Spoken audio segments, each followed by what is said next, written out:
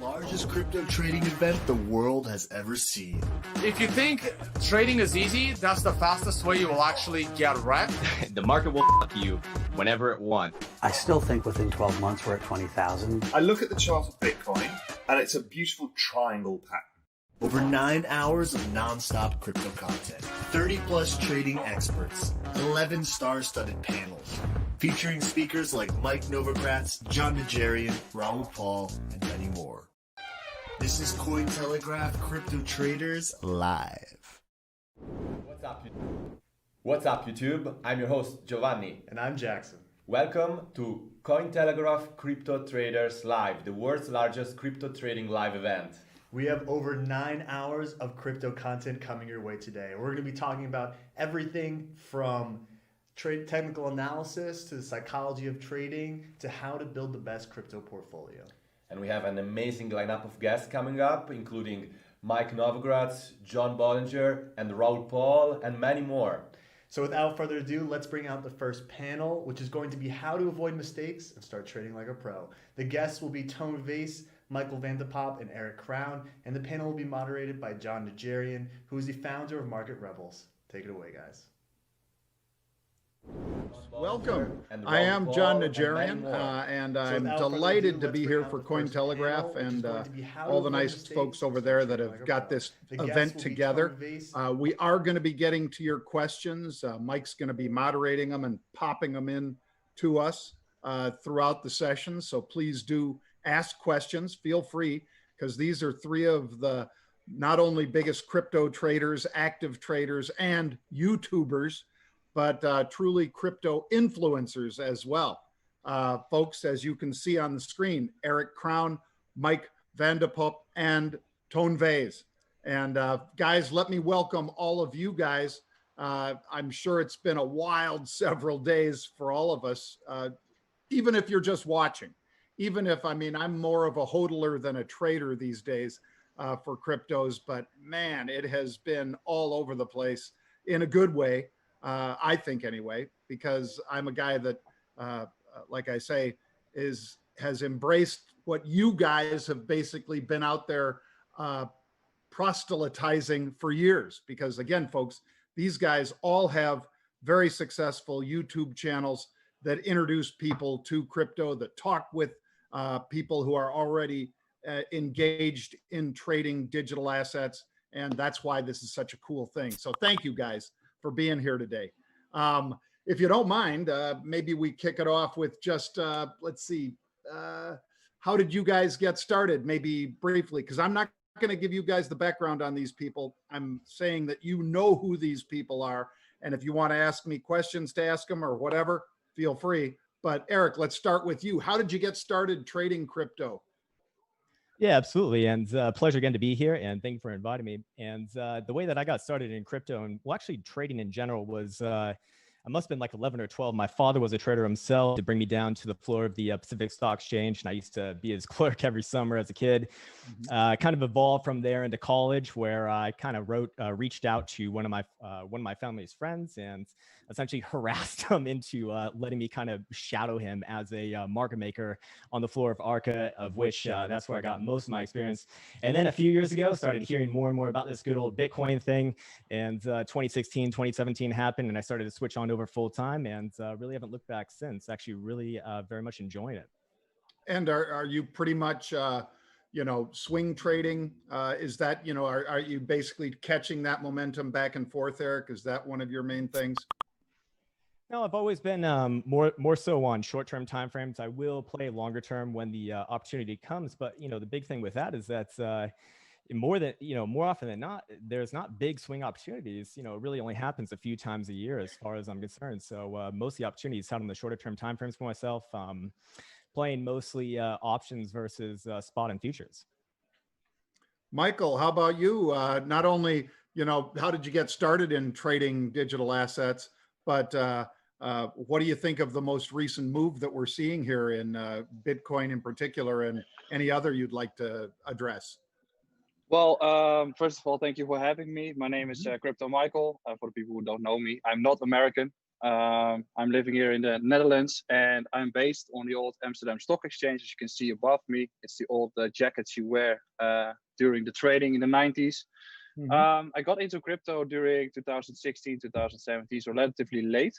And it became from a hobby towards a passion, towards my lifestyle. I guess it's the standard for everyone who gets involved in crypto.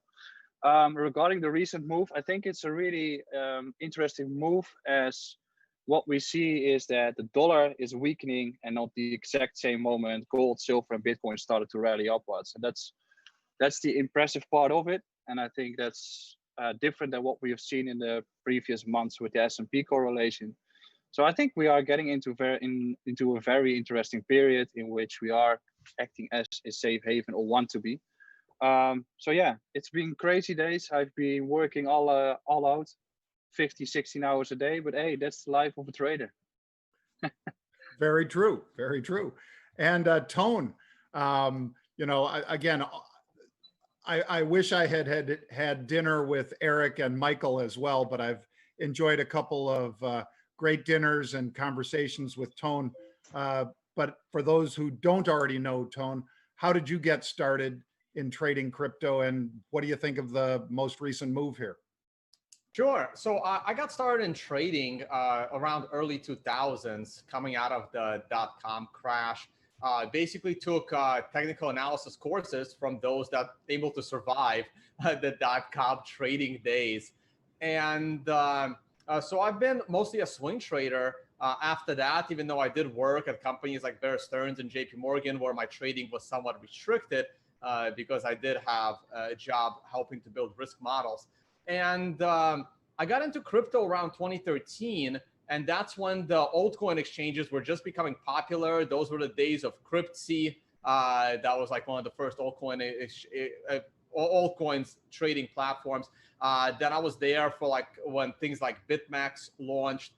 So I was trading crypto in those early days, but I kind of, I got tired of sitting behind a desk basically and trading. So when I had the opportunity to start traveling the world in late 2014, early 2015, and just evangelize Bitcoin, I took that opportunity and I really enjoyed it. And what I've been doing since mostly is educating people about trading. Trading isn't going anywhere. I'm not actively trading now, especially crypto. I just find that ecosystem to be so immature, and I don't want to entrust my crypto on these exchanges. But I still trade traditional markets. Now that in quarantine, I'm back to trading options, option strategies, option spreads, because it's all the same. Trading is trading.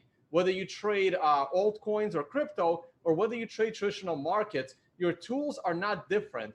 Your market is different. And for me, and we're going to talk about it later on the show, if you're going to trade crypto, it is more pump and dumpish, and that's just not my style. Only Bitcoin has some technical analysis you can do on it, but everything else more relies on chat groups and this immature market like penny stocks, which I wasn't a fan of back then, and I'm still not. So if I do go back to trading crypto, it would only be Bitcoin on the most reliable liquid exchanges there is. Gotcha. Well, and like I've said, folks, these three gentlemen do have massive followings for YouTubes that they've done. So I'd encourage you to check those out. We'll make sure we get some of that information posted here to you. But if I could, guys, maybe switch up to just a little bit. Let's see.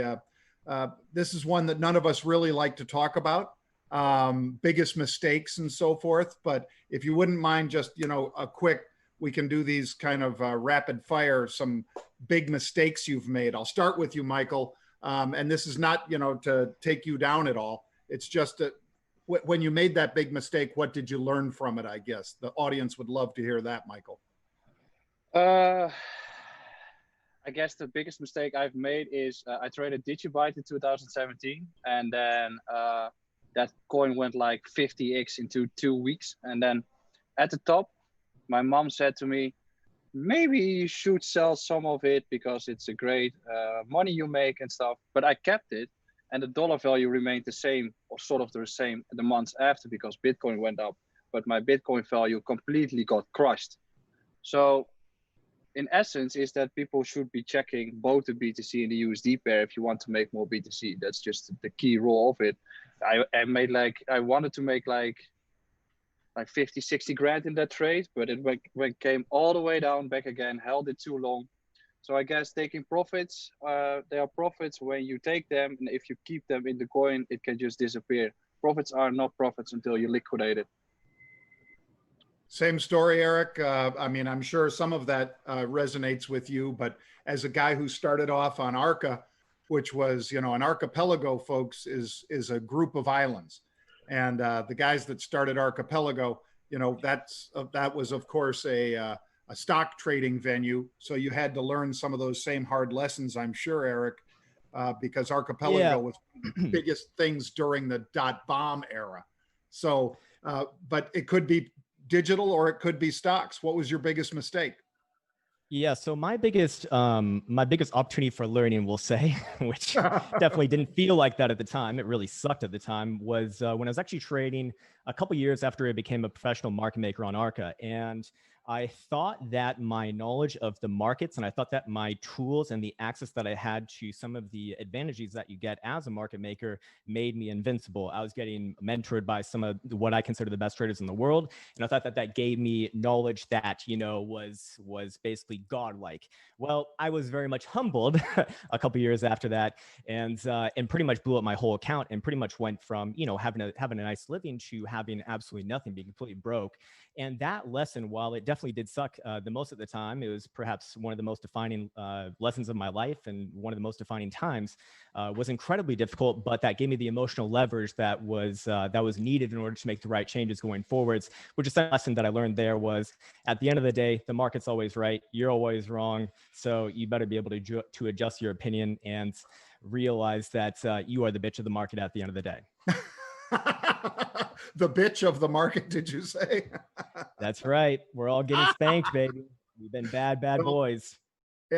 And folks, Eric and I had not discussed this, but my first 40 companies, and yeah, I had over 40 companies because I'd set up, Eric, each trader as an independent company, as an independent LLC and so forth. So when I back when people were independent.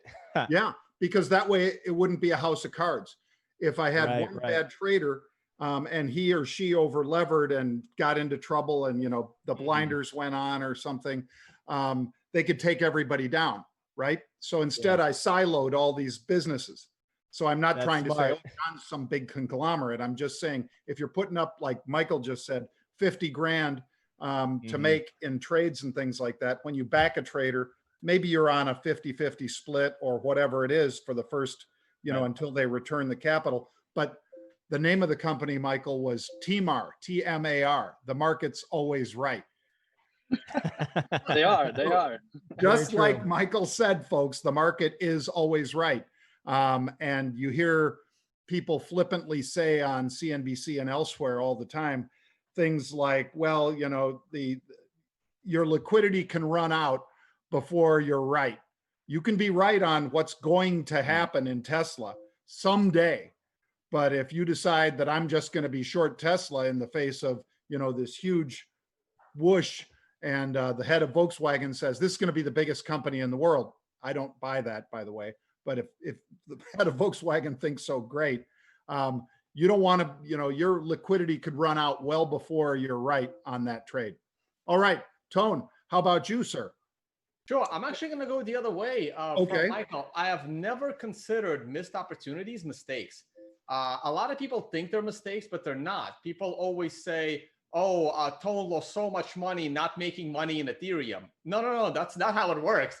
I'm sorry, guys. Like a missed opportunity, there's always another opportunity.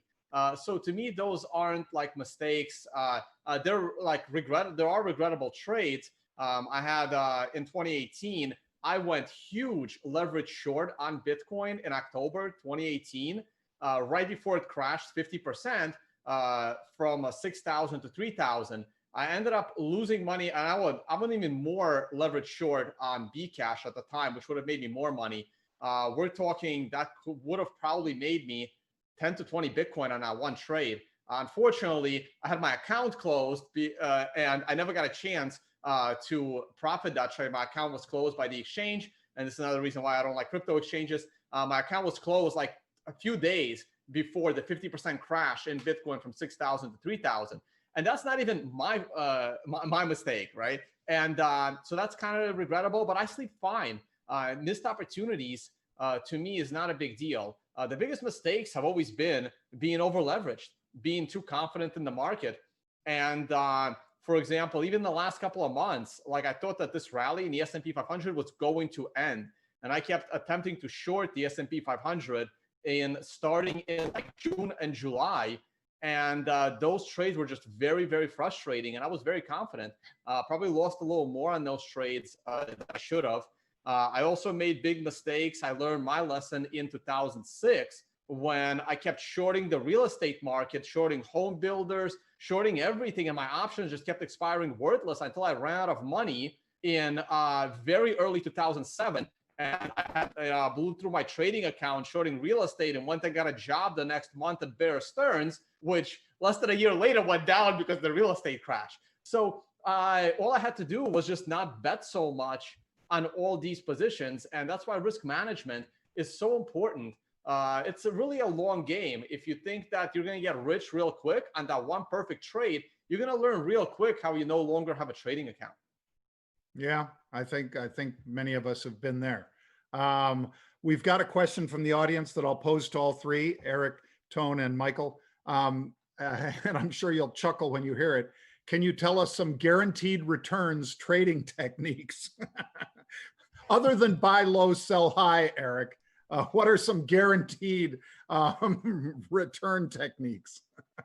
Guaranteed return techniques. Sir, is there such a thing? Is there such no, there's not. There's not, man. I've been around the best traders in the world. I don't know a single trader who gets 100% of their trades right from top to bottom, ever. Correct. How about you, Michael? Well, Eric is right. I mean, if somebody is saying that he's right 100% of the time, it's just a troll. It's just a fool. Nobody can say that they are. Nobody should be sure about what's going to happen in the markets, as you're just, well, the bitch of the markets. So yeah, I mean, we're all betting against each other and we don't know where everything is going. So in the end, the market is right. And you just gotta develop your own strategy to become a better trader, with mistakes, with failures, with losing money, with roller coasters. And then in the end, you develop your own strategy and then you luckily start to make money. How about you, Tone? I'll bite on it. Obviously, there's no such thing as a guarantee, but I think the closest strategy to some kind of guaranteed return is covered calls. I'm really a fan of that strategy. It's slow, it's methodical, and it does require fundamental research. Nothing is ever guaranteed, but if you are an expert at covered calls, you can, I believe that a proper methodical covered call trader should beat the average market returns, what the S&P 500 gives you on average over the last 100 years. Averages like 7-8% return. I think a good covered calls trader can beat it. Now, you're not going to make 50% return in a year as a covered calls trader. And of course, you could buy the stock and sell calls on a company like Wirecard that goes bankrupt, but those are very rare. So obviously, there's no such thing as a guarantee, but and the people that ask this, want to become millionaires immediately. But if you are looking for something, some kind of a steady return that's more than average, start learning about covered calls. If I could respond to that, actually, sure. I would massively disagree with that. As an options trader myself for many years, covered calls are great. Absolutely. That used to be a base part of my game, but saying that that's a guaranteed return strategy is a little bit dangerous, mostly because, well, if you have anything like we had in the last year where S&P did dump pretty damn hard, it doesn't protect your downside at all. You're fucked below your strike price. Zero protection. Well, no, that is true. And if you started doing that strategy right before the crash, that's fine. But if you have been doing covered calls for 10 years going into it, you've certainly outperformed the market as well. Yeah, there's a lot of corrections within that 10 years, I'd have to say. But again, But yeah, like we're talking about a guaranteed return, relatively speaking, your guaranteed return versus the average stock market return. And in my experience, if you are just, if you are simply a buy and hold investor, in the S&P 500, you should be able to slightly beat those returns if you do your homework in covered calls. Now, obviously, you enter the wrong trade. Again, if your entire covered call strategy is on something like Wirecard that goes bankrupt, then yes, but it still requires diversification. It still requires a lot of homework. Right. I see what you're saying, Michael. there. Well, no, I wanted to say something about, like, if you bought a dip on Bitcoin the past 10 years, you would have made a fuck ton of money as well. So, I mean, it's all depending on whatever you do, but like covered calls as a guaranteed trading strategy close to it, I'm not buying that. All right. I've been doing very well with it. That's been my main strategy right now in my retirement plays, and it has been outpacing buy and hold. So, but again, it's not easy. Like, it's the work you put into it, right? Buying and holding the S&P 500 over a long term will net you that 8%. If you do enough homework, you can up that, but is it worth your time? Like, could that time be better spent somewhere else? So nothing is free. So it depends on how much work you're going to put into it. You know, an extra 2% return on your portfolio may not be worth the time you're spending on it to get that extra 2%. Gotcha. And I think where we're probably all on the same page is that it will enhance a return, but it's the same as a naked short put, as Eric and Tone and Michael know. If you short a put at 10,000 for Bitcoin strike or whatever, that's the same as a covered right, owning the Bitcoin itself and putting out the call at that strike at 10,000. Yeah. It protects you only as much as... Guys, there's always stop losses, right? No one is forcing you to hold an asset as it's crashing, right? You can still put a stop loss on the underlying asset. Sure. And then you'd have to buy back your covered call because now it's naked.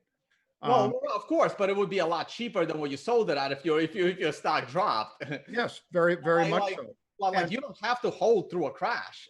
No one is forcing you to. So again, look, guys, trading isn't easy. And obviously there's no such thing as a guaranteed return. But over the years that I've been using covered calls, it's a very underrated strategy because it's so slow. Yeah, well, the way I always pitch it, guys, covered calls, is, it's just like you have an apartment and you want to rent that apartment out and collect rent every month.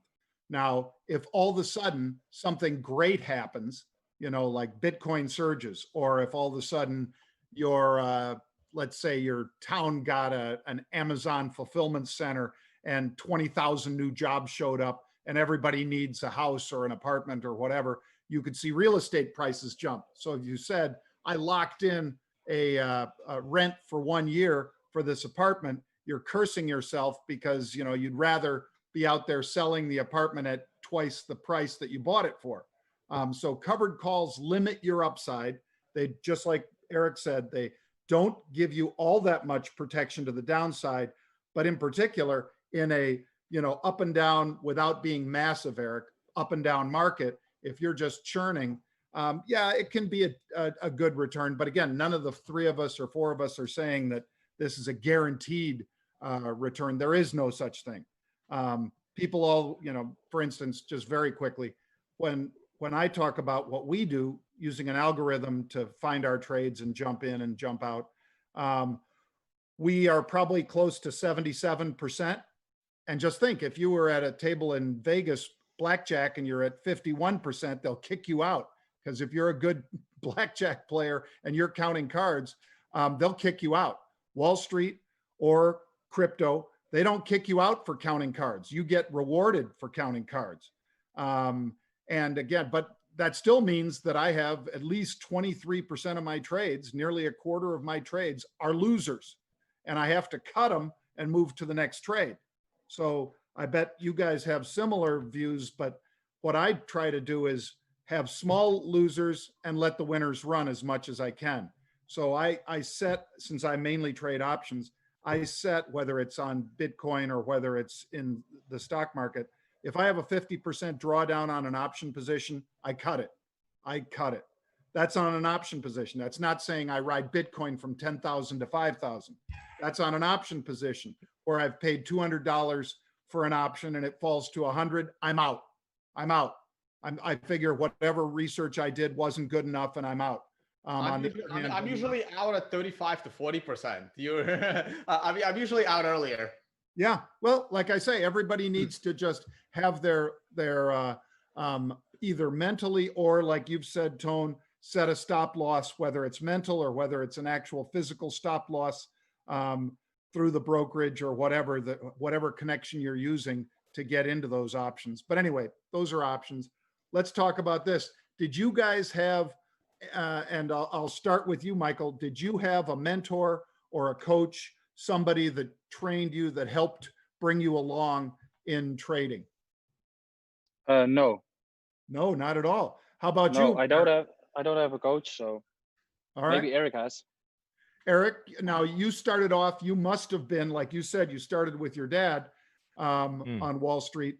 Did you have one of those guys at ARCA that was like a mentor to you and that taught you some absolutely. trade? Absolutely. In every facet of my life, with any skill that I've ever tried to learn, I've always followed the same sort of process, which is find a mentor at first who is exactly where I want to be, and then just listen to them, just do exactly what they say. So that's kind of how I leveraged my connections when I was younger. Like I said, I started with my father being a clerk. That really, got the feet kind of wet at a young age. Also kind of set in all the early conditioning, I suppose, as well. Seeing the floor at that age really just seemed like a massive playground. And especially, when you're young and you're kind of a little bit confused, I suppose, and scared about going out into the real world, you think like everyone's supposed to be in suits and everything and acting very, very proper. And you go down to an exchange like that, and people like one guy threw me in a trash can one time. It's pretty funny. It made it a lot more relatable and fun and something to look forward to. And then later on, after college, I started to leverage my connections, and that's when I met who I typically refer to as my main mentor, who was a former market maker on ARCA, who then went on to the programming side with making market making what's called programs. Of which I just kind of sat next to him for about half a year to a year and soaked up as much as I could, then started to veer off to a few other people that I met down there. And that's basically how I learned most of what I know. Gotcha. How about you, Tone? You had obviously Wall Street sort of like Eric in your blood. What did you have a mentor that really kind of gave you some good direction? I didn't have an individual mentor, but I didn't just learn trading on my own. So I learned trading in courses similar to what I teach today. And I didn't have those people like on speed dial. So I took courses, I took a lot of notes, and I learned from traders, but they weren't exactly my mentors. I just took everything I learned. And then one of my old college roommate and I that took those courses together, we basically spent a year to 2 years perfecting our trading strategies, and basically took what we learned and tried to create our own trading systems. So it's like an in-between answer. I didn't learn on my own, but I didn't have a direct mentor I could like ask questions to. Okay. And I'll just throw out there, folks, that what we do is we have subscriptions, we have education, and we have coaches and mentors. Probably only 5 to 10% of people ever ask for a coach or a mentor. Obviously, they're paying for it at Market Rebellion if they choose to go that route.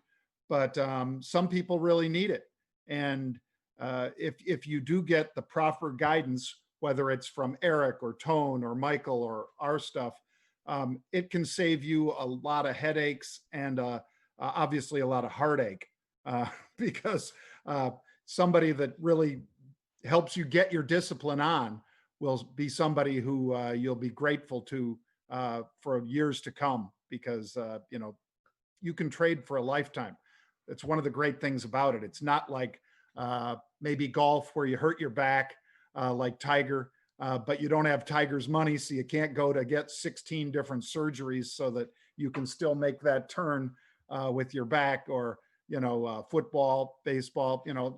There's a lot of great sports, but you can't always do them your whole life. Trading is something you could do your whole life, and it has become democratized. It's much cheaper. The data is much better.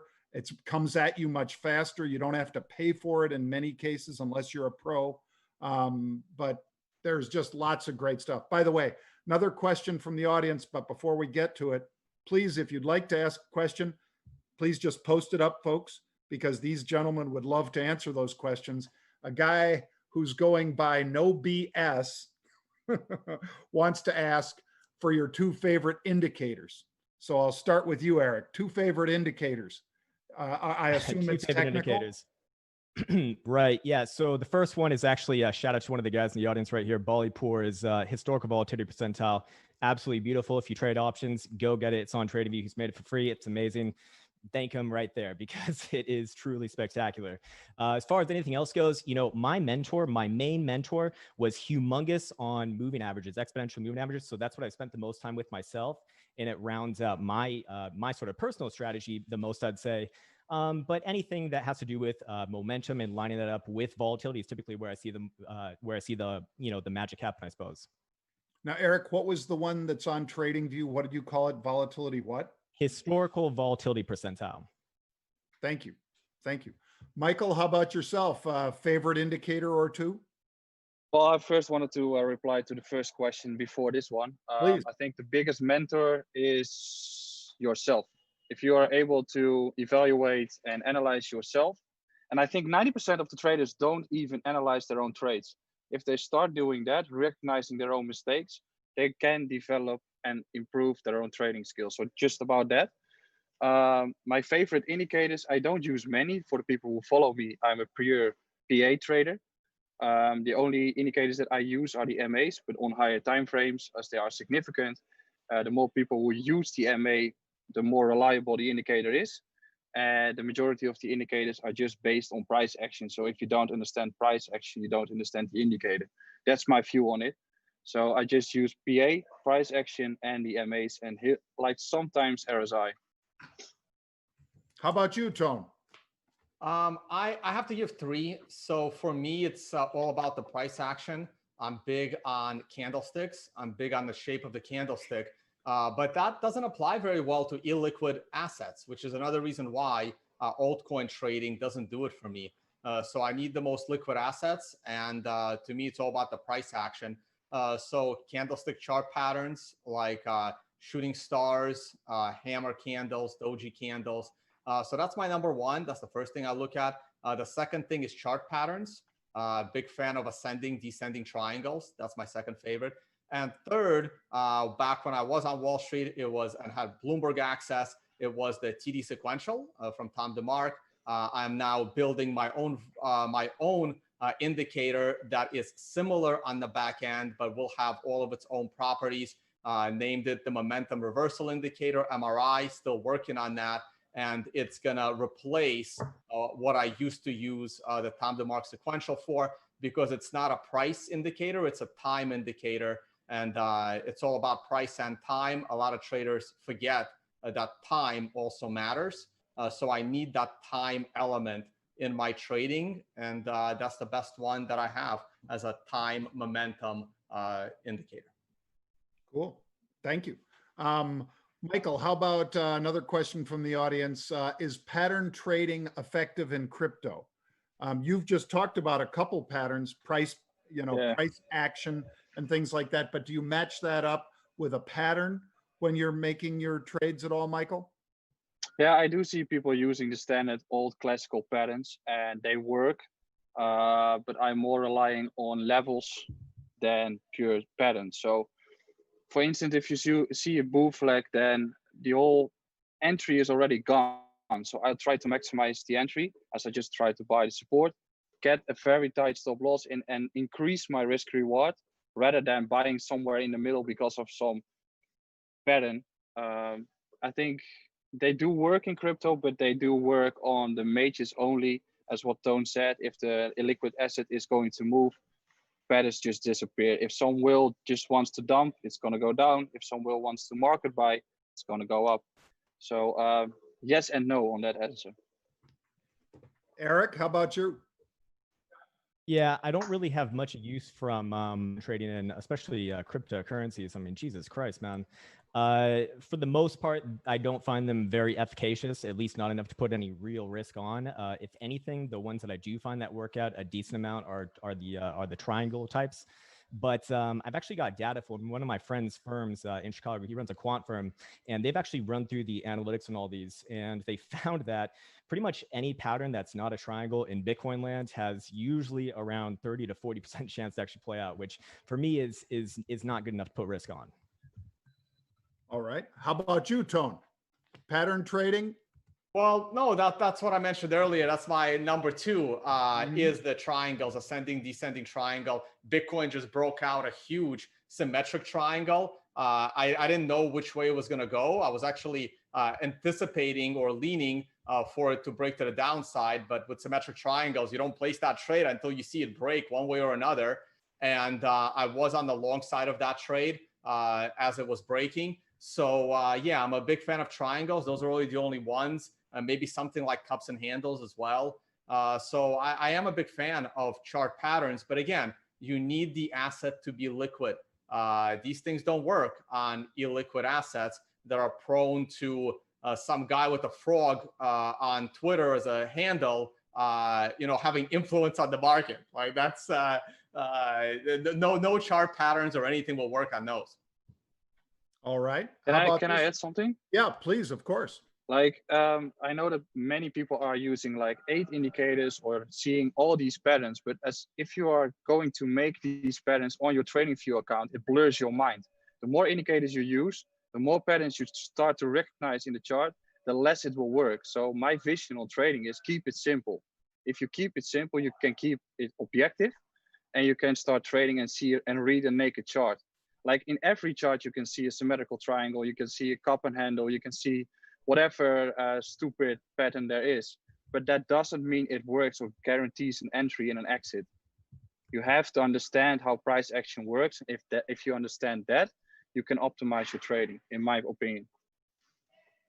What about the hardest thing to learn in trading? And I'll start with you, Eric. What's the hardest thing that you had to learn about trading crypto? About trading just in general, realistically, it comes down to I think what we began this talk with, which was for me emotions, man, mastering the whole emotional cycle and coming into emotional maturity, because in the game as a trader, it's different than any other profession for the most part, because you are your own boss. You don't have any, authority figure to tell you what to do. Even in terms of gambling, you have like a defined start and stop. You don't really have that in trading. It's, I guess you get liquidated, but that's not really the best way to do it either. So really coming into that maturity, which is a combination of realizing that, it's a game of statistics at the end of the day. And the statistics can work for you if you let them work for you. But anytime that you let your emotional state interfere with that interpretation, you're going to naturally veer it off that course. And going back to actually my man, Bali Poor over here, he's really, really, really, really good in understanding that, because he gets that when you have a statistical edge, which a lot of the tools that he shows, essentially do. That's pretty much the point of having a technical analysis indicator to begin with.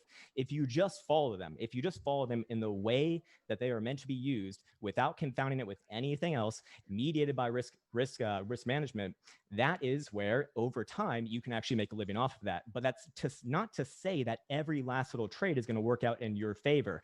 That's kind of what I had to get over with when I first began, because I was conditioned growing up in the Western world. I live in Finland now, so it's a little bit different here, but I grew up in San Francisco.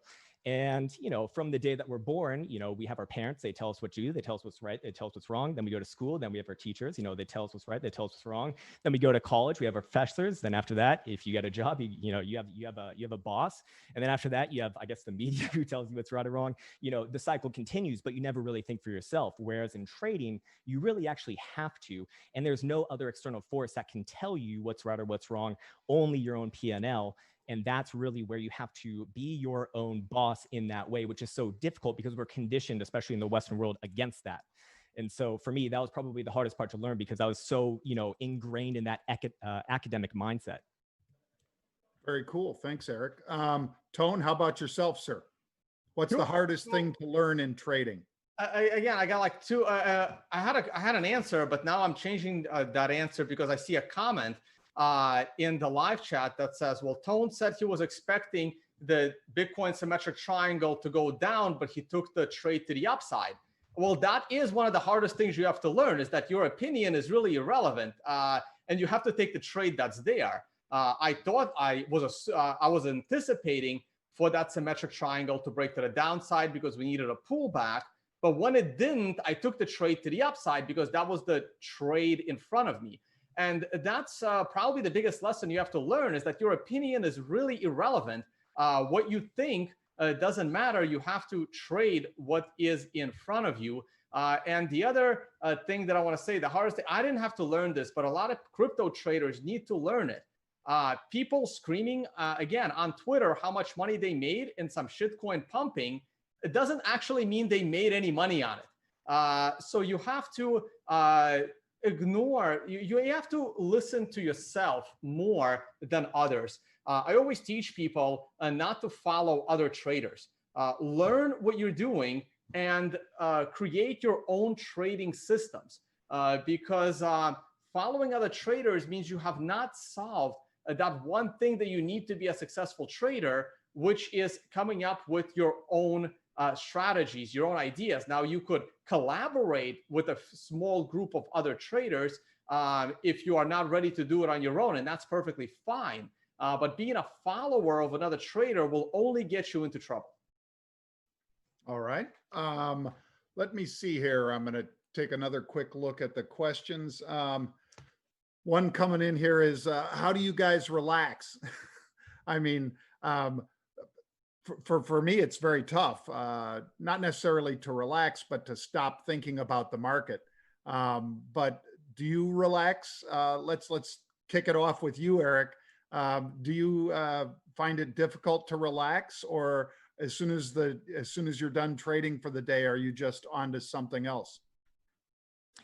No, man, I found that it's always about balance, as with anything else. And, to really put yourself in the best mindset to be successful with trading is actually not to be in any sort of like worked up emotional state. It's to be relaxed, essentially.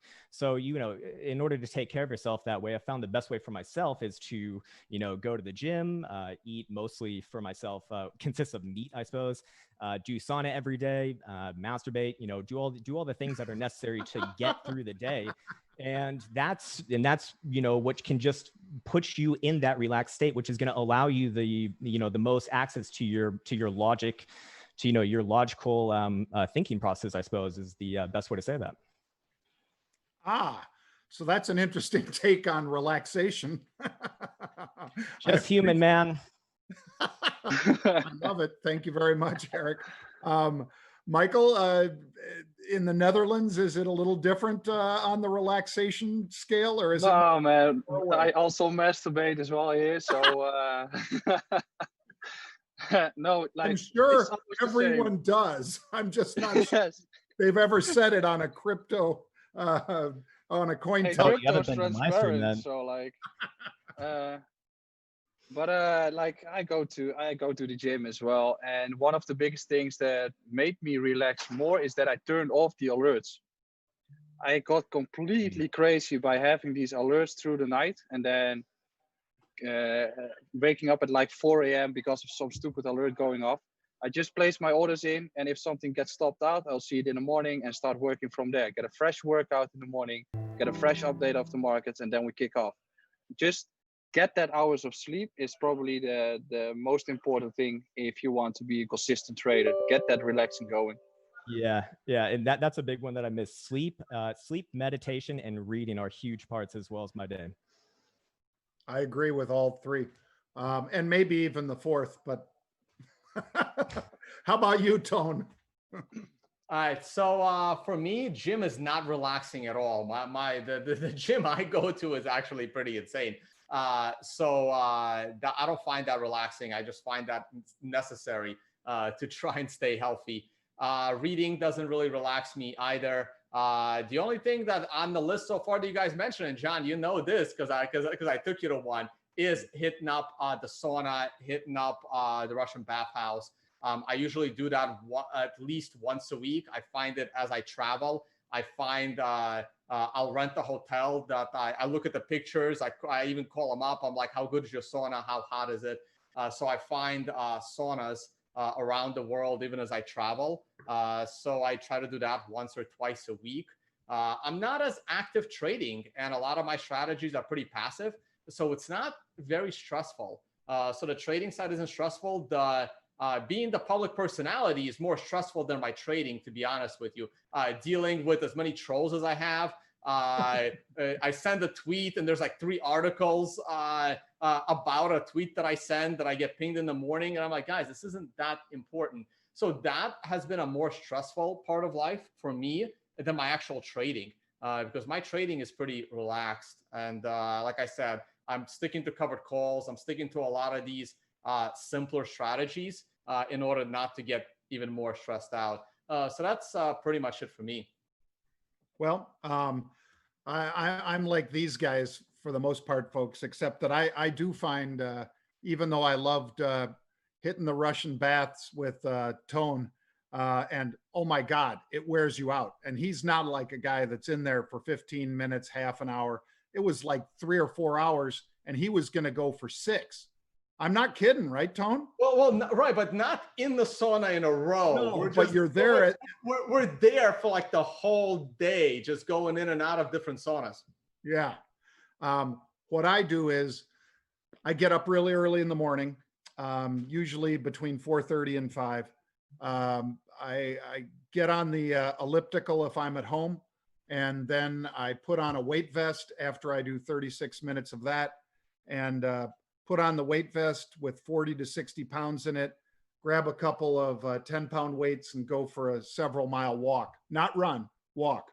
And it just, my head is completely clear after that, guys. I either listen to music or Bloomberg, depending on my mood as I'm doing the walk, but it clears my head, and I'm ready for the day. And sometimes I've already put on some trades that early in the morning, and when I get back, it's still an hour before the stock market opens. So I still have plenty of time to position and so forth. But like I say, I don't really trade crypto as actively as these guys do. I'm more or less, one of those old-fashioned hodlers. You guys, is day trading, this is a question, they didn't say who it's from, but is day trading as profitable as swing trading or not? Which to me, it kind of sounds, for the most part, when I have done swing trading, it's usually during the day. I'm not usually swing trading for days and weeks, but maybe that's different for these guys. So let me pose that to you first, Eric. Is day trading as profitable as swing trading? Is day trading as profitable as swing trading? This is a very strange question, to be quite honest with you, because they're not necessarily mutually exclusive, for one, and then also it depends on a lot more other variables that are actually going to make you profitable. I mean, for one, do you actually know how to do it properly? Going to be probably the biggest part of anything. With swing trading, the problem is that, at least what I find, is that a lot of the time things just naturally take time. So there's an opportunity cost that you could be having with getting into shorter term trades.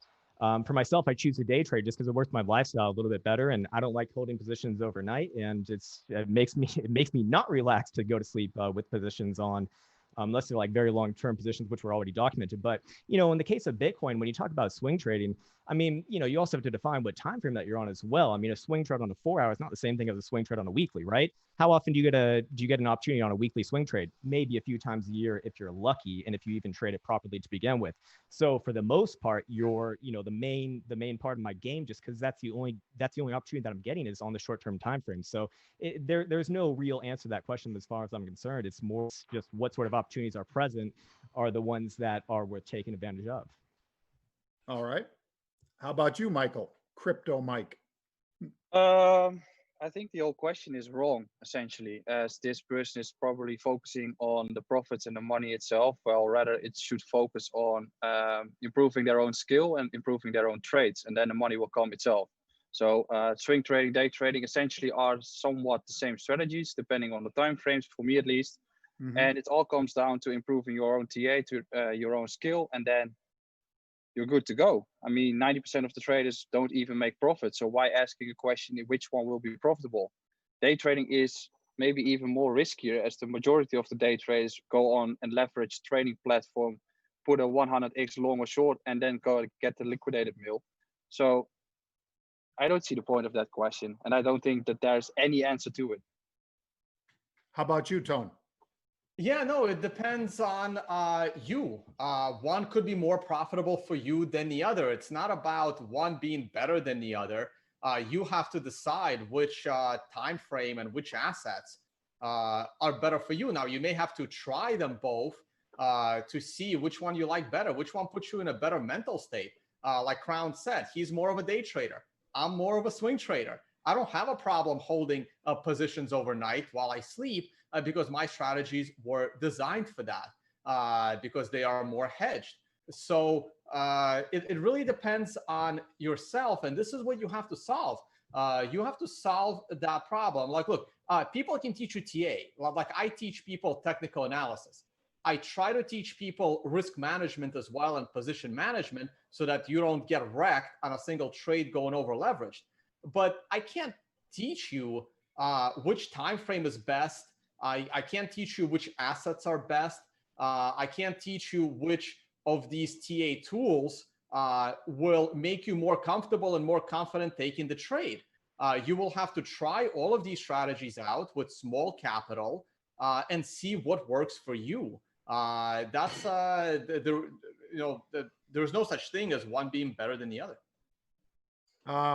I agree. Guys, another question here. At what point do you need to upgrade to 4 monitors? I don't think that you ever really truly need 4 monitors. I have 3 right now. I've made it work with 2. You know, it depends. Like, what do you? I mean, first off, if you're just a regular average Joe trader, you probably just need a laptop, to be quite honest with you. Yes, it's nice to have more screens. Yes, it'll make your life easier, of course. But realistically, like, how much effort do you want to put into it? If you're quite serious, I think you already know the answer. But it really comes down to necessity. I've actually never really needed 4 screens, even when I was a market maker and I had 4 screens. You know, you can really only see so much at one time anyways. So, when your eyes are moving horizontally and vertically, like, shit just gets cut out to begin with. So it's, I really find the best bang for buck with like 2 wide screens is actually kind of where it's at, like mostly horizontal so that you don't have to go up and down. Michael? I guess you don't need it. Like, the majority don't need it, but there are some traders who are having like 15 open positions and they want to micromanage all these positions. And then maybe you have to have 6, 7 screens to see all these positions, but that's just an outlier. The majority don't need. They are good with just a MacBook. And you, Tone? I'm currently watching you guys on the Zoom on my 135-inch widescreen monitor, which is connected to my laptop, which gives me a second one. I wanted to go for the 49 because I just like seeing the market, and it's not even because I have a lot of positions on. It's just that there's chats, there's all this stuff going on. Look, I like productivity. The moment we were able to get 2 monitors at work back in like 2009, I was happy about it. I love productivity. It has nothing to do with trading. I just like having multiple monitors. So I even travel with a portable monitor that 16-inch little portable. It's light. I just connect it to my laptop as I travel. Actually looking to buy a laptop with 2 monitors embedded in it, like a little tiny one where the keyboard is. So it's about productivity. If an extra monitor helps you with productivity, then you should have it. It's again, you have to be comfortable. The more comfortable you are as a trader, the more confident you are as a trader, the better you'll do. Because trading scared money is the worst thing you can do as a trader. You have to be confident in your positions, and the moment you feel your position is going bad, you got to cut that position. You got to take that loss. So these are all the lessons that you just have to learn through practice, and hopefully you're using proper risk management tools not to blow your account in those lessons. I as it turns out, folks, I use 2 42-inch monitors. They're dirt cheap these days, obviously. So I have, across my whole desk, basically almost 6 feet of screens. And it's probably because I'm ADHD and all the other bad stuff that one could possibly be that I have all that. But as people have told me, there was this one guy who was a fighter pilot in the Navy, and he said, when you're landing a jet on an aircraft carrier, all you do is concentrate on that ball at the light on the deck of the aircraft carrier. And they have it set up same way as commercial aviation, where when you're coming in at the right glide path, it's green. And if it goes red, you're dead. So, that's indicating, you've got to come up or you're coming down too fast or whatever. So you need to, he compared it to a knife fight in a phone booth when you're landing a jet on an aircraft carrier. And you can imagine if you're in a phone booth and you're in a knife fight, how difficult that would be. I think too much information, like all three of these guys have said, folks, too much information could cloud your vision and maybe even impair your confidence, because the more inputs you're taking in, that's great, but they're going to contradict each other. Very seldom do a vast majority of your indicators go this way and the other indicators are going that way, and then which ones do you pick? There are traders, I'm sure you guys have all three run into this, who when they're having a bad time, they'll fade themselves. They'll say, well, I feel like buying here, so they'll sell. And then they'll start fading their own fade. Well, I feel like buying here, but lately I've been wrong, so instead of selling, I'll actually buy. I'll actually pay attention to myself.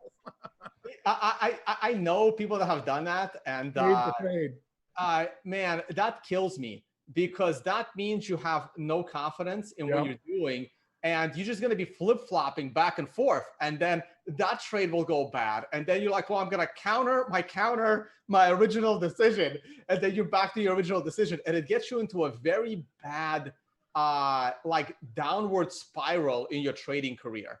When you start doing that, if you're going to start going against what your plan is saying, it's time to go on vacation and come back and start making a new plan. Okay. Guys, we only have 2 minutes, so I'm just going to throw out another one real quick. And so please keep in mind that we want the next panel to start on time, and you guys have been great. So really, thank you for all the great information. Would you advise a beginner to ever use leverage? No, I don't think that you can trade a real account at all. I think that you should. There's plenty of tools out there that'll let you get reps in without actually risking real money. If you really have to, scratch that itch, then just put in like $10 or whatever's minimal to you, and you can, if you can make money with a small amount, you can make money with a big amount. I spent my first 4 to 6 fucking months just trading a demo account, just right next to my mentor, doing absolutely fuck all. But it was very, very, very, very, very important. Then after that process, yes, absolutely. Once you feel, and here's the right time when you know to actually put money at risk, when you feel relaxed, when you feel bored. If you're bored, that's actually the right feeling. You shouldn't feel any sort of emotions when you're getting into a trade, because at the end of the day, as I said, it's all statistics. And if you understand that, you'll understand that there's never a reason to get excited when you're in a winning trade, or never a reason to get pissed off when you're in a losing trade, because over time, it's going to naturally come into whatever strategy you're working at, whatever that sort of hit rate is. It's just naturally going to work like that if you let it without getting in the way yourself. Got you. Guys, they're cutting us off. We've got to go to the next panel. How to build an optimal crypto portfolio. So I apologize to Michael and to Tone, but I appreciate all of your guys' inputs. I'm sure that the viewers and Cointelegraph appreciate it. So Michael, thank you very much. Eric, thank you. Tone, thank you. You guys make sure I'll tweet out links to these guys' Twitter accounts, and you can follow them directly to their either Crown or Crypto Mike or Tone Vays YouTube channels. Thank you very much, everybody. And now let's get started with how to build an optimal crypto portfolio. Thanks, guys. Thanks, John. Thank you very much. Take care, Thank you, guys. Thanks, Michael. Bye, guys.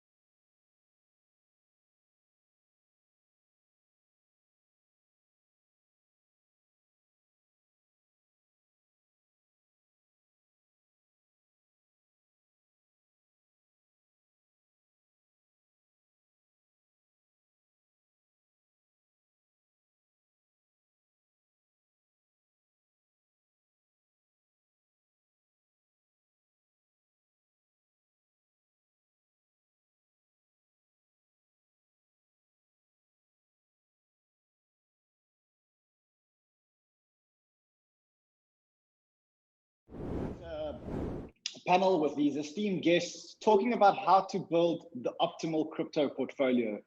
And when I looked at this topic, I thought to myself, this is a very strange panel to be running because everyone has different risks and different needs and requirements. And so there must not be one crypto portfolio for all people.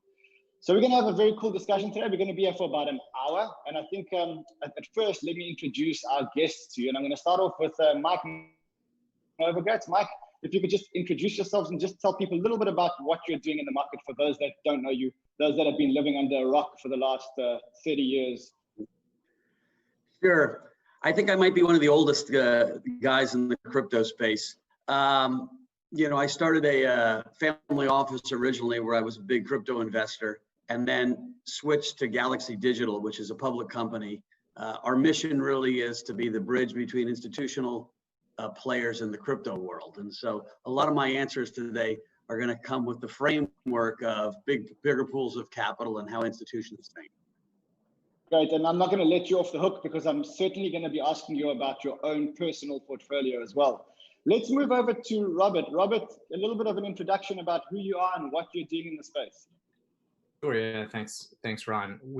So I'm Robert Materazzi. I'm the co-CEO of Luca. Was asked to be CEO this year. I've been in the crypto space only for about 2 years. Prior to that, was with PwC for 5 years, working in traditional banking capital markets, and prior to that was in the military. And at Luca, we're really focused on the post-trade side of operations. So working with,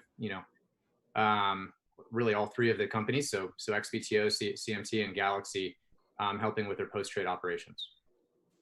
Okay, amazing. Daniel, if you want to give us a little bit about what you're doing at CMS Holdings. Yeah, so CMS Holdings is really, for all intents and purposes, like a hedge fund, though we don't have any outside capital. We just run partner money currently. We deal pretty much in the full suite of like crypto as it can be investable. We do a little bit of equity, a lot of token related stuff, all the liquid names. We kind of like span the gauntlet, a little bit in the vol side. Before this, I ran Circle Trade, which was the OTC desk out of that business, and like sort of saw that grow and then ultimately leave. And yeah, I'm probably going on 8 years now doing this crypto thing for full time. So I've seen some ups and downs. Amazing, amazing. Paul, let's talk to you about what you guys are doing. Thanks, Ran. Thanks for hosting, and I'd like to thank Cointelegraph for doing this. I think it's a good event to have, specifically in the times. Obviously, 2020 is quite extraordinary. XBTO, we are a systematic quantitative trading firm that was originally began in late 2014, 2015 by two ex-SAC Capital. So Stevie Cohen's fund, Philippe Bacazzi and Walton. I currently, I'm head of trading, and in short, we have a trading arm, a mining arm, a ventures arm, and capital management, and we are specialists in derivatives options. Amazing. So we've got a very diverse bunch of people on this. We've got a fund manager, we've got two fund managers, we've got Mike, we've got Paul. Let's look at the markets where we stand today. And if we look today, the markets the equity markets are coming down a little bit, but Bitcoin and gold seem to be holding quite strong. Mike, I'm going to send this question to you. Do you think that Bitcoin is now becoming an option as a digital gold, or as a commodity almost, as a safe haven, a safe haven when equity markets collapse, and a safe haven when governments print more money? Are we there? Well, I think those two are two separate things. So yes, I think the most important thing that's happened this year is Bitcoin has been credentialized as a proper macro tool in the toolkit, part of the arsenal of investors, hedge fund investors, individual investors, and institutional investors. It is in crypto world taking the lane or the narrative of digital gold, right? It's the only pure store of value. Bitcoin's only as good as the social construct makes it. It's valuable because we say it's valuable, right? I think all the rest of the cryptos who have some of that store of value in smaller communities are going to have to prove use case. They're going to have to be useful doing something else. But I think Bitcoin's a finished product, and I think that's why the bulk of the energy from the new participants and institutions are all going into Bitcoin. Right? Gold is $10 trillion market cap. Bitcoin's a little more than 200 billion. We're really early on the adoption cycle. Bitcoin's still hard as hell to buy for most institutions, for most people. I had 3 different people call me yesterday and were trying to figure out how they could buy it in their funds. And so I think we're in early stages of people moving into the institutions, moving into the space. I think they'll all will 100% start with Bitcoin. And so in lots of ways for big capital, it's going to be the dominant piece of any portfolio. It doesn't mean if you have a smaller amount of money or smaller fund, there's not lots of money to be made in some of the other cryptos. But if you're talking to anybody who's moving big capital, it's all Bitcoin. Now, when we look at the crypto markets today, and specifically you spoke of institutions, are the institutions looking at anything else but Bitcoin at the moment? I'm going to open that question up to anyone on the floor who wants to answer it. Let me finish and then I'll let those guys go. You know, the way I look at it is everything else is in your venture bucket.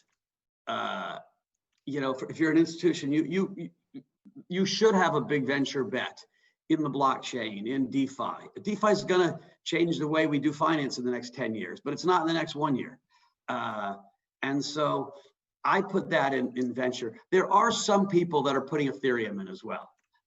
You know, that are saying, okay, Ethereum, and maybe I do an index of Ethereum and even XRP and some of the other top 5 just to get diversity.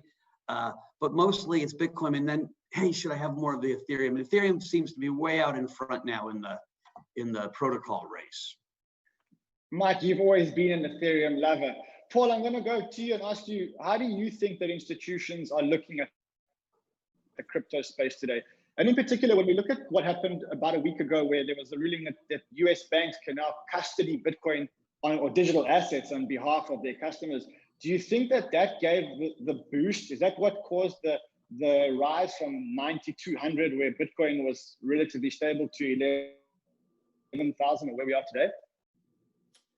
Yeah, Ren, I mean, that's a good question.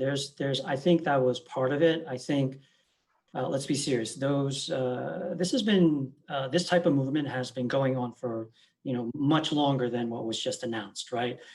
Really, the infrastructure, the custody, the ground is being laid for institutions to really adopt not only crypto, but Bitcoin and some of these other coins, right? Bitcoin, as Mike said, it has to be in everybody's portfolio, and ETH has to be, closely behind. But I think, even with the launch of the CME futures contract, even the back, which is futures physically delivered, CME is cash settled. CME also has an options product where they could potentially hedge their Bitcoin portfolio, but also their whole crypto portfolio, because BTC is essentially the market bellwether. It has the biggest, beta, so to speak. So I think, there are products, there are solutions, and there are ways that traditional hedge funds, institutional investors can really step into the space, right? Because let's just talk about, CME product, for example, right? It's cash settled, right? Plus, it's the CME. Most traditional funds are going to have a relationship with the CME for, decades on end. So they don't touch the coin. And it's a normal futures contract. And, people always talk about, Bitcoin and, the volatility. And yes, it is volatile, but you can see over the past, 2 or 3 months where implied vols, in 1 and 2 and 3 months have come down to like 30, 40, 50 levels, and realized volatility even lower. It makes, for example, oil had its, oil looks extremely volatile when compared to Bitcoin lately, right? So, the criticism of that Bitcoin is too volatile for an investment, I think people need to rethink that with not only the groundwork, but the elegant solutions and ways to get exposure. Now, Paul, you spoke about the CME future. And when I look at the CME future contract, I kind of see it as a contradiction to what Bitcoin is about. And the reason why I say that is because it's a cash settled product. And by trading the future, which closes out every month or whatever, there's trading income, it's a short-term contract. So by virtue of that, any income that you make gets taxed at very high rates. That's not really what Bitcoin is made for in a portfolio. That's the speculative side, as far as I understand. And what we're doing here is we're using Bitcoin to hedge against inflation risk, US dollar devaluation risk, aren't we? But Rand, if you think about it for a second, so like there's a narrow lane of, what are you going to disrupt in life, right? So originally the crypto revolution, we were going to disrupt everything. You're going to disrupt the way the world. If you talk to Joe Lubin, you'll get yourself fired up and you'll have a torch in your hand and you're like ready to charge into the streets. Bitcoin, and a lot of people are playing it really just for a disruption of central banks, just that fiat currency inflation worry. And so it's not necessarily, it sounds oxymoronic or hypocritical to, I want to put my Bitcoin, I want to leave it in JP Morgan. I'm going to feel much more comfortable having my Bitcoin custodied at Fidelity or at the New York Stock Exchange than leaving it on a wallet. But that's okay, because you're still playing the disruption of fiat debt. The futures, listen, I think the CME futures don't have enough liquidity. There's a 20% carry right now between July and August. And so I wouldn't play it because I think, they're way too expensive. But it shows you how hard it is still to buy Bitcoin. Why I'm bullish Bitcoin is it's not easy to buy. If it was easy to buy, it would be a lot higher. So people are buying futures because they're not set up yet. They haven't changed their docs yet. One guy yesterday is changing all his docs so he can actually settle cash Bitcoin and hold it. It's not even that they're scared of the custody anymore, right? They trust the custody. Their docs don't allow it. And so this is just some transition time. But I don't think the CME futures, especially if they were trading, closer to normal carry and with more liquidity, I think it's a perfectly a good way to play Bitcoin. So Rand, sorry, Rand, I'd like to answer that question directly, actually, because I think, listen, everybody on this panel is really, we're all educators to other folks, that are out there looking at this space, right? So you make a very good point, right? But I'm curious whether you know what an EFP is, or an exchange for physical, right? So theoretically, you can take exposure through the futures, do an exchange for physical, which is an EFP. I do them, we do them, Galaxy does them, and we can actually take that futures contract and exchange it for the underlying physical. So that's what people don't really see, right? Now, Mike spoke about some very good, quality names, Fidelity,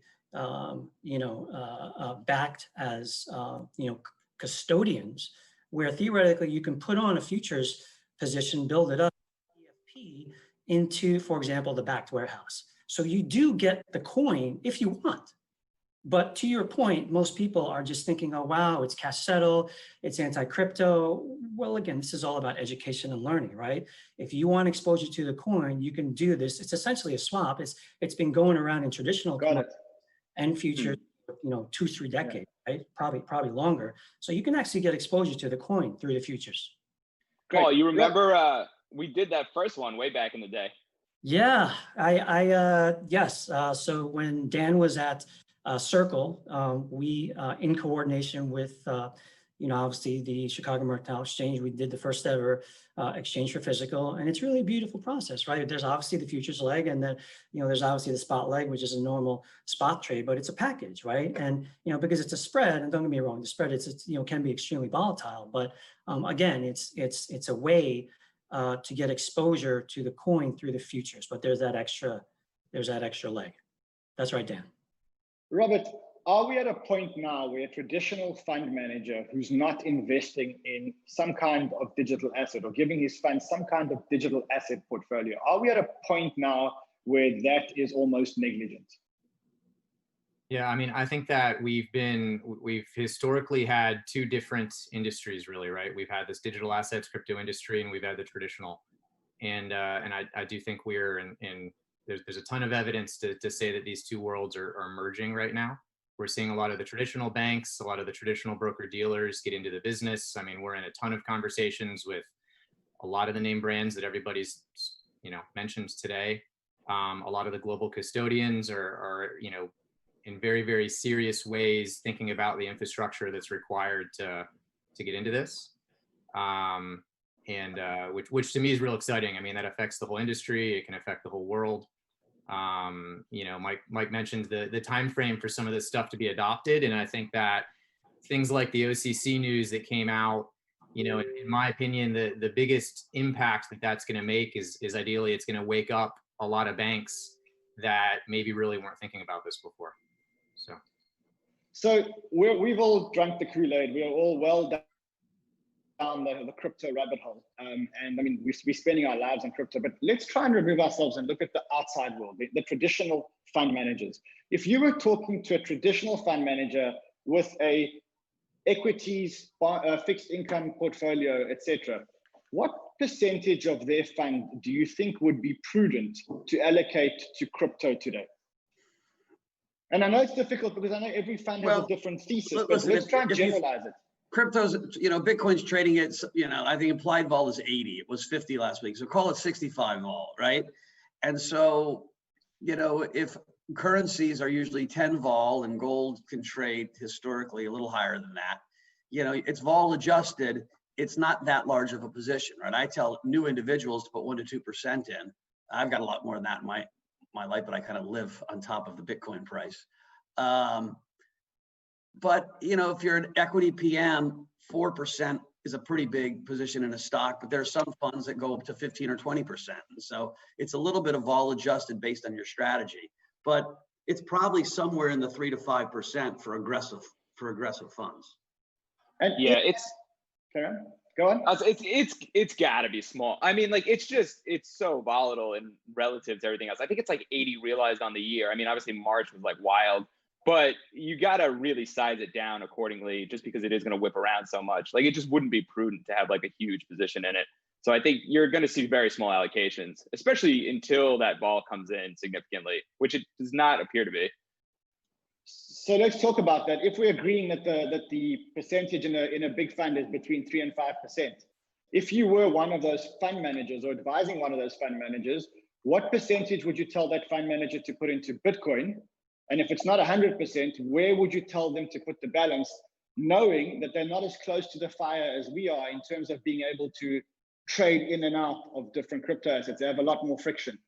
So Rand, if you're a big fund, it's probably almost all Bitcoin because the liquidity in the other cryptos just doesn't pass the liquidity test, right? And so if you're an individual, you might have looked at the Ethereum Bitcoin chart and shifted 70-30 Ethereum Bitcoin just because you can move in and out. But if you're talking to the funds that have to buy $100 million or $150 million worth of Bitcoin, they're not going to be flipping it in and out of Bitcoin and Ethereum, and so they're going to be mostly Bitcoin. And so a lot depends on sizing. If you're a retail customer, I would probably maybe have half Bitcoin and half everything else. Let's just, when you say half everything else, I'm interested to know what you mean by everything else, because I've looked at CoinMarketCap. There are a lot of everything else's. So in my portfolio, personally, when I look at Galaxy and my portion of Galaxy, it's probably 50% Bitcoin, 5% other coins, and then 45% venture bets. And so investments in other funds, investments in infrastructure, in exchanges, in custody businesses, in new products, in what I hope to be the next version of things that get built on DeFi. And so I've got a big venture portfolio. Yeah, the venture piece is like, that's the other way, right? Like, you either buy Bitcoin, you buy the Leaf, or like you stick it in the corporates. And this is why the venture funds have had so much better time raising than the active trading funds, right? Like, you see a lot of like 60 to 100, 150 million venture like funds coming together to invest in the corporates on the crypto side. You don't see a lot of the same sort of tickets getting punched for the active management side. And a lot of that is the liquidity, right? You can plow 10, 15 million into like a handful of deals and you can like make that money go to work. But like once you're over 100 million, you're just baited to Bitcoin anyway. So like you might as well just buy it outright. It's hard to give that money to then somebody to go like manage. Daniel, I'm interested to know your portfolio or your fund that you speak about. What's the breakdown of assets in the fund at the moment? Bitcoin, other coins, and venture. Yeah, so it's probably 30-30-30. So like that would be like a steady state where it's like a third Bitcoin ETH, a third sort of the board, and then a third of stuff that's like not liquid, right? Like either tokens that like we have vesting on or equity positions that we have like no chance of getting like liquidity on in any like foreseeable future. And that 30 that's like the board, like that moves around wild, right? Like that we're churning intraday between days. Like it's very unlikely we're keeping positions multi-month. right? It's like a lot of like, where's this hot ball of money going? Like, what's interesting? Where's the action? And like, sort of like follow with that. But that's because we like have a very active bias. So like that pool of names moves around a lot for us, unless we have a really strong thesis about like something, and then we're going to keep it for a longer time horizon. But for the most part, like that's in a very evolving sort of bucket of like risk that we have. Paul, when I look at you, what do you believe is the optimal split today in a portfolio for you or for someone like you between Bitcoin and all the other coins and venture? Sure, that's a good question. I just like to caveat this is not investment advice, and obviously we're not allowed to talk about anything proprietary to the business that we do. just a caveat. That said, I think listen, what both Mike and Dan has said is very correct. You want actual companies you want to invest in. Those are actual real projects where you with material almost call option like optionality, right? And then you want to have a proportion obviously to, Bitcoin is the bellwether. You have to have that in the portfolio. Is it 50%? Is it 30%? It's going to be a good portion of your portfolio because it's, that's going to be,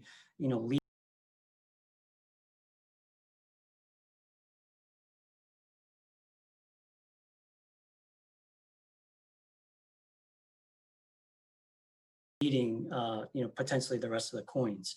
For, I guess, the alternative coins, which is a euphemism, that are further out in the risk spectrum, I think, again, to, keep to this options like analogy, you need a few call options where you're willing to burn the premium. In other words, you're willing to lose all your money, but then, have that upside optionality should they actually pay out, right? So I think if you think of a diversified portfolio that, I think Dan's, structure of like 30, 30, 30, I think is, a good place to start. And then within those buckets, you can, shift around, your structure, for example, to different factors.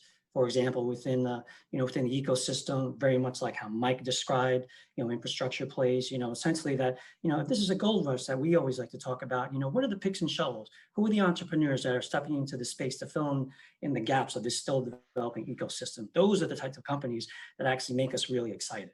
And those are actual companies, not necessarily at the token level. Rob, last one, very quickly.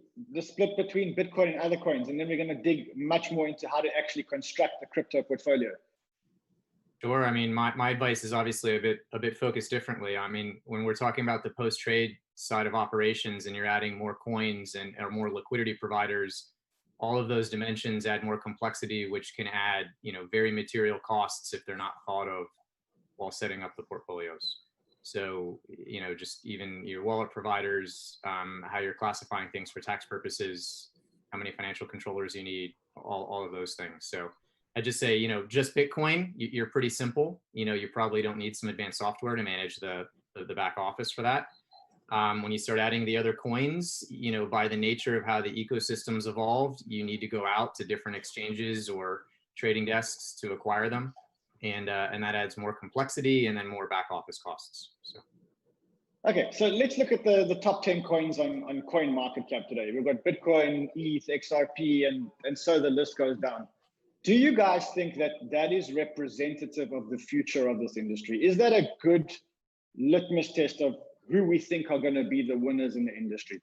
You've got Bitcoin and ETH leading by country mile, and then you've got Cardano, XRP, BCH, BSV working their way down. Is that a true representation of the possible winning protocols 3 to 5 years from now? Absolutely not. Yeah, hit it, Dan. Dan, go for it. It's like, look, if you made me make a bet, like how many of those are gonna like stay in like the next 5 years? Like, I don't know, 3. Like Bitcoin and ETH probably not going anywhere, and then like give me a third as like a toss up. Maybe Ripple just has so much like inertia that you can't like move it out. But like that list is gonna move around a lot. Okay. So I'm looking at it a little different way, Rand. So what's a cryptocurrency so far, right? It's been a social construct, right? It's not the code of Bitcoin that gives it value. Like we could fork the code and call it Rand coin, and it might not be worth that much. That's a great idea.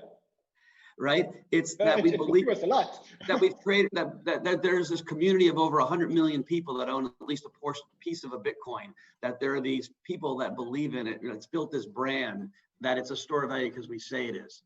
And so a lot of this is about the community. And so, like, listen, Ripple has a really aggressive community, mostly based in Asia. You know, the XRP army.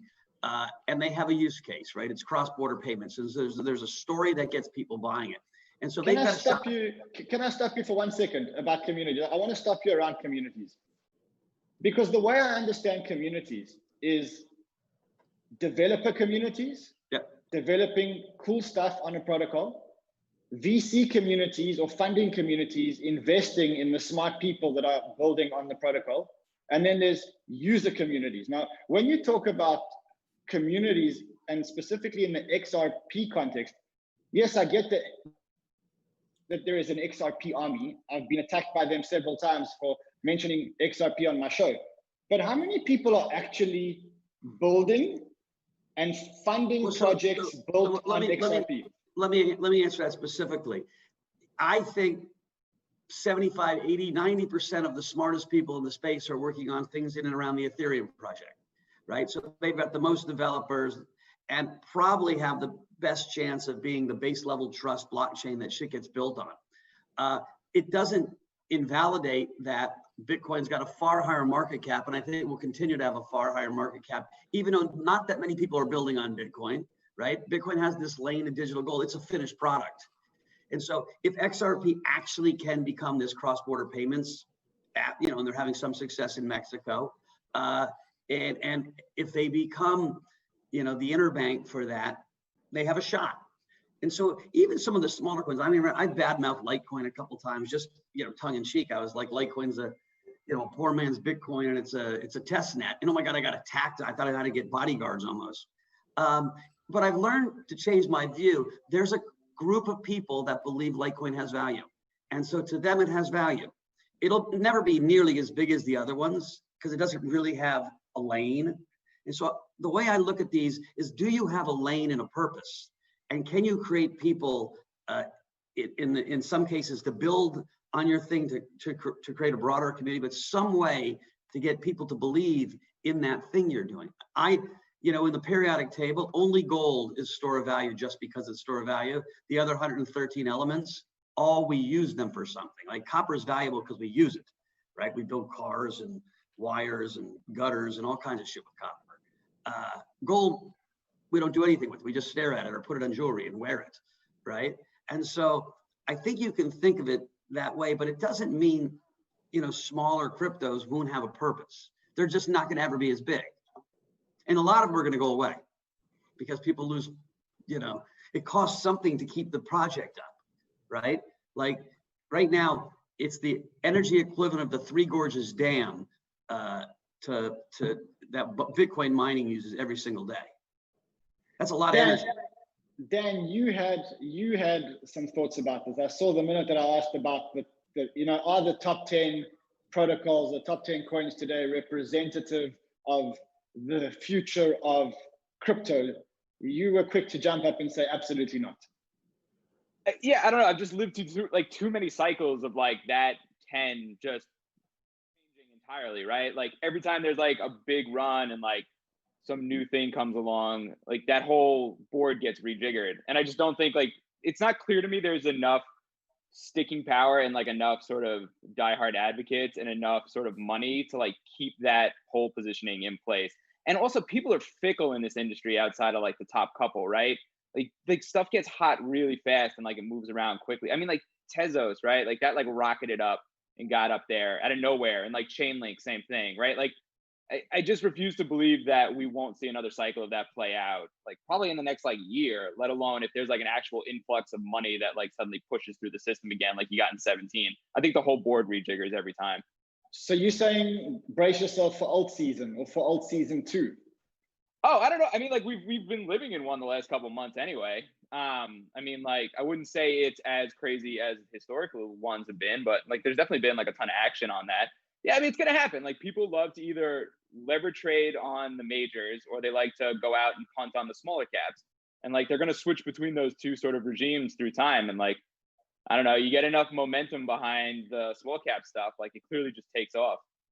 Well, yeah, one thing to remember, and this is really important point, is that, you know, I started this institutional business, and you talked to me in January, I was about to put a gun in my mouth because it was so slow. Like the institutions are just finally getting there. It's taken a long time, right? Paul Jones was the first major hedge fund to say it. There's other hedge funds that have bought it, but they haven't publicly come out. They're changing their docs. It's all going to happen. It's just happening longer.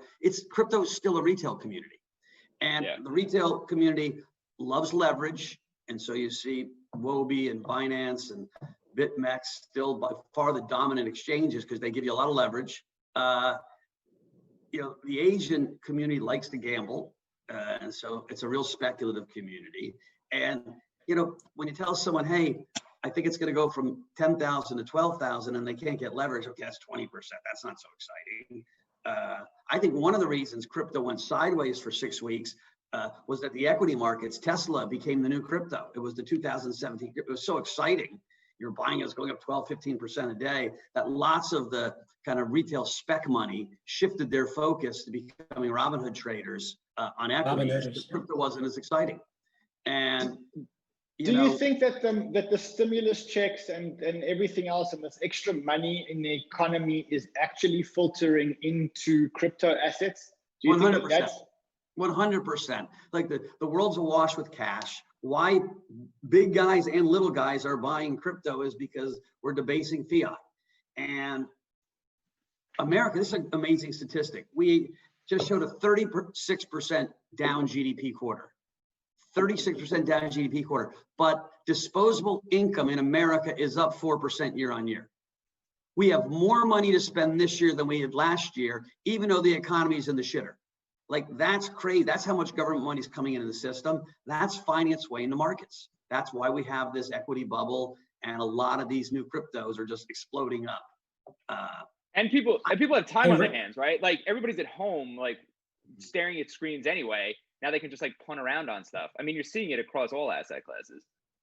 Paul, I see you've got something on the tip of your tongue. Yeah, Ran, I just went, you know, just your initial question about the top 10 and on CoinMarketCap. And I generally agree with, you know, what, you know, Dan and Mike have said. But I think one thing that we need to think about is the one coin that is in the top 10 that maybe there 5-10 years from now, including Bitcoin, is Tether, right? Tether is a stable coin. And I think it's a bit anti-crypto, right? Because it's not a true crypto per se, but Tether and stable coins in general could be the biggest, I guess, non-crypto,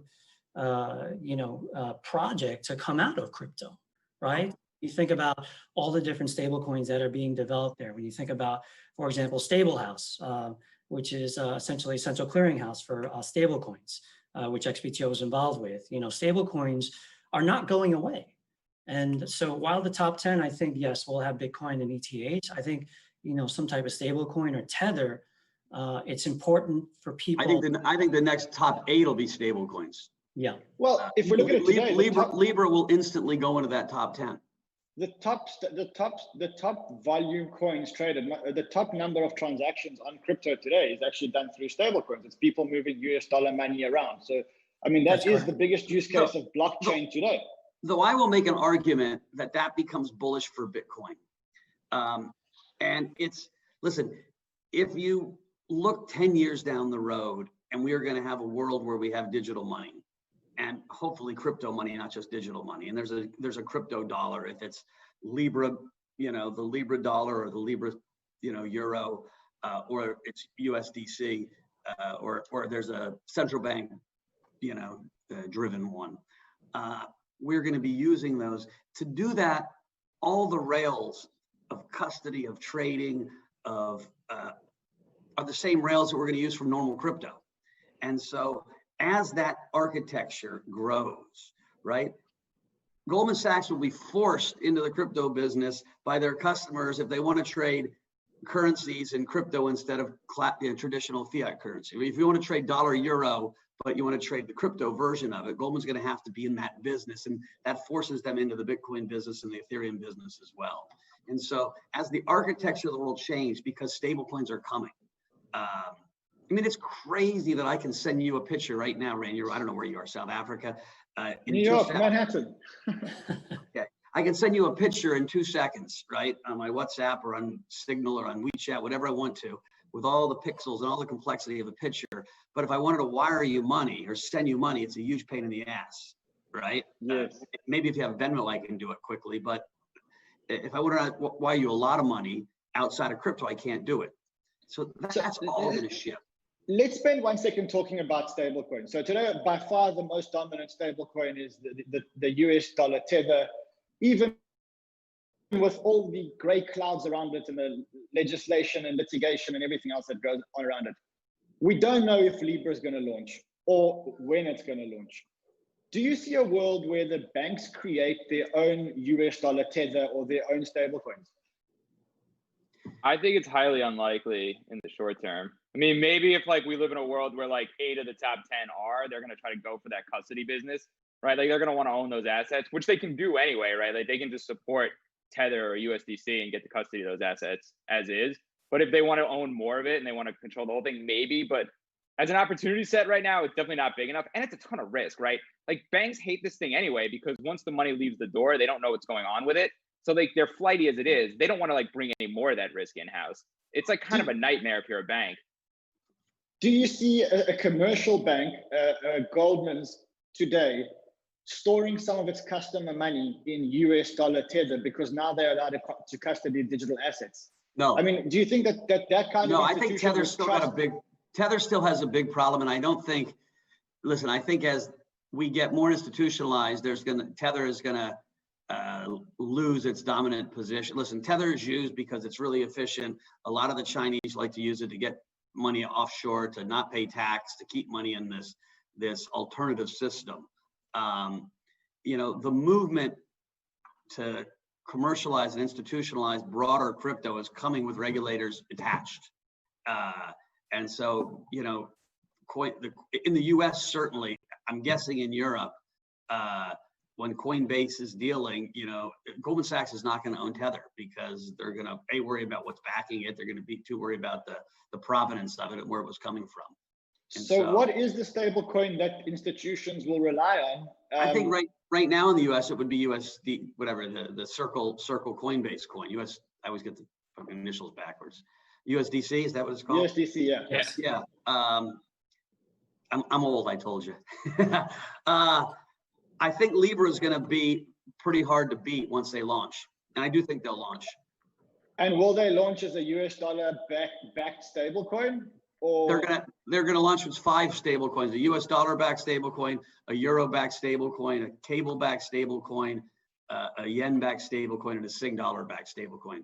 My high suspicion is 90%, 95% of the volume will be in the US backed stable coin. Right. Okay. Let's break the discussion and talk about actually what we were supposed to talk about, which is how to actually build a crypto portfolio here today. There are a lot of the viewers here who are thinking, you know, I logged in, and actually what I wanted to do after this session was come out with takeouts about how to build an optimal crypto portfolio. So let's take your average investor. The average investor has a little bit of spare cash. Let's call spare cash $10,000. And this average investor wants, let's say $100,000, and we can break it up. If you have $100,000, you're in your 30s, you've just started out, how would you go about building a crypto portfolio? And let's work under the assumption that you're going to hold this portfolio for 3 years or 5 years. I would. Now, is that if their whole net worth is 100, whatever, 100,000, 10,000, their leftover income, the money they can afford to invest, and let's say for argument's sake that is 10% of the entire asset holdings around the world or portfolio. Okay, so this is just if this is just for crypto and I'm a 3-year holding period, I would put 40% in Bitcoin, 30% in Ethereum, 10% in some other projects that I might like that are smaller. And what are those projects? What are those projects? This is what people want to hear. I want to know what Mike Novogratz likes. So I don't have to be honest, I don't have a lot of coins right now outside. We have a lot of venture bets. Look at like the compound. Who do you think made money on compound? People that bought the token or the people that backed the team early on, that when they put compound out, it's trading 40 times what they originally, they made 40 times their money. And on compound, like most cryptos, it traded up with the frenzy and straight back down. How much money would you put into venture? What percent of that portfolio would you put into venture, early stage? 30% of it, 35% of it. 35% of the money goes to venture, 40% goes to Bitcoin, 30% goes to ETH, but we've over allocated. Oh, well, make ETH smaller. Make ETH smaller. Mike, before I move on to the next guy, we're going to go through all of you guys, but Mike, before I go on to the next guys, if you want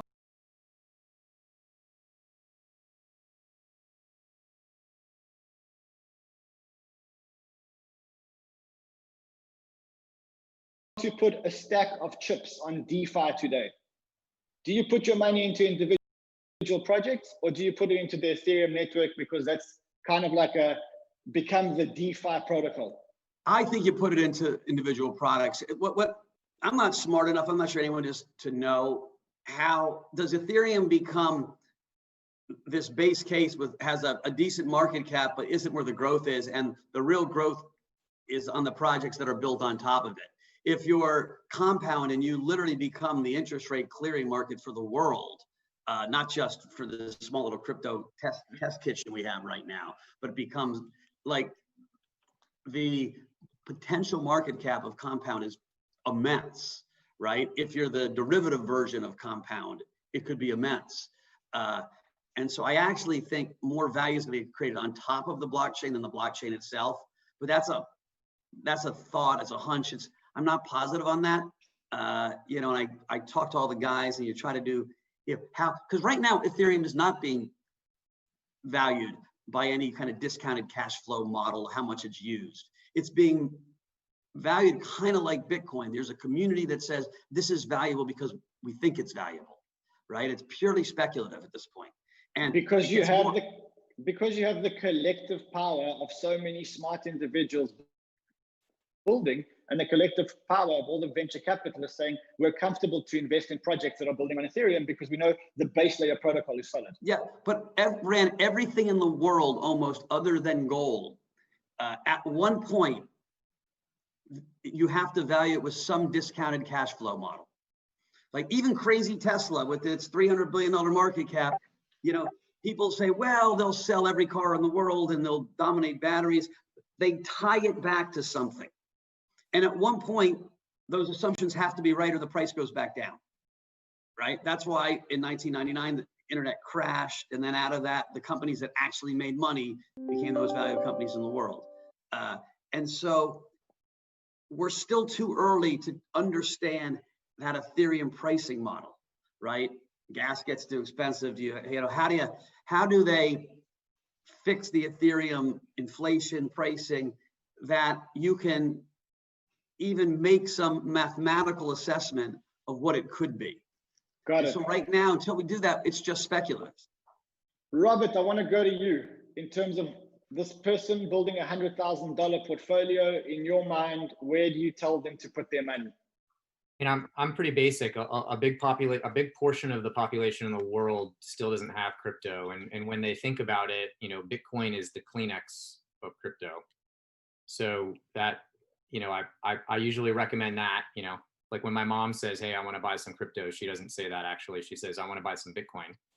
I'm a big fan of the Ethereum protocol, and it hosts a lot of assets. So I stay pretty simple, and then I always recommend, obviously to make sure you understand the tax consequences, right? I mean, if you're, and how that ripples through, because it's not always straightforward when you're trading crypto, and ultimately that impacts your income.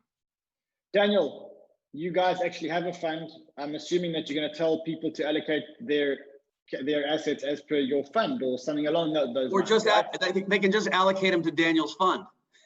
Yeah, he said he's not taking outside money. He said it's partners' money. Apparently, it's like $1 billion of like partners' money. That'd be sweet. No, it's not that many commas yet. But so wait, hold on. Do I understand that it's 100,000 to get allocated, or my net worth is 100,000? Like what? 100,000 to be allocated, and that represents 10% of your net worth. Okay. And you, all right. And you're 35 years old. All right. You buy a min ticket GBTC, and you forget about it, and you roll that in 6 months, and you keep doing that. You put 30 grand in ETH, and you just lend it out. And then you take that 10% and I don't know, you spray and pray whatever like names you like that are hot that you think have some. And if you want to like take a more concentrated bet on an industry, like if you want DeFi, you go buy the DeFi basket curve backwardated on FTX and you just roll it as well. And you get some extra yield on top of it. I think that's how you do it if you got to put 100K to work. Maybe I'm not understanding something, but if you keep rolling these contracts, you're not paying tax every time a contract expires. Are you not getting taxed on income every time a contract expires? Yeah, so I'm not a tax guy, so I might not be doing this efficiently, but maybe you don't roll it depending on like where your cost basis is. Like maybe you use the roll as like an efficient way to like harvest like your losses. I would also spend 1,000 of that 100,000 to get tax advice.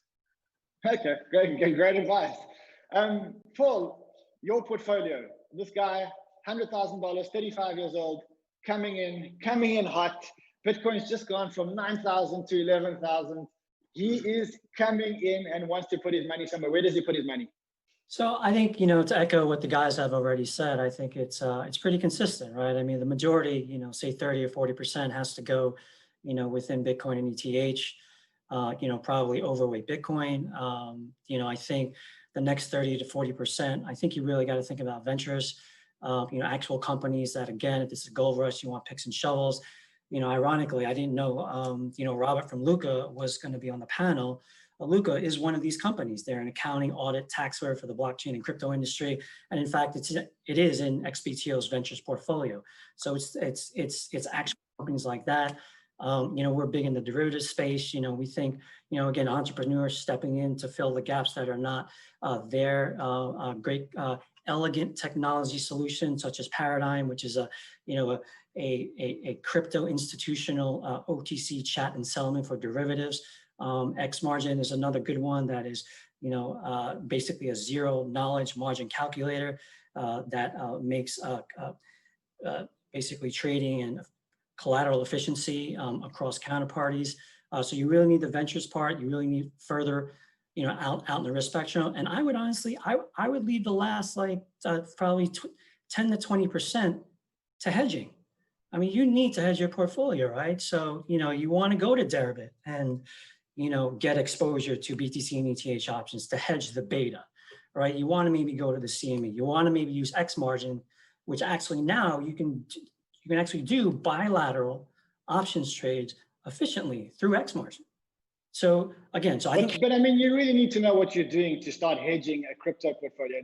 Most people that are coming into the space now, when you're talking to them about hedging on Deribit, I mean, that sounds like a place I don't really want to be swimming in. Okay, fair enough. So there's an offshore market and there's an onshore market as well. So then, other entrepreneurs stepping in the space, for example, the SKU platform, which is a very elegant crypto volatility analytics platform where you can get exposure to the CME, which is the onshore cash settle product. Of course, you need, an FCM. Paul's talking to the PhDs from MIT. There are a couple of them out there, I know it. Yeah, so got it. I guess, Ren, it's just about, I always think things from a risk management perspective and that it's all about capital preservation. You want to get the right exposure. You want to have defined levels on the top side and the downside. And then we've all spoken about position sizing, which I think is the biggest part of any portfolio, because it really is about, how you think about position sizing and risk, and then managing the difficult, the various factors that you have exposure, within that portfolio. So I think that has to be it could be a small part, but it could also be a big part as well. Because, for example, you could have an options portfolio that is strictly, have exposure to the top 10 coins, right? Again, through this elegant new live solution called XMARS, and you can go to the bilateral market and get exposure to the top 10 coins potentially just on an options basis, right? This is getting a little bit more down the rabbit, but that's too far down the rabbit hole for this 35-year-old. So we've got a few minutes left. I would tell people that the options in general in life, when you're trading at 50, 80, 90 vol, you don't make money on. There are very few people I know that have made it. It's a casino. It's a casino. 80 vol for options. Yeah. So you can, if you cut your timing exactly perfectly. And so I think you've got to be, if you're a retail investor coming in, you want to participate in crypto, to some degree, keep it simple, stupid, and don't think you're going to become a billionaire overnight. Exactly. Well, and like you want some quality of life, right? Like you don't want to be like watching this thing in the middle of the night. Like I mean, it's like $100 grand. Like, what do you mean? I thought that's all we do in lockdown is watch the prices go up. People ask me, "What are you doing tonight?" I'm watching Bitcoin go through 10,000 again. And you got to look at Bitcoin as look at Bitcoin as a multi-year bet. I think we could get to 20,000 literally within a year. Maybe by the end of the year, things all happen right. We're in this weird macro world where things are shifting quick. That's close to double your money, but it's not 10 times your money. Right? Mike, I'm going to challenge you on that point specifically. And I have a theory. I want to run the theory by you, and then I've got two questions that I want to ask all of you guys. So my theory is that if you look at commodities, you look at silver, you look at gold, those silver and gold trades have run way past their all-time highs. They've broken through all resistance levels. Gold's trailing on $2,000 where it's never, ever been before. Bitcoin seems to me like the digital version or the commodity that hasn't even retraced to 60% of its all-time high. Don't you think that when the gold price gets too high, when the gold price gets to 2,200, 2,300, institutions are going to look at this, and they're already doing this, and say, hold on a second, gold's too expensive, it's run too much. Silver's too expensive, it's run too much. Copper going through the roof. There's another option out there which is split 60% of its all-time high. And the amount of money that we need to get Bitcoin way past the $20,000 mark is insignificant in the big scheme of things. So here would be my counter, right? Like if you pitch that to me and you're like, buy this thing, it's 60% from its high, but this other stuff's at its all-time high. I'm just like, I'm not saying this is how I agree with it, because I actually do think some of that like thought process will stick and it'll carry it. But you could just be like, this thing's clearly a dog. Why am I going to buy it? It's lagging everything else, right? Like, well, I'm going to stick with the winners and I'm going to run with the stuff that's clearly working and like the thesis I have. So like, it's not necessarily like a home run just because it's lagging. But it's a great alternative to the existing hedges that they're applying to the equity portfolio, right? I think it's hard to get people to even buy in that logic already, right? Like, I don't think it's just like a foregone conclusion that you're like, oh, like I can just swap gold for Bitcoin. Like, I think that takes a little bit of work still to get through. Like, I don't think you've even like converted that. Yeah, I think, listen, gold, I think should be, given obviously the macro environment that Mike spoke about, should be in everyone's portfolio. And I think, listen, we're trying to prognosticate, as best we can, which is obviously very difficult, right? But I think, listen, it's all about proportion and sizing, right? And then managing your downside risk. So I think if you, get that, say quality exposure, which is one of the factors you want to look at, besides like size and momentum, it could also be a momentum factor, right? So depending on, how you define these factors and then, how you size these, position sizing, some type of Kelly criterion, it's really all about position sizing, knowing your downside risk, having whatever that percentage size with a defined downside risk in your portfolio. I think, I think gold's got to be in there. And, obviously digital gold, which I'm partial to, has to be in there as well. Okay. Rob, your thoughts. Can Bitcoin break the all-time high just because we're comparing it to a gold safe haven? Sure. I don't know if it's because of the fact that it's considered a gold safe haven, but I do believe that it'll break anything that we've seen before. When, I have no idea. But I do believe that'll happen. I mean, I think it's inevitable. Okay, fantastic. Now I was hoping to get Mike back, and he seems to have logged off the call. But I want to ask you guys, we're all deep down this rabbit hole. We're far down it, and our lives are all around crypto and blockchain. What percentage of your personal total assets today are exposed to this industry? Bitcoin, crypto, VC. I'm trying to get a feel for how responsible we are, having gone down this rabbit hole.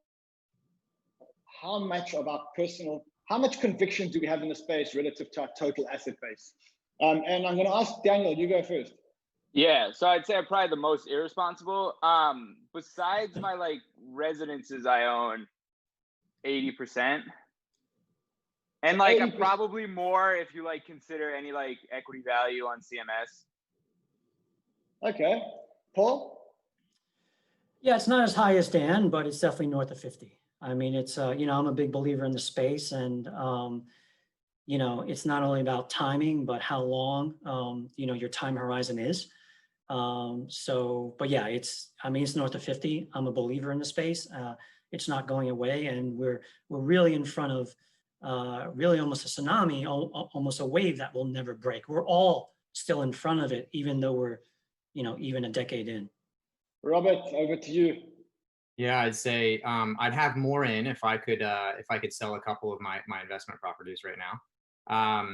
But outside of the properties, I'm all in. However, the majority of that is in the venture side. Wow. So I'd love to know what Mike's answer is to this, but it seems like we've lost him, and I guess he's going to leave us guessing what percentage of his personal wealth is not in crypto. I imagine it's very, very high. Gentlemen, thank you very, very much. It's been an amazing, amazing panel. You guys have given a whole lot of great information helping people build up their crypto portfolios. And I look forward to catching up with you guys again and finding out how good all this went. Thank you very much. Thanks, Ryan. Thanks.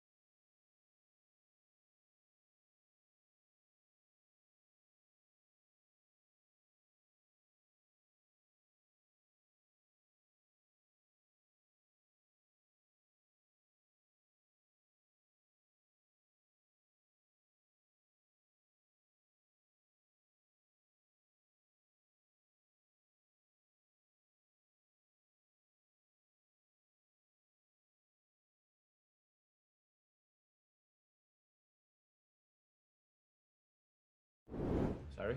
I'm going on to share screen. Is that okay? Just to check with you guys, because I've got a short presentation, or would you rather keep it just me talking?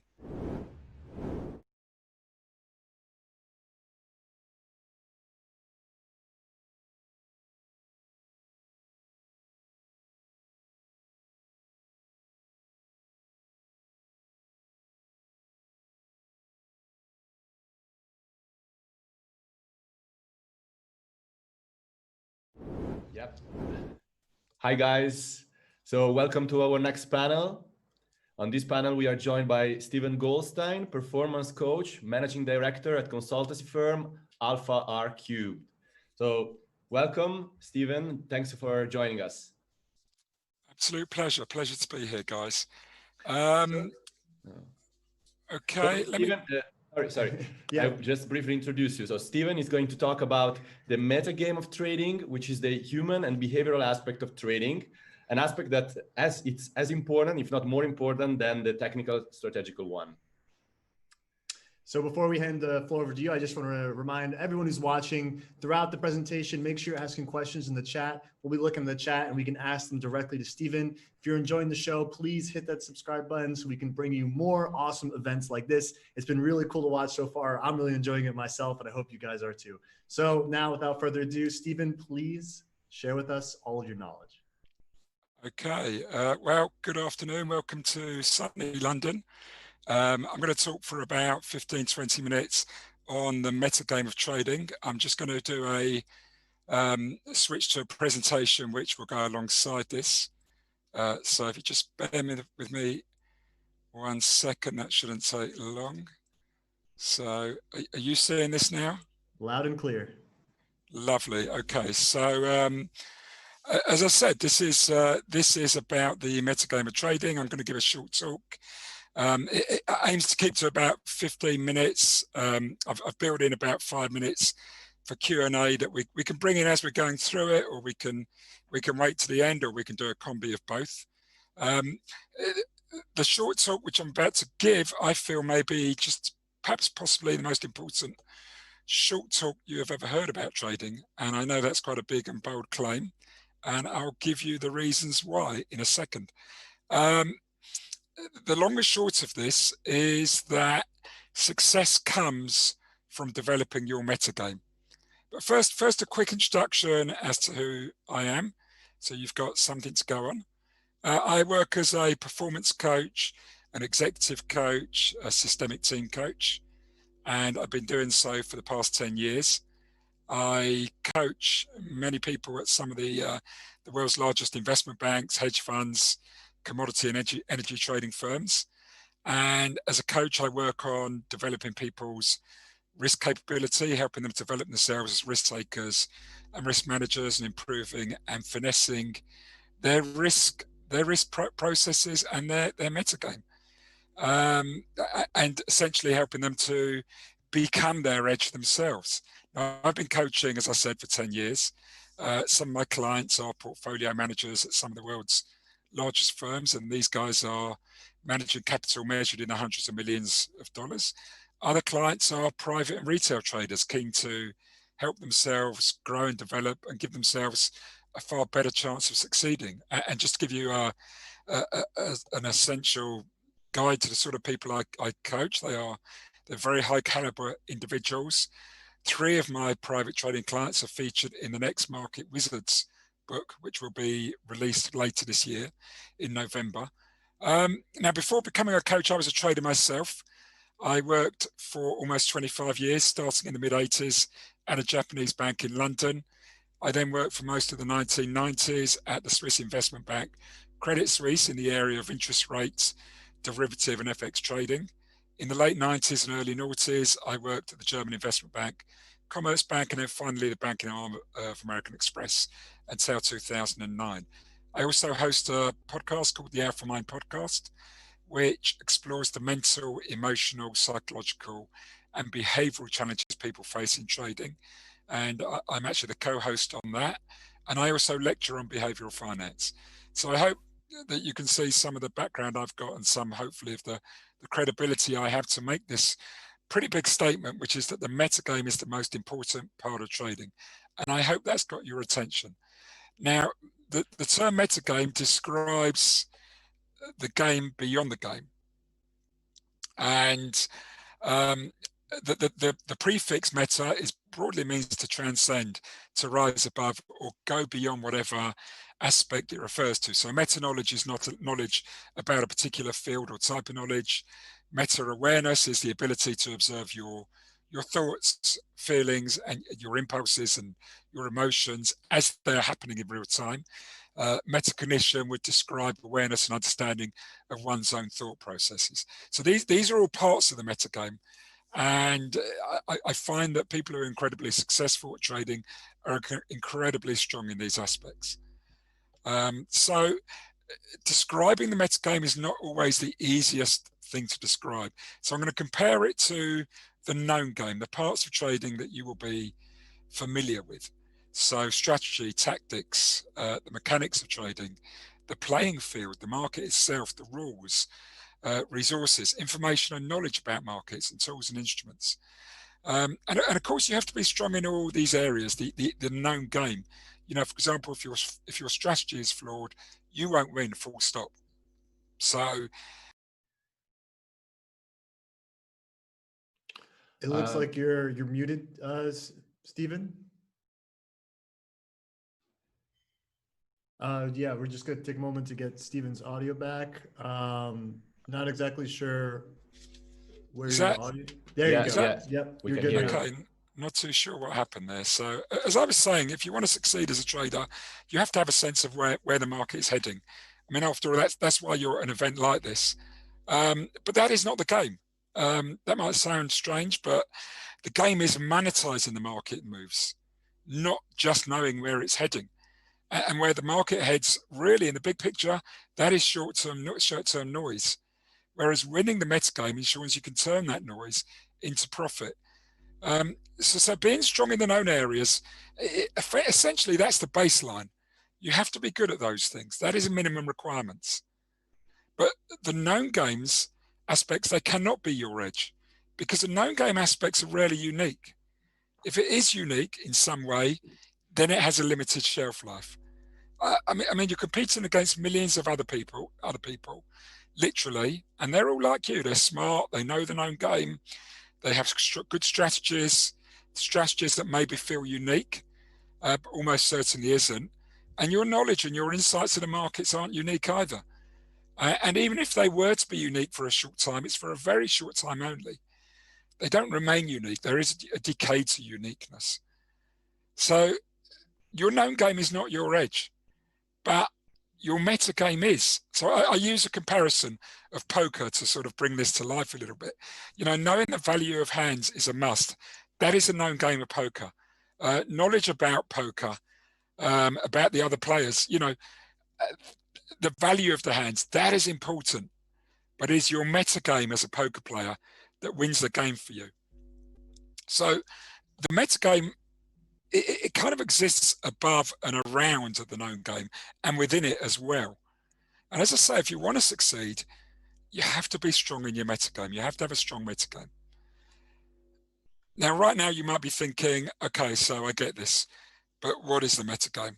And some of you might be thinking it's trading psychology, but that's really just a lazy definition of the metagame, of the non-tangible aspects of trading.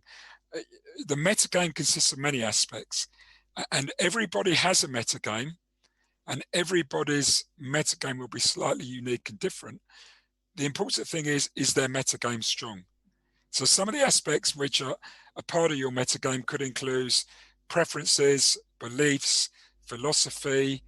It could be affected by your formative experiences, decision-making skills, quality of decision-making skills, your learning experiences, if you learn from a good mentor, ability to think in terms of probability, personal psychology, relationship to uncertainty, and lots of other aspects, including emotional management, ego management. So it covers a whole range of areas.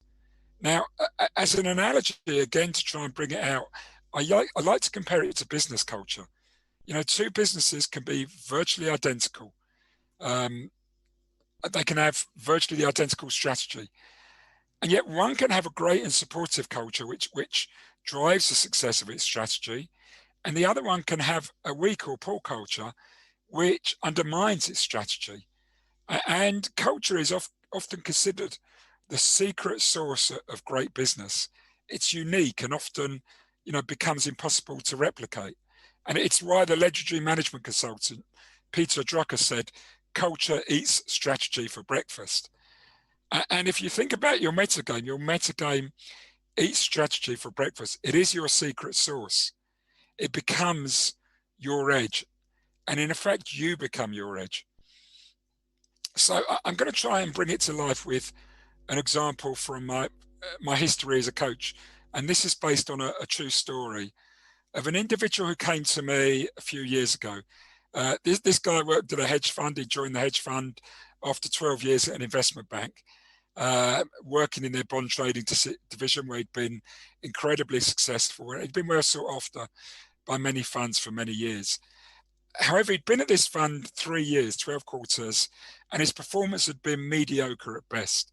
He'd managed to produce positive returns, but they were in the mid single digits, about 5% per annum on average. And not a particularly great sharp ratio, the ratio of volatility of drawdowns either. So both he and his employers were disappointed with his performance during that time. And he came to me saying, I've really got to do something because, this isn't good enough. I'm not going to survive another year. That is a huge difference between actual performance and real performance. And, he's a very diligent record keeper. And I said to him, go back and look at all your performance. That's where we got this what if P&L from, this 40% figure. What if you'd executed everything you said you wanted to do? Everything that your strategy identified, the opportunities that you'd found in the market. So he came up with this diagram that you see in front of us. And this is just a representation of it, where his annual average P&L was about 40%, ranged between about 25 and 60 per year. But his actual performance, as you can see, was very, very low, about 5%. And this difference, this represents money left on the table. And in effect, his metagame wasn't strong enough. Your metagame is always changing depending on the situations. It has to meet different challenges. And it hadn't adjusted for when he'd moved to the hedge fund from the different culture, the different environment in the investment bank and the different pressures that put on him. And this is what we worked on. We worked on developing his metagame. Now, this is representative of his P&L the next year. His actual P&L was 15%. His what if P&L, which we tracked as well, was, I think it was close to 27%. So he'd massively closed that gap between the two. I think eliminating the two would have been impossible, but he was actually the top performer at this fund, which was a very large fund the following year. And, ever since then, I continue to work with him, and he continues to pretty much hit the ball out the park. So that kind of gives you a sense of what the metagame, developing your metagame is. And really, great performance demands a strong metagame. I think within the confines of this 15, 20-minute presentation, I can't really describe it fully. Probably take a few hours. But a strong known game is vital. That's base camp. That's the baseline. A strong metagame is what gets you over that line and keeps you there. And they are interconnected and independent. Now, I have another analogy here, which is what I call the performance improvement call option. So I'm sure most of you are familiar with a call option diagram and a call option payoff diagram. But I use this here to kind of emphasize the importance of putting time and energy in developing your metagame. It won't happen overnight. It takes a long time. So time is the horizontal axis. But once you start working in it, slowly your game gets better. It starts to develop. And I want to show you another analogy I use, which actually comes from my own career as a trader. So I worked for almost 25 years in the markets. And the first 13 years working investment banks, could pretty much say I was okay, probably mediocre. I probably survived, had some good years, some very good years, but had far too many mediocre years. So I never quite fulfilled my potential as a trader. And then I purchased my call option here in the year 2000. I went into a coaching program with one of the best coaches in the financial markets, and that changed everything for me. At that point, I was looking outside of myself for the answers. I'm looking at, how can I be a better trader? How can I do what they're doing? How can I make myself do that? How can I be like that? You know, I was always into self-development, but it never really made a difference. I was an avid reader. But once I started working with this coach, I started looking inside. He kind of introduced me to myself. He kind of introduced me to my metagame, which I didn't really know the term at the time. And I don't think he fully knew the term at the time. But that was effectively what he was doing. I started to look at my risk processes, what I was doing it, how I was doing it, how I was bringing the best of myself to my risk processes, where I was weak, where I could mitigate some of those weaknesses. And you can see this is my own personal rating of my performance over the years. And, you know, scoring it out of 100. And that was reflected in my P&L in those years afterwards. That was reflected in my performance. Far more consistent, far stronger, far better. Pretty much coming in at the start of every year, trusting myself to produce strong performance that year. It doesn't mean I didn't have bad years, or bad times rather, but it meant that I bounced back from those bad times. You know, you're always going to have periods where you lose money. That's the nature of this job. That's the nature of trading. But I was far more resilient to those setbacks, bounced back far quicker, made money far quicker in those following years. So that hopefully puts some emphasis on what happened for me. I just want to put some examples, because people were asking how they're going to do this. How do you develop your metagame? Trading and risk are performance activities. They're not just intellectual pursuits. So it's starting to think of it like that. Start think of it as a business, and also think of risk as a process that has a sequence of different processes in it, and how each of these processes, both the tangible side and the non-tangible sides, work on starting to try and improve those. Don't just improve your analysis where you find value, improve the actual risk management processes and how you manage and execute risk, and also how you leave those risks behind, manage yourself during those processes, and how you bring yourself to finding value. Even before you do that, how you are, your personal state. Now, great performances, as I say, they work on developing their game and their self. They develop their known game, and they develop the person behind that known game playing that known game. They develop their metagame. And this is one of the things that I've found with the great traders over the years that I work with. And they're not even conscious they're doing it, because they just do it. So they wouldn't turn around to other people and say, this is what you do, because they're assuming they're doing it as well. But these guys are doing the hard yards, the extra stuff, the stuff you don't think of. That's what great traders do. They do not just turn up. They turn up fit and prepared, and they're always seeking to grow and cultivate their edge. And one of the things that people come to me as a coach is they come because they want to get better. They don't come because they think they're flawed. They believe they can get stronger. They believe they've got more potential. I very rarely work with people who would come to me and say, look, I'm broken, I'm struggling, I need fixing. It's usually people who want to improve. Gaining an edge, developing your metagame. How do you do that?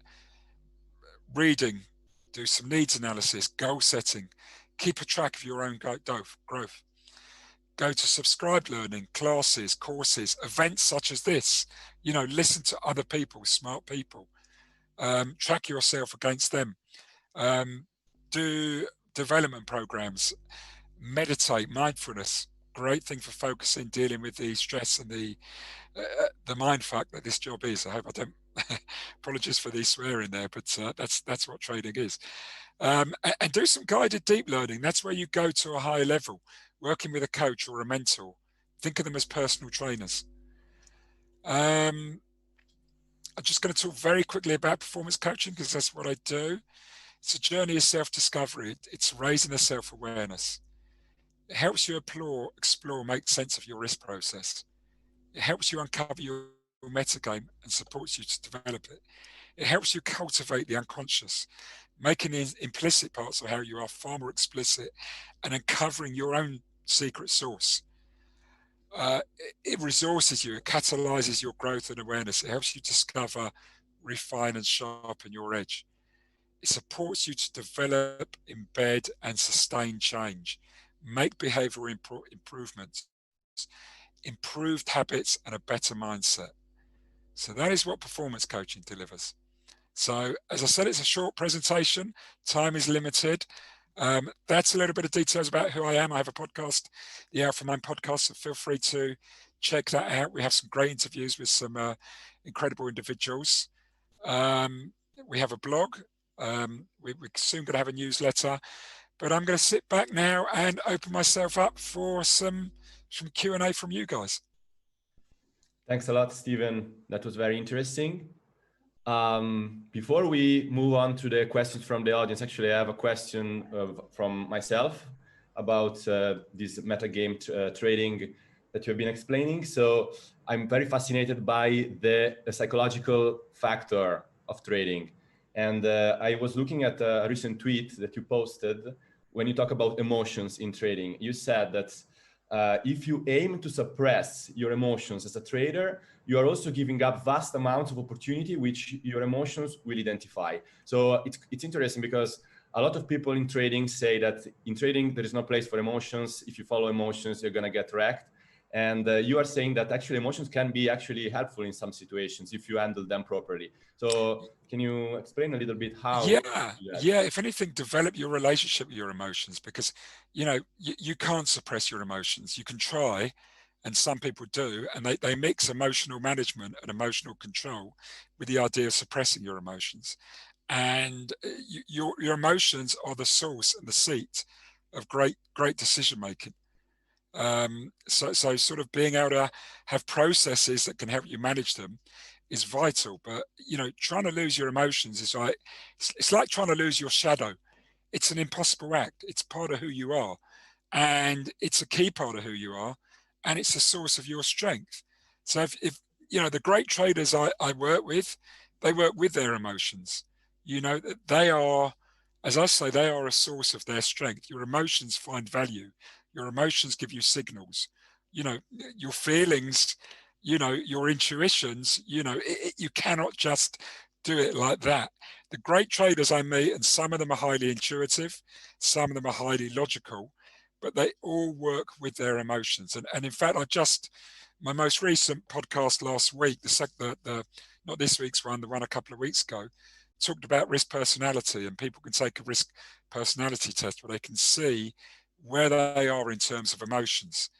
And some of the best traders we work with, the most successful ones, would say they're highly emotional. And yet in their trading, they're not, they're calm.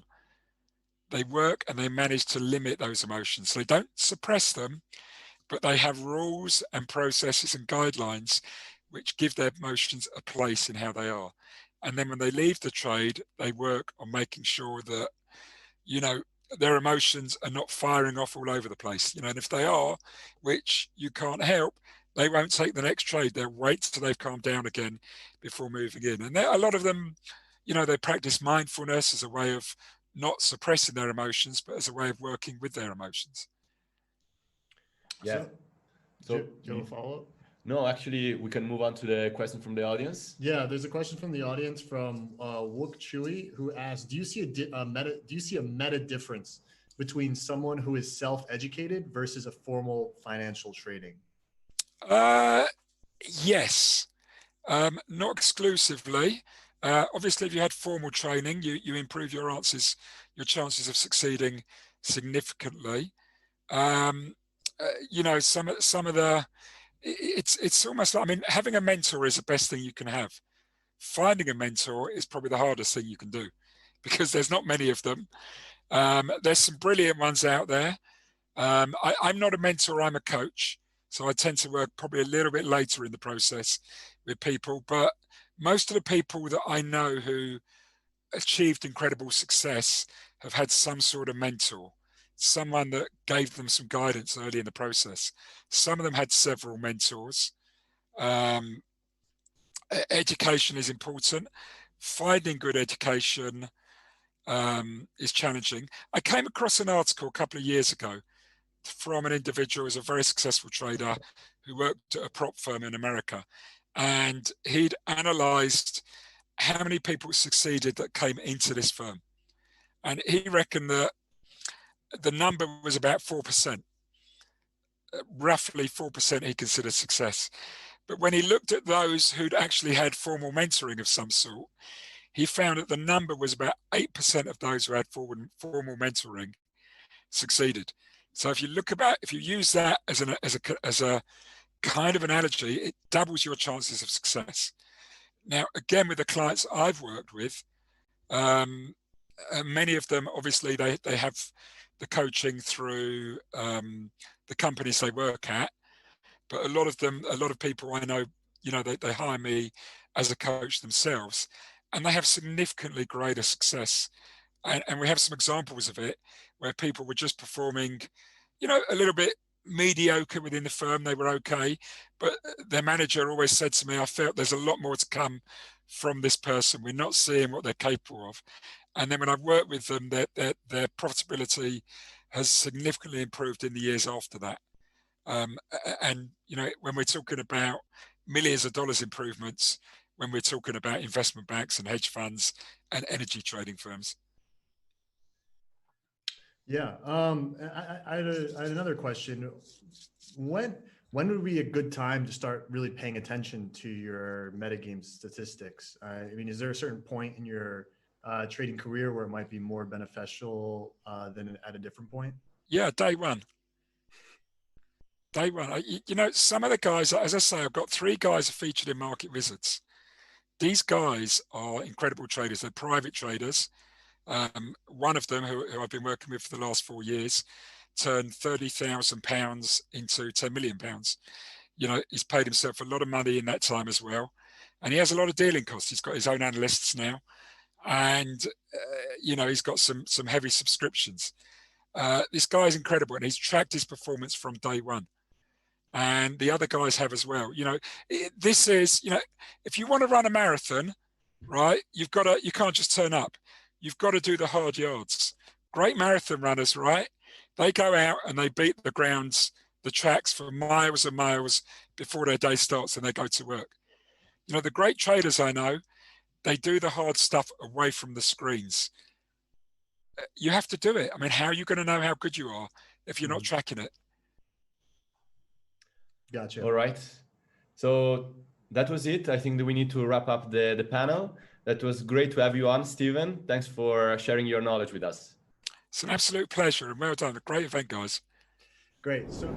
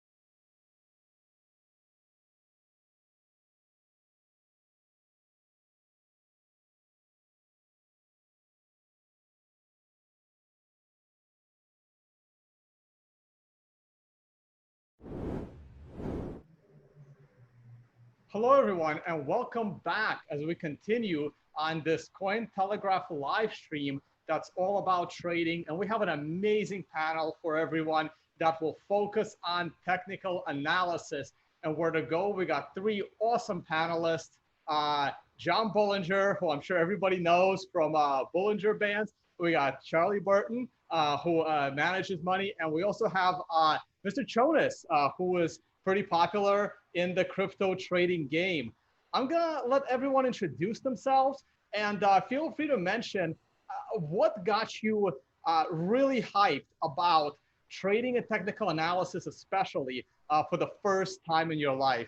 I think it's an honor to start with Mr. John Bullinger. It's an honor for me to finally meet you and have an interaction. So we'll let you kick us off. I don't know. The seminal event in my investing life was when my grandfather gave me some shares in a company called Fruhoff, which was a tech play in its day. And over the next 5 or 6 years, it promptly went to zero.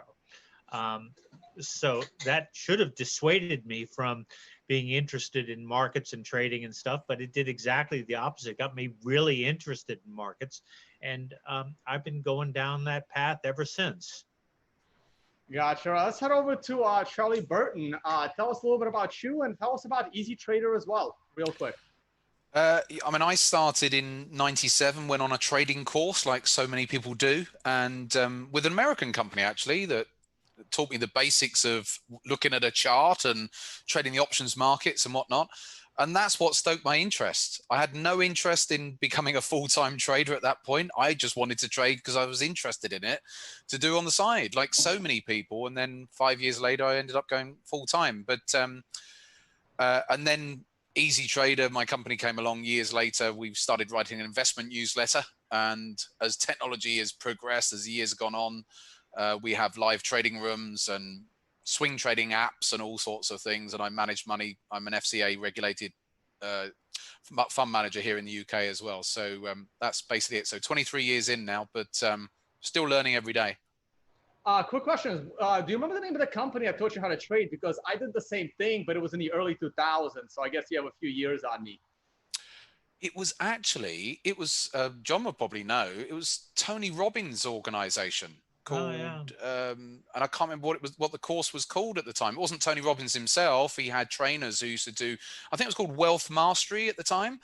And so you had trainers who would teach you. I mean, it was really, really basic when you can look back now and say it was very, very basic. And the one thing that I never learned from that was risk management, to my own detriment in my first year of trading. We're gonna get into that. It's funny because that's the only thing you should have learned. I know. Yeah. So I learned the hard way.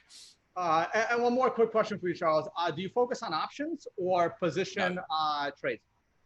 No, it was only in those first few years because that's all I knew. Is what I was taught is basically buying shares and writing covered calls against those shares. So that's how I sort of started. But then gradually as the years went on, I started to just buy in those early days, puts and calls.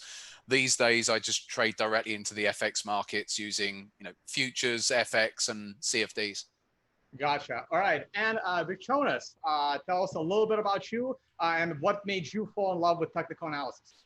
Hey, Tom, thanks for having me. Yeah, so I've been day trading full-time for about 7 years now. I've been trading for almost 10, though. When I first started, I didn't know anything about TA. I was kind of heading into what I was seeing online, what people were talking about, tickers, stocks, etc., and made some money and then lost it all and basically decided that it was high time I learned TA and really how it can help me. And basically what it's been able to do is allow me to set rules for trading and the guidelines that I like to use for my everyday, trades I do. What's so cool about TA in regards to crypto is that I do feel that TA can be extremely useful in charting Bitcoin and other cryptos and use it in terms of setting the bias you want to set for your trades if you want to go long or short. So I think it's great that even though crypto is an extremely unique asset class, that I feel that classic TA applies very well to crypto and Bitcoin, and I love using all the indicators I like, especially the Bollinger Bands. I'd like to follow. I'd like to follow on that. I think he's exactly correct that TA works quite well in the crypto space, and it's one of the reasons I got as interested in crypto as I did. Is I took a look at it and saw that these tools were working very well, and I have a theory as to why that might be. We in the U.S. have the most arbitraged, the noisiest markets in the world.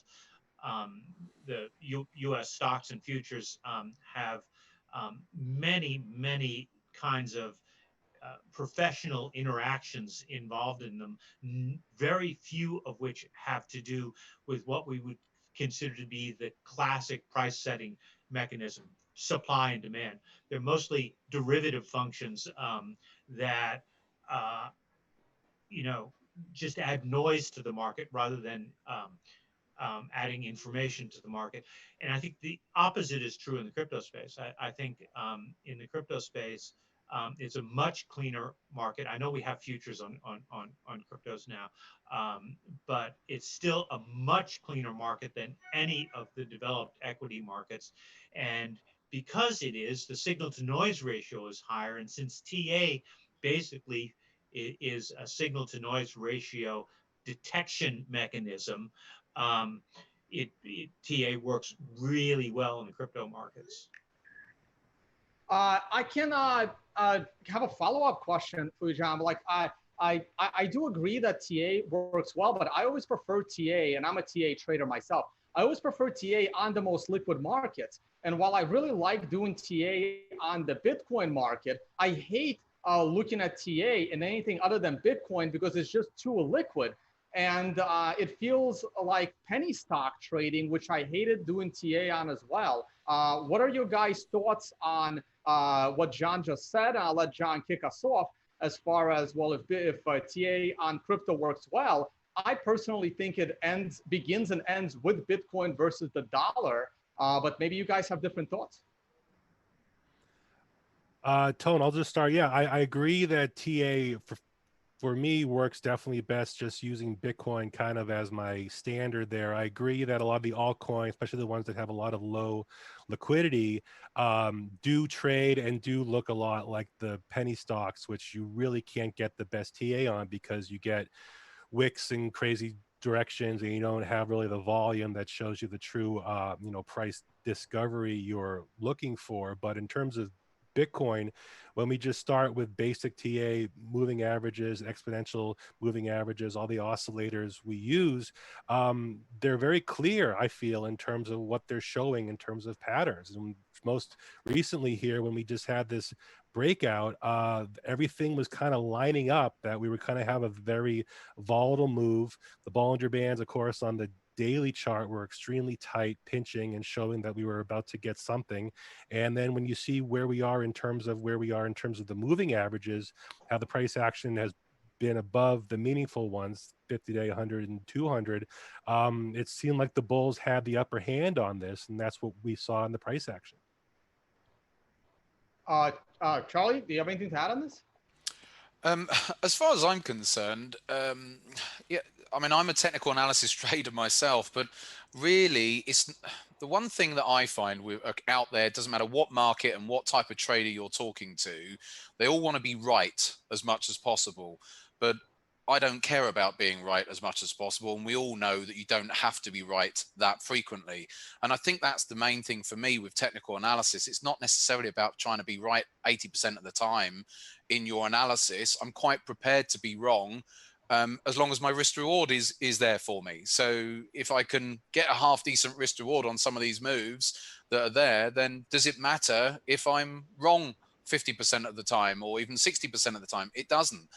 One of my best technical analysis strategies I have is actually about 45% success rate, and yet it's the most profitable one that I have. Yeah. So if you think about it, there are two major avenues to profitability in technical trading, in all trading for that matter. One is your frequency. What percentage of wins do you have? can be 40%, can be 60%. It's just a number. And the other is the size of your winners versus the size of your losers. So I'm guessing that Charlie has a system, if it's only 40% effective, and but yet it's making money, so probably has a win-loss ratio of 2 or 3 to 1 in terms of the size of the winners versus the size of the losers.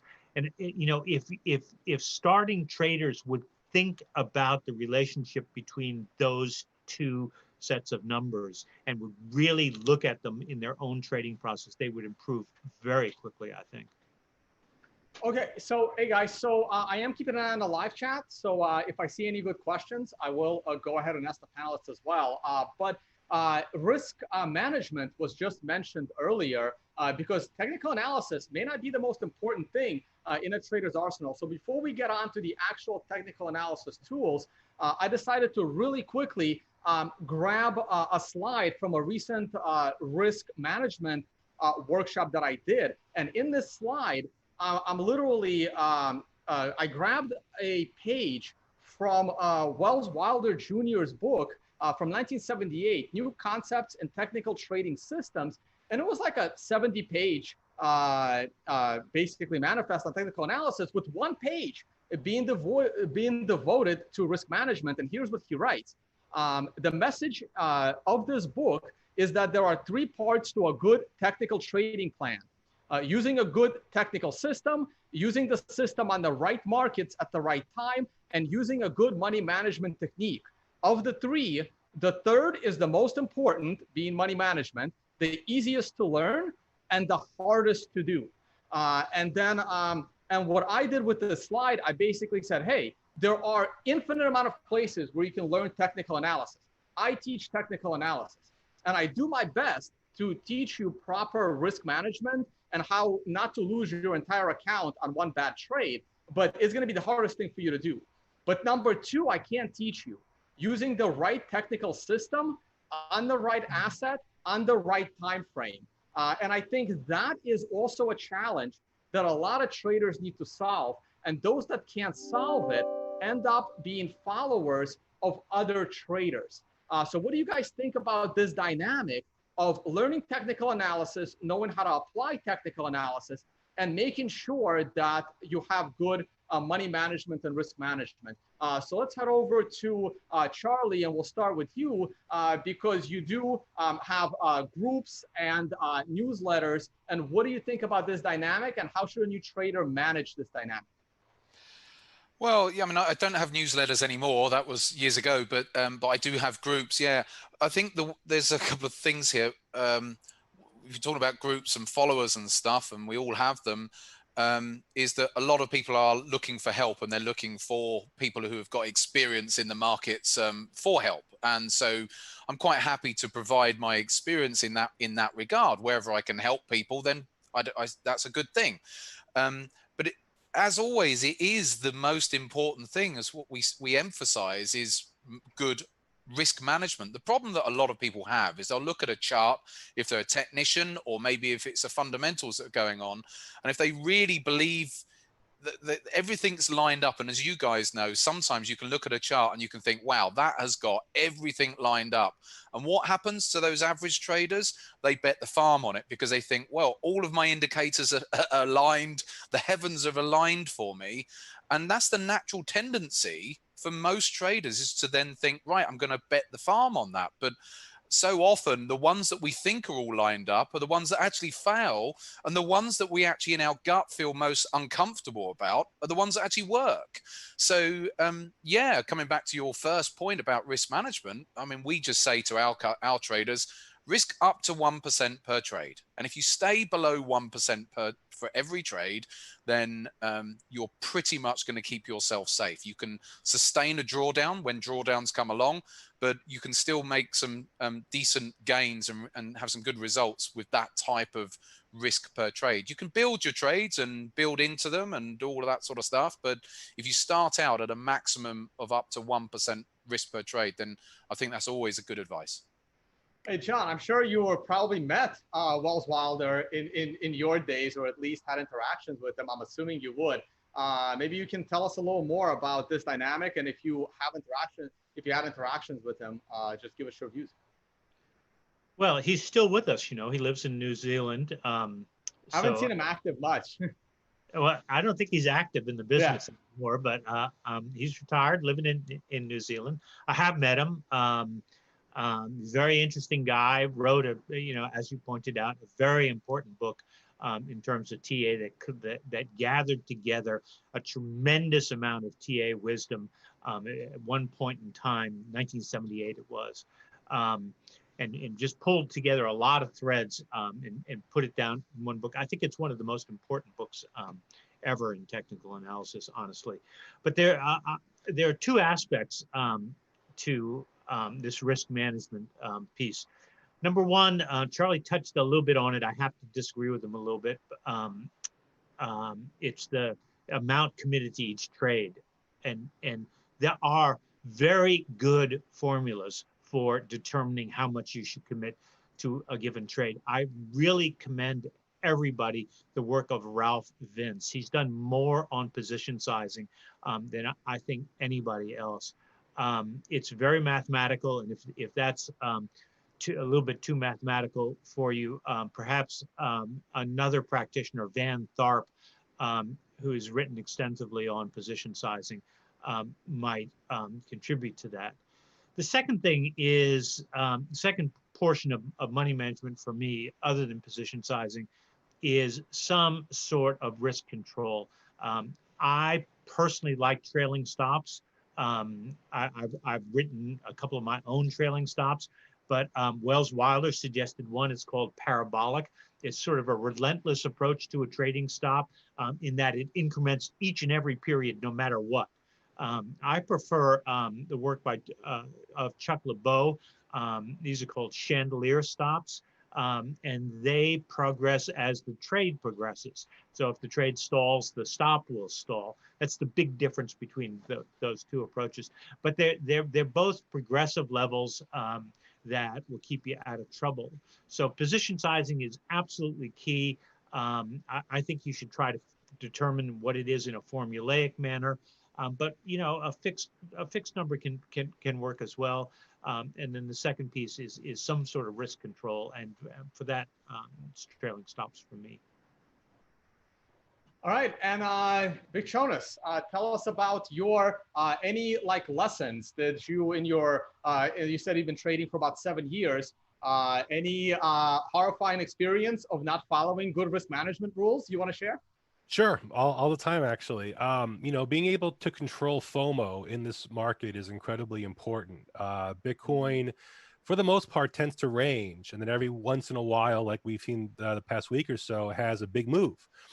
So it's great that you're able to capitalize on those big moves, but during the times of consolidation and ranging, the wicks we see because of the leverage market that Bitcoin is in both directions can wreck an account, especially a account you use on leverage trading. So, in terms of me and how I approach risk management, obviously never want to put all your eggs in one basket or one trade. There's always another trade. If you have a chart that you're watching and you miss your ideal entry, or it does something and you just aren't there to make the trade, preventing yourself from chasing into the trade after you've missed your ideal entry is so important. And the more I trade, the more I become more conservative. I've found in my trading,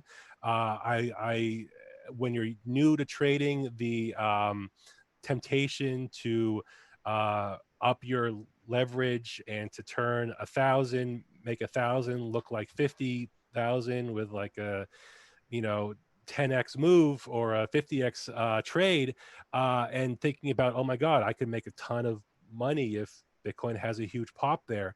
But what the crypto markets tend to do is to kind of screw people on both ends of the trade. You'll get your Darth Maul wick that liquidates your longs, liquidates your shorts. And in the end, the closing body kind of stays more or less where it was. And that's what we continue to see in this Bitcoin market. So preserving capital risk management is the most important thing, because I think the term wrecked is thrown around a lot these days because people get wrecked very easily, and the volatility in these markets, especially in altcoins, can come so quick. And if you don't have a stop loss in, if you're not protecting your capital, and if you're not protecting your winners, it's okay to take a win.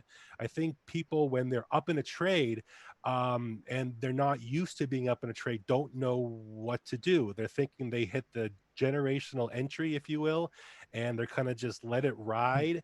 And those are never, they just never work out that way. That's why I look at trading as terms of, scalping and swing trading, and each trade individually. I'll take a lot of trades and try and make a few bucks on each trade.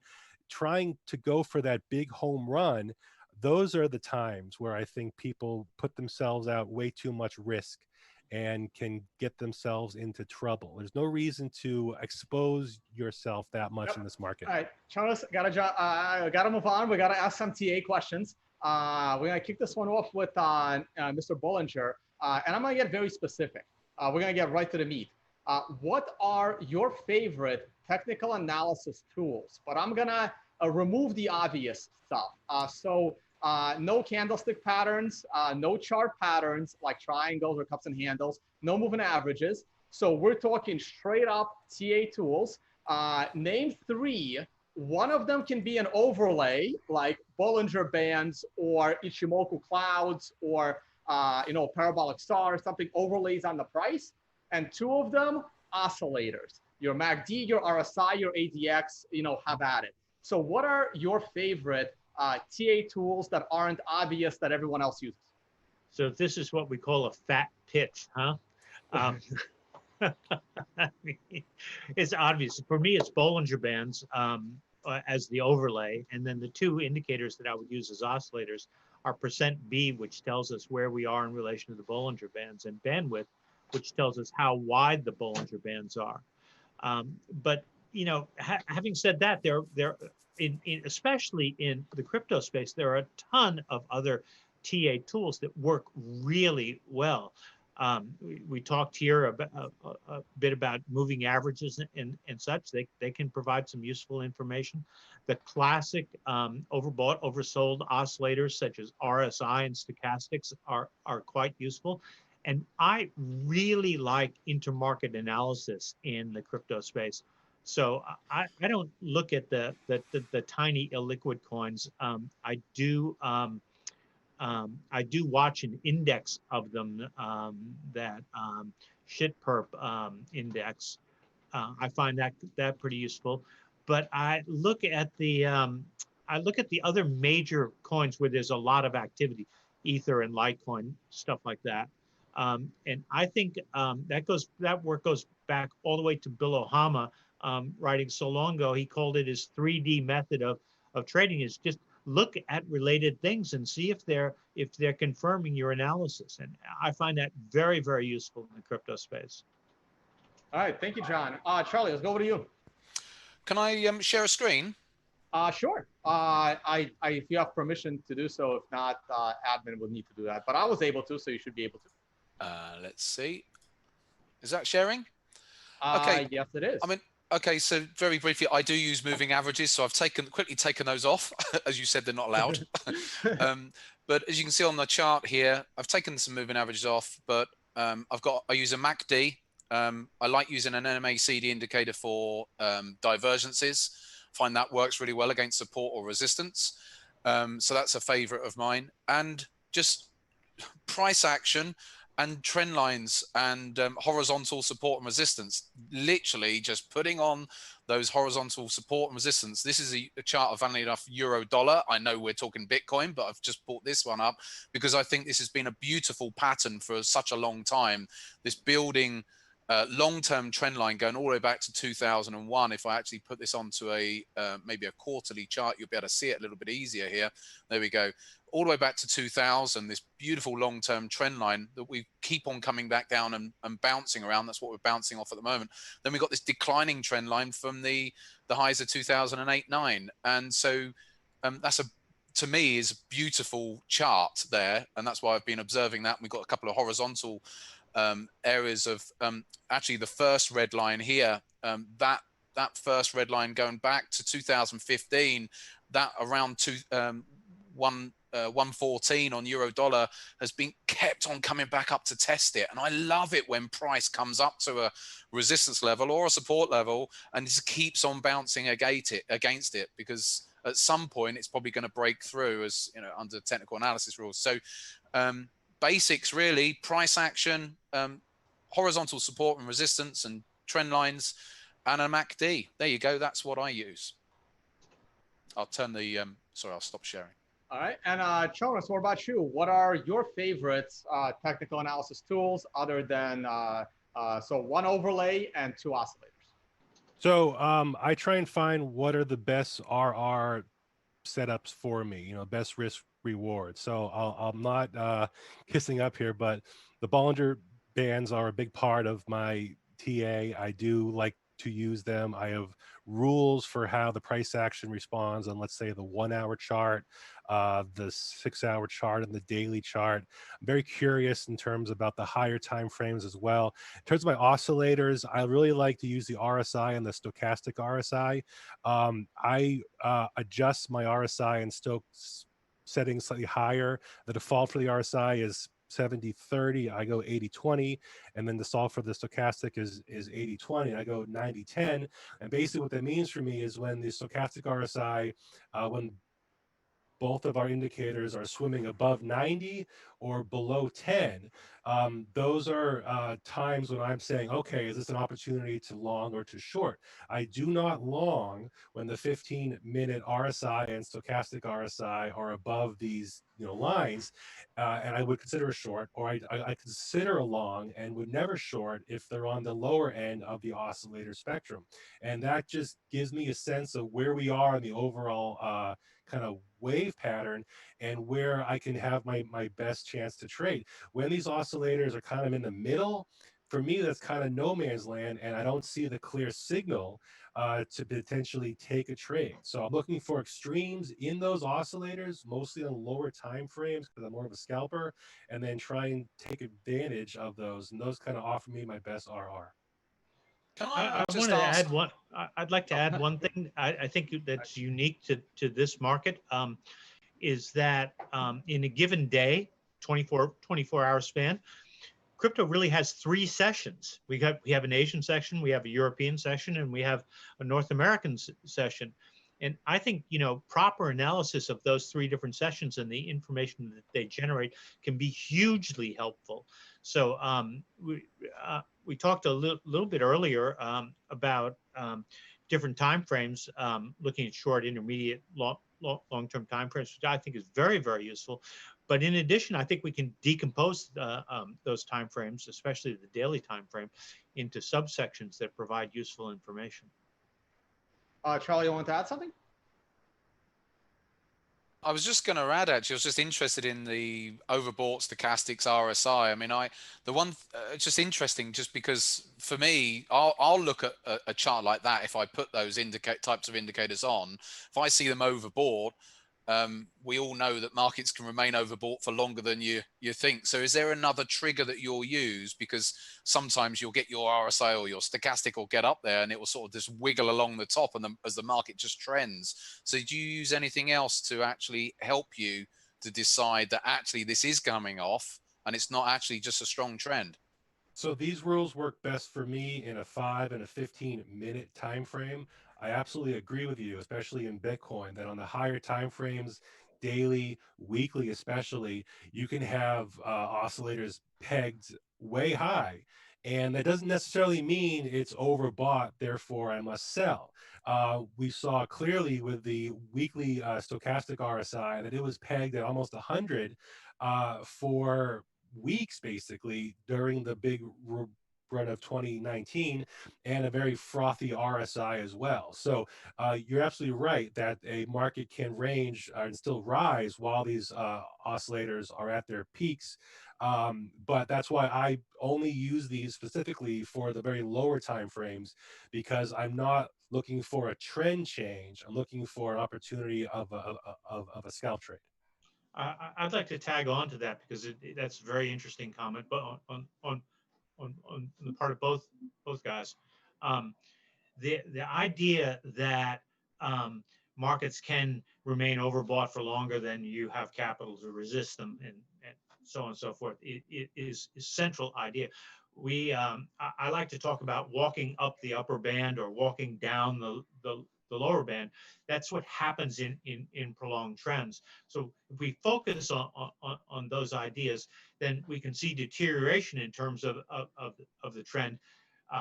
For example, in equities, we often see what I call three pushes to a high.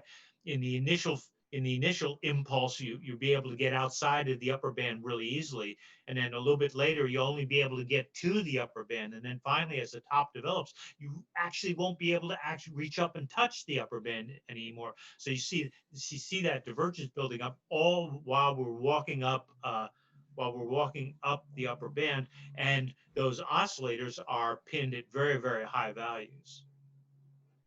All right, hey, thanks for all those comments, guys. I'll just throw one quick commentary in there. What John just said about the market staying irrational longer than you can stay liquid. When I thought I was like a really good trader, I basically ran out of capital shorting the real estate market all throughout 2006. And ended up getting a job at Bear Stearns, helping them build risk models in early 2007. So that's what happens when you slightly mistime the market, where that job went under a year later due to the real estate market that I ran out of money shorting the year before when I was just trading on my own. So as far as just my TA, my overlay, my favorite overlay is the time to mark sequential, because I want that time element to trading. And on the oscillator side, I'm really falling back in love with Chaikin money flow, because it gives me that volume component into an oscillator. So that's a couple of the ones that I really like. All right, hey guys, so let's move on to this dynamic between fundamental trading and technical analysis. So technical analysis is basically a new tool, and the millennials and the new generation is falling more and more in love with it. But how much are the big institutional markets are taking TA seriously? And do you think that the amount of people that are investing in general is rising for the more towards the TA side, because institutionals are still all about fundamental analysis? And what do you think that dynamic is? And do you think an at-home retail trader even has a chance to compete in the fundamental analysis game? Because I honestly don't think he does, but I'm curious about your thoughts.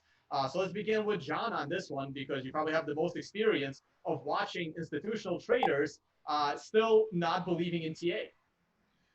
So years ago, I mean decades ago, I coined a term called rational analysis, which is simply the juncture of the sets of technical and fundamental analysis. So you use the most useful fundamental tools and the most useful technical tools and join them together in a rational process.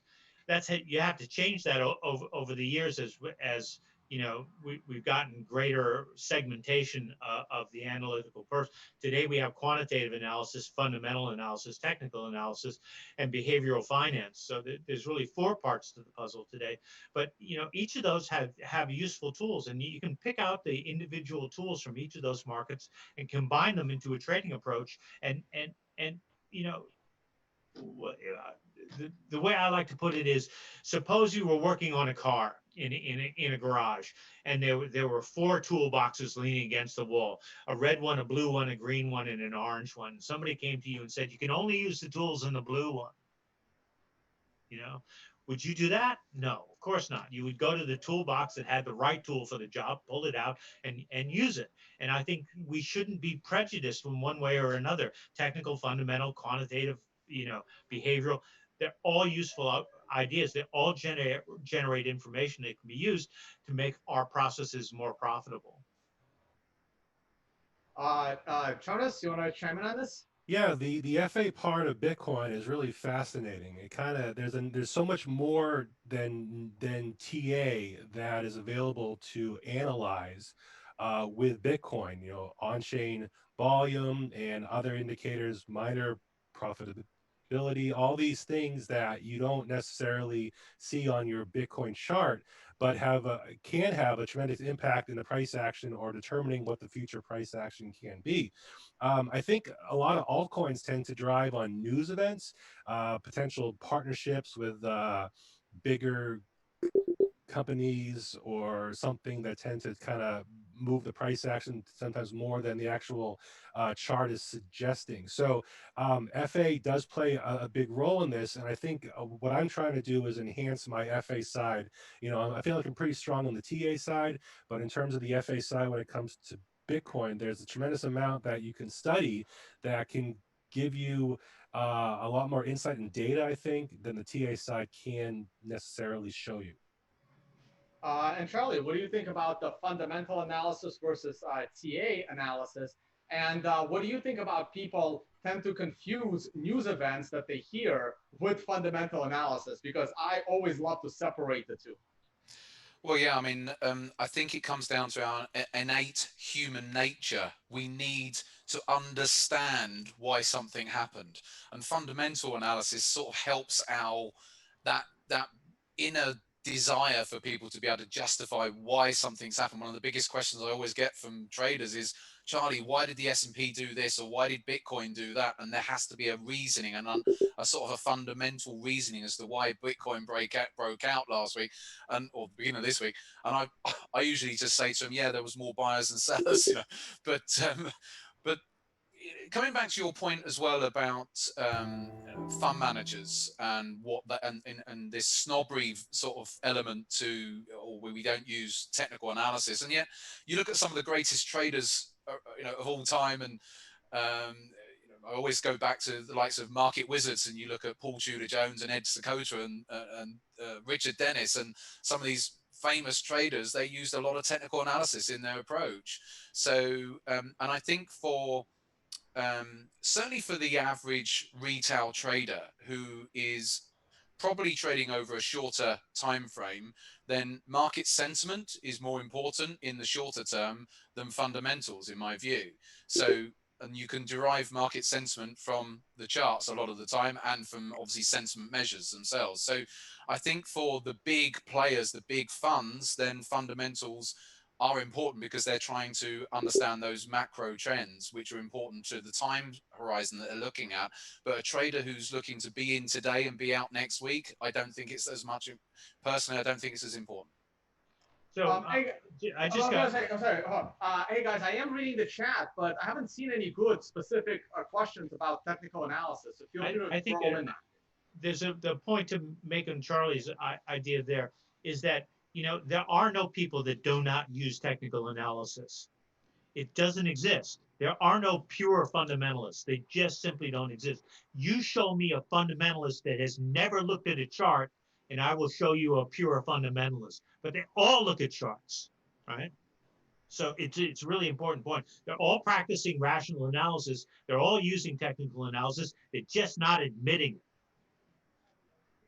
All right, that's a very good point. It comes back to that snobbery sort of side of things, isn't it? They don't want to admit it. You're right. I mean, a friend of mine works at Bank of America in the city, and he uses all sorts down there. So, but they wouldn't admit it publicly, no. All right, guys. So I'm gonna get you. So here comes a tough one to put you guys on the spot. If technical analysis is so great, how come people aren't rich and super rich, and everyone is so successful trading? And why is it difficult? I have my answer, but you guys are the panelists. Why is it so difficult to wrap your best technical analysis thinking into a script that automatically trades your market profitably perpetually? What is holding that up? So I guess, you know, let's start with Jonas on this one. Yeah, it's understanding how to trade a specific time frame. You know, if you're using TA based on a 1 hour or a 4 hour, it feels like it's very important to have a sense of that particular trade. That for me would be more of a swing trade. I would expect to be in this trade for hours, a day, maybe several days, because I'm on that higher time frame. If I'm on a lower time frame of 5 or 15, I'm looking for a scalp trade. I don't expect to be in this trade more than 10 minutes to a half hour, probably max, or else I probably didn't have like the best entry in it. It's a great question, because we have these tools that are supposed to show us the way. Either here's a buy signal or a sell signal, but the markets don't necessarily then trend in one direction, like straight up or straight down. Along the way, you get your troughs, wicks, stop outs throughout it. So even though you can have the best TA and really trust your tools, then you have the forces of other traders, bot trading, the exchanges themselves, and it behooves the exchanges to get you out of your position, you know, so you're kind of fighting against all these things uphill. So I trust my TA, but you have to understand how to use it in the context of the time frame you're actually applying it to. All right, Charlie, let's go over to you, and we'll save John for last on this one. I'm gonna pick up on the first element of your question, which is why a technical analyst not rich, or whatever it was you said, something about the richest people. Some of them are, but there's this expectation that if I learn technical analysis, I will be a gazillionaire, and there's reality somewhere in the middle between those two. Yeah. I mean, well, certainly the average retail trader, the problem they have is they have a very short time horizon. They think that they can read a book and then become as you said, a gazillionaire, and they forget about this whole thing called volume in the market, and that they think that if I just carry on compounding at 10% a month and I start off with my £10,000 or $10,000 account, then yeah, I'll be worth trillions in a few years' time. It doesn't quite work that way. But the other thing with most technicians, well, as you said there, the good guys either just carry on just trading their own money or actually become money managers. And the very wealthiest people, traders out there, are money managers. Just mention any name. And John, I'm sure you've been a money manager, and maybe you still are. Sorry, yeah. So the wealthiest guys tend to manage other people's money because it's the easiest way to trade very large sums and to derive performance fees on the back of that. I would say that the reason for lack of success, whether it's huge success or just success, period, there are two reasons. First of all, discipline, specifically a lack thereof, and emotions, which cause a lack of discipline. Though that's the big problem for traders. And then, you know, if you want to have one more piece in that puzzle, leverage kills. It just does. Every time you look at every major financial problem, and the bottom line was leverage every single time. So the overuse of leverage, allowing emotions to rule your process, and the lack of discipline, those are the reasons that people don't get wealthy or even rich or do well or lose all their money. All right, I have a follow-up question to money management, but we have a good question from the audience that fits into exactly what we're talking about. Are bots better than humans at trading? Are emotional trades a good thing for market volatility? So what are your thoughts on putting your ideas into a bot versus doing it yourself? Or does it depend on the person? Bots are fine. They work perfectly well as long as the market remains kind. When the market turns wicked, the bot dies. That's just it. And if you're fast enough to turn it off and pick another approach or another bot, then you can be successful at that. But bots only are able to trade the markets that they're matched to, and markets evolve and change all the time. So there you go. And how do bots affect technical analysis, do you guys think? Charlie, go ahead. Feel free to answer both questions. Yeah, I mean, I've never been a fan of bots. You look at the institutions, they have very, very deep pockets for developing all sorts of elaborate quantitative systems. And yet you get your average retail trader who want to develop a bot and have it scalping all day long. And the problem is with very short time frames is that there's always going to end up being execution errors at some point, even with a system. So my view is that yes, they are useful, but as a supporting tool to the trader. So they can be a great support tool from a testing perspective and from an alert perspective. But the trader still uses their skills to then take the signal and decide whether that signal is a good signal or not. Much like any discretionary trader, anyone here who we are all looking at the charts. I'm a top-down trader. I use the higher time frames and go down to the smaller time frames, and you can make that decision based on your experience as a trader. But if you're just letting a robot just trade, it's not really going to be able to do all of that. And as you said, they can come and go very easily with a market environment when that changes, just like what we saw back in February, March of this year. And so I'm more pro full automated bots if they are trading off of higher time frames than if they're getting caught up trying to scalp all day long, which I think are much more dangerous in my view. I have two more good questions. So Sean, if you're good, we'll move on. And so one of them is you guys both mentioned good traders eventually become money managers. And but doesn't that completely change how they're trading? For example, I've been a swing trader using mostly TA, though I do have a lot of strategies that surround earnings announcements, but they're still designed for a small amount of capital. Like none of my trading scales to large money management accounts. So how does that transition take place? And this is why a lot of people think that, well, if you're a young trader and you're making that, 40, 50% a year, why does that eventually fail and your strategies are completely useless with large pools of money? So John, maybe you can tackle this one.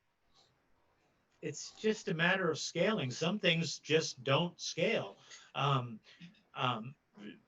Take people who successfully trade penny stocks. You just can't put a lot of money to work in that environment. That's one very simple example of that. But I think more importantly than that, it's people. Managing money for other people is a very specific discipline. It's a very specific approach, and it has its own problems that are not related to the market. So, while somebody may be a superb trader, they could be a terrible manager, and a great money manager could be a terrible trader, but he knows how to employ good traders. It's just, there's not an identity to it.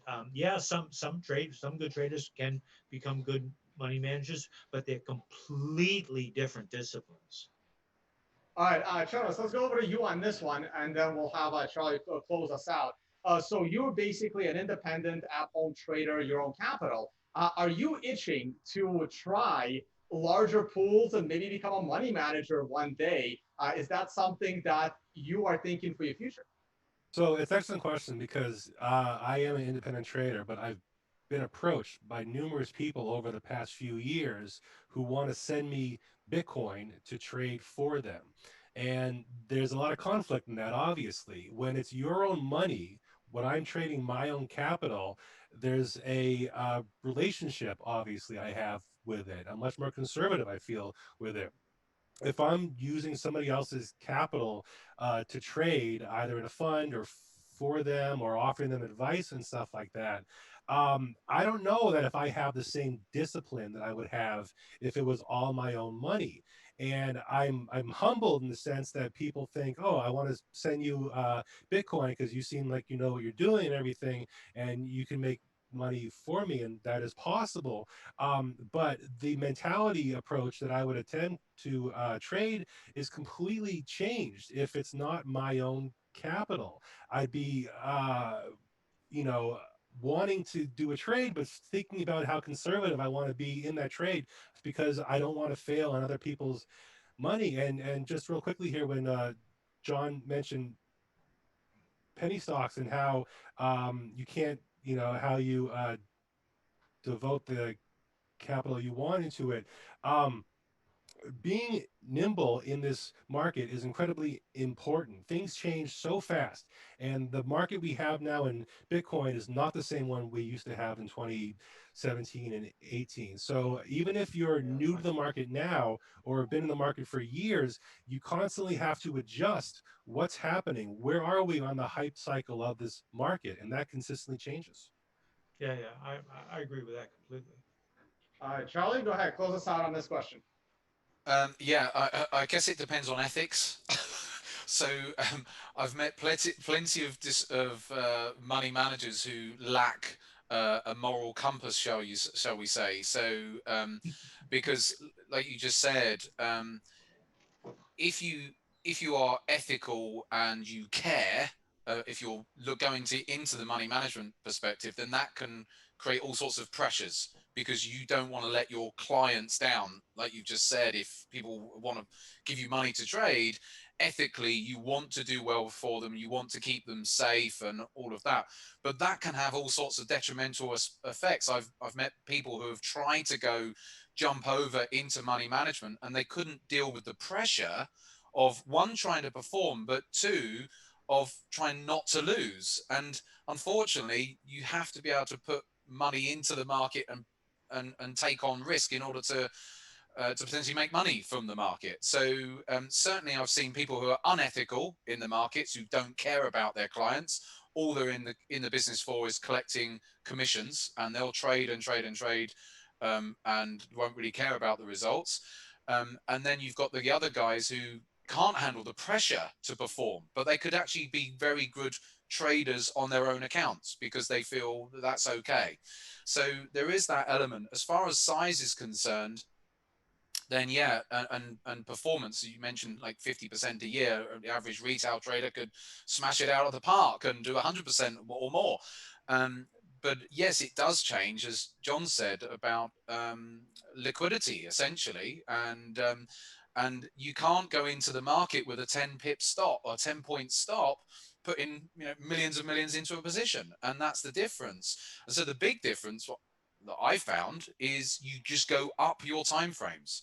So I manage money, but the money I manage, that I'm not trying to trade off of really small time frames because that's a risk. If I'm putting stop losses into the market 10 ticks away, that's potentially going to get seen in the market. And so what you can do as a money manager, though, if you've got stops which are a lot further away from where the market is, then it's much less likely the market's going to work its way down to those stops if they are that much further away. So, but if you're trading with much wider stops, then it's going to take longer to get to your profit targets as well, and everything's that bit slower.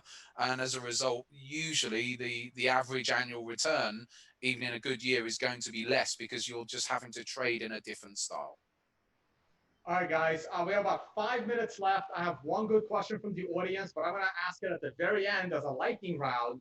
So this is my last question to you guys. And you know what? Let's kick it off with you, John.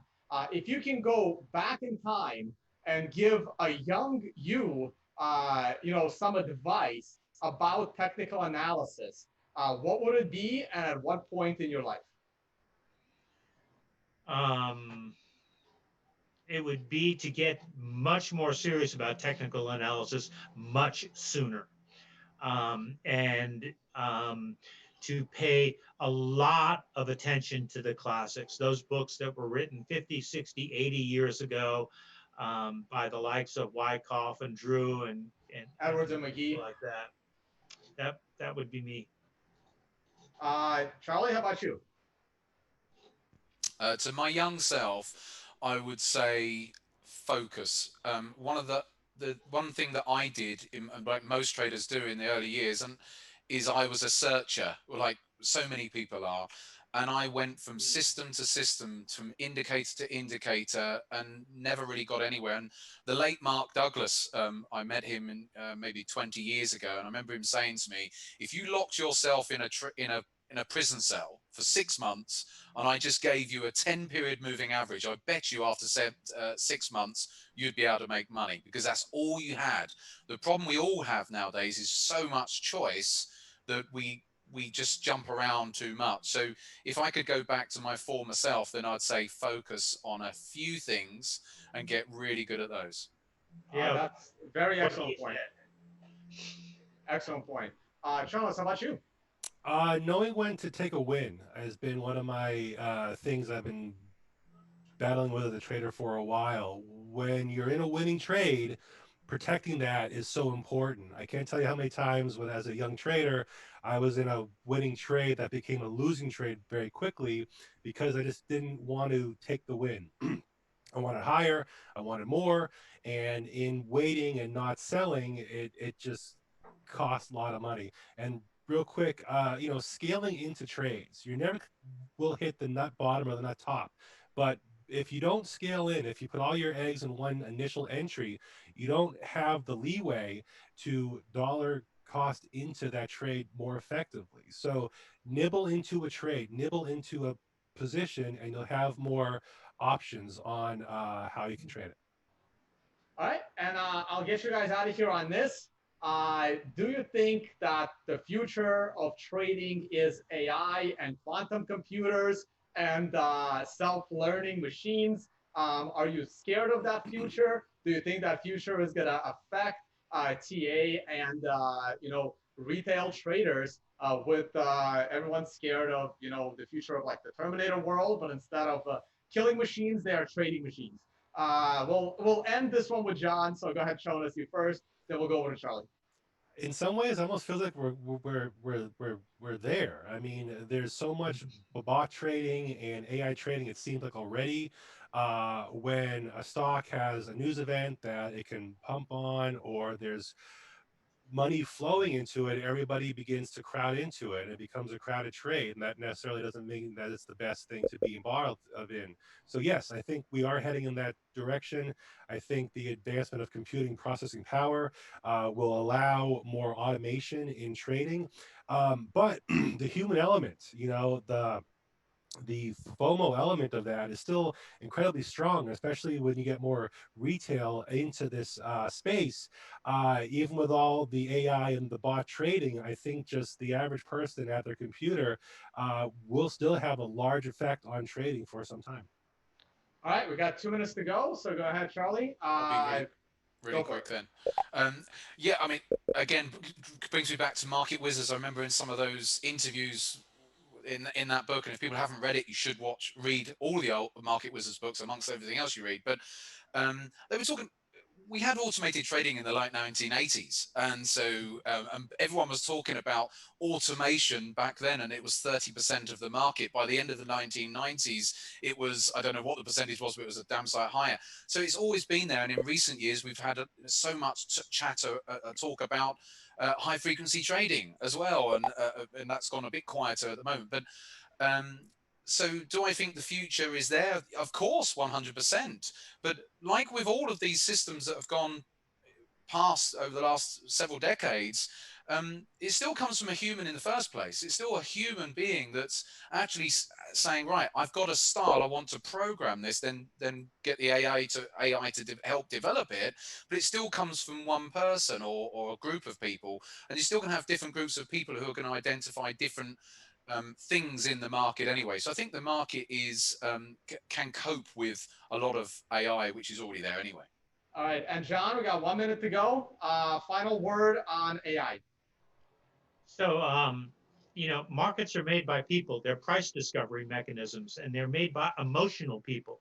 And as long as that's true, and that will be true as long as there are markets, then we got a job. And, machines aren't going to change that. They may change the dynamics around it, but the basic core function of markets are as a price discovery mechanism, and we're just participating in that price discovery. All right. Hey, thank you so much, guys. We are done right on time. Let's make room for our next panel. Once again, we had Vic Jonas, Charlie Burton, and the one and only John Bollinger. Thank you so much, guys, for joining this Cointelegraph trading experience. It's been awesome. Thank you, guys. Thank you. Thank you. Nice to meet you guys. Yeah, nice to meet you guys.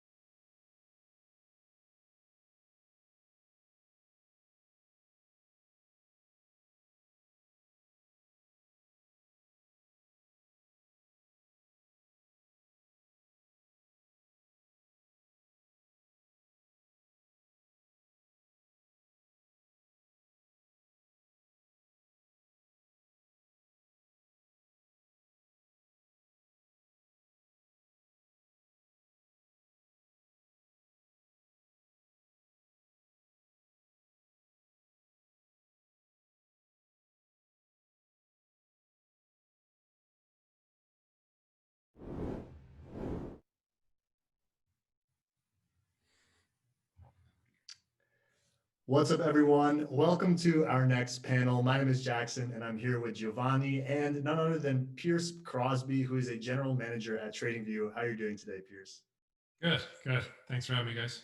Yeah, it's great to have you on as well. For those of you who don't know, TradingView is one of the top charting providers and is more or less a social network for traders. And the topic we're going to be discussing today is general trends in the trading tech world. And also, I would like to remind our audience that this is an interactive show, so please write your questions in the chat. We are going to pick the most interesting ones. We are going to ask Pierce about them. Also, don't forget to like and subscribe on our channel. So the floor is yours, Pierce. Would you like to describe a little bit about, like what TradingView is, what you do, and that sort of thing? Sure, sure. So, I mean, high level, TradingView is, again, as you guys said, kind of a technical analysis platform, but we do a lot more than just charts these days. Funny enough, we were just talking about live streaming. We've actually launched live streaming on TradingView as of 2 months ago. Broadly speaking, our aim is to provide as much as we possibly can for the average investor at the lowest possible price point. So we continue to add more data, more capabilities, and the majority of the product is free. I mean, upwards of 80% of the product today is still free and ready to use for the average customer. My role, so I joined about 2 years ago to spearhead, general strategy and kind of larger go-to-market approaches. We work with a lot of different folks, and so really we're trying to figure out where we kind of make our stake, if you will, for the next couple of years to come. We work with everybody, but we're always kind of expanding that. And so we've just launched a global partnership with FactSet. We're working on a much larger build out with probably one of the top two trading providers in the world. And we continue to kind of expand that funnel overall. So great to be here. And I mean, broadly speaking, I think, we definitely just want to, emphasize kind of our interest in being kind of the provider of record for a lot of the crypto world. Just for background, I mean, crypto makes up roughly 40% of our total audience today on a global scale. And that's 14 million users as of today. So 14% or 40% of 14 million gives you the rough estimate of the folks that are using our product primarily to trade cryptocurrencies and the in the whole crypto world. So we're definitely a big fan, and I mean, I think based on what you see in the industry overall, people more and more turn to us for their kind of crypto needs. I think we have something close to 30 crypto data sets integrated today, but we do aim to add more over time. And so one of the big initiatives that we've been working on is integrating a lot of the crypto brokers so that you can trade directly through TradingView, and that's definitely something we can dive into more if you guys want. But yeah, I mean, generally glad to be here, and it's been an awesome show thus far. I mean, John Bollinger is I'm a huge fan, and to be honest, he's probably the greatest of all time in terms of technical analysis. So I try to just add as much as I can here, but obviously standing on the shoulders of giants. I mean, a lot of these guys have been doing great stuff. So yeah, actually, thanks again for being with us. It's interesting because I've been using TradingView myself at the beginning to learn how to trade, and I found out that it's a great resource for people that want to learn how to trade. So it's like it also contains some educational material, right? Yeah, yeah. I mean, more and more we're trying to provide that as well. I mean, we brought on a couple senior people to our headquarters in London as of about 3 months ago. Their main role is to invest more in the educational side of our business. There's a lot of people out there who provide kind of really, really in-depth services and research, especially around the crypto community. And, we aim to both amplify them as well as kind of educate the beginners in order to know how to even use that research in the first place. So yeah, I mean, we want to partner with the pros on one side, but I do agree with you that there's a huge trading audience out there that's basically looking to learn how to invest and trade. And so it is our role to kind of educate them to make sure they don't, blow up their account, as soon as they start investing. John was just talking about how leverage kills, and it's really rough to see brand new investors and traders join the space. Maybe hook up one of these derivative exchanges or one of these maybe not very reputable trading exchanges, and all of a sudden they're using 100 times leverage and buying altcoins, and all of a sudden they've completely wrecked themselves and are completely wiped out of the industry. So our goal is to really make people last and really give them the tools so they can make more informed decisions, if you will, prior to going 100 times leverage. But you can see, like, I don't know if you guys are big fans of Reddit. Wall Street Bets is always something that we run into. These guys are kind of the autists of the trading world, and we aim to be kind of the opposite of that, right? We want to provide people really the tools so that they do not end up taking these crazy YOLO trades. I mean, they're funny to look at, and believe me, like, I'm on there all the time. But the reality is that these are people that are kind of crushing their own financial well-being for not just the near term, but the next 5 or 10 years to come. So we aim to kind of be the other side of that. And so we're doing a lot more around resources, as well as we're actually launching an editorial initiative ourselves in the coming months. So looking forward to it. Yeah. I love going on that Wall Street Bets subreddit as well. It's like watching a bonfire from afar. It's beautiful and hysterical. But the topic of this panel is general trends in the trading tech world. So I'd like to give you an opportunity to maybe talk about, and this is a admittedly broad question, but what are some of the trends you have seen in trading technology and how it's developed over the years? Yeah. Well, I mean, it's a great question. I think, I've been in the space for about 8 or 9 years now. Before this, I worked at Reuters, so I obviously know the trading tech from the Reuters side of the world, and then spent some time at StockTwits building a brand new social network for investors and traders. So being kind of deep in the space, I can definitely see what really is happening is a decentralization of trading tech services. Even 10 years ago, there were probably 2 or 3 products out there that did 90% of what you really needed.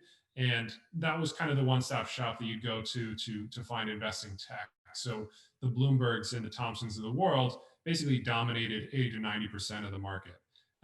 What we see now is that more and more services are interoperable. So what that means is basically small pieces of tech that can to other, and you can get a majority of what you might get from a really expensive product through the financial web.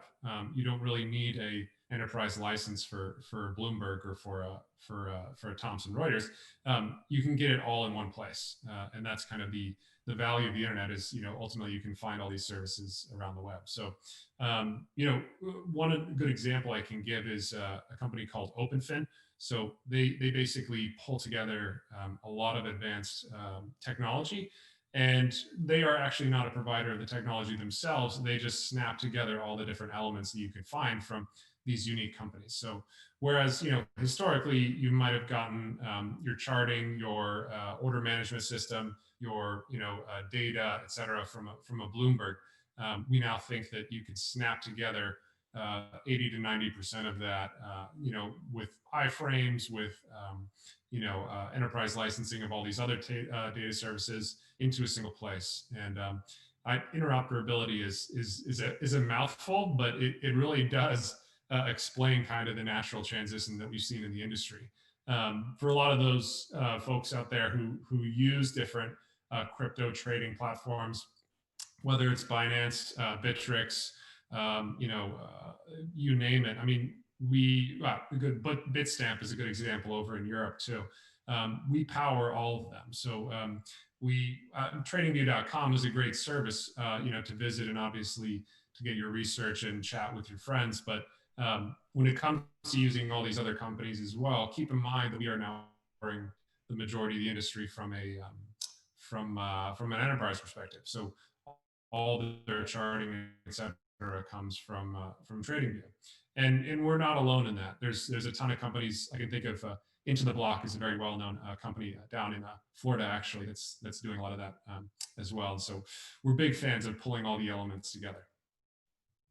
So it seems like one of the things that you're describing is a greater access to trading technology from a wider range of people. What kind of effects do you think that will have on the trading sphere now that more people have access to all of these different kinds of technologies? Yeah, well, I mean, I think that more trading isn't necessarily better, right? So we do see, obviously it's a double-edged sword to give people access, and I think, one of the biggest innovations that the folks at Robinhood really came up with was the concept of free trading. While initially we thought that was great, as you can see, it doesn't make people better traders to make trading free. It actually reduces friction and can cause more harm than it can cause good, which can be an issue. Ultimately, I think more access, generally speaking, comes down to cost. And the more we can eliminate costs so that people can educate themselves, the better it is for the wider world. I think if we can basically give away the majority of what you would pay for free, you're basically giving people access to financial education that even if they don't trade, they definitely know how to, and they definitely have the tools to do it at their leisure. But no, I mean, generally, one thing that we're also thinking about as a company is how do we build more investor tools rather than just trading tools, and investor tools are very much a different set of skills and a different set of kind of needs, and so we're very much starting to build for the investor audience and investor segment to accommodate for their workflows, which are very different than a real trader, somebody who's trading time frame or looking at hourly bars. I mean, that's going to be a very different workflow than somebody who's looking at a long-term investment for crypto or any other asset class. Yeah, so I want to remind our audience also that if they have any questions regarding the functioning of TradingView, and also, like what kind of technological advancements are coming into the trading world, they are welcome to write in the chat. We're going to ask Piers about it. I think we have something already from the audience. I haven't seen too many questions relating specifically to general trends in the trading tech world, so it'd be great to hear some of those from you guys. I'd like to kind of also piggyback a little bit on what was being discussed last panel. They were talking about algorithms and bots, and I think this is, technology enables automation of certain processes, and it creates greater efficiency. And we're seeing that, that has been a trend in the trading world over the past years.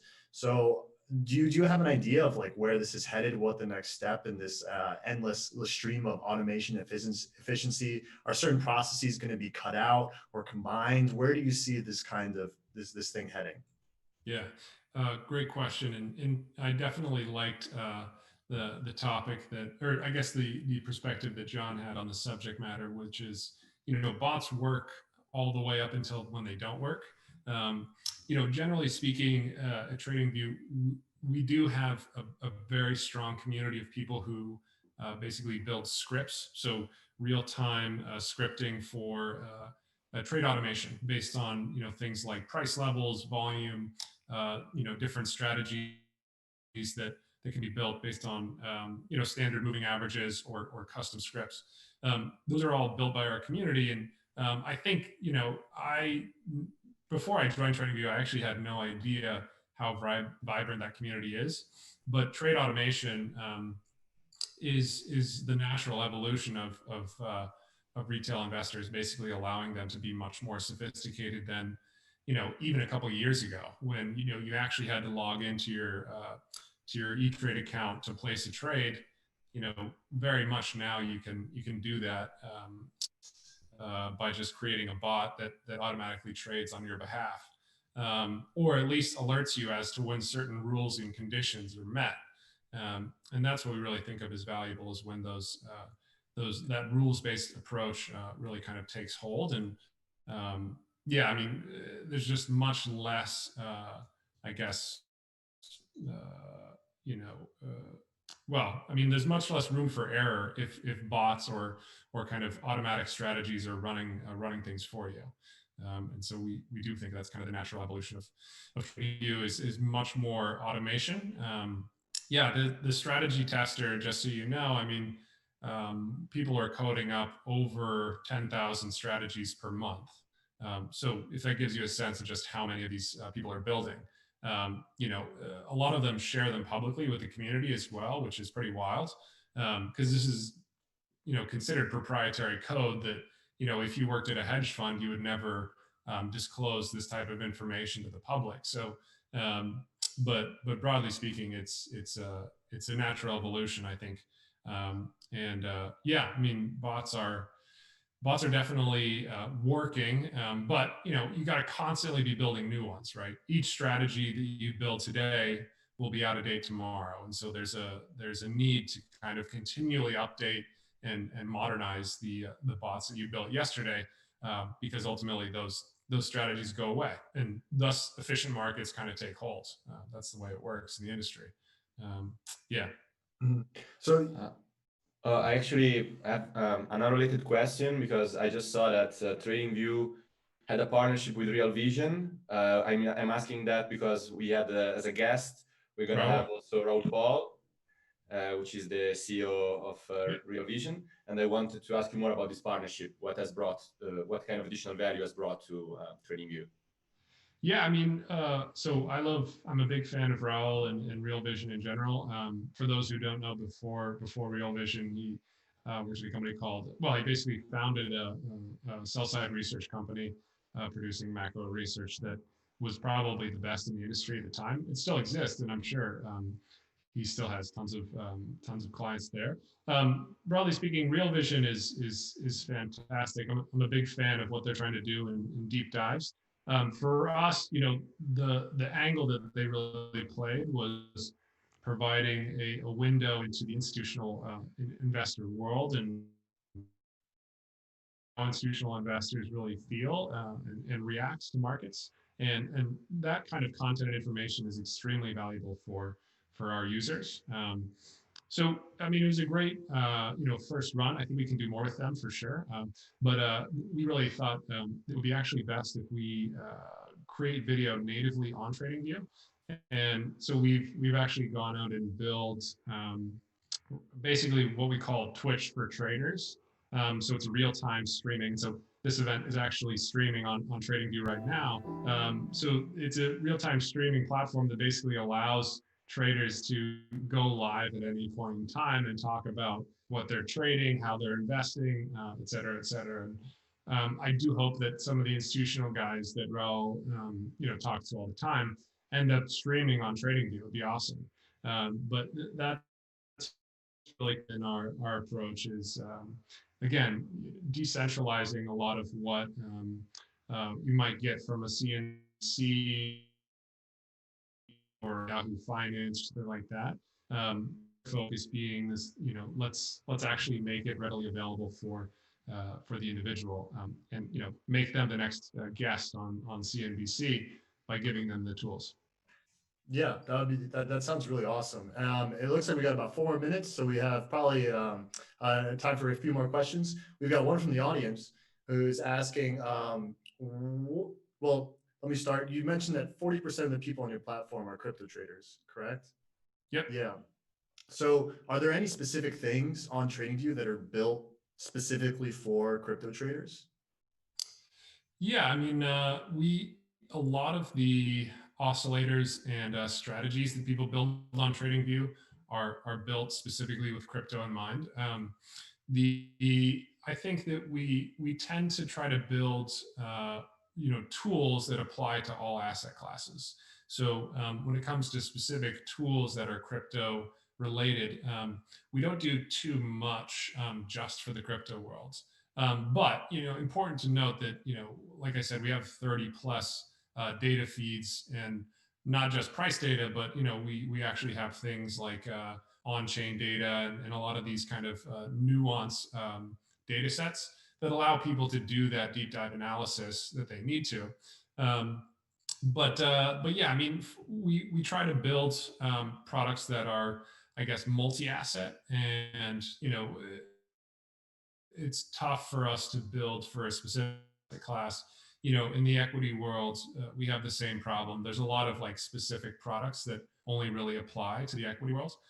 But for us to, kind of invest a lot of time in those specific products is going to basically make them kind of prioritized versus others. So really, we have to build products for multi-asset kind of approaches. And yeah, there's a couple exceptions. I can't talk too much about it because not a is public, but ideally we will have more custom workflows in the near future.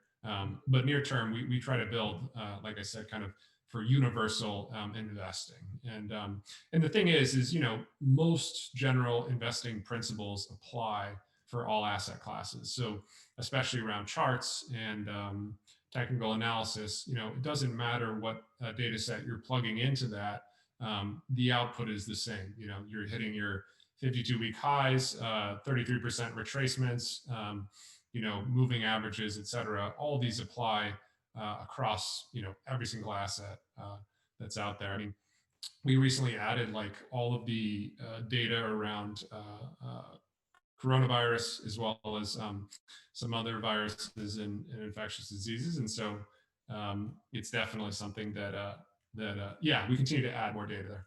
Mm-hmm.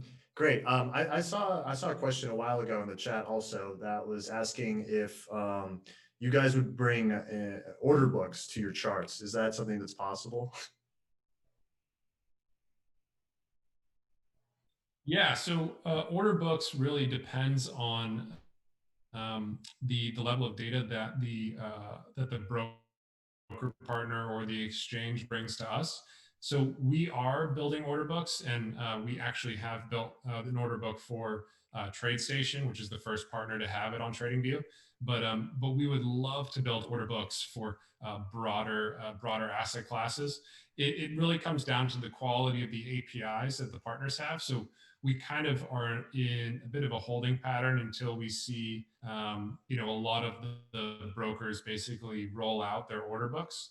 But yeah, I mean, it's definitely something that we'd love to add in the near future. TradeStation has been great in that regard, and their order books are all available via TradingView. Awesome. So I think that's it's time to wrap up the panel. So thanks a lot for participating. It was cool to have you with us. Yeah. No, thanks, guys, and awesome show. Glad we could pull together short notice, and yeah, keep me posted if I can be more helpful. No, it was great to have you on. So make sure everyone who's watching this stick around for the next panel. We're going to have one of our very own writers, none other than BJ Pyrus, who will be moderating the next panel. And that panel is called Hodling. Is it the best trading strategy? So make sure you stay tuned for that. He will, our writer will be joined by Edward Cooper, who is the head of crypto at Revolut, DataDash, Sunaina Tuteja, I'm sorry, I butchered that one, and Eric Benz, who is CEO at Changely. So thank you guys. Make sure you stay tuned for that, and we'll see you soon. See you.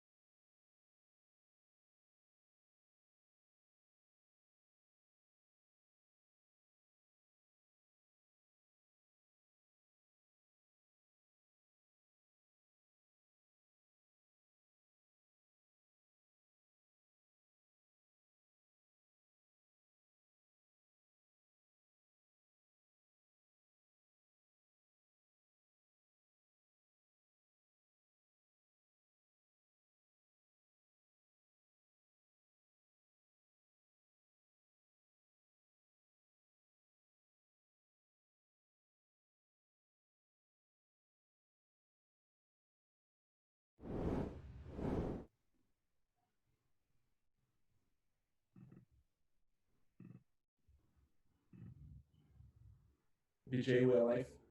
Okay.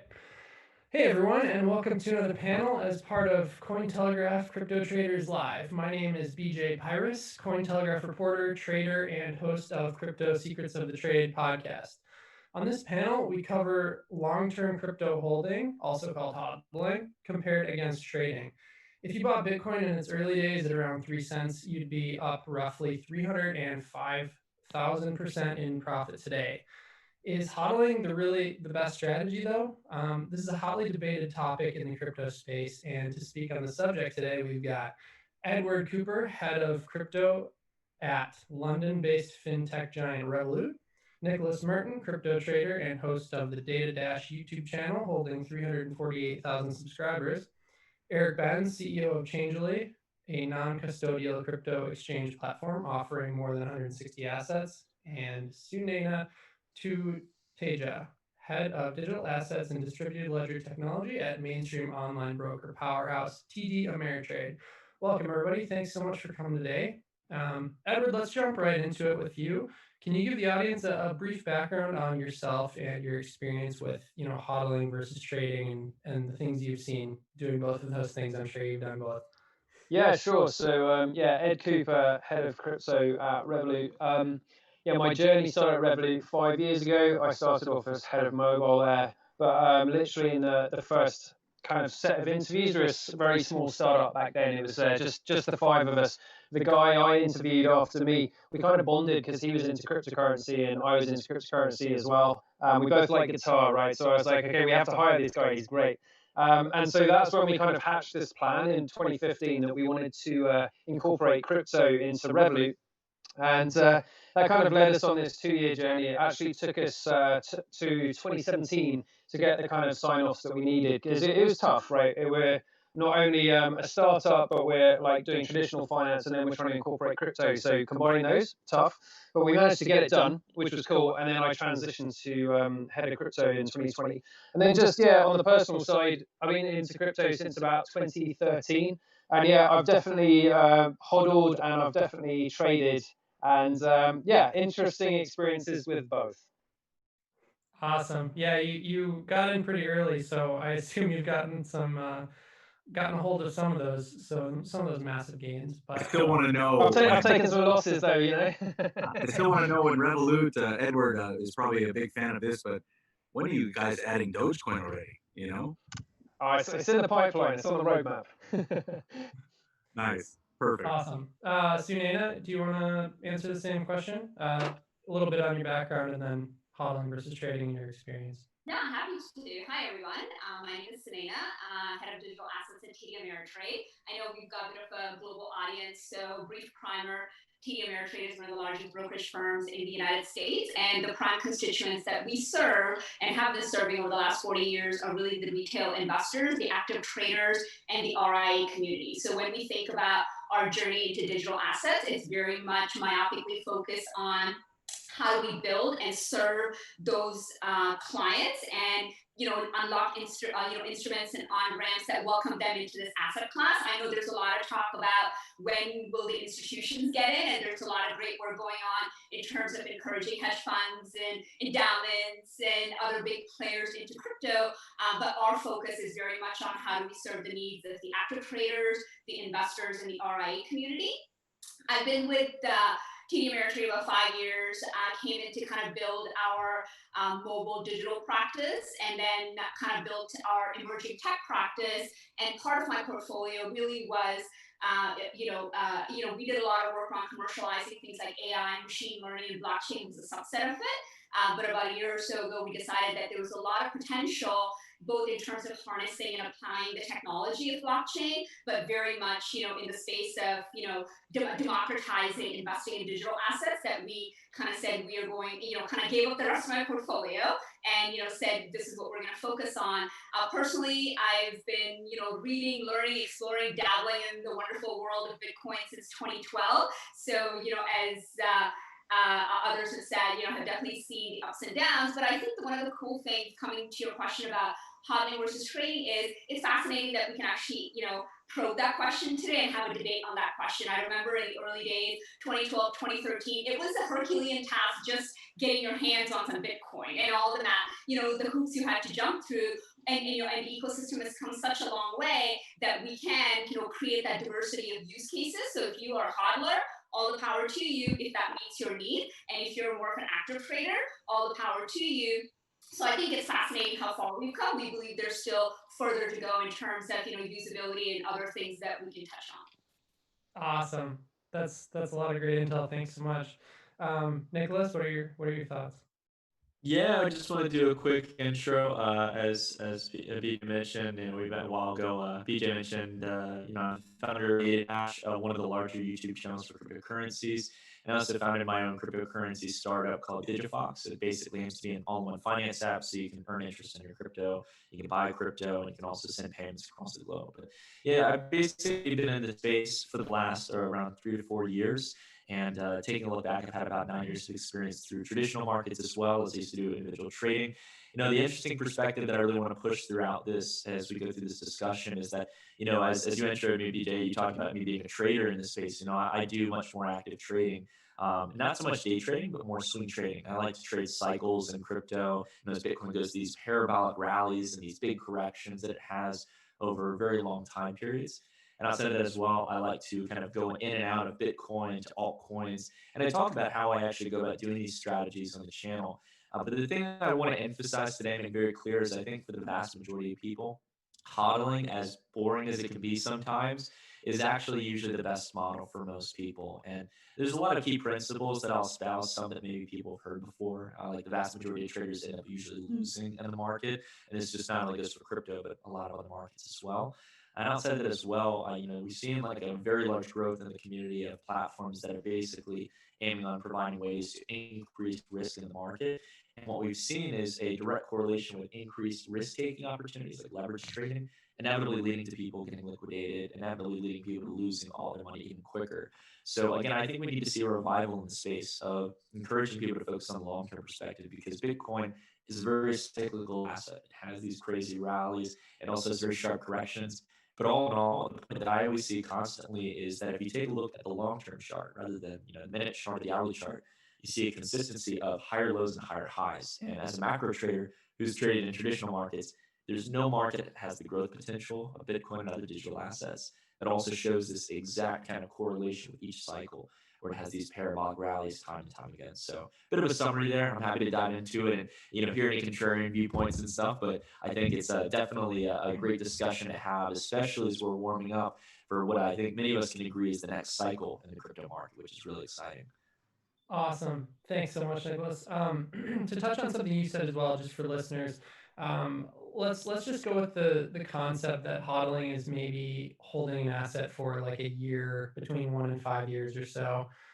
Just because, scalping is taking trades like intraday, like anywhere between like short-term positions, and there's swing trades that can last weeks, position trades can last months, but hodling is more like long-term holding, not really doing much activity. So just to clarify, because it kind of depends on who you ask as well in the industry. Like some people will call like holding something for 2 months hodling, if they're used to really active trading versus somebody who's not. It varies. So let's say hodling for this purpose is like between 1 year or more, let's say, or maybe 9 months or more, something like that.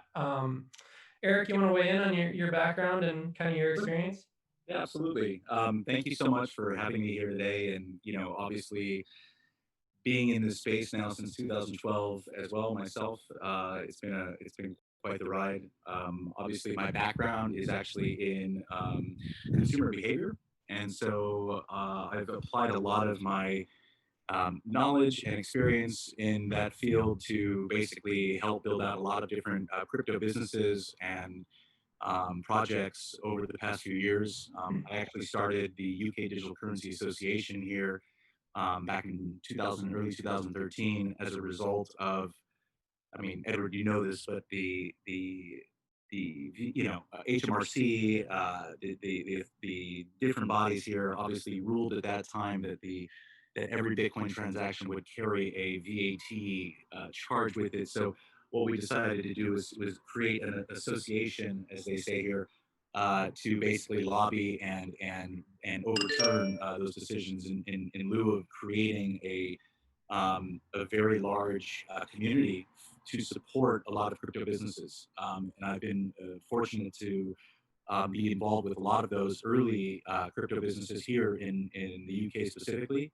And obviously, with Changely overall, it's been 5 years now. We recently just celebrated our 5-year anniversary, and Changely has done a remarkable job to basically provide the easiest, most efficient on ramps and off ramps. I think personally, no bias, obviously, but in terms of entering that new ecosystem and providing both traditional experienced traders or customers or users the ability to purchase as well as withdraw, but also the new incoming customers, because it is such a wonderfully designed, easy to use platform that we've spent a long time building and obviously making sure that things work. And, with all the tech, this blockchain and crypto ecosystem, because at the end of the day, we're still building. I mean, we're still creating, and we're still coming up with innovative concepts and tooling in order to further facilitate and promote the benefits that obviously cryptocurrencies and blockchain technology provide. And Changely has been a forefront company in providing the growth of the ecosystem. We have both a B2C market with Changely.com, as well as we have a B2B offering with our API, to where we power most of the large wallets in the space for their swaps. So our partners include Exodus Wallet, Coinme, BRD, My Ether Wallet, and the list goes on and on from there. And we're very excited with our our partner network, which is now 40 plus partners, and being able to provide those partners and their customers the ability to exchange and swap digital assets and help them provide with that functionality has been a phenomenal feat for us, and continues to help grow the business model. And recently we've just launched Changely Pro, which is our first foray, as you can say, into the custodial space. So we're really excited about that product. We've been working on it for about 2 years now. And if you want to check it out, then please go to pro.changely.com. Awesome. Thanks so much. So as we get into the meat of this here, I'm really interested to hear all of your opinions on just this concept. So I know the numbers say hodling is probably one of the best strategies given Bitcoin's performance. I mean, it's like one of the best performing assets of all time. But given that, do you think those golden opportunity days are gone of getting in early? If someone buys Bitcoin today and holds for the next few years, will the gains really outperform the average trader? Sunita, do you want to weigh in on that first? Yeah, I think, one of the things that fascinates me about Bitcoin is that in its decade plus of existence, the number of narratives that have been ascribed to it, right? Everything from it's digital gold, it's uncorrelated, it's a safe haven asset, and it's a payments network. And, I think in a way, Bitcoin has become our Rorschach test, and we all see in it the value, the opportunity, or the downside that we want to see in it, right? And I would say, given recent macro events and, the first part of 2020 has actually stress tested a lot of those narratives ascribed to Bitcoin, right? And it's punctured some of those narratives, right? When a lot of the thesis behind for many investors or traders, but getting into Bitcoin was it's digital gold, it's uncorrelated, I want asset allocation diversification, and suddenly, Bitcoin is moving in tandem with traditional market. Everyone, of course, we start to get a lot of shade about, what happened to Bitcoin's value proposition, right? And, my retort was, this is the first time, Bitcoin has led its existence in a complete bull market, right? Starting in, since its genesis. So this was the first time it was really being stress tested, and it was only fair that some of those narratives would would be punctured and, we would have to retest, right? Now, I like to remind those same people with the data from the last few days where it is acting as an uncorrelated asset and more, in tandem with gold versus the S&P. And I share that because I think there's a lot of noise in the system, and it's also early days. I mean, gold has existed for hundreds and hundreds of years, and during the the meltdown in March, it was in tandem with the traditional stock market, right? But nobody's questioning that gold still maintains its virtue as a safe haven asset. So I think some of it is just where we are in the timeline. And if the existence of Bitcoin. And I think the second thing is just, it's an asset class that's new and it continues to mature. If you paid attention to what was happening in traditional capital markets in March, there was a rhetoric that, the markets were behaving like toddlers throwing tantrum, waiting for the Fed for its next injection of the money printer go burr. And, I started thinking about how's Bitcoin acting. And in a way, Bitcoin was acting like an awkward teenager. It didn't know what it was wanted to be. Some days it was correlated, other days it was uncorrelated. So I think there's an element of, there's still a lot of noise and, a lot of panacea that's attached to Bitcoin. And there's a level of maturity it has to attain. So for folks who are thinking, I mean, again, I want to be very, clear. I couldn't make my compliance and legal people happy. Nothing I'm giving here is investment advice. But, I think for folks contemplating, do I get in now? Is it worth it or not? You could have asked yourself that question, on Black Thursday, not so long ago, just a few months ago. And what I think the last data is read is, Bitcoin's been one of the best performing assets of, 2020, 50% up. So, so I think I worry less about the timing. And, when people ask me the question, I ask them, what exactly is your goal, right? What are you trying to achieve by, engaging with this asset class? And really, I think that ought to, direct their investment thesis. And from there, they can double click into, do I want to actively trade it? Do I want to be a hodler? But I think it has to start with that quintessential, what is the problem I'm trying to solve for myself or for my institution if I'm looking at Bitcoin? Awesome. Yeah, that makes a lot of sense. Part of the reason I asked that was just because, I mean, if you got in super early, you have all been in the industry for a long time.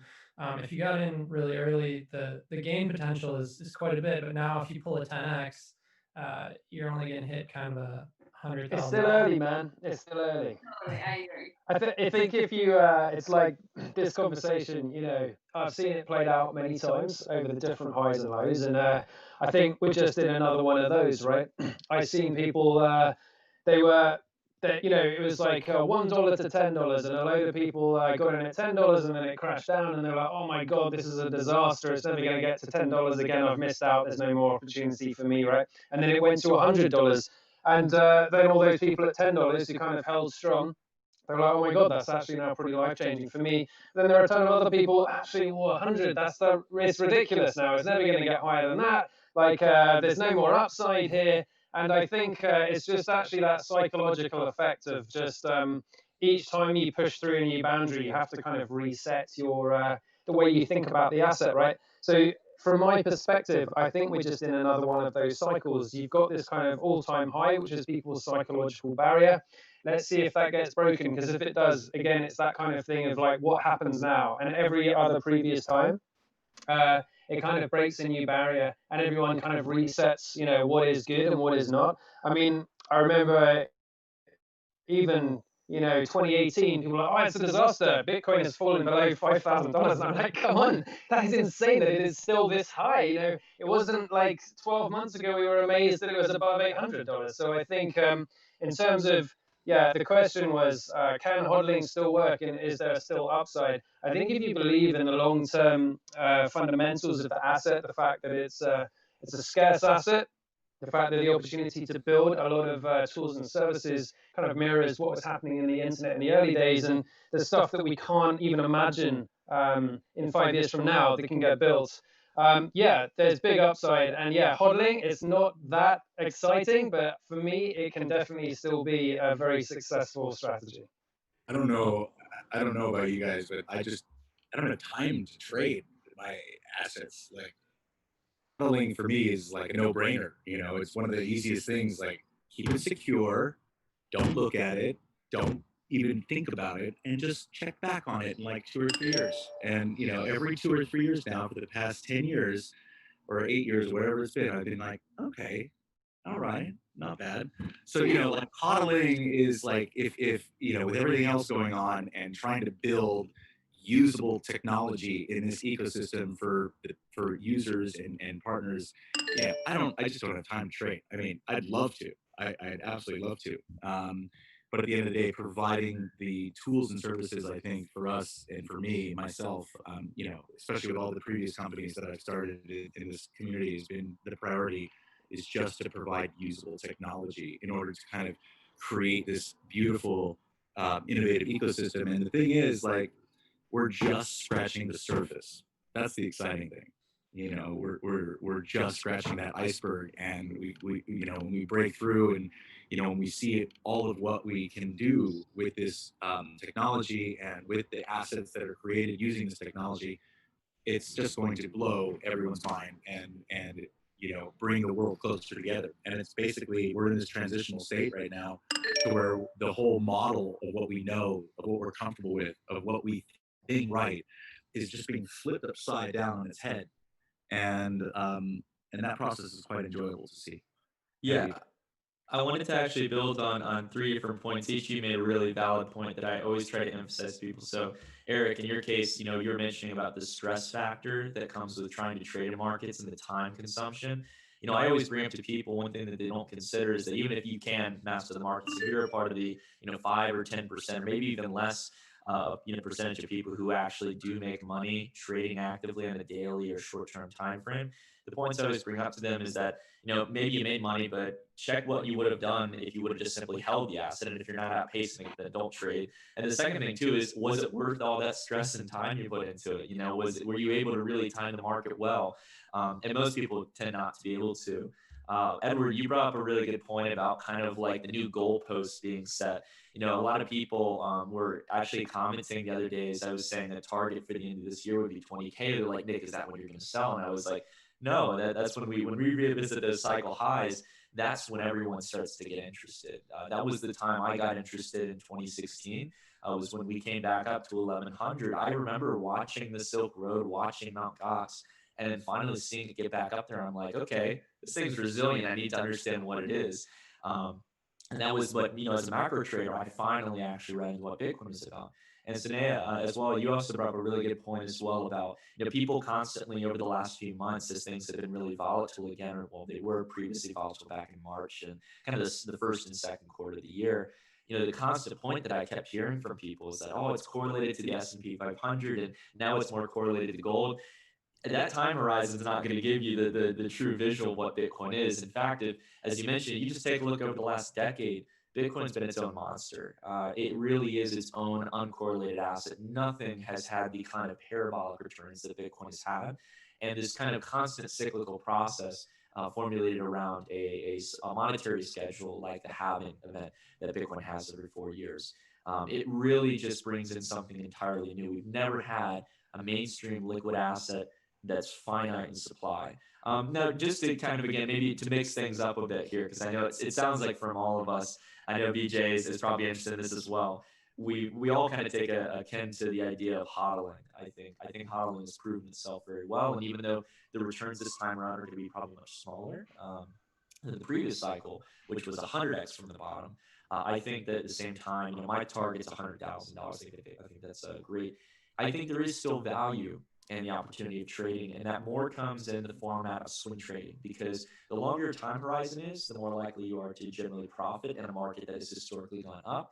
And then outside of it as well, just hodling Bitcoin really limits yourself from diversity. So I'm really interested, in what's going on in the decentralized finance space, what's going on in enterprise blockchains like Ethereum, and just really seeing kind of a new competitive front come up outside of just Bitcoin.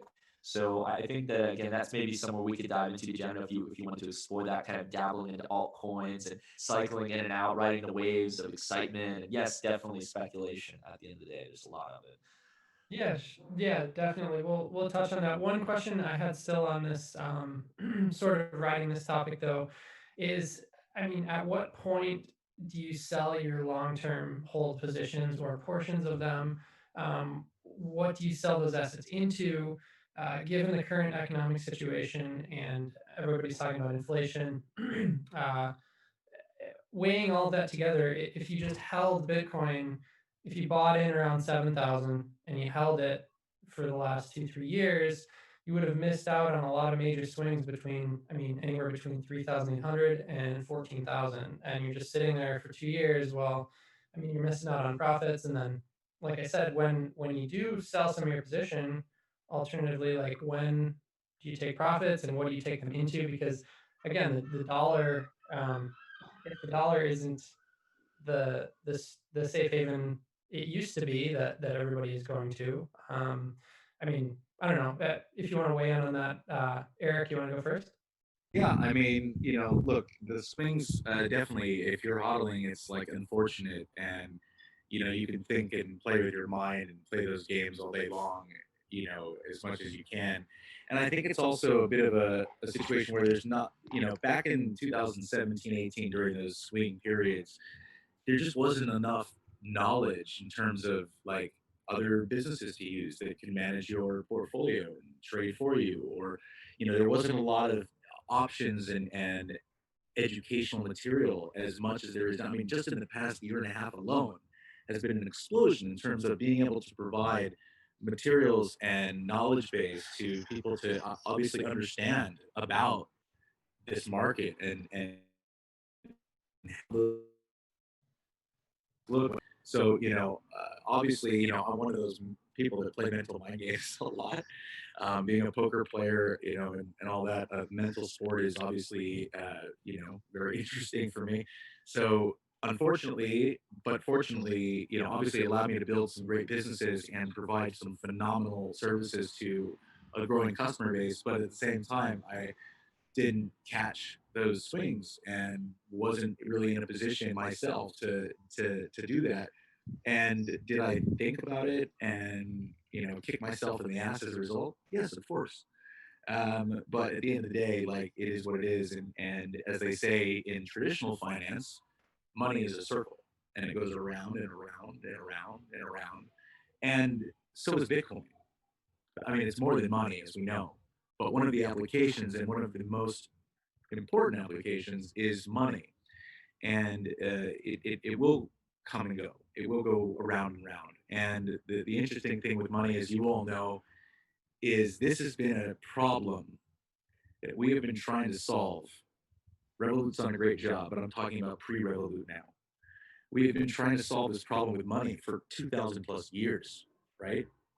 So this Bitcoin that comes around and just changes every aspect of our knowledge around money and how it can act and how it functions is phenomenal. And it's we should never forget that. And the whole principle around why Bitcoin began and how it affects the global economy is really empowering. And we should really not lose sight of that. And I mention that because obviously trading and hodling and doing all these things to make a small fortune is exciting, but understanding the true innovation and the power around what Bitcoin does is motivating and really special. And we should always remember, as CEOs, entrepreneurs, visionaries, and leaders in this space, that we should always be highlighting that and really providing services to bring in new users and traders and media support and everybody that we can to really start moving that mass adoption forward. That's what's most important right now. Beautifully said, Eric. Beautifully said. Sunaya, you want to weigh in on that? Yeah, for sure. I think the question about, do I take profits and do I, diversify my allocation, it's not dissimilar to the dialogue that we're having on the traditional capital markets, right? There's no surprise that FANG stocks seem to have no limits these days. And, a lot of clients and, investors and traders are asking the same question. Do I get out of technology? But where do I put the money? Like, there's so much cash in the world today, sloshing around, looking for a home. So, I think, one of my favorite things to read every day is Money Stuff by Matt Levine from Bloomberg. I don't know if you guys read him, but, he made a really, as he tends to do, witty remark a few years ago where he said, Bitcoiners are simply relearning the lessons of financial history, but just at a much more accelerated pace. And and that quote resonates with me, that as different as digital assets markets are, there's a lot we can actually learn and glean from traditional markets and take the best of it. And this is one of those scenarios, and kudos to you guys for picking the timing of this summit to line up so nicely with the recent rally we're seeing with Bitcoin. I mean, what other superpowers do you have, right? So, as I watch the current rally of Bitcoin, but also we're seeing it in Ethereum, and, happy 5th anniversary to Ethereum today. One of the things I'm paying attention to is, it's great to see this price action. It's great to see the volume kind of come back. But what's driving it, right? Is it FOMO driven? Is it all this excess cash that people just want a place for it to go? Is it narrative driven, or is it driven by those foreign fundamentals that are necessary for the ongoing growth? And one of the things that comforts me is, as I talk to our own clients or just people I know, is this is again becoming a catalyst for new market participants to enter this ecosystem, right? Sometimes you need these, momentum-driven markets to maybe get those folks who've been on the sideline and maybe dabbled in digital assets, but now are more committed to it, or people who've been sitting on the sidelines and are like, don't know when to get in, and this might become the catalyst. So for me, the demand that we're seeing from our clients, be it active traders, be it long-term investors, but also our RIA community, in terms of their appetite for wanting to learn about this asset class and wanting to access and engage with it, I would say is at an all-time high, which is really good to see. And I think it's healthy for the growth and sustainability of the ecosystem. Awesome. And so Ed, I'm gonna alter this question a little bit, and then Nicholas, you can come in after Ed. I'm gonna include altcoins in this. So let's go back to, at what point do you sell your long-term hold positions in Bitcoin or other, include all assets, and then how do you manage that and when to exit that in cash? So we're talking about Bitcoin and altcoins. Yeah, so it's a great question. And I think you need to decide the answer to this question before you trade, right? Your biggest enemy is your mind. Certainly in traditional trading, there's this famous saying, it's 90, 90, 90, right? 90% of retail traders lose 90% of their margin within 90 days. It's not because they're not talented, it's not because they're not intelligent. It is literally because we are hardwired, our brains, unless you coach yourself and train yourself, you're hardwired to pretty much do the wrong thing at the wrong time, okay? So if you actually have a strategy and you decide what you're going to do and just follow those rules, that can, to a certain extent, set you up for success. And it means that when all the emotions are flying, you just literally follow your playbook. And so what I would, the kind of strategy I would do is, okay, we know hodling works, so that should be a part of my strategy. But you're right, you're going to miss out on some gains, and there's some great stuff you can do with string trading and stuff like that. So I would kind of then apportion, I've got this block of crypto, and I would apportion some. This is like, okay, here's the really long-term hodl position. So when do I sell that? And I would then have a set of rules for when I sell it. And it might be, for the really long-term one, I'm just going to hold it until we go past the previous all-time high. And then I've got some kind of model where I kind of think that I'm not going to try and pick the top of the market, because it'd be very difficult to sell there. But I'm going to basically pick some number where I'm going to be really happy to sell half that position. And I'd always recommend just keeping some, because even with that bigger position, if you always keep some, if you get it wrong, the emotion is less. Like, it's less painful and it's less likely that you're going to do the wrong thing. So you sell half, it's called top slicing, right? You just take some off the table, you lock in that profit, and then you need a strategy for that profit as well. So as we were saying, what do you do with that? So in that really long-term thing, I wouldn't be going to altcoins or anything like that. You go back to dollars, and then you have a strategy for getting back in. It's like, I am now going to hold this until the retrace, maybe it's long, it's like a year. We go back to the previous all-time high plus, 15%, right? This is very, very long term. And then you've got your kind of okay, hodling, and then I've got hodling plus. And then if you want to go hodling plus, then you go, okay, my time horizon now comes down to this. I'm going to take a much smaller chunk of those assets, and I'm going to be willing to trade. So again, you're helping yourself because you've got these long-term assets that you don't need to make a decision on until you kind of it's that 4-yearly cycle when you're blasting past the all-time highs and stuff. So that's just sat there, and you're going to have less FOMO, right? Because you're like, that is making me money, or whatever. I don't have to think about it. I don't have to make a decision. Now I've got this smaller set of chunk that I'm going to start to trade on. And then again, you start to just like build a strategy, right? So you can say, okay, I'm going to now try and look at like the kind of like 3-month time period. Where was the last high? Where was the last low? Start to try to do some swing trading. And you can look at other assets. You can see like what kind of altcoins are undervalued. Build a strategy, make the rules. But the fundamental, like the one thing that you need to do is make the rules before you've got any skin in the game, and then just follow the rules. Don't mess it up. You've got to follow the rules.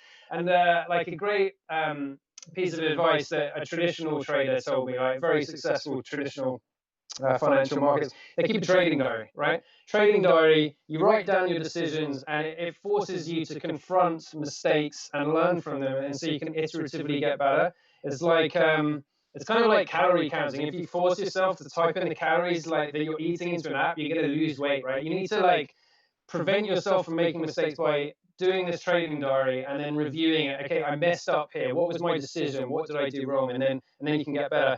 And then yeah, so I would say those are the two things. Like take a different time horizon for different parts of your like crypto holdings. So you got the really long-term one. I would use some kind of strategy with all-time high plus, and then do a top slice. And then I would like bring the time horizon in, take a smaller amount, and you'll be willing to trade with that. And you can then take a smaller amount. So the smaller and smaller amounts, you can bring in the time horizon shorter and shorter, because it's more likely that you'll lose money until you get better, until you train yourself. But always having that kind of big long-term hold there with a set of rules behind it will give you less FOMO, and it will set you up for success with the other trades that you're doing. I guess in a nutshell, it's hodling plus. Yeah. That was fantastic. Before we get to you, Nicholas, I just want to ask the audience, if you want to post in the chat when you first bought crypto and whether you started trading immediately or hodling, and if there's anyone who still has Bitcoin after buying it 10 years ago, 8 years ago, post it in the chat. Also, post questions and we'll get to those when we can. Nicholas, sorry, go ahead. No worries, man. No, I think it's awesome, BJ, and stuff. Yeah, definitely want to hear from the community on this one. And just to build on what you were saying, Ed, I agree with the 2 points you brought up. Not only obviously setting like taking take profit levels in this case, basically, and where you want to start taking some of your positions. And this along with that, as you mentioned, playing what your time frame is on this kind of hodl. I think as you mentioned, BJ, the term hodl is or holding long term or hodling, whatever you want to call it, is can be very subjective. Long term can be completely subjective as to what the user is looking forward to do. Are they looking to make money over the next few months? Are they looking to hold this for the long term as a part of their diversified portfolio? But in regards to just kind of like what I can share in my mentality of observing this market from a data science perspective, taking a look at it and kind of observing price action like I would normally in other traditional markets, I take a step back. And when I think of the term hodling, I think about looking at the long-term cycle and thinking about how can the average Joe accelerate their kind of returns from this cycle rather than just holding long-term. And this is the first step I would say to take. If someone, again, I can't provide direct financial advice, as Sanat says, well, yeah, we can never give direct financial advice. This is all personal experience. Yeah, exactly. Yeah. So this is basically, if people want to know clean cut how I'm approaching it, this is how I'm going about it. So I look at the long-term BLX chart. BLX is an aggregate indicator by a company called Brave New Coin. They created a Bitcoin index that shows you a very long-term horizon for Bitcoin's price, all the way back since late 2010. So some of the most accurate price data we have to work with. We can see here that Bitcoin goes through these very cyclical processes. It has these very exponential returns. The important takeaway that people don't focus on, though, is how long those cycles are. So it tends to be that Bitcoin, every time it has a new cycle from going from bottom to top, it's an 11 to 13 month expansion on the previous length of the last cycle. So the first one was 11 months. After that, you basically added another 11 to 13 months. You can rough it off basically to a year added each time. So each cycle adds about 12 months on average in this case. So if we take the last previous cycle, we add an additional 12 months, we get a top out date around November of 2022. You've been hearing probably a lot of people say that the top is going to be in 2021. And, again, I'd love to talk to you guys about that as well. But I guess just kind of sticking tuned to this thesis, it's about focusing on the major cycle here, right? If you're not just going to hodl, the first thing to focus on is trying to understand when generally the bottom's going to come in so you can re-enter in and then ride in that crazy wave when it gets towards the parabolic highs. Now, when you know when the bottom is in, and also when the top is in. For the bottom, I generally look for about an 80% retracement. Historically speaking, if you look at that long-term chart, you don't need to overcomplicate it. You can see that generally you get about an 80% correction with each cycle from top to bottom. And then the second thing is, where do you find the tops? The tops are a bit difficult to spot, I think, for some people for their first go around. But it's when you go from, for example, in the last cycle, levels like $10,000 per Bitcoin within a matter of 2 weeks up towards 20,000. And you really start to understand that the market has scaled up towards exponential levels. These are usually double-digit returns from the bottom. So a 20x, a 30x. These are the kind of levels I start to get a little bit wary and concerned. And I not only, as Edward mentioned, basically consider not only having some take profit levels way in advance, but also you can use what's known as a stop limit, basically raising a order that will get triggered if the price comes down and hits that level. So these are some protective measures you can have. But a very simple way to protect yourself is if your grandma is talking about Bitcoin, then it's time to probably get out of it. Yeah, you hit on the golden question that everybody always asks is how do you know the bottom and how do you know the top? But I mean, a lot of times you're almost never are you gonna pick the exact top or the exact bottom. But if you can carve out some level of profit in between and make good decisions, then I would say that's probably what it's all about. Yeah, to build on Beach, one last final point is when you're taking into account picking that bottom and top, if we understand that Bitcoin usually has these massive corrections where like a good chunk of its gains, in this case, 80% historically speaking. The number one goal is just to make sure that you generally pick the range at the top. You don't need to get the exact top and never go back on a trade. Like if you are confident that the high has been set in and there's no justifiable reason to enter back in, again, stick to your trade, wait periodically. It's going to take some time, but eventually, wait about a year and a half to 2 years to 3 years, however long it takes to get down to that 70%, 80% bottom. And presto, whether you've picked the exact bottom or not, you've picked it at a consolidated corrective range where you can likely assume that you've gotten a better steal in this case and you've increased your Bitcoin position. That's the key goal. If your long-term strategy is just to own and acquire Bitcoin, in that case, as a long-term investment. For sure. Eric, coming to you here, I just want to ask, a lot of people are in our industry are talking about like a complete financial revamp and seeing Bitcoin as the ultimate new gold, new safe haven asset, all of the above. And what I'm wondering is like, when does that happen? And at what point do you start keeping permanent like amounts of, and of course this is based on you personally, what point do you start keeping Bitcoin permanently and money permanently in Bitcoin as like as soon as Revolut supports it. Thanks, man. I mean, that would be like a dream come true for someone like me. Being in the UK and knowing that product like the back of my hand, and using it since the beginning. I mean, my first office we launched the first government blockchain platform called Credits years and years and years ago in 2014. And I remember, Nikolai and gang starting Revolut, and we had offices next to each other in level 39. And what they've been able to create and do for financial services has been phenomenal. And they are the precedent and the authority on innovation and being able to bridge what is this Bitcoin and crypto market together with traditional finance. And it's really been nice to see. And my hats goes off, being in payments for so long, my hats goes off to Edward and team for achieving that and understanding what they've all gone through for that to take place is just wow. It's a big deal. And so as far as, when I'm looking at things, that's a good indicator as to where we're going and how, even with the announcement recently in the States, I might sound like an American, but I am British. I like having my American accent because it allows me to do more work. But at the end of the day, like what the announcement that they had in the States recently, that all banks are now able to hold custody of crypto assets. I mean, that's huge.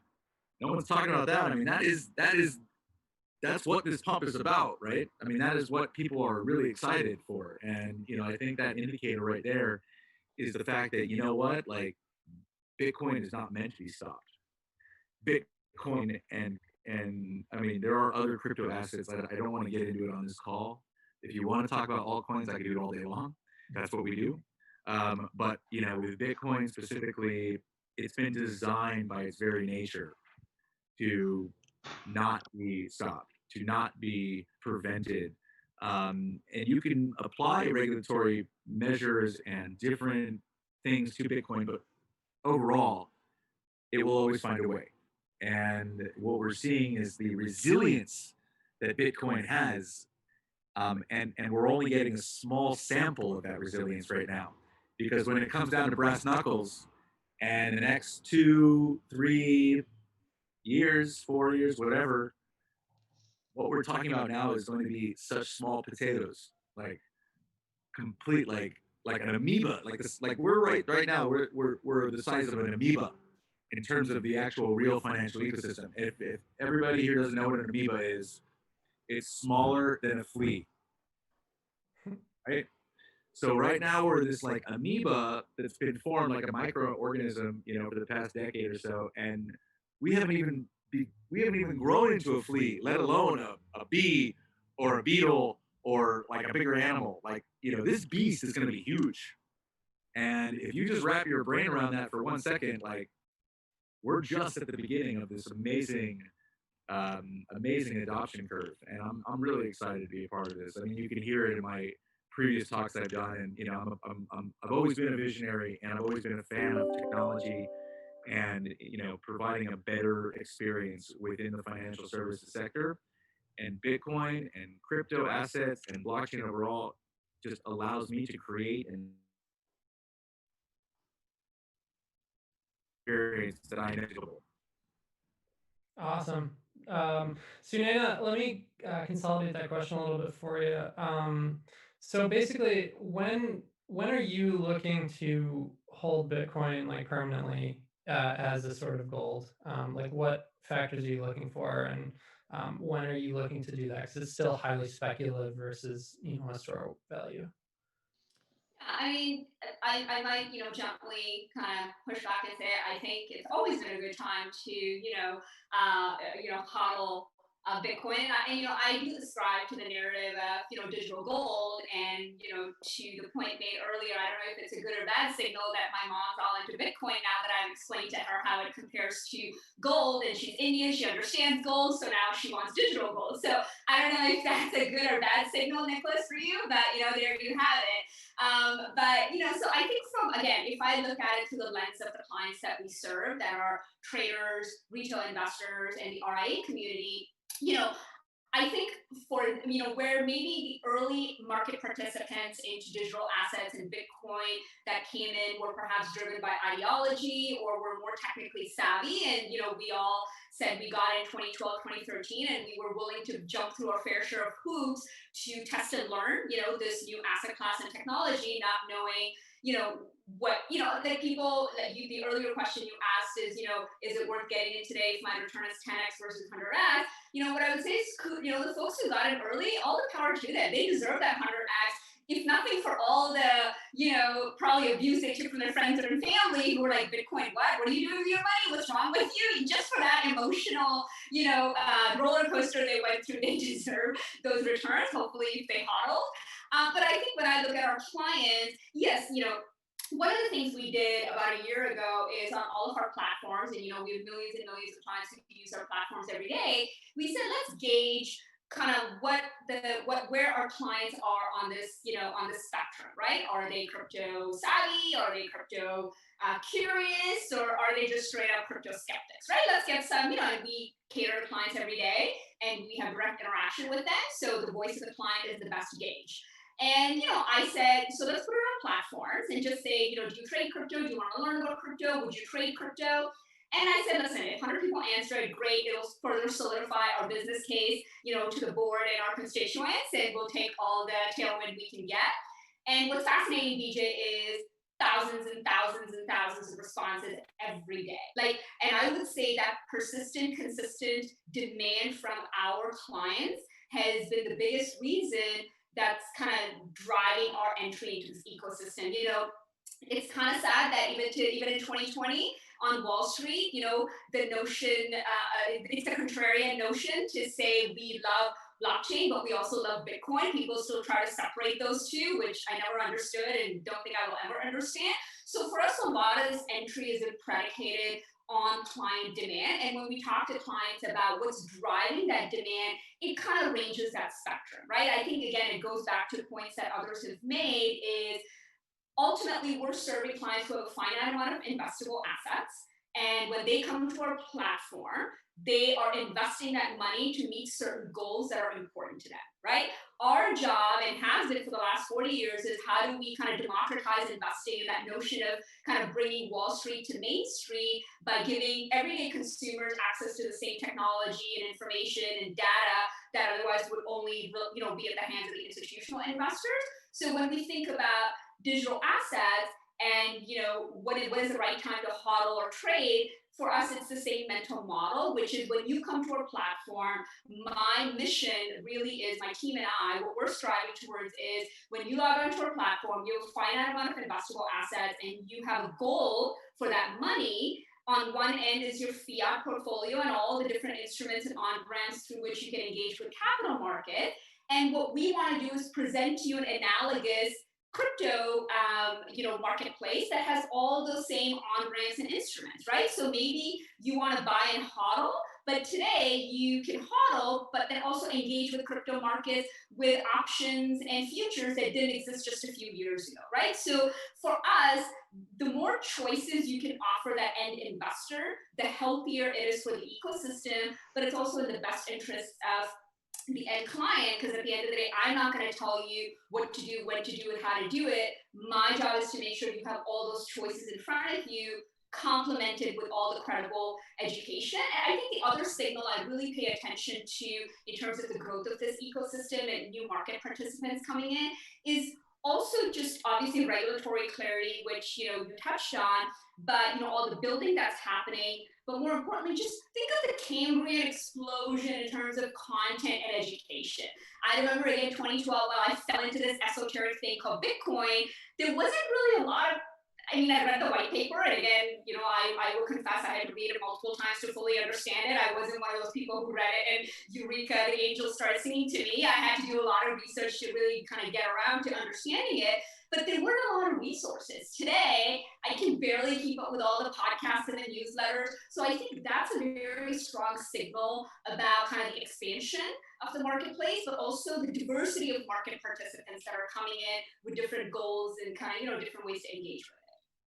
Awesome. Thanks so much. Nicholas, what you got? Yeah, I wanted to build on some of the points you made today. Basically, the education improvements has been awesome. Outside of this, well, there's something you mentioned earlier as you asked the question, VJ, which was basically, whether or not, it's just good to hold Bitcoin or basically even have it as a portion of your portfolio on a fundamental basis. And I think you're right. Not only once you kind of go through that white paper a few times, you start to understand the fundamental narrative, but also I was just actually look into Bitcoin.com, which is like a public data science website for crypto.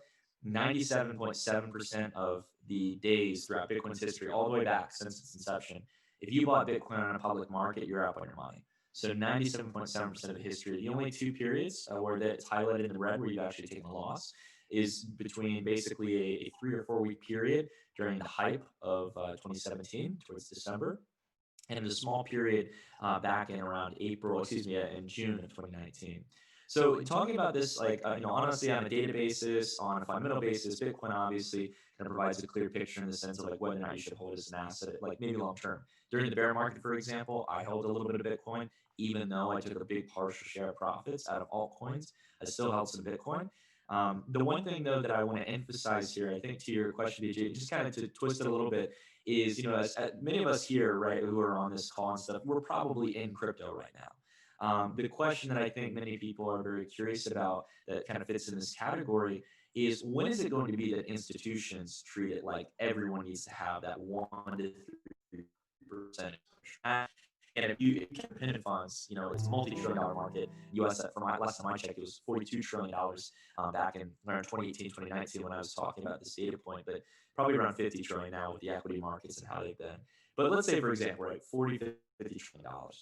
If you tackle 1% of that, that's $400 billion right there of buy side potential for Bitcoin to go up as an asset. That's huge. That's massive amounts of liquidity, more than we've ever seen before. And as Sanaya basically mentioned as well, you've got all these different types of financial products that are coming out that are going to make that easier. But keeping that in mind, what's that point where you're going to start to see that liquidity inflow? And it's really going to be at 20,000. The reason I say this is it's perspective. I have learned from it myself, and I know many other people who are in the same exact shoes where they followed Bitcoin. The first time I heard about it was in 2011. I never read the white paper. I thought it was a big scam. I was a big libertarian at the time, and I was like, these guys are playing on me. They're playing a trick. They want me to spend money on it. And who would spend $3? And the first time I saw it was on Bitstamp when it was $3. I thought, who in the right mind would pay for some digital token scam? This doesn't make sense. But when I finally understood it, in 2016, when we got back towards around 1100, that was the market incentive for me to go, okay, I need to look into this. All the hedge fund managers, all the pension fund managers, all traditional finance as a whole, when they see that we got back up to that crazy number of 20K that everyone thought was just a mere bubble, you expand to a larger and larger base. And again, I don't mean to build too much, but today, again, another point you brought up earlier about basically these waves are cycles of adoption. We went from practically no one owning crypto to about a little less than 1% of the world owning crypto in the previous cycle. This time around, we're probably going to do another 10x on adoption. So we'll probably go up towards around 8 to 10%. And then after that, we go up towards 20, 30, 40, 50%. And inevitably, it's like all technologies. The internet goes through, went through an S curve. We're going to see multiple cycles for not only traditional technologies, but for crypto as well as an asset class. So, I think we're seeing with gold and equities as well. But, there's these market cycles that happen over time. And I think, again, every time you break up to new all-time highs, it sets the new goalposts, as I was talking about with one of Ed's points earlier. Awesome. We need to wrap up really quick here. Thank you so much, everyone, for coming on. It was a pleasure chatting with all of you, and so much great insight. Again, thank you so much, and thanks so much, audience, for listening in. Make sure you catch the next one on derivatives and leverage trading. Thanks. All right. See you guys. Nice seeing you. Bye. Take care, See you everyone. later.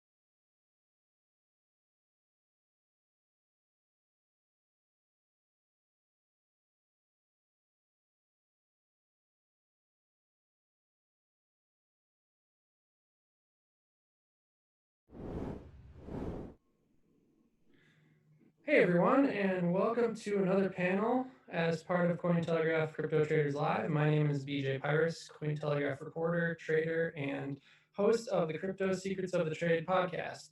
During this segment, we'll hit on the topic of leverage trading and derivatives trading. At its simplest, leverage trading essentially means borrowing exchange money to make trades on a per trade basis, while derivatives include products built on assets such as Bitcoin that trigger profits or losses based on certain parameters.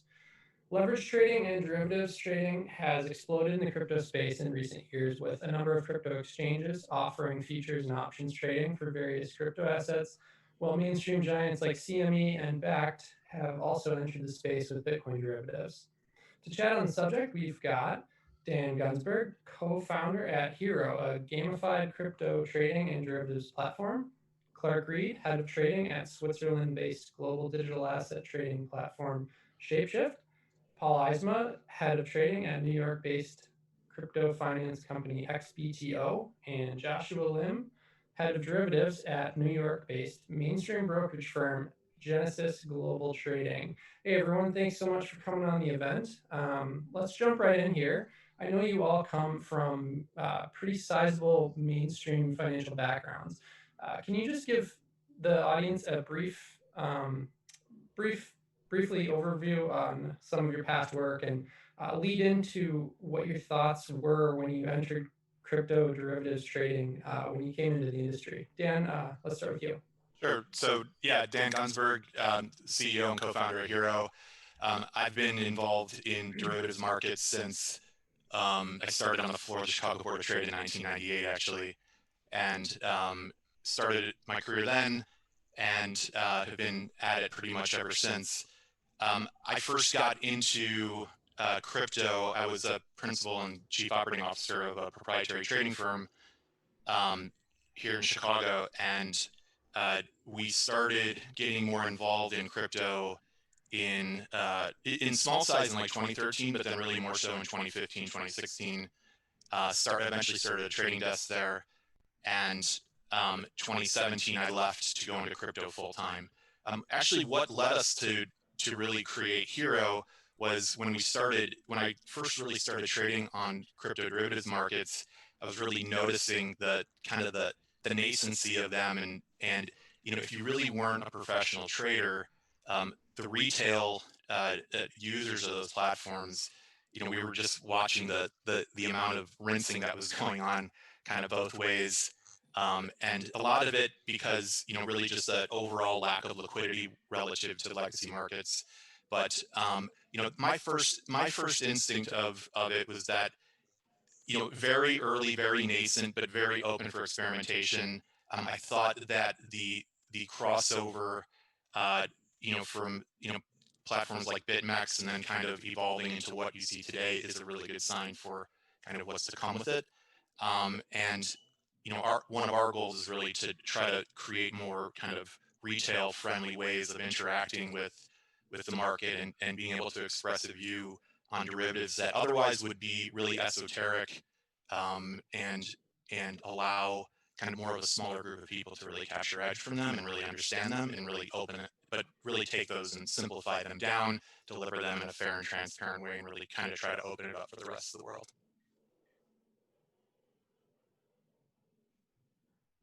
Oh, BJ, I think you're on mute. Oh, sorry, thank you. Paul, do you want to just give a quick background and then how you saw crypto derivatives coming into crypto from mainstream? Yeah, sure. So I actually originally started on the floor of the American Stock Exchange trading equity options as well, so I have a floor background, very similar to Dan. Moved upstairs, worked for 2 investment banks and a couple of funds, basically trading macro vols, so both vanilla and exotic. So FX, rates, commodities, vol, which are essentially all the macro products. Got into accident. The XBTO family invited me to join their team, and I can think about the derivatives market was like when I first joined within crypto, because it was not really one to speak of, to be honest. I mean, if you wanted to find derivatives from a linear or delta one perspective, sure, there were futures, The perp swap was, an interesting product. But, I think when I think of nonlinear, which is obviously options and structured products. So, we at XBTO have been involved on Deribit, both as liquidity providers and takers, and supporting their growth since almost the beginning. And let's just say, Deribit and the derivatives market and the options market has grown quite a bit, not only this year, but I'd say, in the past 12 to 16 months. Sorry, 12 to basically about a year and a half. We have a couple of onshore products, as well as the CME product, the backed product, to complement the primary market, which is Deribit. And then you also have some really elegant solutions to trade and access these markets, such as Paradigm and X Margin, which is recently launched. So it's the infrastructure is better, the technology is in place, whether from an onshore or an offshore perspective. So I think 2020, regardless of how extraordinary this year has been, thought it was a very pivotal year for the options market and derivatives. And halfway through, we'll see how it plays out. Great. Thanks so much, Paul. Before we get to Joshua, audience, I just want to make sure you guys are posting questions in the chat. I will try and get to those as quickly as possible. Joshua, can you weigh in with your experience in derivatives and crypto? Yeah. Glad to be here on the panel with a couple of guys that I know pretty well. I work at Genesis. I am running the derivatives business here. My previous background outside of crypto was as a trader at a couple investment banks, doing sort of equity derivatives, and then more focused on the exotic side of things. So everything kind of in the OTC space. I got into crypto in 2014. I worked at a company called Circle way back in the day when it was sort of a big on-ramp for a lot of people to access cryptocurrencies. And then as part of that role where I was sort of helping source liquidity for the retail guys that were trading on the platform, really got plugged into the community to trade OTC with other dealers and other sort of suppliers of crypto, miners, corporates, all kinds of other guys out there. And so that's kind of how I got more deeply involved in, I'd say, like the institutional space for trading. And that's, in crypto, that's sort of a newer concept, the idea that, you have larger market participants that are more professional, that are more kind of savvy and actively involved trading larger sizes. And that's kind of how I ended up at Genesis. So Genesis has been in the space for a long time as more of an institutional provider of services. So Genesis kind of acts a lot like a sell-side firm. Like we, are focused on providing like high-touch services to funds and to corporates in the space, and really structuring or creating sort of customized solutions for them. So derivatives kind of fits into that picture. I think Genesis in the space is kind of pretty well known for being the largest lending book in the space. So we're already sort of working with a lot of market makers and funds and long short guys to finance their books. And so adding sort of this layer of derivatives, helping them to whether it's sort of to express certain views, to in going into catalysts, things like that, or whether it's to generate yield or other things, is a pretty natural sort of outcome for the rest of our business lines. So yeah. For sure. Thanks. Clark over there in the Wild West. You keen on the Wild West crypto theme there? That's it. Nice to meet everyone. Thanks for having me. I share a similar macro trading background to the rest of the panelists here. I started my career at Lehman Brothers about 15 years ago and traded at a number of different banks in New York and Singapore over the years. Mostly FX products, cash and derivatives, but some interest rates and commodity stuff as well. I joined Shapeshift about 2.5 years ago. Shapeshift is a retail platform. It's a gateway designed to make crypto self-custody and trading very easy and digestible for the kind of the average person. In that vein, we just recently launched a full-featured mobile app on Android and iOS. So we're really trying to be the gateway for retail users to institutional liquidity like the liquidity that firms like XBTO and Genesis are offering to institutional partners. Awesome, thank you. So let's dive right in here. Paul, heading back to you, just a simple question here. Do we need derivatives in the crypto market? Yeah, sure. I think if you, look at the traditional asset classes, and if you look at the growth of how it's evolved over time, going from a spot market to then having a product such as a futures market or even an options market to not only speculating to hedge for commercials and for funds and for retail and for, have this one big liquidity pool, I think it can only help grow the space and be beneficial to everybody involved. It's particularly challenging, obviously, within the crypto space because of not only the volatility but just familiarity. People, I think, derivatives has a negative connotation. I think that may be a little bit naive, and I think just having an open mind and learning not only about crypto and this need, so to say, of derivatives within our market will help benefit and grow the market because you have treasuries, you have funds that have portfolios that need to naturally hedge risk. You have miners, as Josh was mentioning. You have all these different types of counterparties or clients, so to speak, that could benefit from learning and using derivatives within their portfolio. Right, and it just, I feel personally, I think it just gives, more options to everybody involved. Clark, what do you think? Yeah, this might be a lightning rod for any maximalists out there, but I kind of view this whole space as a transition from analog finance to digital finance. That's true whether we're talking about marginal changes like increased efficiency for financial product settlement. It's also true when you're talking about potential sweeping changes like untethering assets from any specific jurisdiction or even displacing the USD as the world's reserve currency. So we're still very early and things have moved very slowly in this space in particular due to the slow pace of financial regulation change. But ultimately, I think it's inevitable. It's analog to digital like every other industry. I'll say one thing is that, so many people in crypto think about derivatives for the most part as a way to speculate on up, down, on higher or lower, on price leveraged.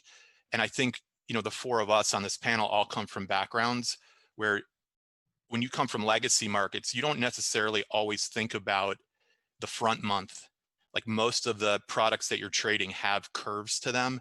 And some, like, you've seen BitMEX start to put duration on, duration-based futures on their platform, or FTX is doing it.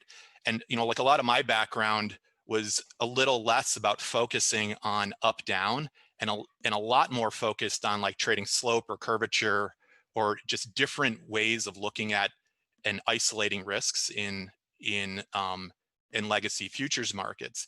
And what that really creates ultimately is liquidity, because when you have market makers or you have traders that are able to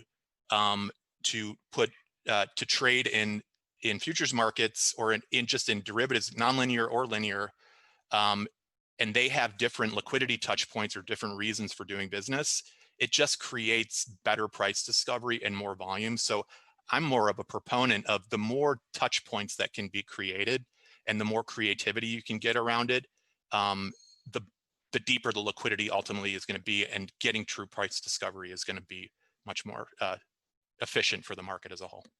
That makes sense. And playing on that, as you're saying, just developing a more well-rounded market and all of that, we have an audience question coming in. Do you guys think crypto will become the next stock market? Joshua, do you want to weigh in on that? Next stock market. I guess there's two ways to answer that question. One is like, obviously we're all kind of watching like this sort of retail, like Robinhood driven equity rally going on that's sort of backstopped a little bit by Fed money. I think, yeah, like I think eventually, right, like we're all kind of probably hoping that a lot of that money goes back into crypto in terms of like the speculative like fervor that retail is kind of participating in right now. I kind of think that, you know, you're kind of seeing the beginning stages of that, right? Like we've had this sustained rally above 10K. We've broken out of this, like really the doldrums that we had like earlier in the summer where we were just stuck in this range between 9 and 10K. I think that's one answer that, you know, certainly it's becoming that format. I'd say the other answer is that, you know, you're already seeing sort of instruments evolve in the crypto world that are, you know, analogs to like basically equity-like instruments, right? So you have a lot of these tokens. You have governance tokens that give people the right to vote on protocol changes. You have, you know, tokens that give people, you know, essentially rights to cash flows, you know, via the buyback and burn mechanisms on exchange tokens and other things like that. So I guess both of those answers are yes, right? It's evolving to become more sophisticated and more interesting. Paul, I'm going to add to that a little bit. When I first got into the space in 2017, I thought, wow, this looks like the next stock market to me. I saw all the assets and trading and everything, bringing in derivatives and all of that. Do you ever see, again, building on that audience question, do you ever see just a single marketplace that includes like blockchain-based stocks and equities and stuff matched with crypto all in one big market? That's a really good question. I think over time, listen, Clark spoke about something really important, which is about regulation. And, you know, fortunately or unfortunately, at least onshore, that's going to take time. So I think we could work potentially towards something like that in the future. But I think the very nature of crypto in general that involves, you know, with the technology and coins and tokens and, you know, transfers and, you know, I think it will have that analogy to the equity markets. I think there will definitely be some attrition with, you know, with so many liquidity pools worldwide where, you know, I think over time, I mean, when I first got in the market, you know, my principals were telling me it's like FX was like 30 years ago. Yeah. And, you know, I didn't really know what you know, what they meant by that. But then once I started trading it, seeing the fragmentation, seeing all the liquidity, I can see that. And you can see from traditional markets how it starts fragmented, matures, technology comes about, liquidity gets better, and then liquidity actually begins to aggregate. So I can see, you know, these scores and scores of liquidity pools globally, worldwide, either, you know, merging or, you know, I guess if you're asking whether there's going to be some, you know, main New York Stock Exchange or American Stock Exchange or like a NASDAQ that has, you know, less than a handful, I think it may not be that small, but we're definitely going to have a, you know, a decrease in the amount of liquidity pools in the future, just because, you know, I think it's a natural attrition for any new and burgeoning market. Dan, do you want to play on that at all? Yeah. You know, I think Paul really said it. You know, my thought when I first got into crypto, I remember looking at like Bitcoin trading on like GDAX, for example, and thinking, God, this reminds me of like trading Cisco on you know, Instinet and Island or something like that, and like during the internet boom bust. And so I definitely can see the parallels in terms of the evolution, but I really think crypto, the way that liquidity is kind of structured now, is very similar to FX. And also there's just more of this international kind of geographic crossover that you really get in the FX market, the 24/7 nature of it, the way liquidity pools work. There's a lot of upstream and downstream relationships between the same two counterparties. And it just has those really good basic building blocks. I see it evolving more in the same way that FX evolves more than equities. But it's not to say that the products that aren't created, you know, who knows how STOs are going to evolve, or sorry, security tokens, other types of tokens. There's just so much innovation, and it runs in crypto years, like they're like dog years, you know. And the most amazing thing about it is the speed at which everything is done, and it is just the tip of the spear for finance right now. And I think everyone just needs to step back and remember, like, it's just so damn early. Yeah. We're all frontiering still, and we're 10 plus years into it. So. And I have heard that correlation quite a bit to Forex. And that leads me to my next question. How does leverage and derivatives trading impact the industry? And I'm saying that partly because I know charting, I've heard different theories on Forex charting. It can be difficult with stop hunts and stuff like that. And personally, I think, I mean, leverage and derivatives have to play some part in that. But all that being said, going back, how does this all affect crypto? Clark, if you want to weigh in on that. Sure. Yeah, I think you have to kind of break it down to the baseline level of what are these derivatives products used for, right? And so naturally, with the development of crypto, it's been largely a retail phenomenon thus far. And so you can see that it's people who want to take 100-to-1 long shot on BitMEX, right? Versus if you look at traditional markets, there are all different types of use cases for various derivatives, whether it's hedging commodity mining flows, whether it's rebalancing equity portfolios, interest rates, credit, my background in FX. So I really think that as the marketplace continues to mature, you'll start to see more liquidity and more price transparency come up within crypto derivatives. But for now, liquidity is a big issue. And, the disparate kind of information sources for market data and what kind of margining rules are based on that. You end up with a lot of flash crash type situations, people getting delevered. We saw that back in March, obviously, with the big move happen. So it's just a function of the immaturity of the marketplace and the structure of what people are using these tools for at the moment, in my opinion. For sure. Go ahead. Sorry. I completely agree with that. But I also actually think that derivatives in the crypto market in particular has something very, particular to do with the way market structure has evolved in crypto, right? Which is that most of the exchanges in the early days and even now are fully funded exchanges that require you to pre-fund trading. So this is kind of a concept that's like very different than like other asset classes where you separate the idea of like custody from execution. So I think it's almost like a vital lubricant for the entire sort of marketplace in crypto that you have the ability to execute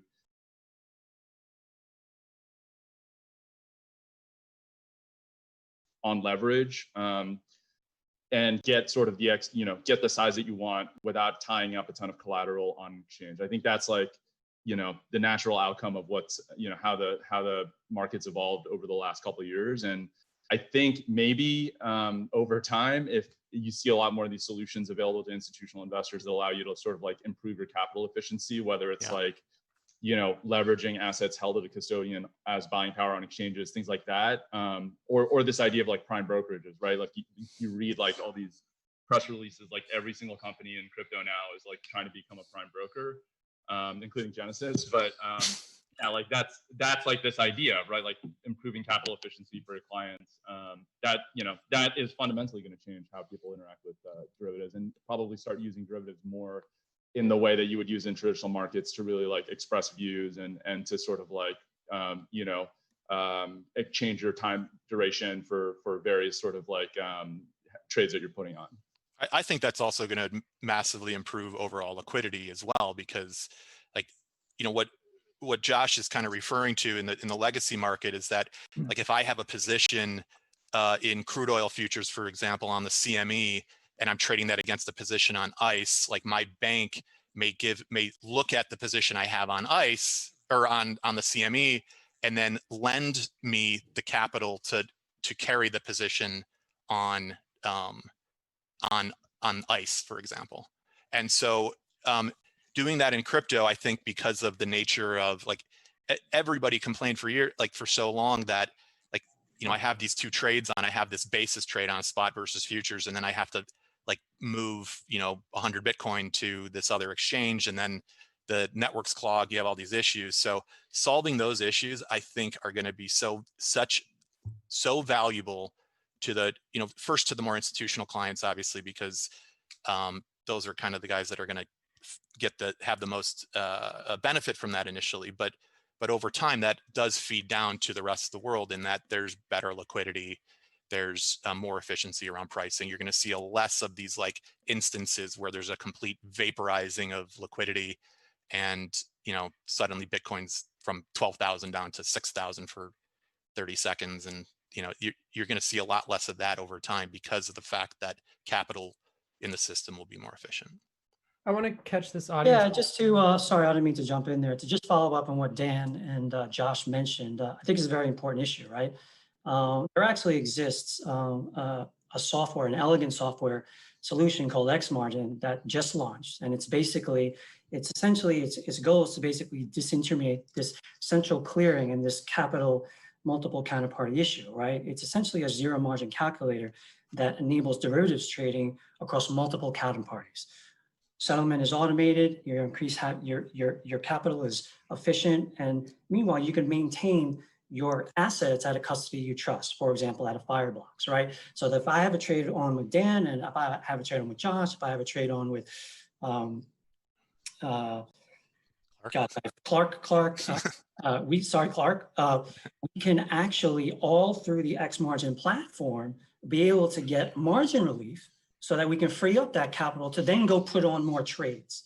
So I think this issue that, Josh definitely mentioned and Dan spoke so eloquently about, actually there's a solution that just launched. It's called X Margin. If you go to xmargin.io, the CEO is Darshan Vaidya, and it's a very elegant solution. They partner with Fireblocks, and everybody on this panel is very familiar with the tech. But again, this is innovations that are coming within not only the crypto space, but this is something that can also be used in legacy markets.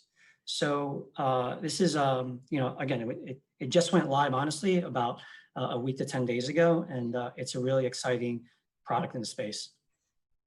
I want to catch this quick audience question here. Chinese Checher wanted to know, with the recent rise in decentralized markets, what are your guys' long-term outlook on the balance of centralized versus decentralized derivatives trading? Clark, do you want to start off with that? Sure. I mean, just my initial reaction has been the lack of transparency is really scary to me in a lot of this stuff. Decentralization as a virtue is fine, I guess. But when you think about people just tossing stablecoin or tossing Bitcoin into one of these decentralized protocols without really understanding what the risks are on the other side of that trade, really you can kind of package and securitize anything to generate yield. And the average person who's throwing USDC into a decentralized lending protocol doesn't know the difference between the risks associated with one platform that's offering 2% and another platform that's offering 15%. One could be secured by bank deposits, the other could be secured by subprime auto loans or something, right? So I think that transparency, more transparency, obviously, I guess part of the reason why that might come into play is with more regulation, and that's kind of at odds with the whole decentralized mentality. So it's just that fundamental balance. We've got to find an equilibrium on that spectrum to protect the average user and at the same time blow up the stranglehold that the oligopolistic kind of traditional finance model has on things. Right, and it's a delicate balance at the moment, just because it's such a new industry and everything is so just working out the kinks and all that. Joshua, if you want to hit this next one from Balapur, he asks, do you play spread with futures basis trading? Like me in particular, or just the panel, but I singled you out first. Okay, all right. Yeah, I mean, I think it's like in the last 3 or 4 years, like this idea of like spread trading, basis trading is maybe even a core strategy of most of the hedge funds in the crypto space these days, right? Everyone is sort of trying to play this interest rate arb between futures and perpetual swaps and the funding that you get from the perpetual swaps from like spot. And I think, it's funny. It's like, it used to be so inefficient that you could just there was many opportunities for you to sort of capture like market dislocations or just, discrepancies between one market and another. And now it's become a much more, it's a much more difficult game. I think a lot of it's about speed, but also a lot of it is about sourcing like the cheapest cost of funding. And so, that I think that's an advantage that, a firm like Genesis has is, we do have a lot of access to funding. We have a lot of visibility into where forward curves are and things like that. And we have access to term funding and we know where that should price.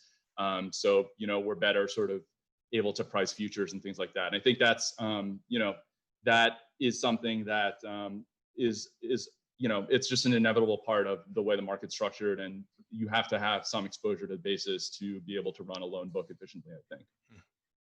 Dan, have any thoughts? Yeah, I mean, I actually think it's a better way to trade, like even from a speculative perspective, because you can tie some level of like what is fair value other than just purely technical. And a relationship of A to B, although it's not as like, you know, I mean, look, I founded Hero, and Hero is, you know, has a lot of the kind of the dopamine rush type of elements to it, but you know, that you would get from if you were just like outright speculating on front month stuff. But it's a little bit more of a boring way to trade, but it's a smarter way to trade in my view, because it's just looking at the market through a different lens. There's different ways to capture edge. You can create much more hedged books, which ultimately, when you get into like things like lending and you start getting into like risk-based margin financing, like the entities that are going to be providing that are going to give you more rope effectively, because you have a more correlated hedged position. And when they're running those through risk metrics, it's just a little bit of a safer way to trade. It's a little bit more boring, but the guys that I have seen historically, the best traders that I know in the legacy market worlds, outside of just like spot equities and stuff, they're all running some, like, you know, similar to what Josh is saying, they're running some type of basis trading, they're running some type of correlation trades, they're running some type of pairs trading, and they're either more high frequency trading around these like core inventoried spread out positions, or they're using to take some type of actual view on, you know, on basis or duration. Paul, I wonder if for our newer listeners, you could maybe in your simplest terms kind of explain the concept of spread futures and basis trading. Yeah, no, again, these guys have, you know, both Dan and, you know, Josh have, you know, hit the nail on the head. I mean, you're simply just looking at relative value relationships, for example, between two assets. I mean, it could be as simple as that, right?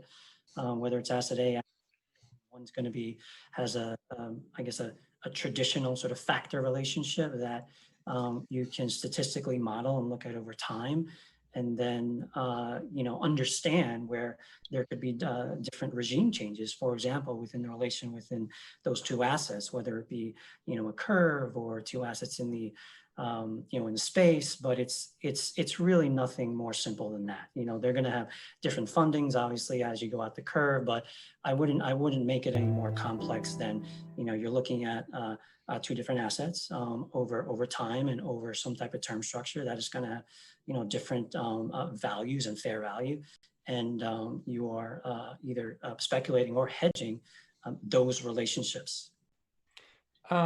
So I'll let you start off this next one as well. What's your opinion of adding high leveraged trading pairs to small illiquid altcoins? You know, that's that's almost adding leverage on top of leverage on top of leverage. Sure. I think as you further go out the risk spectrum, you know, away from, let's just say, the blue chips or even digital gold and digital silver, you know, these are sort of leveraged, you know, plays anyway, right? I mean, there's barely any liquidity, and you know, the convexity that you may get exposed to in these extreme price moves, you know, you already have an inherent leverage built in, right? And then to add, you know, an extra actual, you know, 10 to 1, 50 to 1, 100 to 1 on top of that is, I mean, hey, this is the reason why potentially that, you know, we're still in unregulated land, right? And it's actually one of the biggest struggles that when I think about what is really going to mature this industry, because yes, there's this sector of you know, the ecosystem that does love leverage, does love gambling, but I think to bring the traditional players in, to bring in the, you know, the volatility per se, we may have to take away some of that margin and that leverage. So I you know, I'm cognizant of you know, all our, you know, sort of partners in the ecosystem, but it's something I do struggle with. Exactly your point, putting, you know, leverage on top of already a leveraged asset. Clark, do you have any thoughts? Yeah, you know, I think it really kind of comes down for the average retail trader to just really kind of craft the narrative of what your trading strategy is going to be, and then structure the position around that while being cognizant of all the risks. So just as Paul mentioned, if you're talking about doing a levered bet on an asset that's already highly levered due to its fundamental characteristics, then the risk reward is probably skewed out of your favor, right? The cost structure for putting this kind of thing on is very opaque. Retail users are basically just set up to fail with these types of things because of the expensive cost structure around it. I mean, there are enough issues with price discovery and transparency in spot crypto that when you lever it up additionally by adding a derivative layer on there, those issues just become more magnified. Awesome. So we have about 5 minutes left. I want to hit this one really quick. Joshua, if you want to just go over kind of some of the pros and cons of leverage and derivatives trading in general. Yeah. So like I said, I mean, and the biggest thing is, if you don't have capital in the right place at the right time, derivatives afford you a way to get the risk that you want quickly. And, then you can transfer your funds later if you need to, that sort of thing. I'd say the other thing that, has come up more and more in my conversations with clients is like, people want to use derivatives because it gives them, or, in particular, nonlinear derivatives like calls, right? It's a way to sort of get the leverage that they want without exposing themselves to liquidation risk, right? Which I think post-March is kind of top of mind for a lot of people. So yeah, I mean, people are sort of looking at longer dated calls and things like that as a way to sort of put a small amount of notional down as premium and then magnify that as exposure without the risk that you get liquidated and you lose that exposure entirely on one sort of gap move, right? So those are two advantages, I guess. Dan, you have anything? Yeah, I think there's a couple ways to think about it. One is if you're thinking about it in the context of like 100x leverage or kind of the things that have kind of been the marquee ways of looking at leverage from the kind of the retail perspective, exactly what Josh said. Like there's other ways to get exposure. Like one of the reasons we created Moonrect actually was a way of just giving somebody exposure that really didn't benefit from like or hurt you from volatility. It just was really more of a pure way of speculating on price in a peer versus peer way. But I think one of the more important issues around it, and maybe this is a positive or negative, is like kind of just the lack of education and understanding for the rest of the world of how this works. And these are not easy things to explain when you get into leverage, or like how the four of us all came from backgrounds that you have to understand this stuff in order to make a living at it. And so, or to kind of understand where the edges are because it's so stinking competitive. And it can definitely be abused. And when leverage is available and gets in the wrong hands, it's really a suicide mission. But it can be, if it's presented and it's the end user of it, and I'm speaking more to the retail world because I'm assuming that a more sophisticated investor is going to take the time or at least have the resources to understand it. They need to be explained. These otherwise esoteric elements of derivatives, linear and non-linear, need to be explained to the rest of the world in a way that like a 5-year-old can understand it. And if you can give them that and you kind of have confidence that you're delivering that to your user base, I don't think it's a bad thing. Like trading is a game at the end of the day.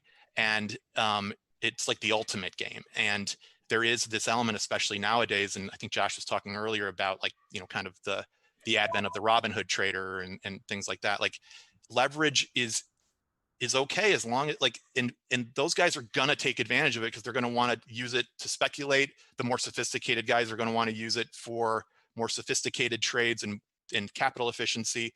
But I don't think there's a con to it unless it's abused. And I think and also if it's left opaque and you're putting it in the hands of people that haven't been educated on it prior to using it. Great, that's really great insight. I think we need to wrap up here as we have another panel coming up in 2 minutes. Thank you so much, everyone, for coming on. It was really a pleasure to chat with all of you and just so much insight from every one of you. So thank you so much. It was great. Real pleasure. Thanks, BJ. Take care. Thanks, BJ. Thanks, guys.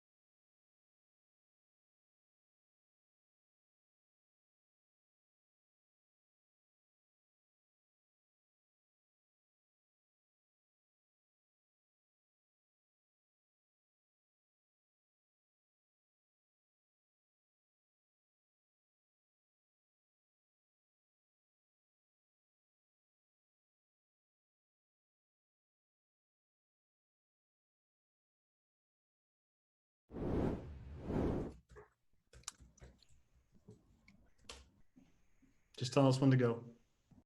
I'm good whenever you guys are. Yep.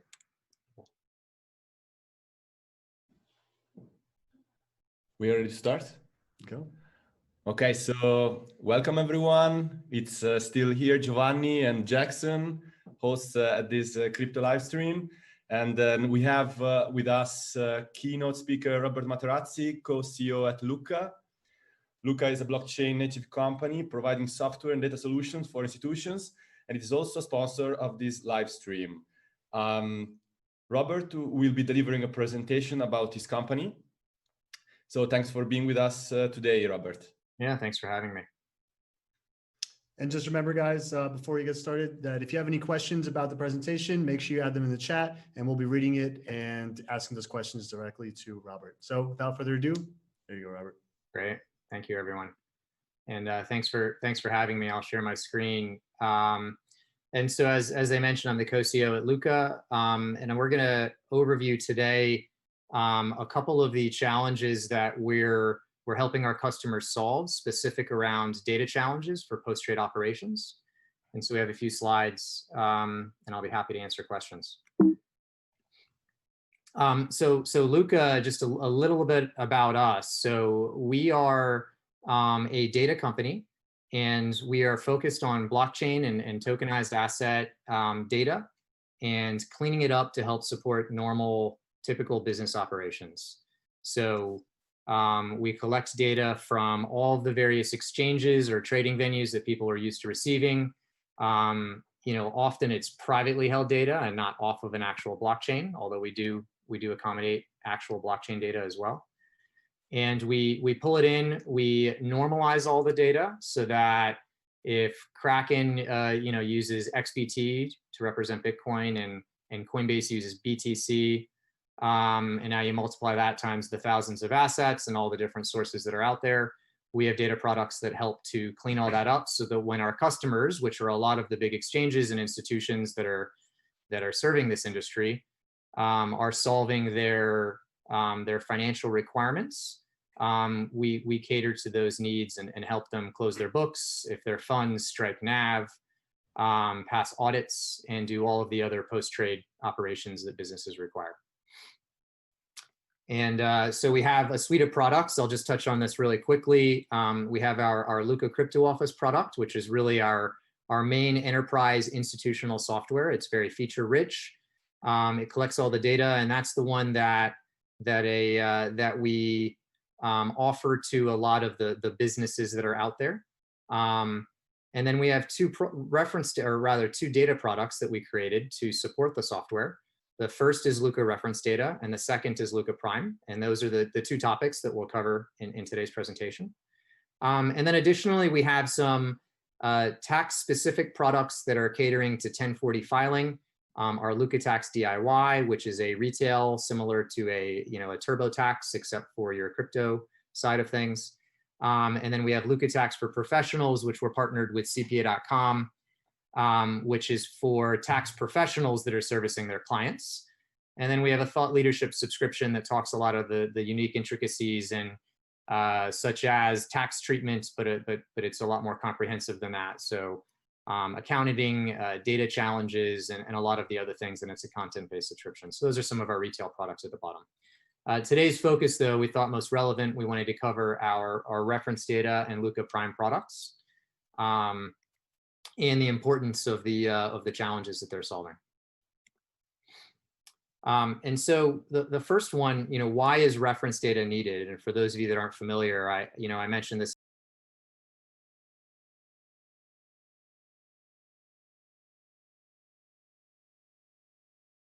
verse all the way back, to turn it out to cash. And when you multiply that times all these different exchanges, all the different assets, it creates a lot of complexities when people are trying to do things that should be very simple, like pay their taxes, or what a lot of the businesses are accommodating in financial statements and passing their audits. And today there are no unique identifiers that are specific across the board. So there's no standard setters that are driving this currently.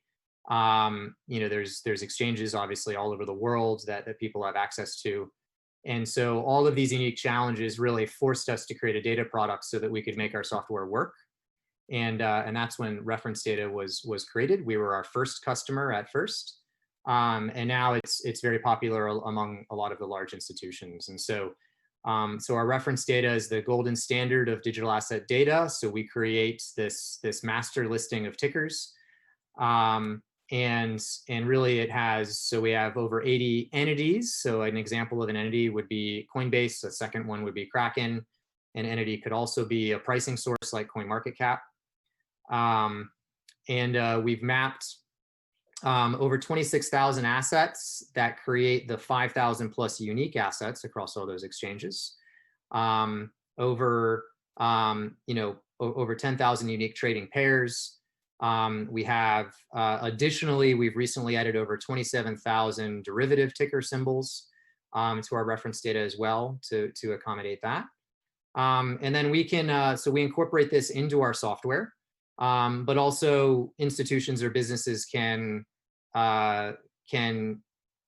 license it to us as a direct data feed through something like an API or flat files, or all depending on their requirements. And if we, here's an example of some of the tickers that are out there. So we create a unique ID for each of those assets.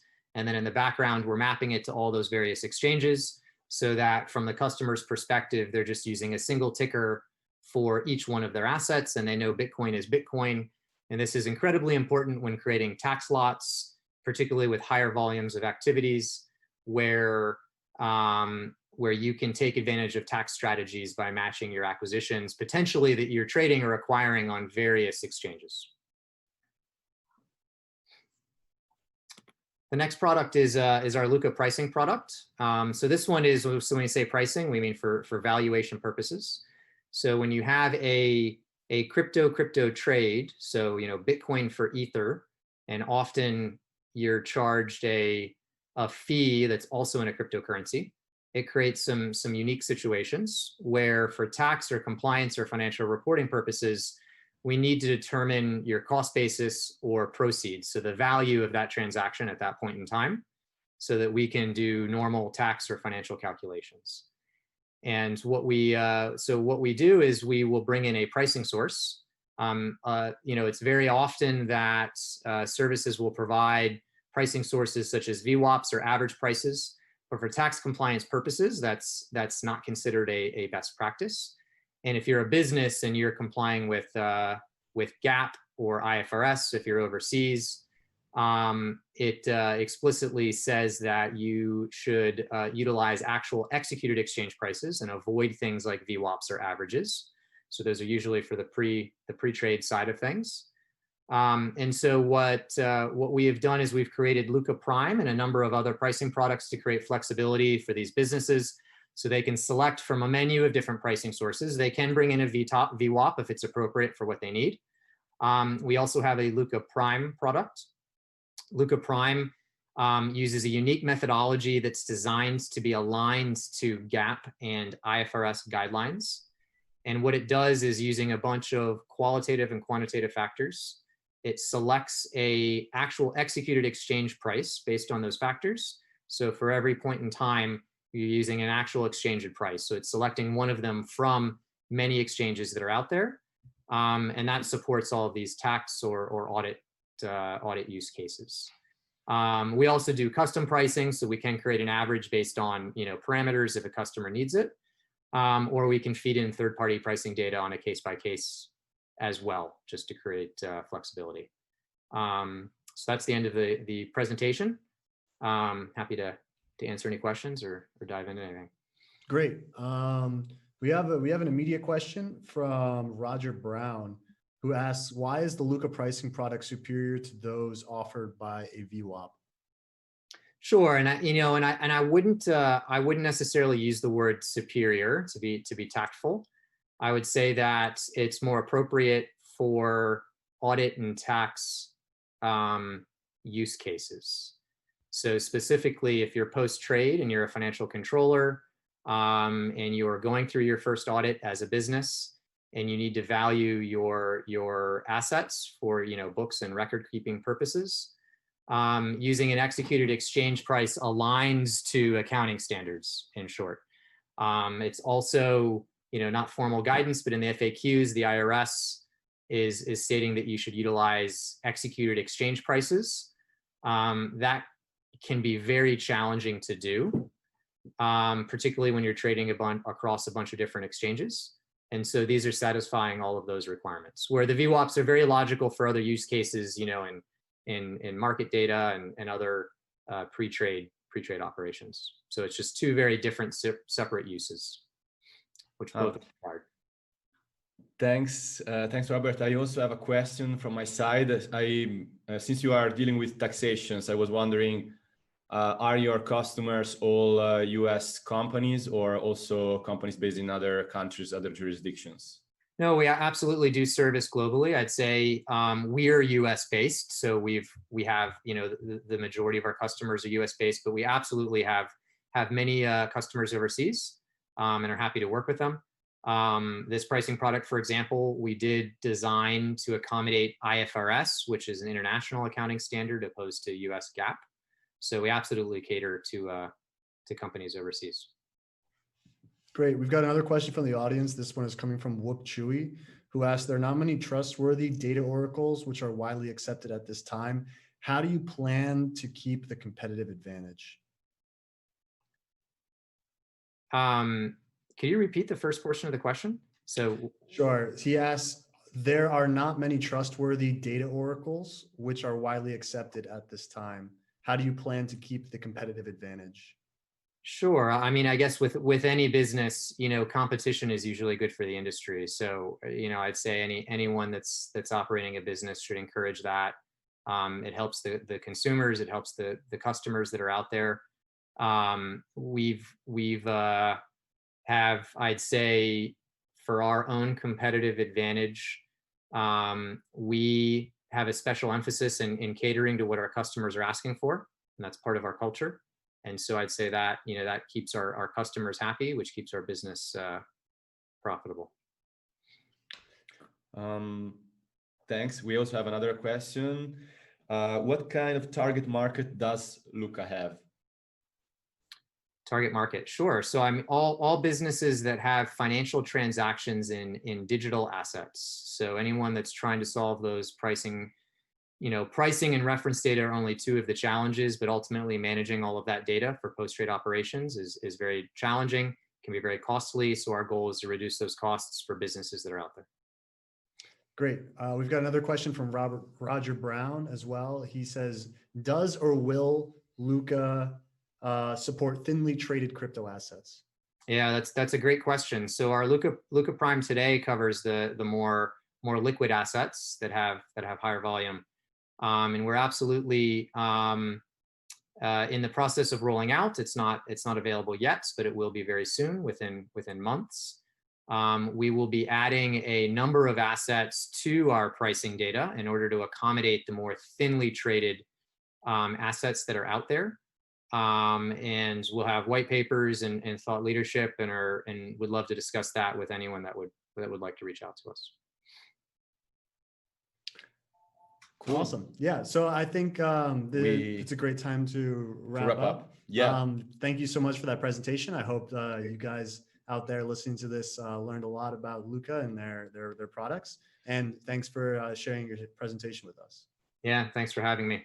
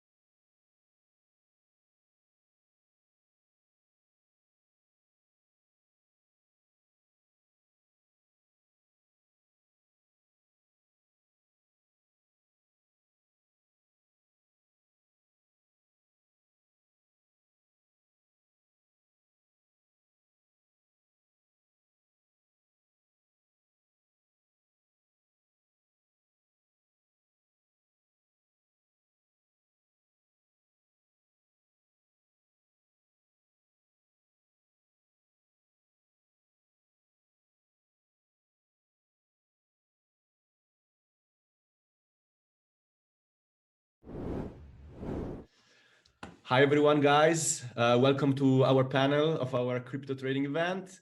This time we are joined by Dana Cavalier, former performance coach for the New York Yankees and author of the book Habits of a Champions. So Dana offers high performance life coaching to athletes, but also business executives and traders. And today he's gonna talk a little bit about how to be a champion in trading. Welcome, and thanks for joining us today, Dana. Thanks for having me, guys. I appreciate it.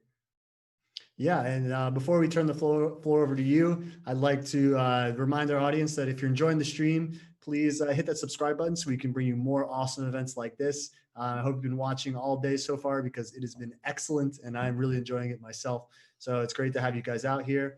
And yeah, so Dana, please tell us what it takes to become a champion trader.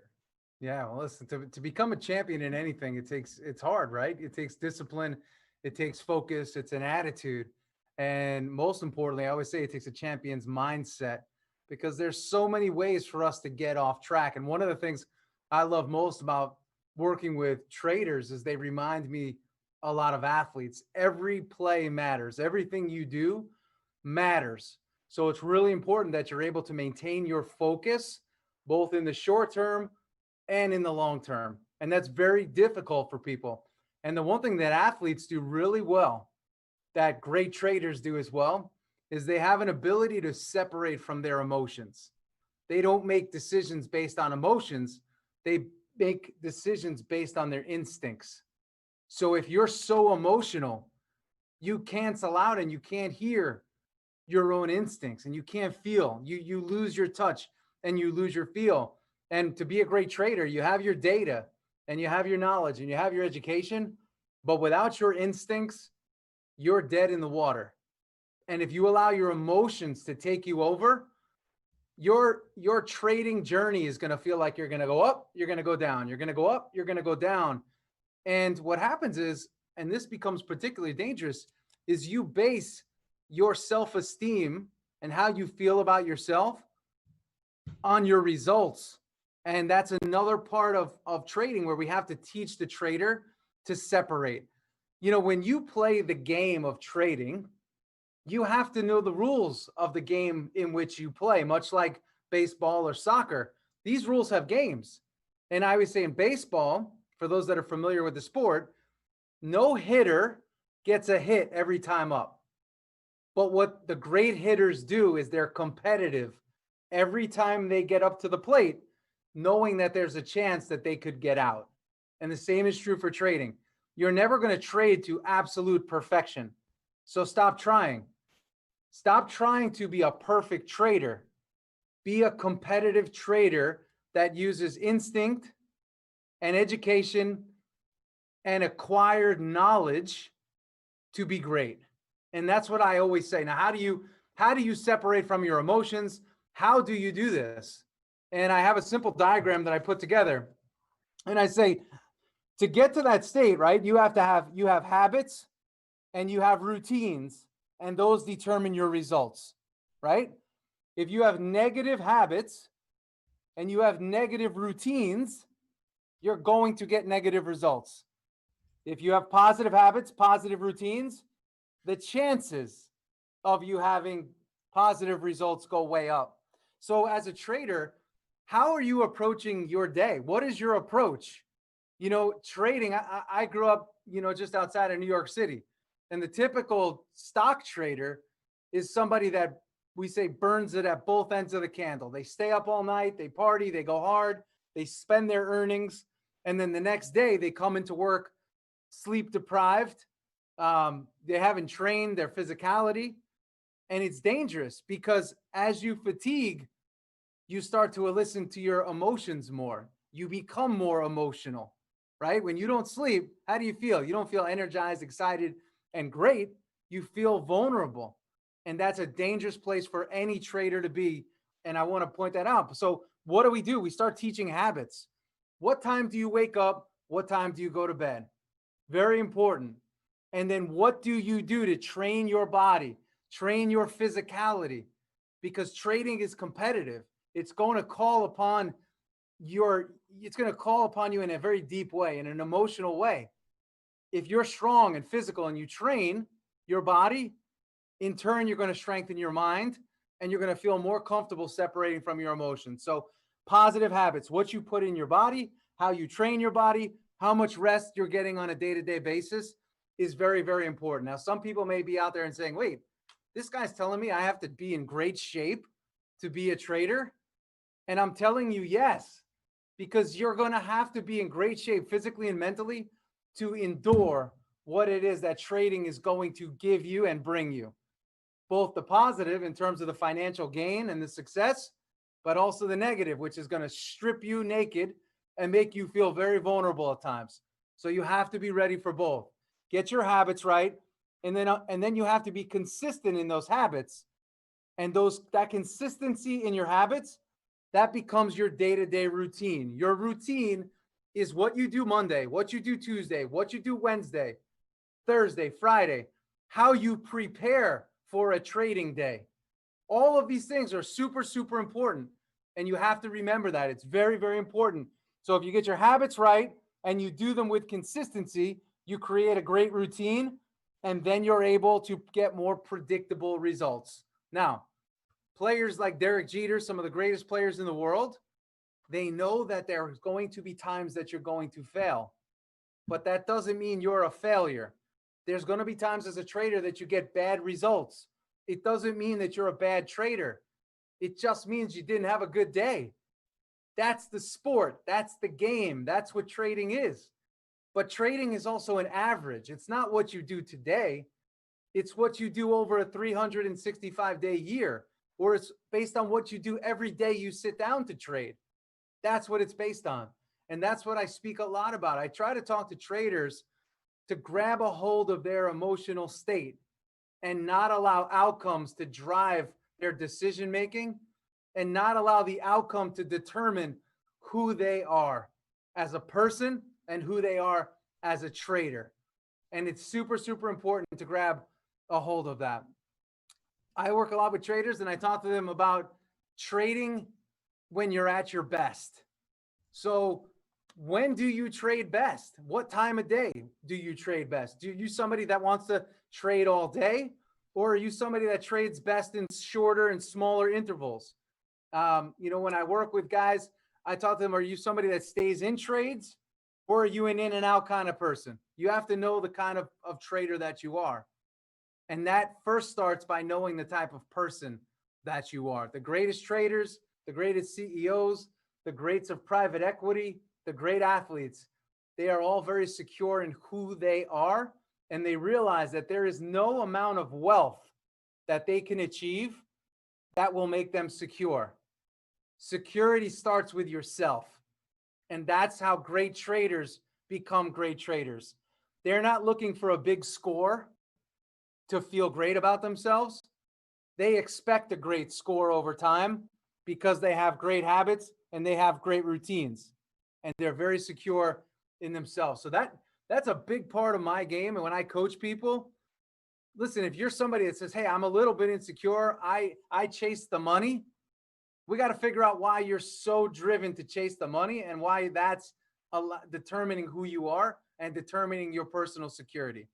When you get that personal security right, then you have the opportunity to be a great trader. You take your instincts, you take your energy, you take your data, and you apply, and you become a great trader over time.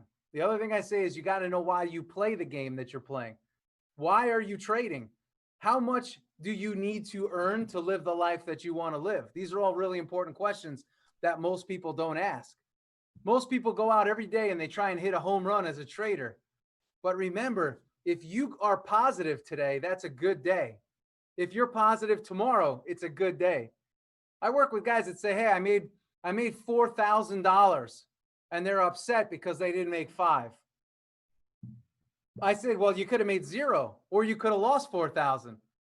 So you got to realize that we're like, at the casino, right? We're trying to take all the chips and we're trying to pull them over to our side. But sometimes we take just a couple chips. Sometimes we take them all. But you have to be okay taking 1 chip, 2 chips, 3 chips. And over time, you start to stack your results. And when you stack your results, over time you become a success. So that's how I look at it. And I know it's a very different thought process. I come from the world of sports, I come from the world of business, and I come from the world of coaching. But I do hope that everybody that's listening to this can find some application to their own life and realize that trading takes discipline, it takes focus, and it takes you to be in a neutral state of emotion. You can't get super high, you can't get super low. You have to play that midline.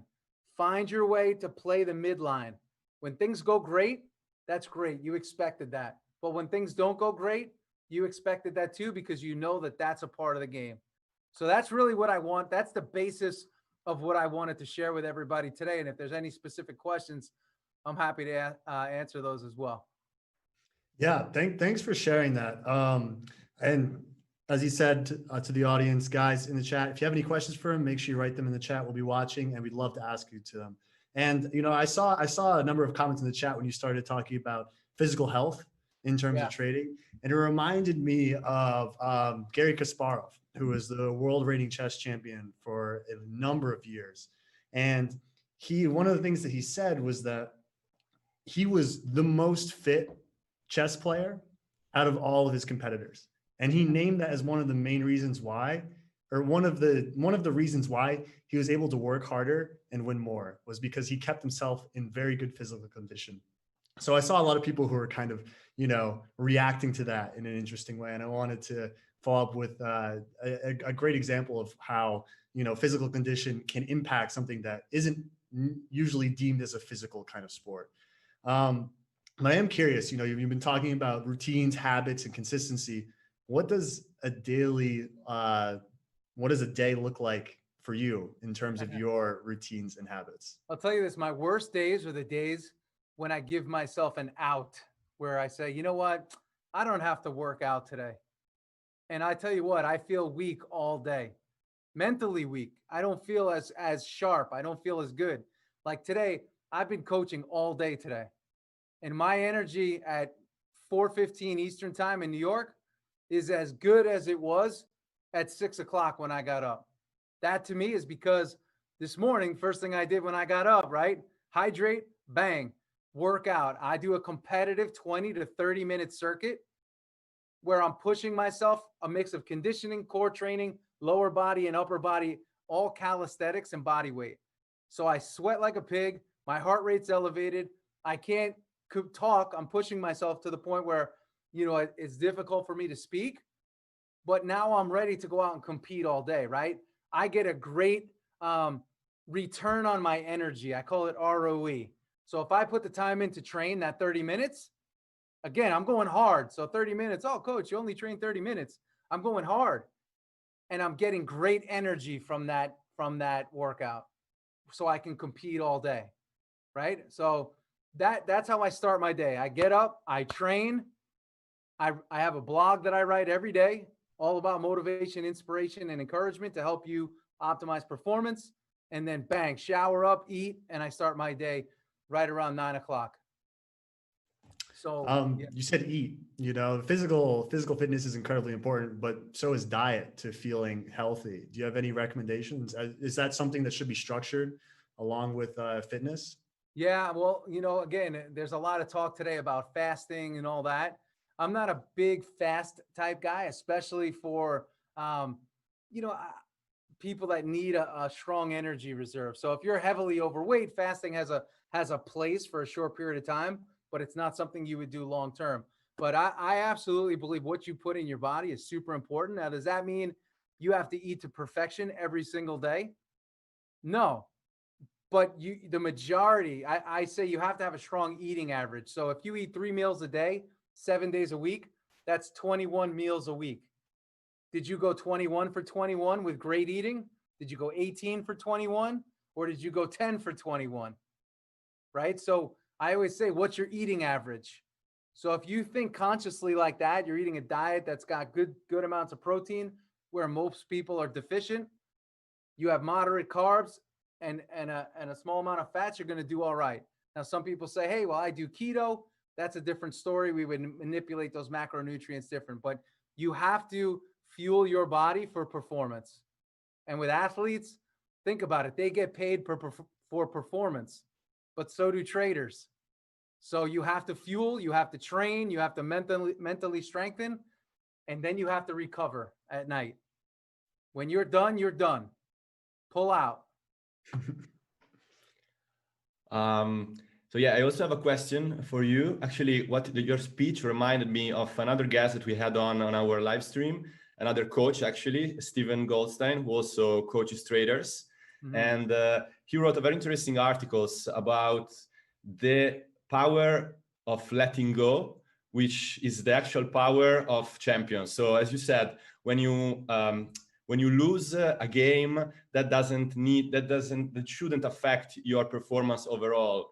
So one of the greatest characteristic of a champion is the capacity of walking away from a lost game without letting that lost game to affect the whole overall performance of his lifestyle.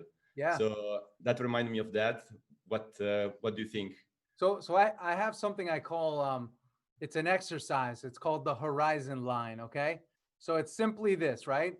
When we look out at a horizon, what's above the horizon is the sun, right? The sun is above the horizon. So we look at the sun as all positive, optimistic, success. Everything that we want is above the line. Everything below the line is negative. It's slow. It's all dark. We can get there as people, right? If you're a human, you will go below the line. Things are going to happen in your life. Things are going to happen. So it's unrealistic to say that you're going to be perfect all the time, right? We talked about that. But you have to be aware, am I above the line where things are really good, or am I below the line where things are really down? So it's your job to live in real time and catch yourself. So as a trader, when you're below the line, you need to do things to peak yourself above the line. And for me, that's a focus shift. I call it mind shifting. You just mind shift yourself above the line. Hey, I'm feeling down. Things aren't going well. Oh my God, what am I going to do? Hey, I'm going to take action and I'm going to move myself towards where it is that I have to go. So you move yourself above the line. And that allows you to say, hey, I lost today. That's a below the line thing. But mentally, I'm going to move myself above the line because tomorrow I'm going to go out to win. So a lot of this is reframing and what I call mind shifting. And you have to do that because you're never going to wake up every day and feel great. You're never going to sit down to trade every day and be amazing. But we can increase the percentages of that by moving ourselves above the line. And actually, that reminds me of a video that I watched on your YouTube channel where you are actually saying about the importance of telling you out loud certain things in order to move you above that line, right? Yeah, I have these, I call them I am statements. So listen, to be great at anything, it takes a lot of confidence and self-belief. So you have to prime that in your brain. You have to put that there. Nobody's going to put it there for you. And the chances of you just living your life and hoping it's there, there's going to be a lot more crap up there than good things. So what I say is, if you're feeling weak and not really confident, the first thing you should say is, I am strong, I am confident. I am strong, I am confident. And keep putting that in your head. So I say, listen, most people shower every day. That's a great time to prime your pump and get yourself primed up to take on your day. I'm ready to go. I'm a champion today. I'm going to trade like a champion. I'm going to have a great day. I'm going to manage my energy. I'm going to have great energy today when I sit down to trade. I'm going to have a successful day. I'm going to compete today as a trader. You haven't even traded yet. You may not, at that point, you probably didn't even have breakfast yet, but you're prepping your brain to see success and optimize your own mental psychology and state.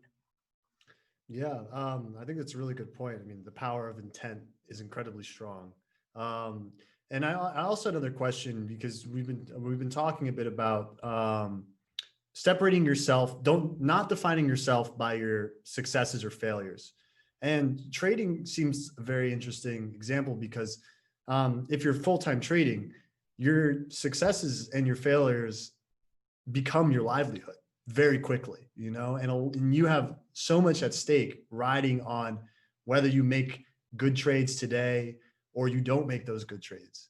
So have you felt that it's been harder for the traders you've coached to separate themselves from their results than other professions like baseball? I'll tell you what I see with traders a lot. They're not good with money. Okay, hear me out. Believe it or not, I mean, I've worked with a lot of traders that they live off of their trading account. They don't even have an operating account. So I said, listen, I put a line down the middle. You are who you are. Like, I'm Coach Dana Cavalier. I happen to be a coach, right? You're you, and you happen to trade. So those are two separate accounts, right? This is what you do. This is your business, and this is your personal. And what I find is a lot of traders are just really poor with their own money. So they don't have their own retirement plan that they're feeding.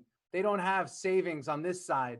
They put it all over here, or they have the desire at times to put it all over there, especially after a loss. And then they try to get revenge on the market, which is also very dangerous. You can't do that. So you build your security on your personal security on your personal side, and you trade on this side. So when you mix the two, it's super dangerous. So the way I look at it is, I worked with a client as of recently, and I said, listen, first thing you have to have an operating account where you pay your rent, where you pay your mortgage, where you pay your bills. That's all over here. And when you have success over here, you don't just take that money and put it back in. You take a percentage, everything that you make over here, you determine a percentage that comes back over here for safety and security. So your safety and security is built over here, and you build your business over here, right? You're an entrepreneur over here, but you're building safety and security and a long-term financial growth plan over here. And they don't mix. If you fail here, you don't start pulling out of here to feed this thing. It's a bad idea. And I've seen guys go broke doing that. It's super dangerous. So you have to realize that there's a separation and there's a line right down the middle. And if you're going to cross them, you're going to be very emotional. And that is a bad place to be. Yeah, that's a really good point. I think that's great financial advice for pretty much anything, Just don't let your job and your personal life mix. And it's a pretty good golden rule. So we have a couple of questions from the audience. Let's start out with one from San Angdo, who asks, do you trade crypto? I don't trade crypto. I only do what I know. I have clients that mine crypto, but I do not trade it. I just don't know enough about it. And I only stick to what I know. So I stick to coaching. I stick to real estate. I stick to what I know. And sorry, you wanted to add something else? I said maybe at some point when I want to dig in a little bit more, I'll get there. So we have another question from Mindmap Academy, who says, which coaching technique do you use? NLP? I'm not sure what NLP is. Maybe it's a coaching technique. Yeah, it's called neuro-linguistic programming. I don't use any coaching technique. I use my own technique, and that technique is I meet people where they are, right? So wherever you are in your journey, that's where I meet you. I coach traders, I coach executives, I coach CEOs, private equity, managing partners. The same way I would train an athlete. I meet them right where they are, and we begin to handle what's right in front of us. I don't go all the way back and figure out, if you had what your relationship was like with your dad or your mom, or, when you first, felt trauma. Well, we'll get there at some point, but that's not where my journey begins. I meet you right here, right now. What are we doing right now? Because I find most people don't take action on anything. So I don't have a particular style or technique or, I have a degree in sports medicine, but I meet people right where they are, and we begin attacking on their goals right there. Mm-hmm. And actually, I have a curiosity, like how long, on average, like a coaching program does it last? Like how long do you follow every day some specific person until he gets to the point where he wants to get, and he doesn't need your coaching anymore? Yeah, well, I try to make that as soon as possible. Now, for everybody's different, but what I'll say is, like, I was talking to a client, again, very successful in private equity today, and venture capital, and he's been with me for years. So what it becomes is a relationship that says, hey, I'm your coach and I need you to be peak every single day. Now, every 2 weeks we meet up, or every week we meet up, and we talk about where you are right now and what's in front of us. And what we do is we take this week and we connect it to next week, and then that week, and we connect it to the next one. So when we look back on a 52-week year, we've gotten progressively better, and we've attacked everything that sits in front of us every single week. So like I said, that's the way I coach people. I don't coach people for one session, or it's a little bit of a longer engagement, because I need you to be successful.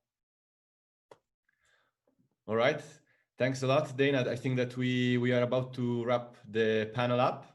It was very cool, interesting. Thanks for being with us. Yeah, thank you guys. I appreciate it. Thank you again.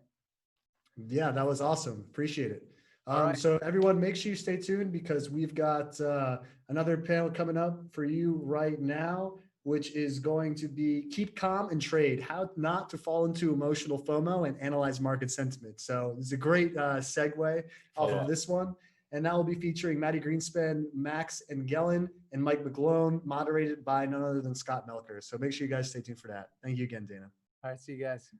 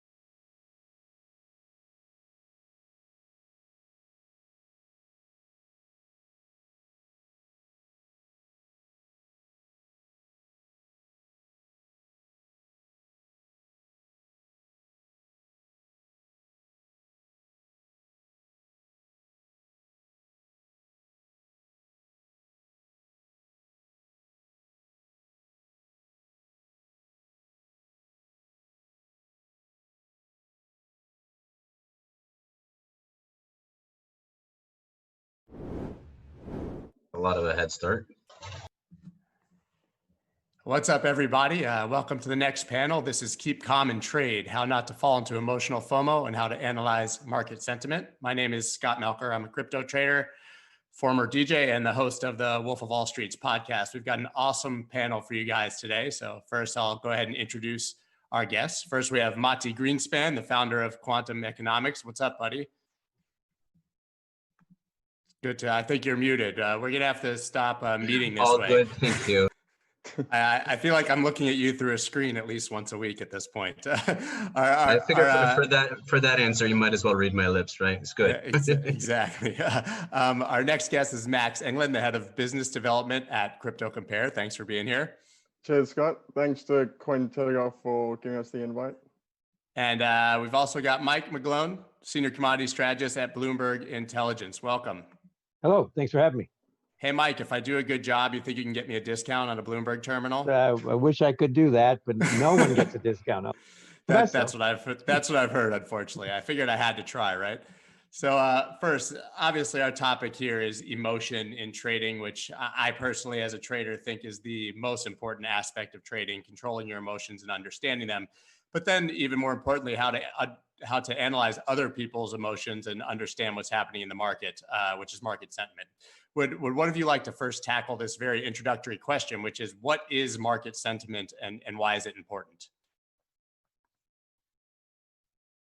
That's when you tweet something and then a million people tweet back at you. I think right.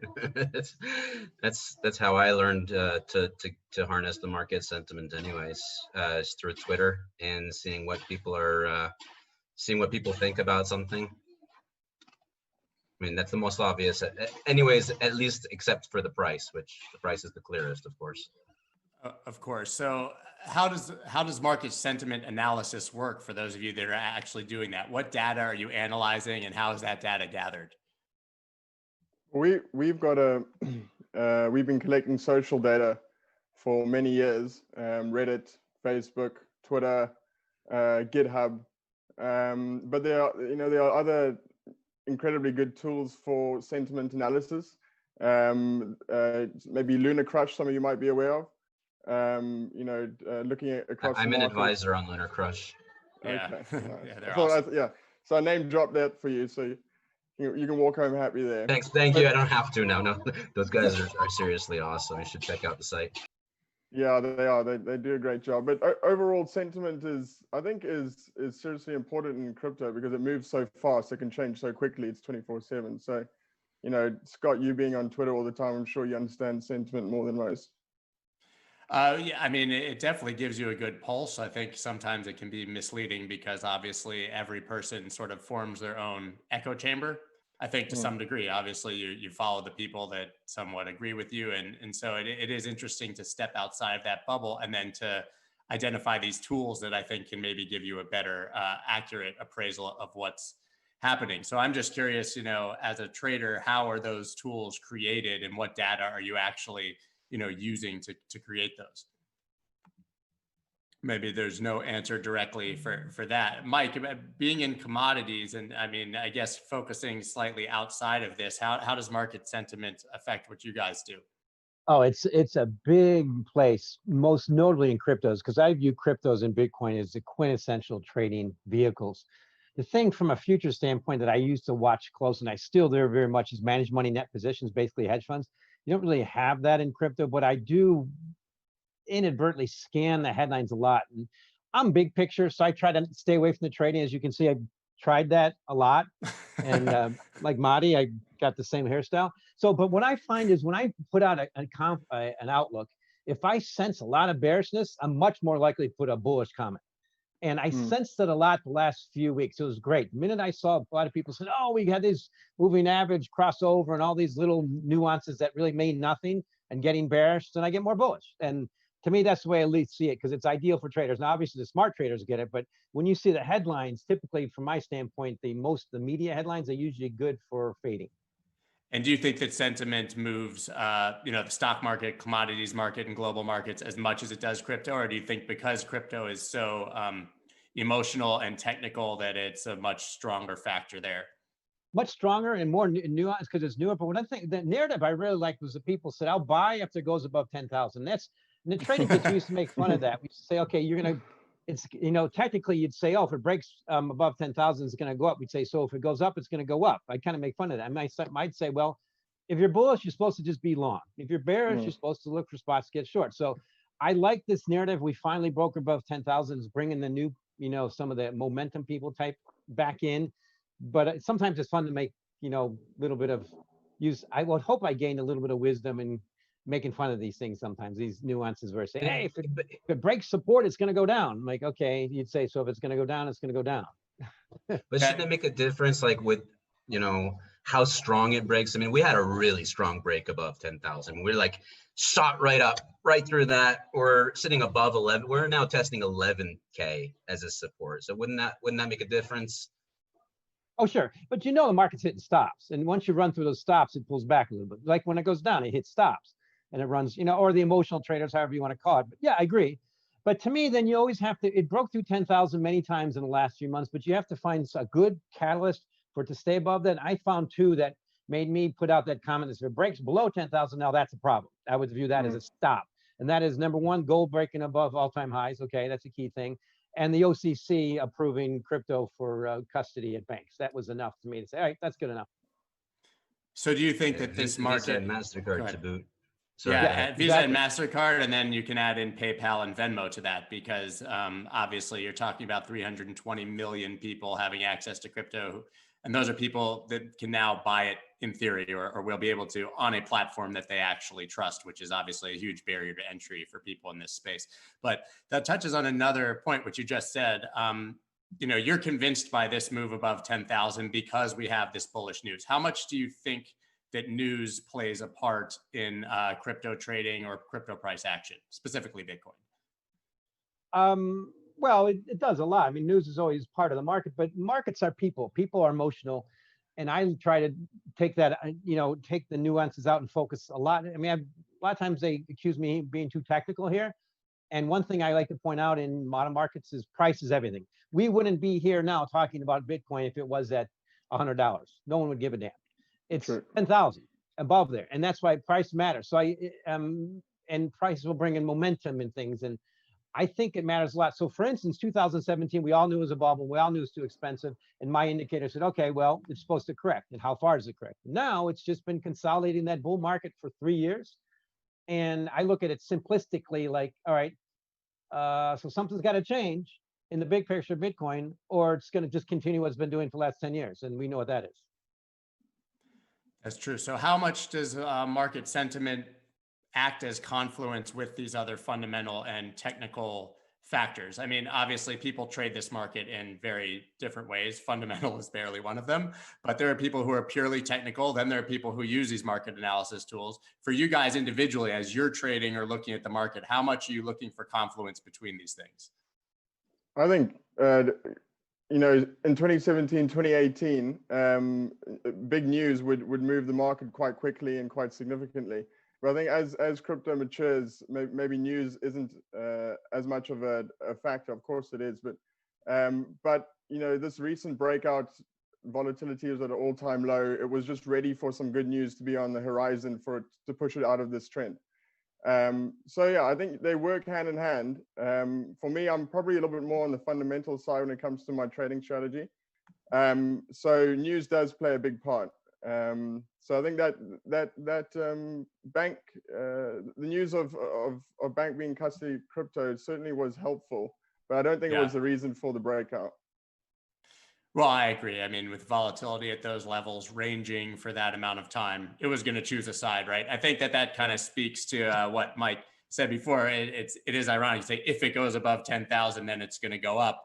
But I guess when you are ranging and you're looking for a significant level to signal that you're out of that range, that perhaps that's why that's a meaningful thing. But when you say, Max, that you use fundamentals more, are you speaking, you know, generally, specifically with Bitcoin? Do you trade altcoins? I mean, you guys are obviously tracking everything. Yeah, I typically trade Bitcoin and ETH. You know, it's about as much as I can wrap my head around to understand the fundamentals really well. When I mean the fundamentals, basically, of course, you know, recent developments, the actual health of the Bitcoin network. So, you know, what's transactions velocity like? You know, how many active addresses do we have? And many other fundamental aspects to it. So I think the word fundamental is very much all-encompassing, but I think I'm certainly not a technical trader. You know, I understand a few charts, but fundamentally, I think I can get away with it, understanding Bitcoin really, really well to improve results and, you know, profits. Yeah, it's an interesting point. I mean, fundamentals in crypto are very different. It's not a P&L or a quarterly earnings report or something like a company or a stock. You're talking about hash rate and, you know, wallets and those other things. So I guess there's that differentiation between what we look at. So what do you guys make of the recent alt season, if you want to call it that, or the way that perhaps while Bitcoin was ranging, the bullishness of altcoins, the crazy moves, and how much of that was captured by viewing market sentiment? Yeah, I think that what we have right now in the crypto market is really a microcosm of what's happening in the traditional markets. This is something that I mentioned on Bloomberg Radio yesterday morning, where we have we have a rapidly changing dynamic in the world, right? With the pandemic and everything like that. I think that the initial shock of the pandemic, March, that was, let's say, in a roller coaster, right? You know how it starts out with that huge drop, right? And then after that, and where we are right now, is kind of like the rest of the roller coaster, which is where we're being carried off of that momentum.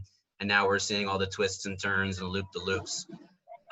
So some companies, they're going to crash. They're going to get completely hammered. The airline industry, the demand just kind of collapsed on them.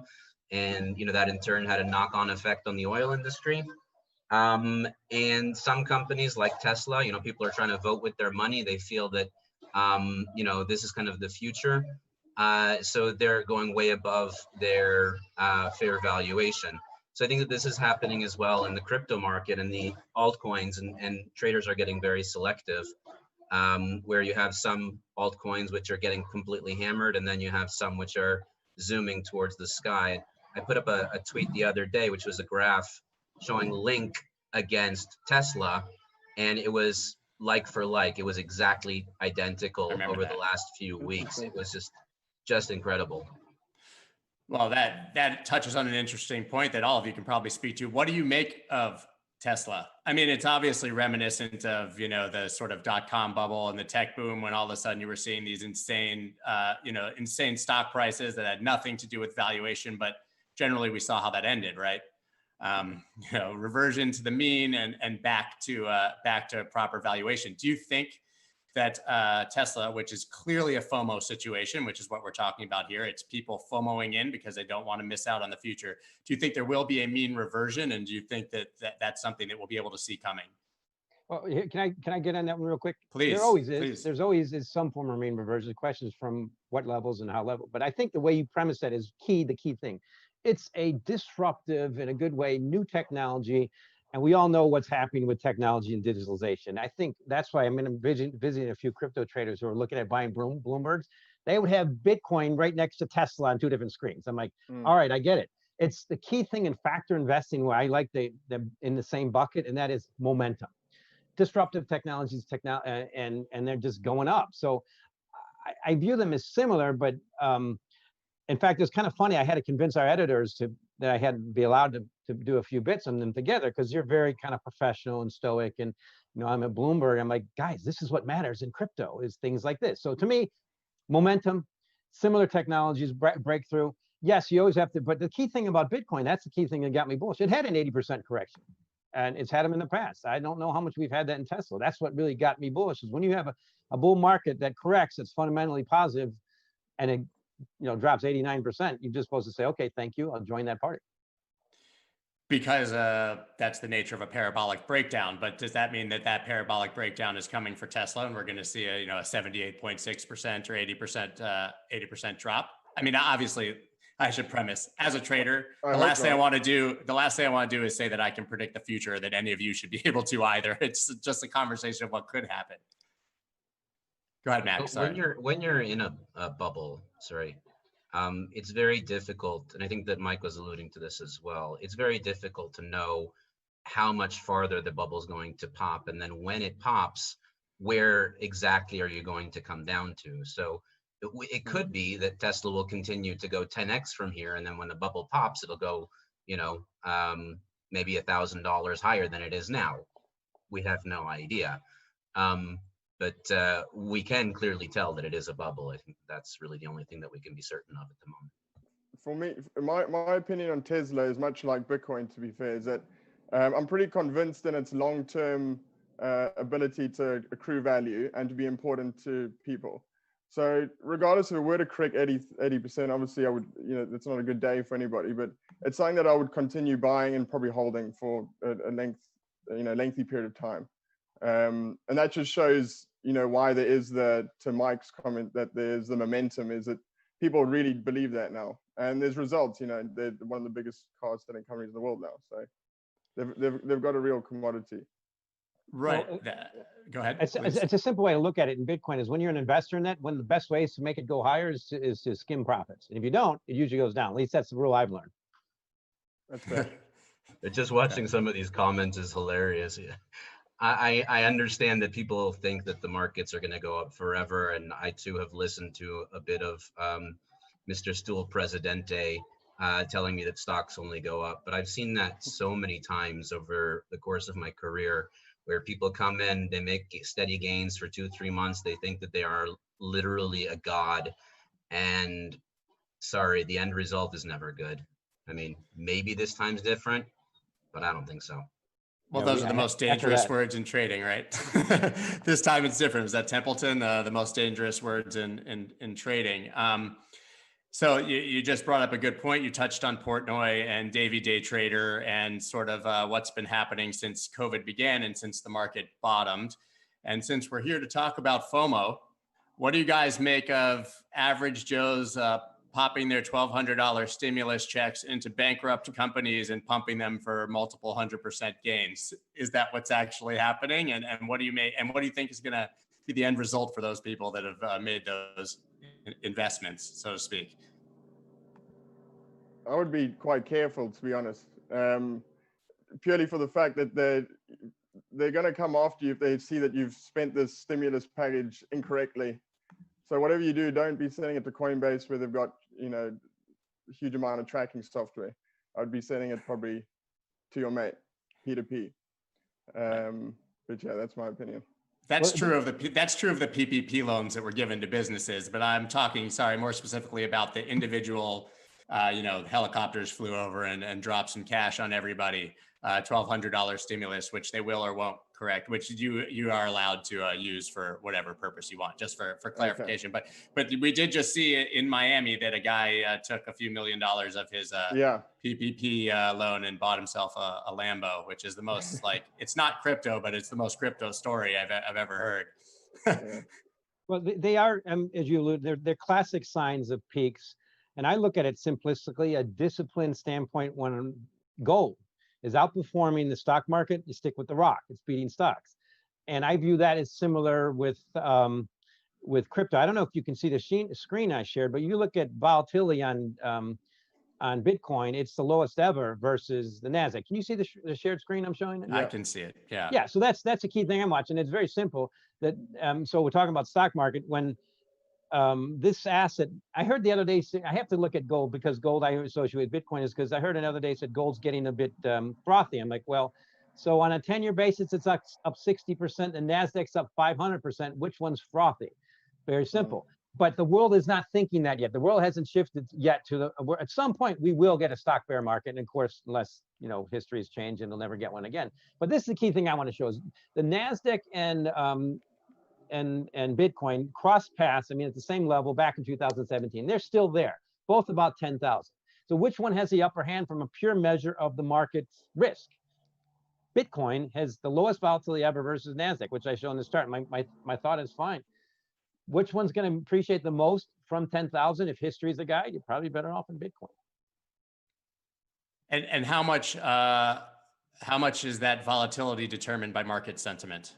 Well, that's the key thing. Volatility is simply a measure of the market. It's 260 days, so it's annualized, and that's what I have to do a lot at Bloomberg. I have to keep it big picture, and you can't argue with it.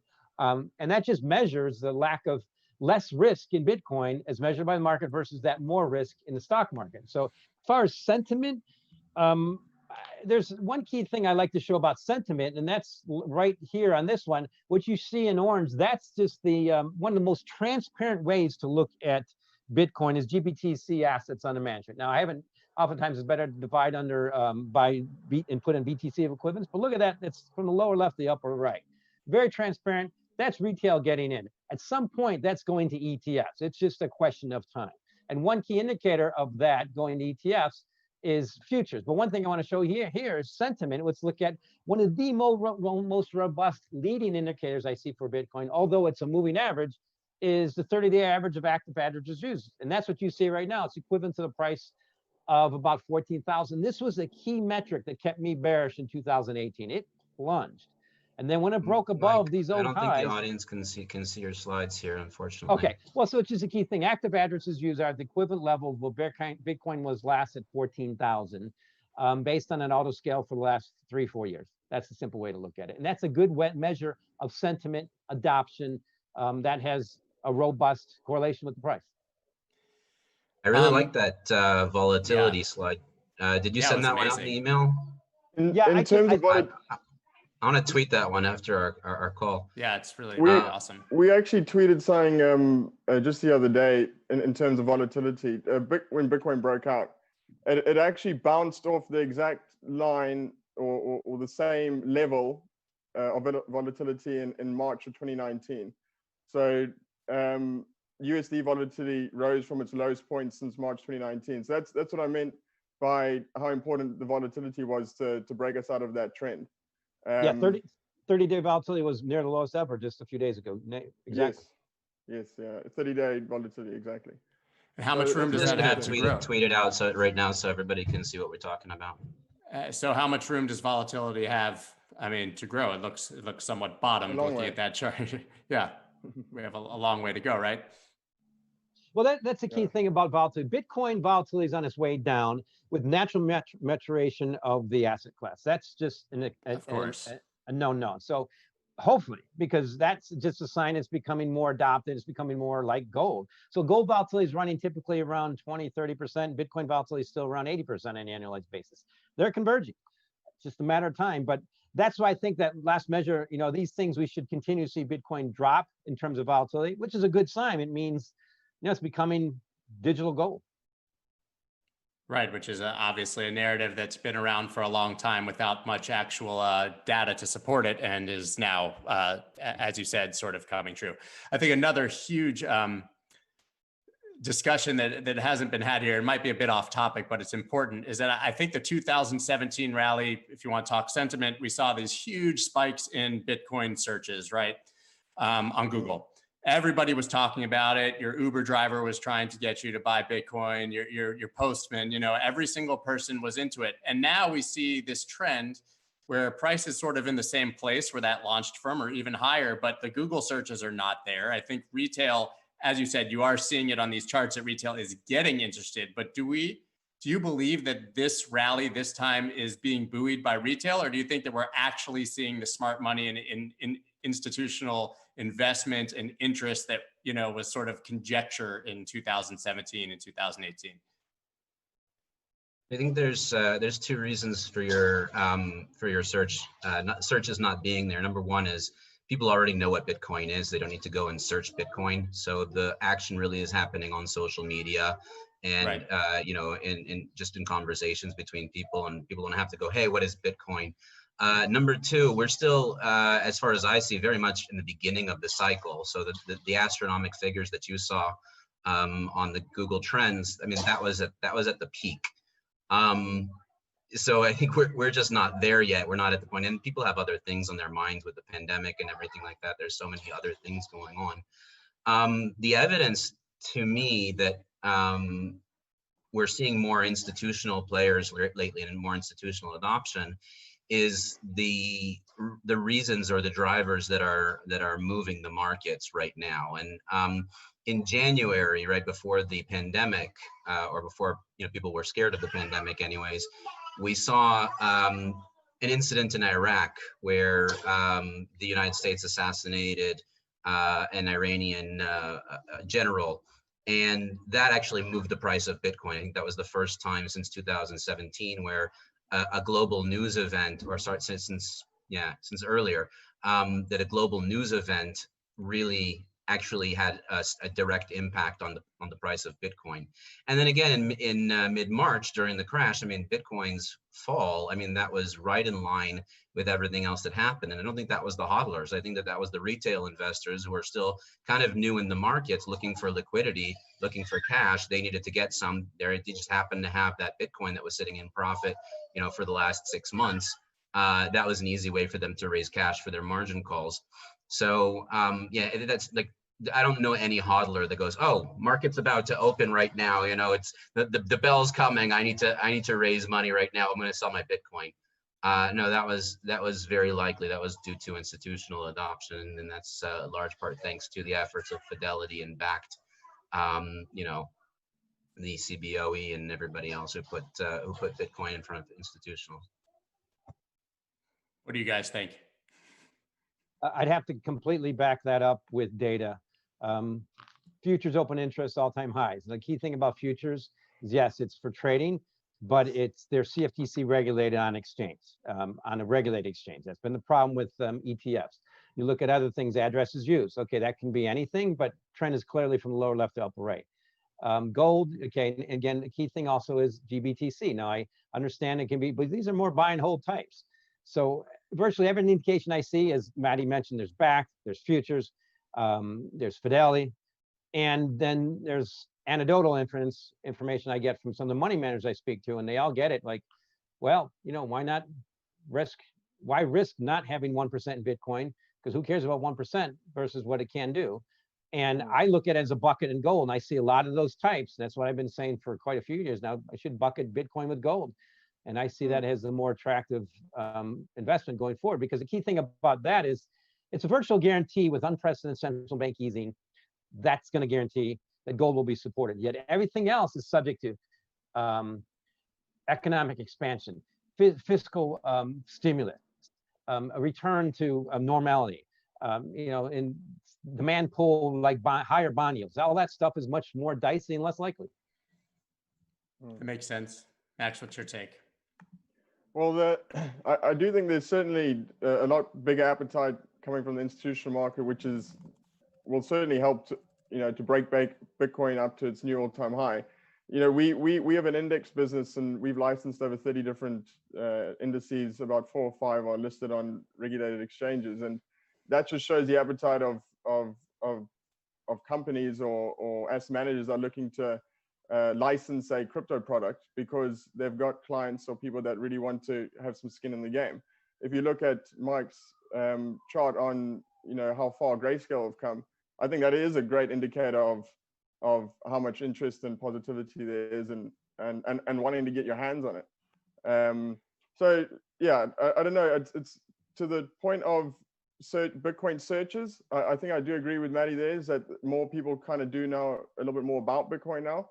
But I would still assume like how to buy Bitcoin would still be quite a big research, search term, because it's damn hard to buy Bitcoin most of the time, or at least quite confusing for most. I agree, which is one of the huge barriers to mainstream adoption, which, like, to me, why Venmo and PayPal is such a layup, things like that, where someone can go somewhere that they trust, they know how to use it, and they just, we've seen it with Cash App, right? That's where that's driving their business at this point for Cash App. So I'm curious, we've talked about using social media and market sentiment and all these things in your analysis. Do you think that people maliciously use social media to drive price in one direction or the other, to fool retail? Dogecoin comes to mind, right? With Doge is awesome. Come on. Well, yeah, but Dogecoin kidding. is all about the pump and dump and the memes and the shtick, right? So I think that was kind of characteristic. But yeah, what do you think? What do you think happened to Hertz? A bunch of people got on Reddit and go, "Hey, we gotta pump this thing right now," and bring it to the moon.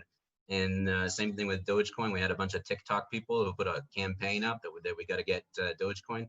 So yeah, I don't think that, I think it's difficult as an individual to make those kind of, to try and move the market like that. Even, Warren Buffett tries once in a while. I think he has a hit and a miss record on those. But as far as groups doing it, I think that it's a lot more powerful, and especially when you get, a large enough group, it certainly can impact the market. I think we're seeing a lot more of that these days now that the market is full of retail investors. Yeah, Doge was certainly helped by Elon Musk. Yeah. Well, in a market like this, it's not regulated. It's just a guarantee. I remember being in the trading pits, and you could see how guys would manipulate stuff. I learned early on that it's just not worth it. You can make a lot of money and have a great life without doing anything illegal, but it's virtually guaranteed. There's a lot of that.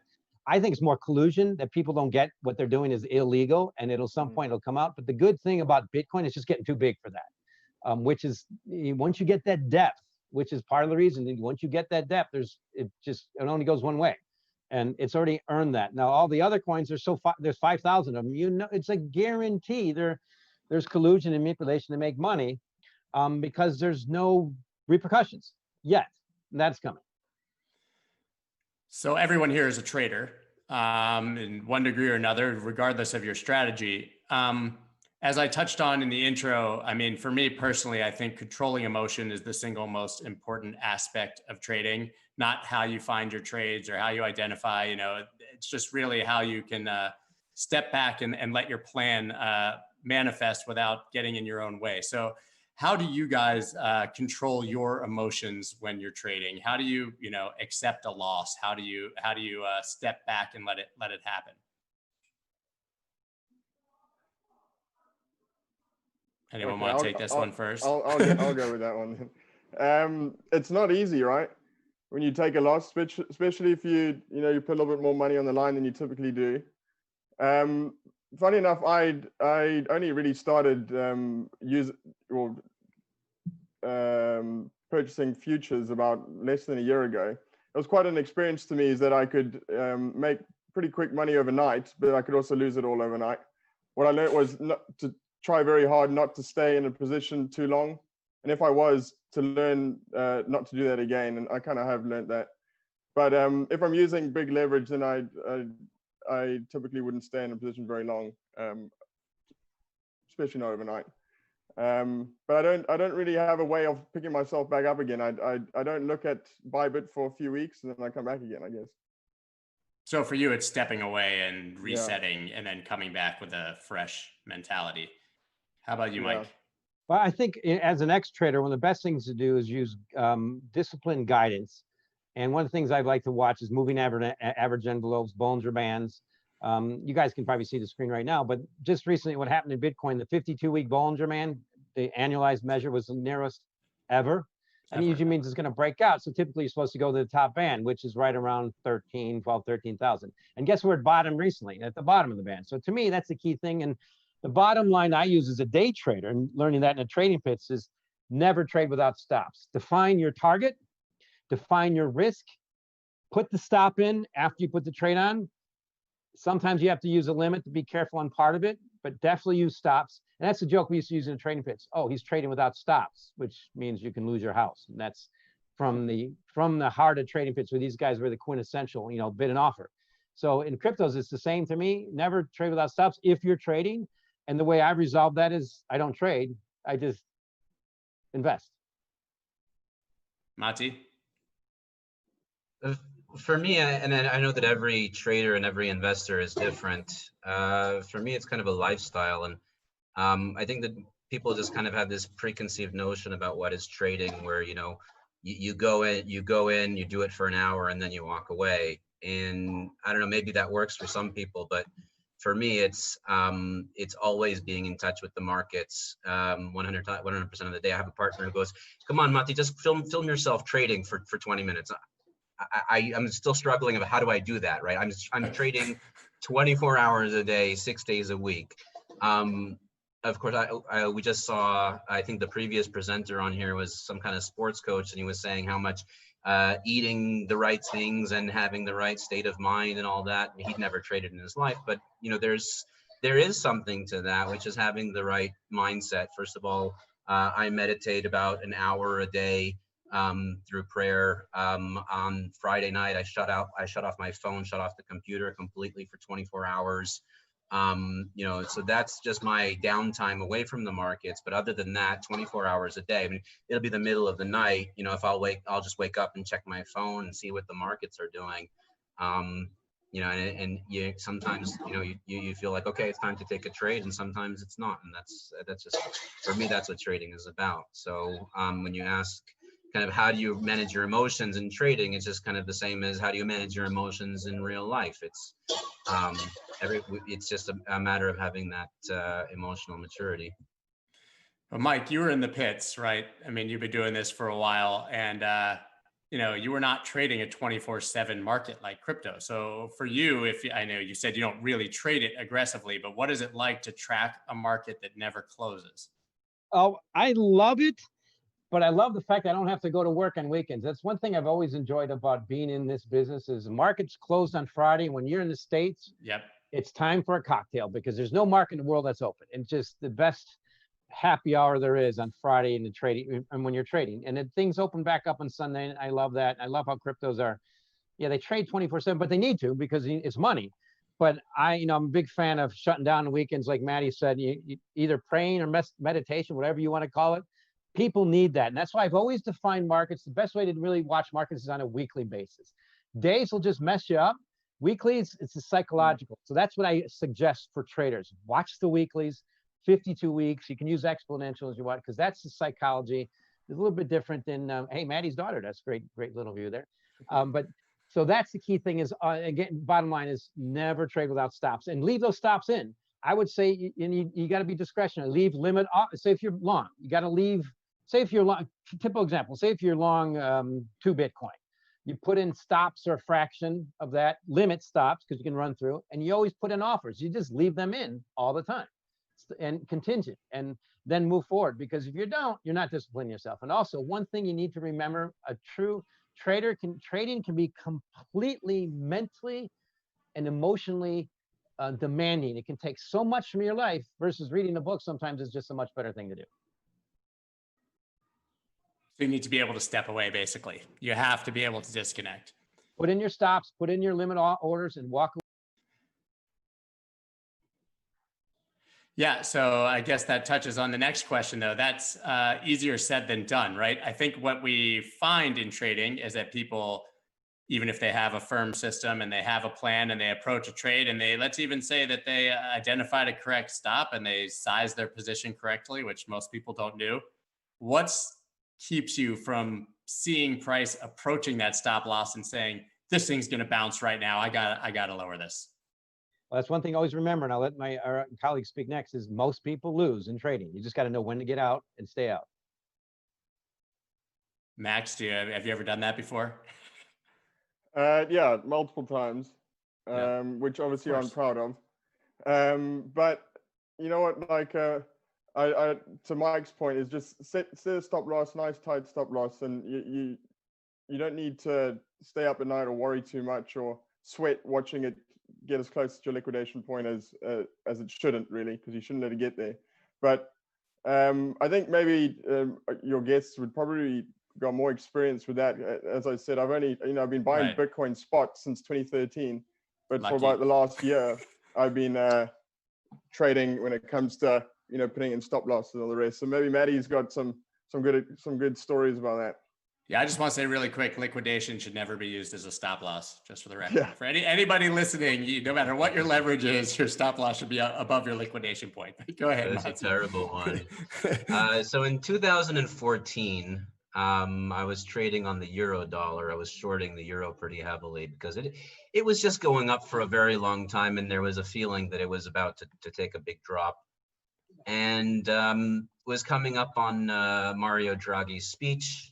And Mario Draghi was the central banker in the European Central Bank at the time, and I knew it was going to get volatile. My stop loss was a fair bit away, and just before he announced quantitative easing, right, that they were about to embark on a huge cash injection. This was when quantitative easing was still relatively new. Just before he announced that, just as the speech started, there was this bout of volatility which spiked the price up. It hit my stop loss by 2 friggin' pips, and this was a very heavy short trade, and the euro just kept going down for 6 months after that. So stop losses can save you, but they can also be your worst nightmare in some cases. It's just a matter of getting to know them and a matter of experience on that, I guess. It's one thing traders need to accept. Maddie, that's a great story. It's happened to me, all of us many times. You get stopped in the lows or stopped in the highs. Traders have to accept that and move on. And guess what? As Dennis Gartman says, the market's a horrible mistress. It will find out what your position, and it will rip your head off. And guess what? If you haven't had your ripped off, then you haven't traded or haven't taken normal risk. That's why as a 55-year-old guy, I sure love just not trading and watching other. And sometimes it's that knowledge. You know where the stops are. You know when people are getting hit. And that's why it helps with my analysis. Like, okay, now I'm going to put out a bullish comment because I know that just hit all the stops. Yeah, to that point, pro tip for those of you trading on BitMEX and Binance and Bybit and all of those other high leverage, if you put a stop loss, you're revealing your position to the market maker and they're going to take it. So watch out, because I'm quite certain those guys are running stops, and probably anybody else who's got, high leverage trading, especially for retail. They're going to take your stop every time. They'll move the market on purpose just to run those stops. That's a great example of how things have just migrated that I learned in the trading pit. Sometimes I was on the phones. I was always on the phones. You see those guys talking to the institutional traders, and I was arbing in the pits. And a lot of times I would just ask the brokers I know, hey, where's the stops? And this is the signal you go, where's the stops? And they would say, okay, around here. So are there stops upside? Where's the stops? And because they knew in their deck. So if you kind of define where the stops are, people would try to run to them. Nothing's ever changed. Nothing will change. And you just try to hit the stops. So guess what? Markets will go to like Maddie mentioned, if there's a cluster of stops, markets will go there. Yeah, and in this case, what he's touching on even more specifically is that likely these exchanges, which are unregulated, are actually internally running your stops. It's part of the business plan. It's not new to crypto. Yeah. It's not. Yeah. This is an old thing that market makers like to do, and this is way before crypto was invented. They've been doing this in the forex, especially in the high leverage markets, is where there's, they in essence, if you're trading against a market maker, you're trading against them at some level. Some market makers are a bit more honest about it and won't do as many running stops, and some are a bit less honest and a bit shady, but you'll never know which are which. Well, here's an example in options. Look at options open interest. So oftentimes you see a concentration of call strike at a call strike, or a concentration of put strike. So if you're bearish, you always want to be short the strike where there's a lot of open interest and long a strike in front of it. But guess what?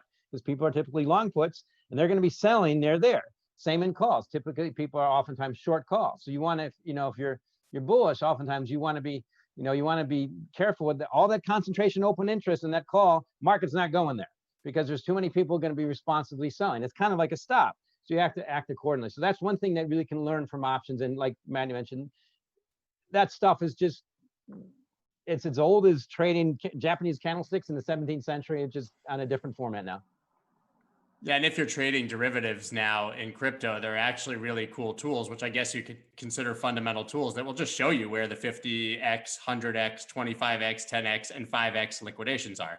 I mean, it's open data. You can see where the positions were. You can back calculate, and there are tools that do that. And it's almost inevitable that the market will go hit at least up to the 50s, right? Usually the 25x's, and that's why, that high leverage is almost like you're giving your money away to some degree. But Mate, I want to talk about something that you touched on before with your euro trade, because it's something we've all experienced. So you obviously stopped out like almost to the pip. So we've all been there, but there were 6 more months of price action in your favor and you never re-entered the trade. So emotionally, what was the reason for that? And, is it a urge to not take a revenge trade? Was it fear that you were going to finally do it and the market would reverse? So, in that situation, what are you thinking? I was liquidated. No money left. and that, at that point in time, that was like I was all in. And when you get licked like that, you're gonna have to take some time off. Keith, and plus, I didn't know it was gonna keep going down. 6 months. Never do. I mean, that trend is monstrous, and you always go okay. So I mean, my take profit was significantly lower, but it tripled or quadrupled where my take profit level was, to be honest. Crazy. So you would have been out. You wouldn't have ridden the entire thing, but still, I mean, you always like to think that you like to think that you would have, though, right? Yeah, no way. So that's where Maddie's example is just a really good indication of how to analyze the market. Number one, trade less position, more focus on the position, and maybe scale in and out as a trading bias. For instance, that plunge we had in Bitcoin down to 5,000, in March, April, was that classic March 12th, stop out. Yeah, just classic. We all knew it. Fundamentally bullish, flushed out all the week longs, and here we are. I mean, it's easier said than done, but the same thing happened in Treasury market in 2018. Sentiment, managed money net positions on bond futures and interest rates were the shortest ever. And here we are, yields have gone in the 30-year from 3% to less than 60 basis points. So those indicators are sometimes the best you get out there, but you have to try not to be the victim. And Maddie, we both learned the hard way, and just, you got to get back in, try not to be the victim. The way I like trading sometimes, if you scale, fundamentally have a position. Are you bullish Bitcoin? Fine. then you overweight. You've got to be ready to overweight when it dips and underweight when it rallies, but keep that fundamental position and you just trade around it is the way I like to suggest people should trade. But what is it about humans that, makes them want to, you just said, you have to be willing to sell when it's going up, which is the opposite of the stop hunt we were talking about, right? People move their stops, they do those things, but they also refuse to take profit at obvious areas, or they take it too early, or they get greedy and try to ride it. So as you said, it seems so obvious that you should be selling on the way up and buying on the way down, but people almost invariably do the opposite thing. Why is that? That's a good little lesson that I've learned also is when you're on the phones and you got a guy in Japan who's trading a lot, he made a lot of money in a position you suggested. If he calls you up and suggests taking profits, you always say yes. That's a rule in the business is you never get fired for taking profits. So I actually recently did that in gold. I've been bullish gold for about 5 years. And as a strategist, I have to be careful, but I just pointed out, if you've been bullish and you're long, it's all-time new highs. It's basically stretched above the 52-week average the most in 10 years. You probably should be scaling back a little bit. And the key lesson we learned, I remember being with some traders, and I used to be on a trading desk a lot too, is, you're bullish, and I'd be ask me, why are you selling? Well, because I've made money, and if I don't sell, it's going to go down. If the market thinks I'm selling, it's psychological. If the market thinks I'm selling, it's going to go up. You got to play this silly game sometimes, but as long as you're booking little profits and not getting overweight, it's the overweight positions that really get hammered. But does that play to what you said about scaling in and scaling out? I mean, you have much less emotional attachment if you sell 75%, but you still have your 25% just in case it, as we say in crypto, it moons or continues on. Because like you said, there's a lot of people who are now getting interested in gold because it broke the all-time high, right? Yeah, which is a bit risky, and that's why I say, but it's fundamentally a very bullish market, and I look at it like it's only up 60% on a 10-year basis versus the Nasdaq's up 500%. So yeah, you don't want to be the first one. Here, the level you have to fully expect, maybe we'll get a 10% correction. Maddie was kind of pointing it out in one of my comments. I can't predict that, but my point is if you get it, you got to be willing to not get stopped out and to buy dips if you're fundamentally bullish. And the point is, if you've been bullish for so long and you're made a lot of money, it's prudent to skim profits. Always prudent to skim profits. Yeah, I took profits on gold at 1650, and then I've been waiting for a deeper pullback since then. So you know what? Sometimes you take those decisions, and no, I'm not bitter or definitely not kicking myself for losing that opportunity. Not at all. No. Well, you made money, right? And, oh no, I made money, but I could have rode that one for a bit longer, no doubt, had I known what was going to happen. I'm still waiting for a pullback, honestly. And once we see it happen, $100, $200 pullback, and this is all throughout 2009, 2010, 2011. You got to remember that gold rally that just lasted 3 years without stopping, and we had pullbacks along the way, and everybody knew pullback was the time to get in. So I'm not going to try and FOMO in at the top over here. I'll wait for that pullback, even if it comes at 2,200. I'll wait for the pullback before getting in. Well, I think that's the right sentiment. I think Bitcoin's in a similar bucket. The difference is it's up a lot in the last 10 years, and but the key thing I like to compare about both of them had substantial corrections, gold and Bitcoin. The stock market has it, and that's what you typically have to do to reset and to reset a good bull market. And they're in the same bucket. Gold is increasing correlation as to Bitcoin's increasing correlation as to gold.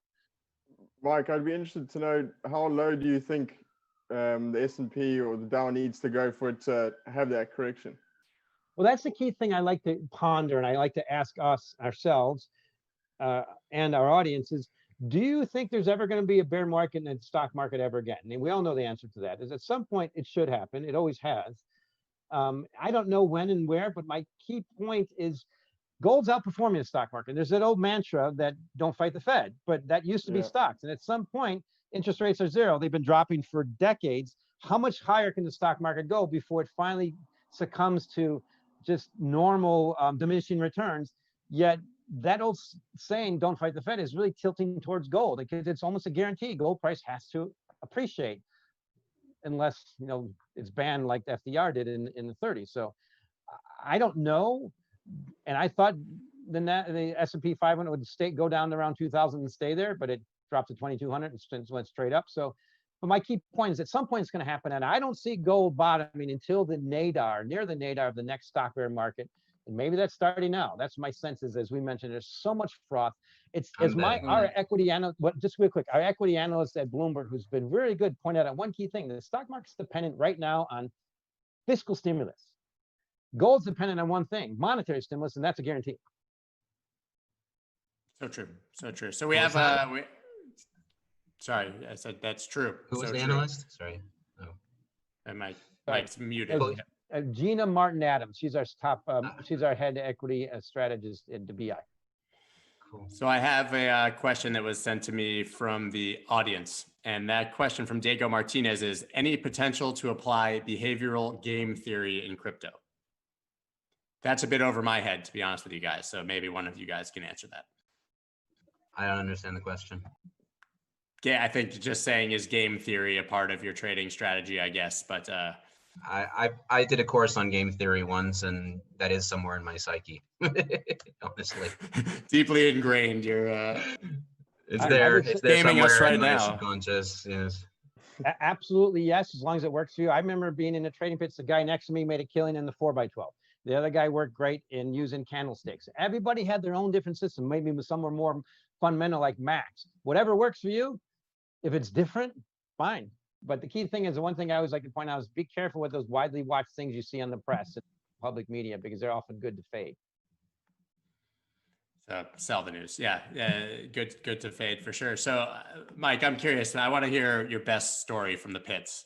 Because I think that most people who are watching, and certainly anyone who's only traded crypto, literally has no idea what we're probably talking about with the pits, much less has heard any great stories. Well, there's so many good stories. I remember one time when I, this is more of a fun one because it was, I would, as a phone guy, you give orders to the guy you knew, but also there was a guy on the side who was my brother who was trying to get my business. And one time I had a 10,000 lot option spread, which meant the commission for that was $20,000 for the broker. So I looked to the guy to execute the trade, and he wasn't looking at me. So I went to my brother. He's my brother. I said, I need to sell 10,000 market at the number. He looked at me and goes, 10? No, I know. I went like this, 1,000. And he freaked out. The pit went crazy. And the broker I didn't give the order to came out and threatened to beat me up. It was so funny. I'm like, dude, go ahead, hit me. I'll enjoy it. But that was, you have those kind of things a lot. But to me, the most exciting part was the Gulf War in the 90s. And, you know, when bonds went limit up, crude oil went limit down. And I just love busy markets. I think everyone like my generation, I'm in my 40s, like the image we have is the movie Trading Places, right? Eddie Murphy and Dan Aykroyd down in the pits, you know, orange juice futures or whatever they were trading. I don't know how many times we quoted lines from that movie. Get back in that pit, it sells. It's a lot like that. But the thing about, I was in the bond options and bond futures at the time. It was the busiest pit in the world. Orange juice is nothing, but no, we try to say that. Now it's all electronic. How does it compare to the feeling from then and now? Like what's the like? Well, the thing is about the now is more. Yeah. Pit traders would get the edge because I remember you could sense, you can smell, because when people are really busy, men sweat and they smell. I can smell the volume. And you can sense where markets are going sometimes. And sometimes, like you do like this to the, this was the thing, is the market long or is it short? If you get a sense that the traders, the pit traders, which are long, towards the end of the day, then you don't want to be long because you know they're going to be selling. And if they're short, you want to buy a little because you want to hit their stop. So you get the feel in the pits. Away from the pits, electronically, you have to use any type of system you can, which is much more algorithm and systematic. So it's easier to find an edge in the pit. And a lot of that plays, again, to emotion and psychology, which you're talking about. And I've heard John Najarian talk about this a bunch, his time in the pits. And I have this, like, imagine this guy's an NFL linebacker, is in there and literally throwing people out of the way, jockeying for position in the pit. I mean, how much did physicality and aggression have to do with success as a trader before it was digital? A lot. And that's one thing I really enjoyed, never being in the pits, because a few times I had to go in there, it was just like, no, I don't want to be with all these masculine guys fighting. I'd rather be on the side and go home to my wife. And that had a lot to do with it. If you're tall, my brother was in there, he was tall. You had to wear glasses because sometimes you get a pen in your eye.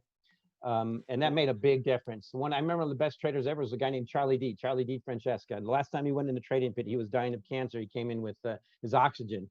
And he's in that book, Market Wizards. I remember watching him trade, and he was just one of the best ever. And he was a big guy. There's a few ex Chicago Bears players in the trade. I'm from Chicago in there, and that really helped. You know, ever see the cow trader, Scott Shalady? Yeah, he was. I used to work with him. He's a classic kind of pit guy.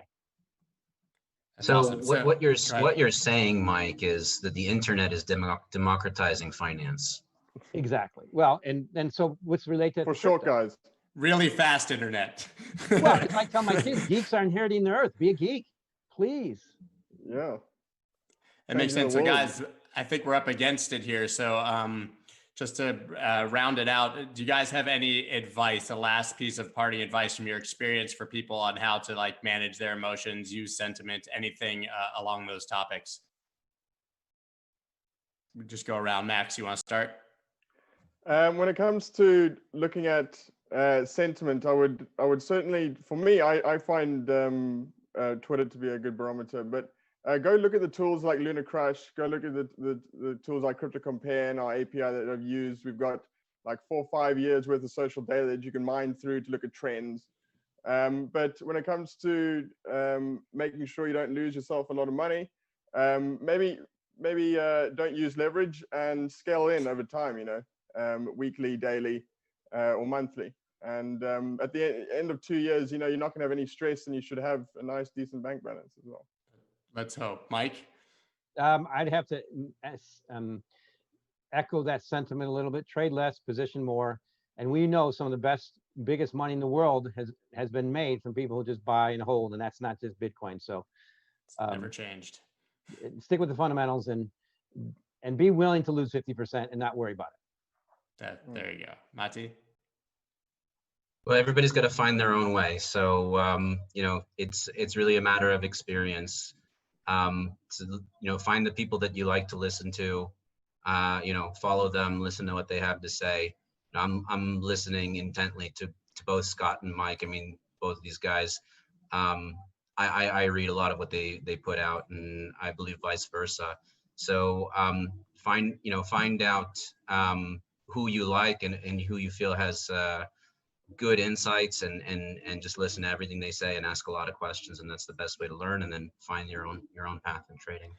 Well, thank you guys so much, and thank you to Cointelegraph for having us. It was definitely an honor, and hopefully we can get the 5 of us in a room one day and have the rest of this conversation over a beer. Thank you guys. It'll be a year or two. Have fun. It might be a while. Cheers, gentlemen.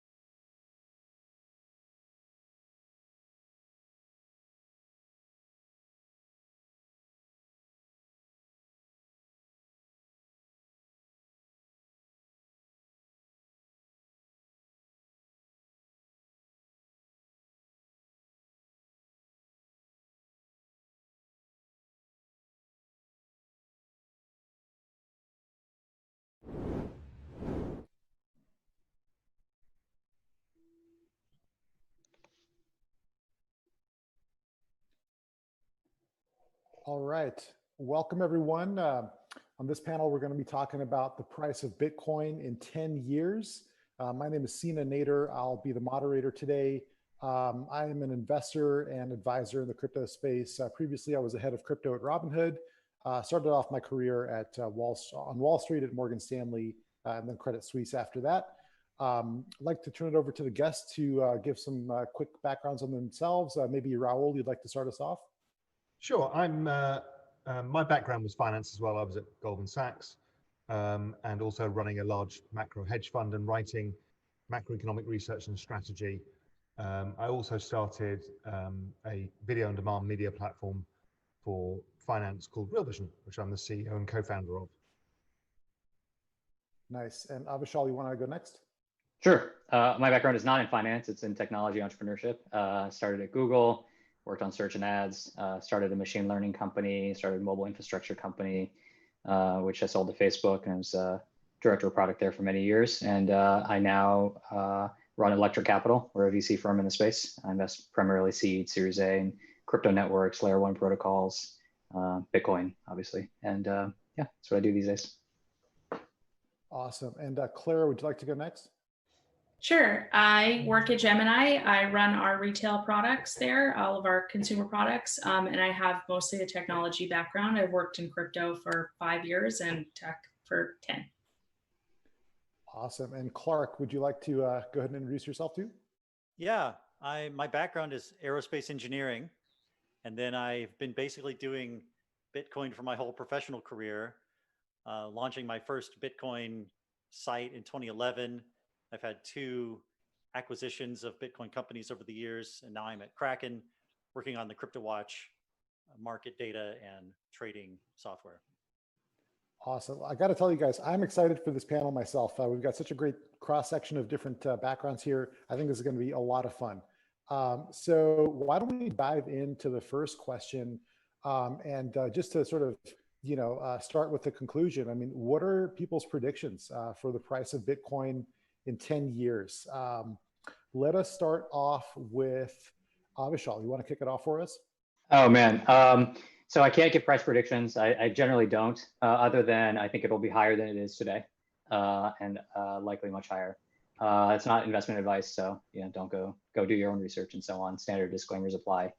But the way I think about it is, I think the standard analogy people use is digital gold. And if you just kind of do the back of the envelope math, gold at about $8 trillion market cap. If Bitcoin gets anywhere close to that, if it's about the same, each Bitcoin would be worth about $380,000. If you kind of eliminate the roughly 15% or so of Bitcoin that has been lost, for lost keys or Satoshi's coins, you get closer to like 450. And of course, there's no reason to think that Bitcoin couldn't be bigger than gold. Like, coming from a technology background, the way I always think about it is, when new markets emerge, we often underestimate the size of them. So like the knock against Uber at the Series A was, well, if the entire taxi industry is worth $10 billion, how could you possibly be worth more than $10 billion? And of course, in retrospect, we realized when you put something on a mobile phone and 2 billion people can access it at the push of a button, market sizes all of a sudden become 10x bigger than you thought. And so actually, several 100,000 or million, actually, to the point of the panel, if you start looking at it through that lens, is potentially not out of the question. Now, when that happens, or if that happens, people should do their own research. But I think actually there is some math to back up that we could potentially get there. Makes a lot of sense. Let's see, Claire, do you want to give us some views just in general on where you think the sort of future price action might be many years out? Yeah, I mean, I want to say 0 just because I'm convinced no one on this panel will, but I don't actually believe that, obviously. I mean, I don't want to make a specific prediction either, but obviously I'm long-term bullish on it. I think the thing that is very likely to happen is that there'll be less volatility, and so I think it just will be a very different environment. I do definitely agree that I think the price will be a lot higher. And I think even in the short term, the price probably will be a lot higher. 10 years from now, I think it still has the potential to be a life-changing investment. Even if you got into it today, you never had bought any before today. I still think there's huge potential for people as an investment. So yeah, hopefully a lot more than now. Makes sense to me. Clark, would you like to offer some views? Yeah, so I recently wrote an article about the 10th anniversary of the first Mt. Gox trade, which was July 17th, 2010. And Bitcoin traded at 4.95 cents per coin. A few weeks later, let's see, on October 8th, 2010, it was a penny. So it's come 5-6 orders of magnitude price increase so far. I mean, the other side of the coin is what's the US dollar's purchasing power at that point?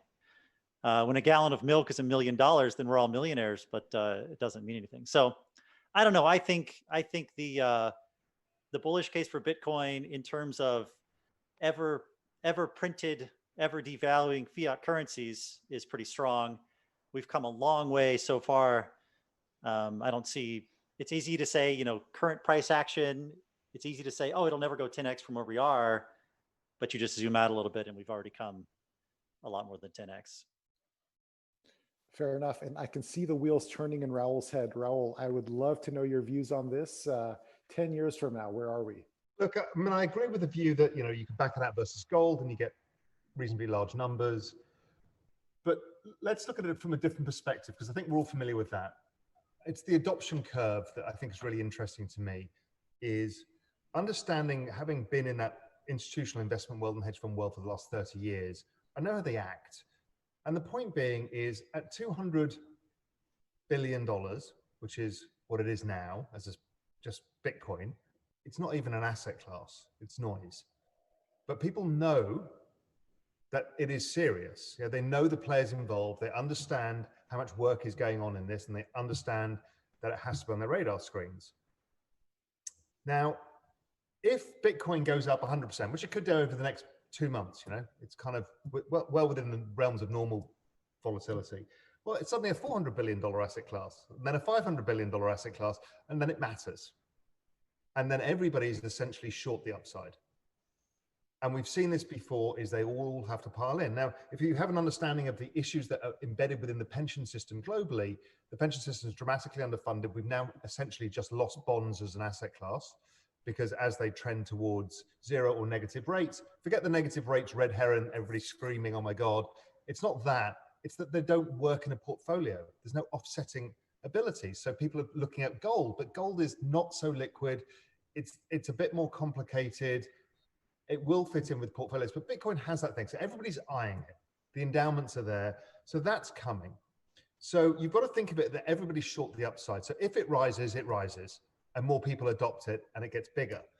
And then obviously as we go over the next 10 years, I don't think we fully get to the 21 million Bitcoin, but what happens is we stabilize in price, because the stock to flow has changed dramatically at this point. Sure. So you end up with a stability, and I think this is where it's all going. In the end, whatever that price is, it becomes the global benchmark collateral for a new digital system. So could that be $1 million? Could it be $10 million? Could it be $500,000? Sure.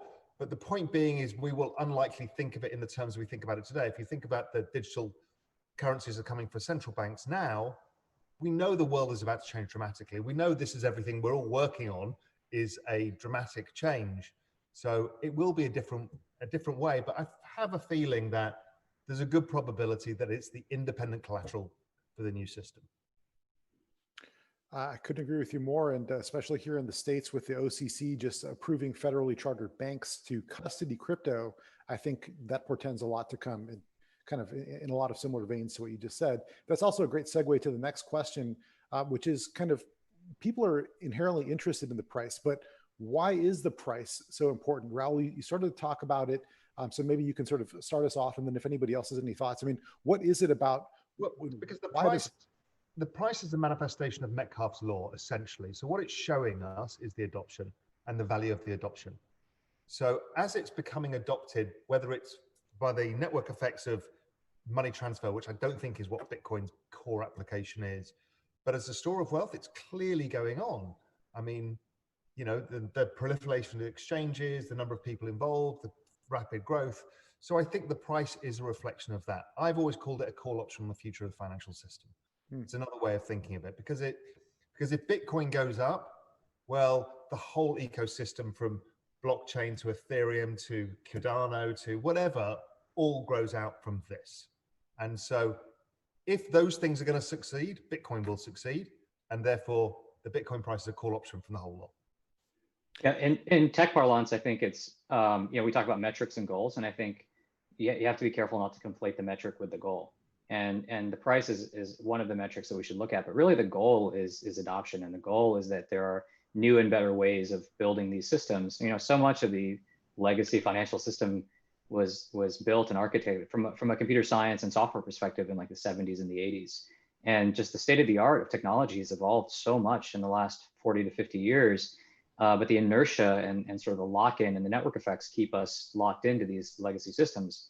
And so, to me, when we start seeing these large numbers on price, what it hopefully signifies actually is that there's real adoption, that there's real value being created underneath it. And that's actually ultimately the goal. And the price is just a metric to pay attention to as a proxy. I think often you see a lot of people come into the retail space because they see the price move and they get excited. And then after they realize what an amazing technology this is and all the potential for the future applications. And so I think that when the price is high, there's a long tail of adoption that comes from that. And that's why it's so important now, but I don't think that will always be the case. I think that price also, you get the liquidity volume corresponding to the price. So at 10x, the same quantity of Bitcoin on the order book is 10 times as liquid, right? It takes 10 times as much money to move the market. So that's kind of this, Claire said earlier, the stability aspect. When you ramp the price way up, it takes more money to move it around, you get more stability. All of that makes a lot of sense. And so I've got sort of a kind of a corollary question to all this is, how important are price predictions in the crypto space generally? And I guess maybe for Bitcoin in particular, I think we've all sort of talked here about how price can be a proxy for adoption. Price can be a proxy for a lot of other things. So I guess in that context, are price predictions per se important for people, or is that sort of beside the point? Maybe we can start off with Raul, and then maybe Claire would have some thoughts. Yeah, look, I think it is important. And it's important for the simple fact, to go back to what we were talking about before, is these kind of larger price predictions and the structure of price movements in the past are basically showing people not how much money I can make from it. Sure, we're all in markets and we all want to make money, but it's also the magnitude of the opportunity, how big the adoption is, as we talked about, what it means. Because as Claire said, is once you get your head around, the first thing you get your head around is, oh, this is a great asset class, I can make some money. And then you realize you've only just started your journey and everything you thought you knew is wrong, right? Everybody goes through that. And the price future target, I think Plan B's work is incredibly useful, regardless if he's right or wrong.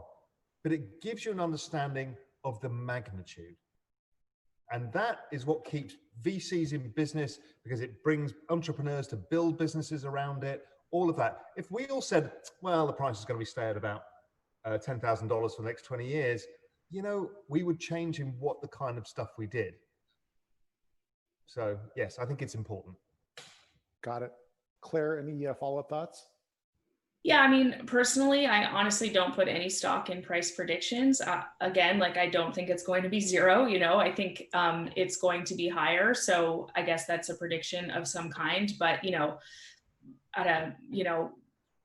there's no day-to-day, month-to-month, year-to-year price predictions that I think really have been turned out to be super accurate over time. It's very hard for people to predict. So many conditions are changing. Plus, we're in a once in a century point in history in several different aspects right now that can greatly affect where the price goes. So, for me, it's about fundamentals. Do I believe that this technology, whether it's Bitcoin or something else, has the power to change the world? Is this an amazing technology? And that's why, I got into Ethereum when it first came out, because I thought, okay, this is introducing something really new that's really important. Bitcoin Cash, at the time of the fork, I didn't really believe in it in that same way, because how is this really different from Bitcoin? And to me, at that time, it really wasn't. So I think people, I'm kind of more like a Warren Buffett, values, fundamentals type investor, I think would be my style. And I think a lot of people in retail feel that way as well. These aren't professional traders, and neither am I, obviously. So that's kind of where I'm coming from with it. Makes a lot of sense. And Avishal, I'm wondering, as a VC in this space, I hear sort of two different things from Raul and Claire about, there is some value in the predictions, and then, well, maybe, for other types of lenses, it's not as germane or relevant. How do you think about this? And maybe some of the entrepreneurs that come to you in the space, how does this all play out for you? Yeah, so a couple thoughts on that, but I would like to, I want to riff on something Claire just said, which is it probably isn't going to zero. Well, I can guarantee it won't go to zero because there's only 20 million Bitcoin, and if it gets to $1, I'll just buy them all. So you heard it here first, folks. Bitcoin will never go below $1. So Bitcoin will never go below $1, I guarantee you. So it can't get to zero. Okay, so to your question, how do I think about it? Our core thesis at Electric is this is software eating money, and kind of the breakthrough here, which it took me honestly probably about 2 years to get my head around, is that for the first time ever, the bits inside your computer are money. And it's a very important difference from the bits in the computer represent money, which is how it is in the legacy system, right? There's some database and there's your bank account, and it says you have a certain amount of money, and then you can go to the bank and get some US dollars. But the bits in the computer being money is a pretty fundamental shift, because what that means is that you secure that money through a private key, which is another set of bits. But for the first time ever, computers can own money. They can take custody of money and value, and they can do value exchange. And so that opens up this whole new universe of people being able to transact with machines, or machines being able to transact with machines.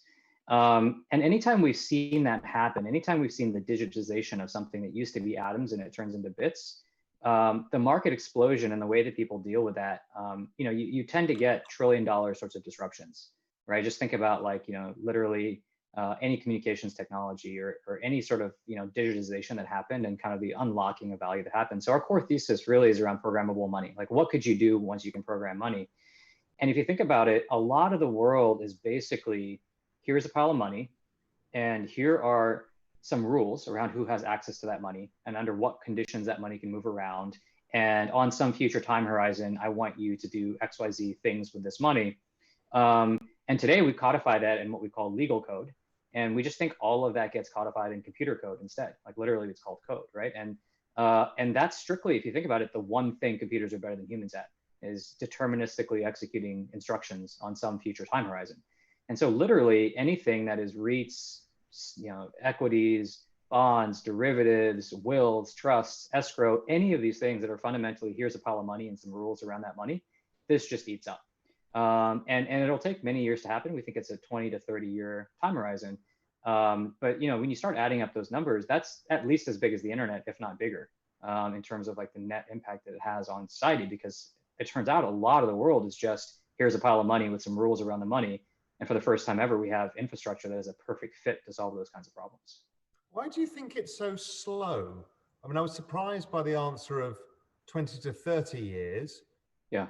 Just because of the sheer number of people working on stuff now. I mean, do you not think it might be faster?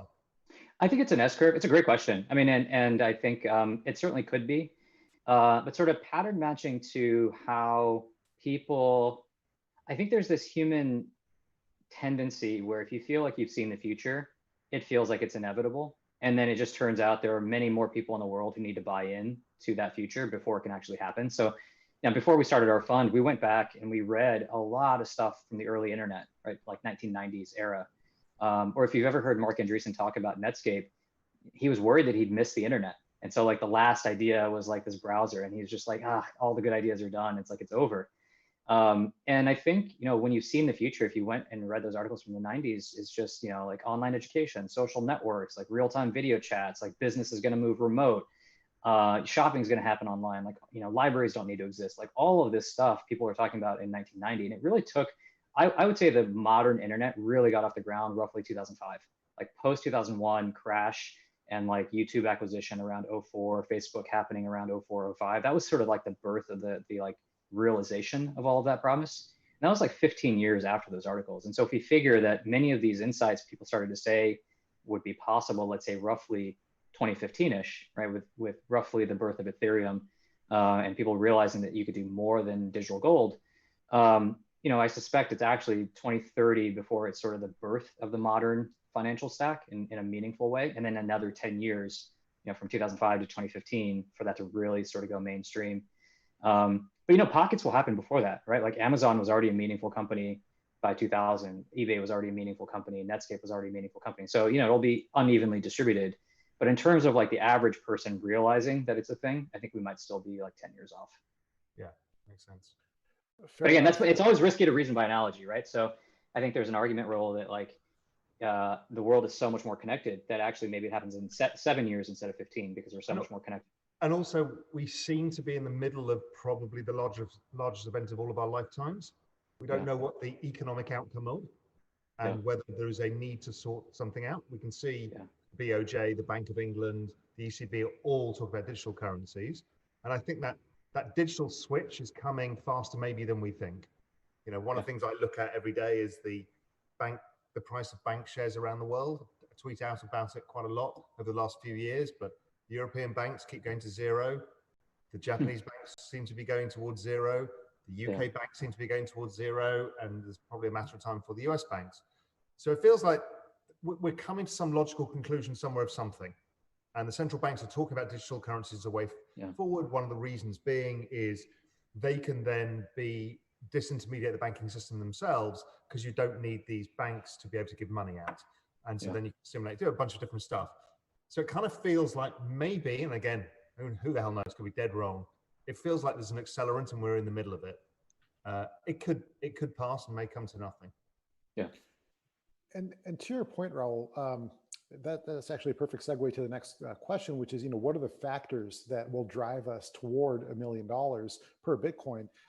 If we assume that's true, and I think it's looking more and more true as every day goes on, that banks are realizing that digital currencies, digital assets are a thing that they need to be embracing, what other factors, or basically what does that do to the price of Bitcoin? So maybe we can start with Clark, I know you've been in the space for a while, having seen a lot of sort of developments. What do you think all this does, and what other factors will contribute to Bitcoin going to $1 million? So the value of any money is determined by the aggregate reserve demand that each individual has. So it just involves more and more people deciding, I want to hold a positive balance of this thing. And so what precipitates that mindset change? There are other places on Earth that switch to dollars after their currencies collapsed, and that happens pretty quick. Money's a huge network effect, and if you're looking around and more people each day are using a different money, you may tell your employer, hey, I need to get paid in this other thing that people are using. And so I think it's, the process, while it happens, it's one of those exponential processes where once you start turning the corner on an S curve, then it happens so much faster than you think it would have, and I think it could have. But the underlying factors are the fiat money system, being a disaster. It's kind of the short answer. And how, I guess I'm curious, kind of like Raul was saying earlier about, why hasn't it happened quicker? Why haven't people yet realized that there's this sort of sound money element, and a lot of the critiques that people could have of the fiat system maybe are addressed? You can't have 100 volatility sound money. The concept is sound money. The reality is the opposite. We have to be real about what this is, right? You don't tell your grandmother who's 90 years old, you need to stick it in Bitcoin, it's sound money. That's madness. So what we're trying to build is a system that is a future sound money.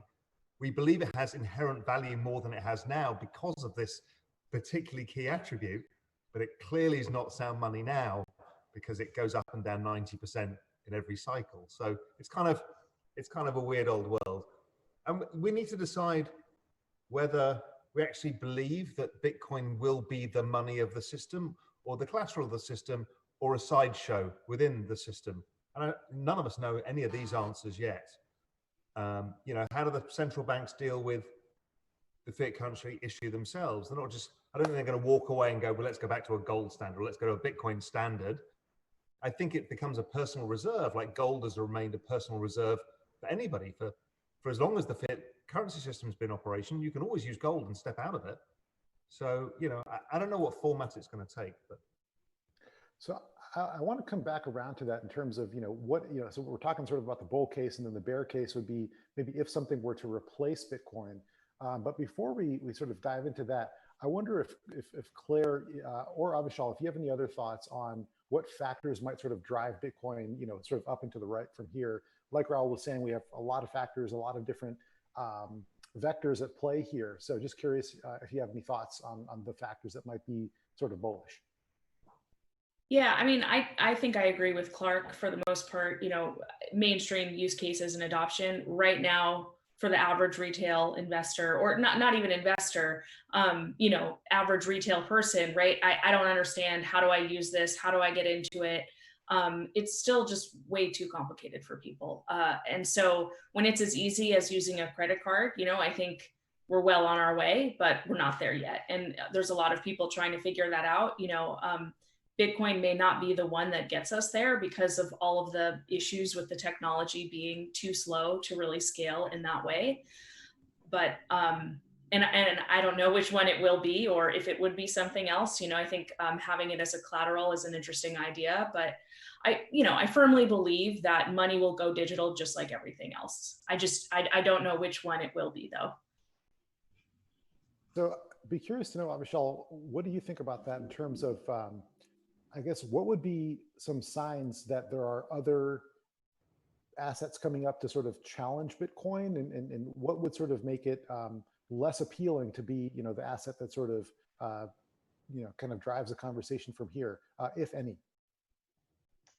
Yeah, I mean, there's still, when we think about risks, in some sense, I think the question you're asking is like, what are the systemic risks here? And I think there are technology risks, I think there are market risks, and I think there are regulatory risks.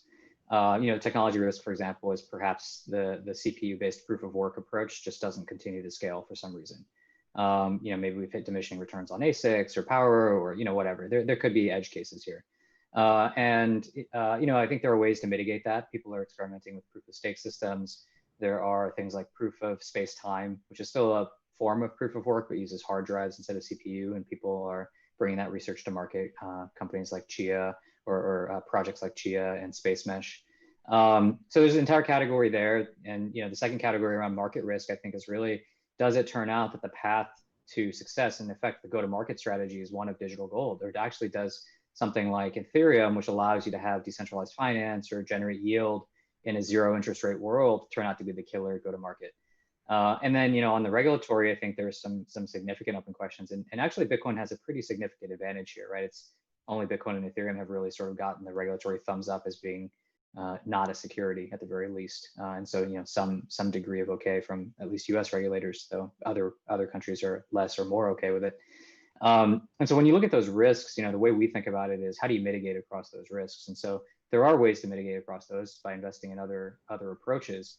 But when we look at kind of our investments, it's still far and away, you still have our largest position is still Bitcoin. Just even on a risk-adjusted basis, that's where it just has such a lead in so many ways. It's hard to imagine something in the short term replacing it. But again, if you take a 15 or 20 year time horizon, and you believe we're in the very early days of this, 15 to 20 years of compounding from something starting from a very small base to compete with Bitcoin is still, there's a long runway here. It's also worth mentioning perhaps that it's not necessarily winner take all, right? If you look at even the existing fiat system, there's a winner takes most dynamic. And so it is not necessarily the case that if Bitcoin wins, everything else must fail. And or you look at something like social networking, which is a highly liquid network effect business. And Facebook, of course, won big, but if you were in the seed round of LinkedIn or Twitter, and you ended up with a $25 billion company, you still did quite well. And so, as investors, we sort of risk mitigate, but we also take into mind that we don't think there's going to be a power law here, but there are more than one way to win. I'd like to riff on this if that's okay. Yeah, please. So two things, proof of work and protocol. So proof of work, I would say, if you notice a challenger gaining a significant fraction of the total energy dedicated to proof of work, then that could be a sign that you've got a serious challenger. Bitcoin is far and away the most heavily spent, energy spend for any network. So I would keep an eye on that. I haven't looked into proof of stake enough to know if it's actually possible or not. I know that a lot of people are thinking about it very hard. It sounds nice. I just don't know. But the protocol thing, the winner take most argument, I'm not sure I buy it as far as if it's money. You had bimetallic standards throughout the years, but that was only due to the actual divisibility of gold or silvers. You had like copper coins for like little tiny values. You couldn't actually split a little sliver, a little shaving of gold and like have it be accurately weighted, but you can with the digital money.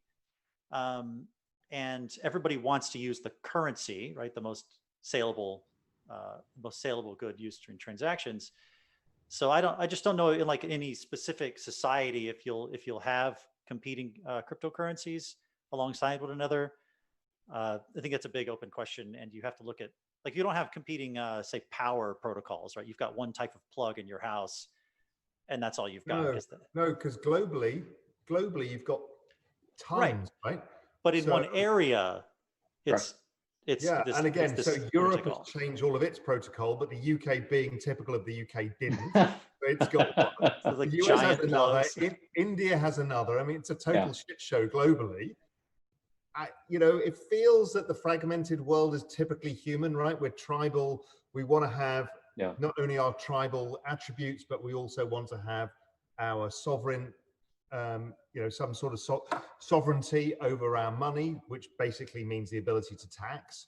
So it kind of feels like whatever this world is, it's a mishmash world of a load of things, which is phenomenally exciting because you get loads of opportunities, because loads of things go from zero to a lot. What they are, I don't know, but that's why it's a very exciting space to be, to be a VC in this kind of environment, because there's lots of zeros to 100 out there, and it's not a winner take. I don't think it's a winner takes all. It could be. Again, who the hell knows what we in 30 years time? But it just feels like, we're so lucky. As I said, I've been in the financial business for quite a long time. It's like to be given an opportunity this big. I've never seen before. I mean, literally never seen anything like it. On the protocol thing, you kind of have a winner take all with something like HTTP, right? We have any browser on earth can grab a website from anywhere else on earth. Yeah. That's a kind of digital first protocol. And I'm not so sure that I don't even understand it well enough to figure out what are the protocols we actually need for this new world. I don't even know, but I kind of figure that Ethereum probably plays a big part in it. I think there's a bunch of things. Somebody's going to figure out how they can all speak to each other. That's the other thing, the interoperability. I think that will get solved in certain ways. So Clark, I actually think the internet analogy is a really interesting one, and you might argue, I mean, if you look at, say, modern internet, right, post 1990, let's say, that we're roughly 30 years into it, and I think there's an argument that we're refragmenting, right? China kind of has a great firewall and has its own separate internet, basically. India just banned a bunch of Chinese apps, and a bunch of American companies invested in geo to the tune of tens of billions of dollars. Europe has GDPR, which creates its own sort of challenges for companies. And so you might actually be ending up with like 3 or 4 internets here. So actually, I mean, I think the internet analogy is very apt. Is that like there was a period of time where you had global liquidity in essentially one protocol, and then once it got big enough to matter, governments got involved, and governments have their own interests and started sort of segmenting it. And I wouldn't be surprised if money behaves the same way, that for 20 or 30 years it sort of is not big enough to matter. And once it is big enough to matter, then the regulators sort of get involved and they start slicing it up, and then you end up with maybe like 3 or 4 big winners. So I actually think the internet analogy is very apt here. So speaking of the regulatory sort of side of things, just briefly here, and also to Raul's point about how just massive of an opportunity and how big of a sea change we're all getting to live and work through, which is just phenomenal and amazing. I'm kind of reminded of sort of the separation of church and state. And I wonder if the separation of state and money is a thing that governments will allow, quite frankly, or is it something that will have to be sort of forcefully resolved, for lack of a better word? Any thoughts on that? Maybe Raul, you want to start us off? I think it exists already, right? You know, rich people buy art and cars and they're outside the state, and, you know, we can all buy gold and that's outside the state. So to have Bitcoin or whatever, any digital currency outside the state is fine. But if you want to live in a state, you'll end up somehow having to transact with the state. And that means taxes. And that's okay too. Unless you live in the Cayman Islands, where I live. The established church served an important function as well in partnership with the state. So the church or the local witch doctor or whoever is the chosen, you know, appointed by the state to be the one way. And then they in turn preach that obedience to the king or the chief or whatever is godliness. Or maybe the chief is God himself, you know, so that disobedience is now heresy and you can be thrown into the volcano or whatever it is. So I think that that role has been replaced by the intelligentsia, the economists at the Fed, the blue ribbon panels. They serve the same function as putting a scientific spin on what the state wants to do, like Keynesian economics, right? Oh, print, it's the solution to every problem. Oh, well, that sounds great to us too, right? So it's kind of this, we fund academia, you rubber stamp all of the things we want to do with a scientific stamp. And that's replaced kind of the role of the church in, you know, compliance with the king or whatever is obedience to God. Oh, those are the same thing, you know. So I don't know. I think it's a new. We've replaced the church with scientific management of the economy. Any other I have some. I do have some thoughts. I have a whole rant, but I don't know if Claire has thoughts, and I didn't want to rant for 5 minutes without giving her a shot if she had any thoughts on this. So we have about 20 minutes left, and I'd love to leave time for some audience questions, and then one other question I've got for you all. So in that context, Claire, please take it away. Yeah, I mean, I was just going to say before, you know, I think kind of riffing on what we were talking about, the previous question as well, like there is a global reserve currency though, right? And it's the US dollar. So yes, we have pounds, we have euros, we have dollars, but you know, if I go to most countries, that US dollar is going to have a lot of power, you know, Bitcoin or whatever it is might be that same thing. And I think about this idea of separation of church and state similarly. I also think that there may not be as many governments as there are, you know, long term. We may not have, you know, 270 countries. We may have 20 or, you know, 100. Who knows, right? But I think there can be some consolidation as well, especially for countries that aren't able to financially support themselves. So I think in those scenarios, this cryptocurrency, you know, may become that reserve currency for a lot of these states, in which case the state actually has a vested interest in allowing that to go forward. Just like in a lot of states that have trouble with their money, volatility and so on, right? They are happy to have US dollars in the system, or if they're not happy, you know, they risk a lot of disruption if they don't go along with it. So I think there's some potential for that as well. But I do want to hear the rant. So okay, I'm gonna so two thoughts. Actually, I mean, I think the points around reserve currency are spot on. And you know, you look at the numbers. It's, you know, the U.S. dollar is something like 65% of global reserves, and the euro is 15 to 20%. And so you do kind of have a very interesting power law, even with global currencies. You know, the yen and Canadian dollar and so on. But, you know, I think kind of what that touches on even is kind of the game theory of this all. And so put on your, you know, I think there are a couple of different actors here. There's the US government, there's the Chinese government, there are the European governments, the EU, and then there's this sort of decentralized crypto universe, Bitcoin included. And, you know, I think the interesting game theory here, if you're the Chinese government, is you have your digital RMB initiative happening, and you are potentially cut off from doing a lot of what you want to do because of the US dollar system. And so you have an incentive to try to push your digital RMB system. And if your RMB system works, great, you win big. And so they're going to invest in it. They're going to push through Belt and Road, and it's really smart. I mean, they're to their credit, the Chinese government is phenomenal at investing in technology and embracing it and using it. But you know, what is the next best alternative? Well, the next best alternative is likely not to continue to exist in a US dominated system. The next best alternative might actually be to support the decentralized ecosystem and allow that to flourish such that it actually you know, serves as a counterbalance to the US system in some form.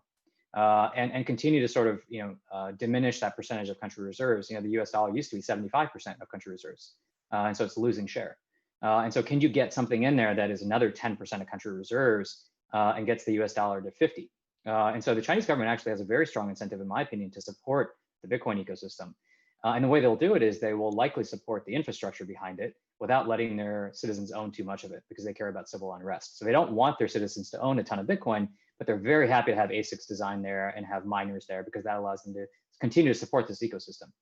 Okay, so if you take that and you play that one step forward, you say, okay, well then, what does that mean for the US government? And I actually think what that means for the US government is obviously they have to try to invest in some sort of digital dollar as a counterbalance to digital RMB and to support the existence of this US dollar-based system. But they also have to acknowledge, I mean, you look at something like healthcare.gov, it's not like the US government executed well on that. And so they don't have a great track record of building high quality software and shipping it on time and making it usable. And so what is your next best alternative? Is your next best alternative to let the digital RMB system win? No, probably not.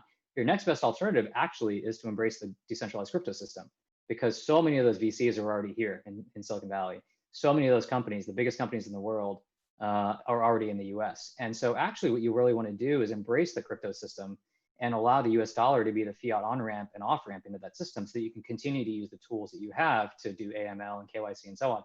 So actually, I think if you play this out, the separation of church and state, I actually think there's a natural equilibrium where governments, by virtue of having to compete against each other, actually all end up having to support a decentralized system, because it's like the second best alternative to the existing system, or the alternative of the other government winning. So I'm actually pretty bullish. I don't think it ends up being a total separation of church and state, but I think you actually end up in a system that like the crypto ecosystem ends up coexisting with the existing fiat system, because the governments kind of have to support it because of the game theory of it all.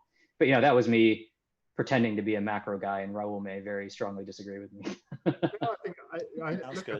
I think it makes sense just from what you say is the second alternative. Look, we don't know yet what the digital currencies mean and how they're going to apply them and what it means for the SWIFT payment system, all that stuff. So we don't really know a bunch of this stuff, but you can see it already is Silicon Valley and the finance guys who have all got into this new space have basically gone to the government and said, you guys cannot let somebody else win this battle because it's so powerful. And I think the US understands that now. I think many of the other larger countries understand it now. I think, Russia not banning it now. I think the Russians clearly understand what this is all about. And within the game theory, they would love this to be adopted because it helps them massively. And I think the same as you just said with the Chinese. So I think it's dead right. It won't stop them putting their own interests first, but they'll have a second bet on this too, to make sure. And we can see that with that custody situation that happened last week. Okay, that's really meaningful. They basically just green lighted everybody to be able to custody digital assets. Totally. So we've got one more question here, and then we've got some questions starting to come in from the audience. And by the way, let me just go ahead and invite the audience to go ahead and submit some more questions if you have them, and we'll try to get to all of them, time allowing. So before we do that, though, kind of last question for me here is kind of if you could each sort of provide just either your or your company's perspective on the industry overall, if you've got sort of a long-term vision for BTC and crypto and the blockchain and sort of how that all plays together. So just sort of big picture views, either for yourselves personally or for your companies or both. So Claire, maybe you want to get us started there? Sure. Yeah. So, I mean, obviously both myself and Gem and I are long-term bullish here. I think, short term, I expect to see a lot of professional trading still dominating. Like we were talking about before, I think the retail audience, they're coming, but they're not there in the numbers that, I would like to see. But trading's just one small aspect of what I think, will be part of this ecosystem. So one thing that happened to be really successful at Gemini is we launched a digital art platform, which was NFTs. We call it Nifty Gateway.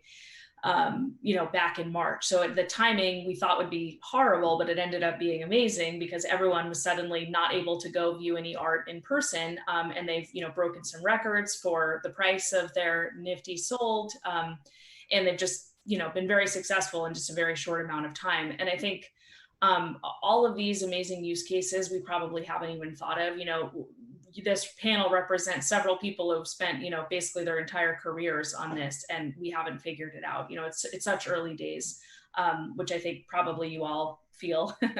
So, you know, I think trading is going to dominate the conversation in the industry today. And then I think the next applications of money, right, will have decentralized banking, decentralized finance, you know, earning interest, staking, all these things. But I think long term, there's going to be a lot of applications outside of just money and payments.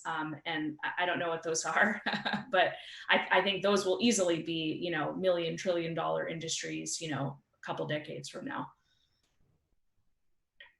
Makes a lot of sense. Clark, you want to share some thoughts in terms of sort of the big picture here too? I would say that from my experience, I would say that this is a retail-led phenomenon so far. So kind of the other side of the coin, and we haven't really seen like real institutional interest, you know, sovereign wealth funds, gigantic pension funds, things like that. So I may just throw that in there. The other thing is, you know, we're getting a lot of this legitimacy stuff, you know, the custody rules and things like that, making it easier to deal with this, and, you know, legal for large players to hold on to it. So that's a big ball that takes a long time to get rolling, but I think that it's, you know, it's tipped over the precipice of the mountain. So. Here. Let it. Here's to it continuing to roll. In the meantime, Raul, any kind of big picture thoughts for us? Yeah, my involvement in this space came from understanding what happened in 2008, but really from being on the ground in Europe in 2012 when we almost lost the banking system. Right, when that goes through your head, that here I was living in Spain, and we were about to lose the banks, and eventually the ECB had to force Spain to borrow money over a weekend to save the banking system, which was going to collapse on the Monday. And realizing that the whole thing was a mess, the collateral at the heart of the system was rehypothecated when it claimed it wasn't. So in the middle of the DTCC and Euroclear and all of these things that most people don't know anything about, I got stuck into all of them, and it's a mess. It's a mess on who owns what. It's a mess in leverage. It's a mess at every level. And at that point, I realized that we need something different. So I was trying to set up a bank at the time, back in maybe 2013, which was trying to be the world's safest bank that had no leverage, that, you know, if you deposit capital, it's held in US government bonds and a bunch of stuff like this. And it just was complicated trying to buy a bank in various countries. I tried Singapore, we tried in Europe, we tried all over the place, really hard. Anyway, a friend of mine introduced me to Bitcoin. Obviously, we'd seen the headlines and stuff like that. So around the 2012 period.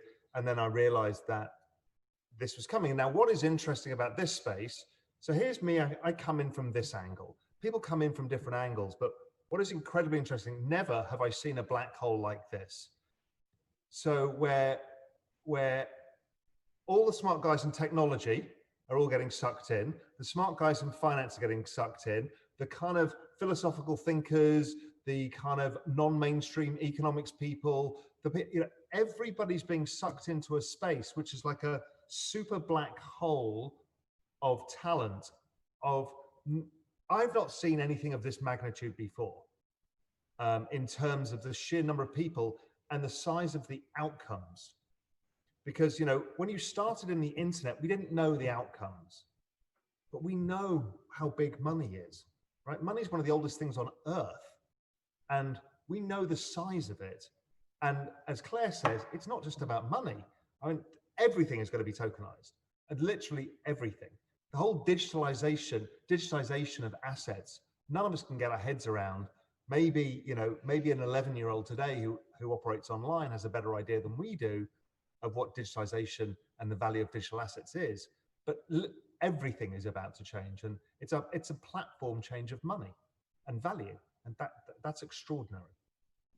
That's it? Just a change in money? I mean, that's all. That's tremendous. I could not agree with you more. Avishal, would love to know your kind of big picture thoughts, what's going on with your firm and that sort of thing as well. Yeah, I very much agree with what Raul was saying. Is I think, as mentioned, I think this idea of programmable money to us as the core thesis, that part of it is clear. In some sense, it's sort of there's this snowball that formed, and the pebble at the center of the snowball was Bitcoin, and the snowball around it we can kind of see is all these decentralized finance applications and programmable money as we call it. To me, though, I think if you sort of extend that forward and abstract it even more. What you have here is a different way to build software. And to us, one of the things as technologists that gets us really excited is that it makes fundamentally the opposite set of trade-offs to the internet. Right? The internet was about speed and scalability and throughput. And to achieve all of those things, we gave up our privacy and we gave up data control to these central parties, and so on and so on. And actually, these systems do the exact opposite. Right? We can retain our privacy. We can control our own data. Computation can happen at the edge rather than on these centralized servers. And so in many ways, it's just the opposite as a software platform. And if you look at the history of software and computation, it goes through these oscillations. It goes through these pendulum swings, right? It goes from mainframes out to the edge on PCs, back to servers, back to mobile, back out to the edge. And every time that happens, you get these massive changes where actually the core applications that kicked it off end up being really big, but they end up having second order and third order effects on a lot of other things. And so, we're fairly confident in the programmable money thesis, and that's where we invest today. But when we play it out even 20 or 30 years, we say, well, what happens as this becomes just the standard de facto way to build software? And what are the kinds of industries and places that it touches? So for example, this might actually be an interesting way to think about a network of self-driving cars, right? And self-driving cars that are, edge nodes on the distributed system, how do they communicate with each other? And what do they need to do? And does some of the software apply there? Or, we're talking about, art, or we're talking about video games. Like some of these technologies actually spill over into these other areas in very interesting ways that I think we haven't even seen yet. And so that to us is the even bigger potential here is actually it's just a fundamentally different way to build software. And we don't yet know, I think, what it'll unlock. And it'll probably take us several years to really get our heads around it. That's tremendous. Appreciate that and very much agree. We've got some questions coming in from the audience here. Let me just do a quick time check. We've got about 5 minutes left. So the first question here is it's about ETH version 2. When will that happen and what could it lead to? Let's see, Claire or Clark? How about Claire? You want to start us off on the second iteration of ETH? Well, Clark's probably the better person to answer this as a software engineer, to be honest. But I mean, phase 1 is happening now, basically this year, and it's going to happen over the next 4 or 5 years to the timescale horizon. What could happen? I don't think I know the answer to that. Probably no one does. I've always been very excited about ETH. I just think, obviously, smart contracts were such a step forward for the entire ecosystem. And it's something I think about, practically on a daily basis is how we can leverage those to add more value to the ecosystem beyond, payments and things like that. So that's obviously the core right now. But yeah, I mean, I can't say that I have a strong prediction right now about ETH 2.0, but maybe Clark, you might. So let me defer to you. Yeah, I spend most of my time looking at Bitcoin. It's a deep enough rabbit hole for me. However, I would like to see a prediction market that ETH 2.0 actually launches. That's all I'll say. See, I have some thoughts since I spent a lot of time in ETH land and ETH alternative land. I think ETH2 is a fascinating experiment. TBD when it actually launches. There's some really, really hard technical problems that they're working through. More macro, I think the challenge, setting aside the technical challenges, which are non-trivial, and there are lots of people working on solving them in different ways. For example, the NEAR team is working on many similar sorts of technical challenges, and they're rolling out this fall. Things like cross-shard communication, very challenging. Things like, will proof of stake, we touched on this earlier. I think Clark was talking about this. Like, does proof of stake even work? We kind of don't know yet. We haven't really tested the edge cases, right? It's new technology. It's new economic technology. But I think, that one of the things that's really underappreciated about ETH2 is actually how successful ETH1 ended up being. And actually the sheer amount of liquidity that's gone into ETH1, right? And imagine you're one of these protocols, one of these decentralized protocols that has, take like Maker, for example, which has $1 billion of ETH locked in it. Are you jumping up and down to move to ETH2 as soon as it's launched? Like, probably not, right? That's actually a huge risk to take to want to move $1 billion of Ethereum over to ETH2. And so there's kind of this interesting race against the clock, which is that ETH1 keeps getting bigger and bigger and bigger and more successful and more successful. And so in a funny way, actually, the biggest competitor to ETH2 is actually ETH1 because it actually hit product market fit in a way that nobody expected and got to scale in a way that nobody expected. So I actually keep an eye on, ETH2 may not end up being successful just because it can't outcompete its own ETH1. Very interesting point. And I've heard many people talk about the same thing about the sort of challenge of jumping from one to the next. Another question here from the audience, in terms of digital currencies, central bank digital currencies, how soon can we expect a digital euro or even a yen token, for example? Any thoughts on that? Maybe Raul, you want to start us off on the sort of timeline for that? I think it's coming fast. I don't know, but my guess is within the next 2 years. I mean, it looks like the Chinese have got something off the ground already. India has a whole digital payment system that almost everybody in this space doesn't realize what India's managed to achieve, which is astonishing. 1.3 billion people on a instant payment system, which is basically without operates without much of a middleman, without the whole banking system, all this stuff. So look, it's happening fast, and I think faster than we think. So I think within 2 years we'll have some form of digital currencies. What they're used for, how they're used, I have no idea yet. And do you think that they'll have sort of upward price pressure on Bitcoin necessarily, or unknown? I think they're just think of them as digital fiat. They will have the ability to distribute in highly targeted ways, which is quite useful for central banks that now have no interest rates to function at. So they have to push money through the pipes. So that works quite well. I think that it creates digital on-ramps and off-ramps. It just accelerates everything. Because it's a lot bloody easier. I mean, it's an absolute nightmare setting up. For me, for the Cayman Islands to open a Kraken account, I mean, it took me 7 weeks. I mean, it's crazy. Why nobody started a KYC independent business, I have literally no idea. The amount of times you have to do KYC when somebody should put it on a blockchain, centralize it, update it, as they do in India with India Stack, where I can go and buy a pint of milk with my finger, or I can open a mobile phone account or a bank account with a fingerprint or a retina scan. Totally. But right now we have to do this KYC. It's nuts. A lot of people have tried to do that, I think, and they haven't been successful because the problem is getting other people to accept your risk thresholds. If I KYC Clark and I say, A+, let's onboard him, but then, Kraken doesn't agree, for example, what are they supposed to do? So I think that's kind of always been the problem in that space. We kind of accepted PayPal. I mean, it must be solvable, and it would accelerate everything overnight. Because the whole digital world, you have your own personal It's a regulatory issue, though. Yeah, it's because PayPal absorbs the risk. That's the difference. Right now, if I onboard someone who's a bad actor, I have to bear the responsibility. The easiest answer is the state should do it. Your passport should be KYC. Totally. Which is what it is in India with the Aadhaar. You have one identity that gives you everything. Yep, guys, this is such a fascinating conversation. I want to thank everybody. We're going to have to wrap up. The next panel is about to start. But as I suspected, this was such a fun call, fun conversation. Thank you all. Hopefully our viewers got some good value. I'm pretty sure they did. And thanks again, everybody. And we'll I guess, leave it here. Thanks, everybody. Thanks, everyone. A lot of fun. Take care. Bye, guys.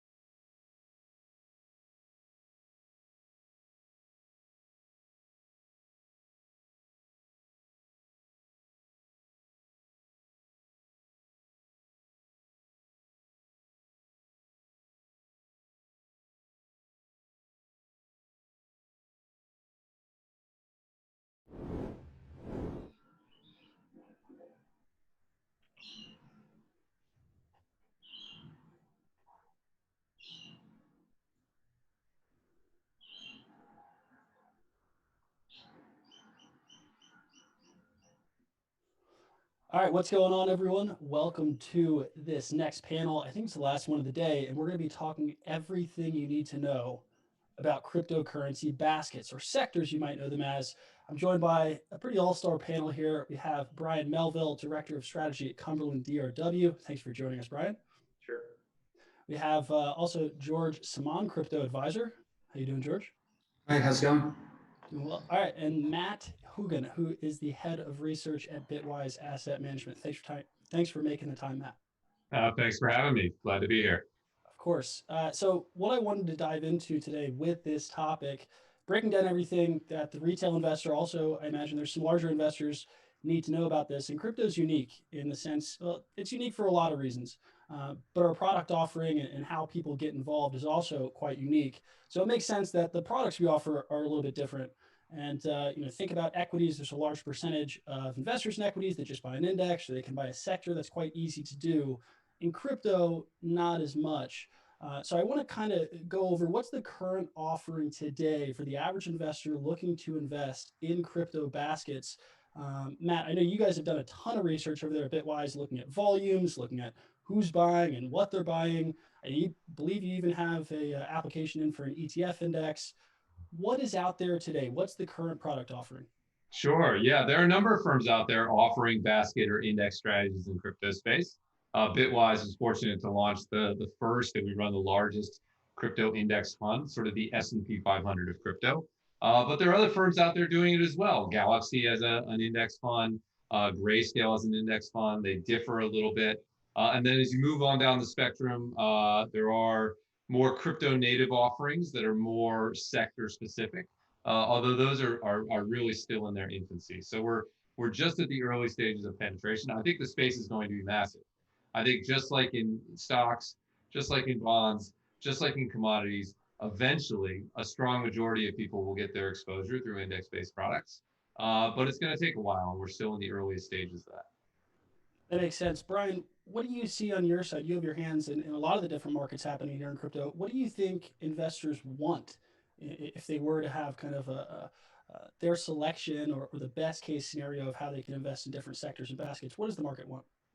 Sure. I think, Matt kind of harped on the fact that there's already a variety of different options that exist in the traditional markets. And right now, most of them aim to just give kind of a broad overview of exposure to the entire space. Whereas, I think the crypto native market, or more specifically in the DeFi space, we've seen, specific baskets that represent a certain part of the market. So giving them, exposure specifically to, DeFi tokens or privacy tokens. And I think people want options most of all, to be able to select, what's the best option for them.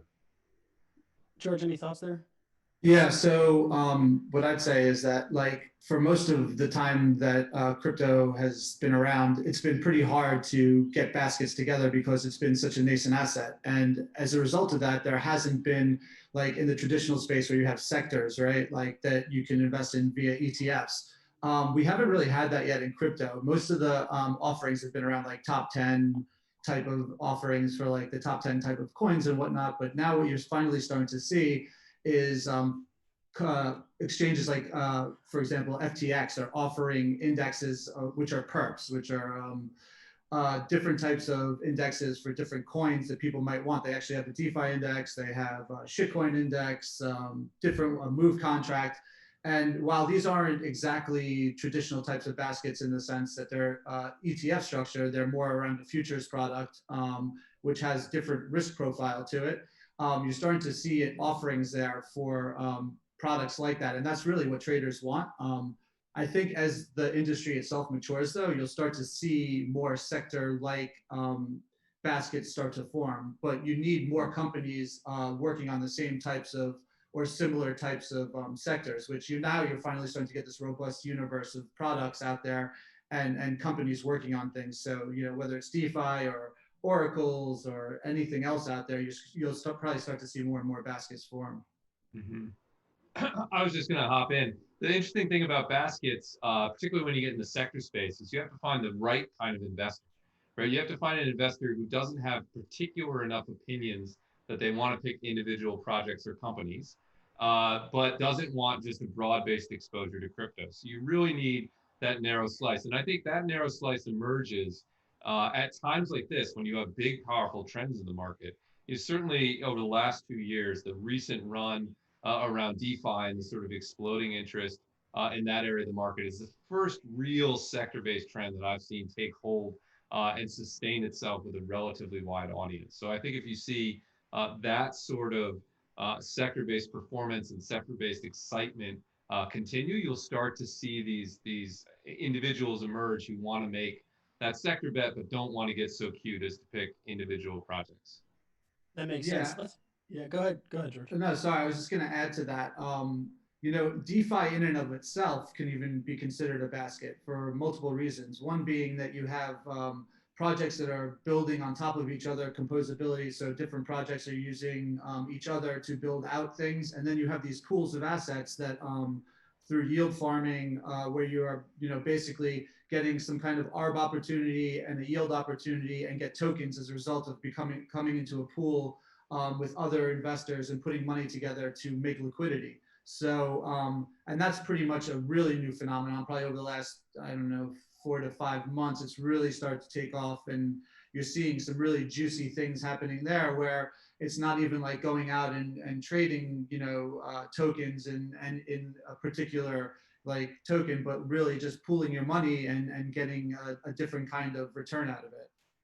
Yeah, one of the challenges though, if this continues to accelerate, and especially if we have the sector performance like we do out of DeFi, as more and more investors want to participate in these baskets, some of the challenges in crypto that are unique are, let's say a coin gains 500% this week and it jumps into an index, and then next week, you know, it bounces right back out. It's down 60%.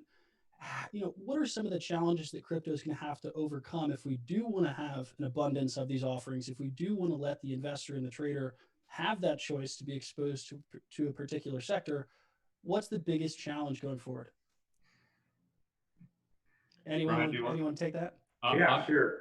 I'll start, Matt, and then I'll hand it off to you. I mean, from our perspective, you know, Cumberland serves primarily as a market maker in the space, on exchange as well as, you know, in an OTC capacity. And so, you know, our objective is, you know, providing liquidity that meets the demands of institutions, of anyone, you know, who we're hoping is going to enter the space in the next few years. And, you know, when we talk about how are some of these products going to become successful, you know, you harp on like a great point that some of these constituents or these, you know, components of the basket are illiquid and, you know, not able to, you know, easily be replaced with another component. And, you know, our biggest concern is performing our, you know, role in the market and providing liquidity as best as possible. Yep. And I would just add, the beautiful thing about this is we don't have to reinvent the wheel. So there's 40, 50 years of history in indexing. I used to run an academic publication focused on index investing, and there are rules in place in other asset categories that can be applied to crypto. So to take that example, Luke, one thing we have in our index, the Bitwise 10, is buffer zones, so that it's not just the top 10. If an asset is number 10 and at the end of the month, it just squeaks down to number 11 and something else comes right above it, it doesn't replace it. It has to move a substantial amount so that it's economically important to make that switch. And so you can tamp down liquidity in that way. Now you'd have to expand that as you went into sectors and have bigger buffers, but that's just part of adapting to an asset class. And whether you look at commodity indexes or certain sector indexes, they all have different buffer rules in the equity space or the commodity space to handle that side of volatility. So you need sophisticated indexes. Indexing sounds like the most boring thing in the world, but rules like this are important. Even in the top 10, if you did a blank rating of the top 10 assets on CoinMarketCap, it wouldn't look very similar to our top 10 assets, because there are a number of assets that don't have real liquidity, that can't be custodied, that have fundamental security flaws. And so you need smart indexes in crypto to weed those out. Even if the idea is to make it simple on the outside, on the inside, it has to be pretty sophisticated. Do you think these challenges are mostly going to be solved by DeFi or by centralized finance? Because both have kind of a bumpy road ahead. On the centralized finance side, obviously they can move quicker. It's easier to use, better UI, but they have some regulatory problems with trying to create these indexes. On the DeFi side, they can basically do whatever they want. And there's companies and protocols like Set Protocol. They now have a DeFi token you can buy. Who do you think solves this kind of gap in the market as traders want to buy sectors? Who comes out with more offerings in the next year, you think? DeFi or CeFi? Well, just based on the rapid innovation happening in the DeFi space, it's definitely going to be DeFi. But from a standpoint of solving the problems of, I think that that's still yet to be decided. DeFi gives you tremendous transparency into like every aspect of the token itself and whatnot. CeFi sometimes lacks a little bit of that transparency. Just from the perspective of, you know, it's not all on chain and you can view and see things and whatnot. But I would say from a standpoint of what's easier to use, CeFi probably is still a little bit easier, much more well understood still. The DeFi stuff is not for the layman. Even just to like put your money into any of these pools or to understand actually what most of these protocols or applications being built on top of other applications are and how and what exactly you're buying and getting out of it. We've already seen a couple of times where sophisticated hackers have been able to come in and steal funds and whatnot within some of these projects. And, you know, that's more like, you know, auditing and stuff like that, but it's still at a point where I'd say like, DeFi will be rapidly innovating more, but CeFi probably still has some advantages, but most CeFi exchanges are also starting to move over and make DeFi products as well alongside them, potentially with the thought process of replacing themselves over time and remaining relevant within the crypto space. So yeah, that's kind of where I see it at the moment. Yeah. Go ahead. Brian, go ahead. Echo the same thoughts. You know, the time frame is the biggest question here. I think in the short term, CeFi is, you know, already has a very you know, strong grasp of you know, infrastructure already set up. Everyone has accounts. It's very simplistic, safe, and you know, very clear and easy to use. And you know, our hope is that we'll see that level of adoption in the CeFi space over the next year or two. But I think in the longer term, you know, there's certainly significant benefits that can exist in the DeFi marketplace that are, you know, hard to overlook. And it's, you know, it's expected that in one way or another, they will have kind of a real impact on how these markets develop. Yeah, I agree with all of that. I think there are certain challenges in the DeFi place to make some of these rules purely algorithmic with no discretion on top of them, because so much of crypto data is somewhat chimeric and difficult to get your hands around, and there are many edge cases. It's sort of hard to identify all the unknown unknowns before you set something up. So I think that's going to be a challenge, but I still think we'll see enormous creativity out of the DeFi space, and it will be fun to watch. Yeah, it's going to be a wild ride here for the next 6 months, year. Innovation doesn't stop. Now let's look a little bit at performance and the correlation among these assets. That's another thing that's a bit unique here, different in crypto. In equities markets, you have, you know, different sectors which can move at different times. You have industrials versus consumer versus tech. In crypto here, as Bitcoin rises, generally everything rises. And as Bitcoin falls, generally everything falls. As kind of a risk on, risk off trade. Do you think as we evolve and mature as an asset class, do sectors start to behave differently? Like right now, we have DeFi doing incredible. Are we always going to have kind of this sector outperformance, sector underperformance, or will we always move as one here? Yeah. Go ahead, George. I was gonna. Oh, sorry. Okay. Well, what I'd say is that we're still super immature, and just to clarify something, generally when Bitcoin moves up, the altcoins move down pretty harshly, especially if Bitcoin rises very fast and in a volatile fashion. So like a lot of the time you'll just see things correlating where everything goes down when Bitcoin or Ethereum start to rise rapidly. I thought maybe like in the next move up, based on how much more infrastructure and like how much further we've gotten along in crypto that you might not see these moves happen. But just in the last couple of days, as Bitcoin has started to like rise again, pretty fast and furious, the rest of the sectors have fallen again versus Bitcoin. And then when Bitcoin settles down, the moves, people come back in and they'll buy the other assets as well. So it's still pretty much an immature class in the sense that like everything rises and kind of falls based on what Bitcoin does or doesn't do.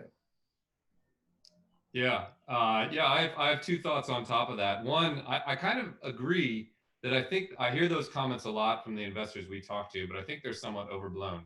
So in the equity market, investors talk about diversifying out of U.S. equities into international equities. And the correlation between U.S. and international equities is higher than the correlation between Bitcoin and Ether.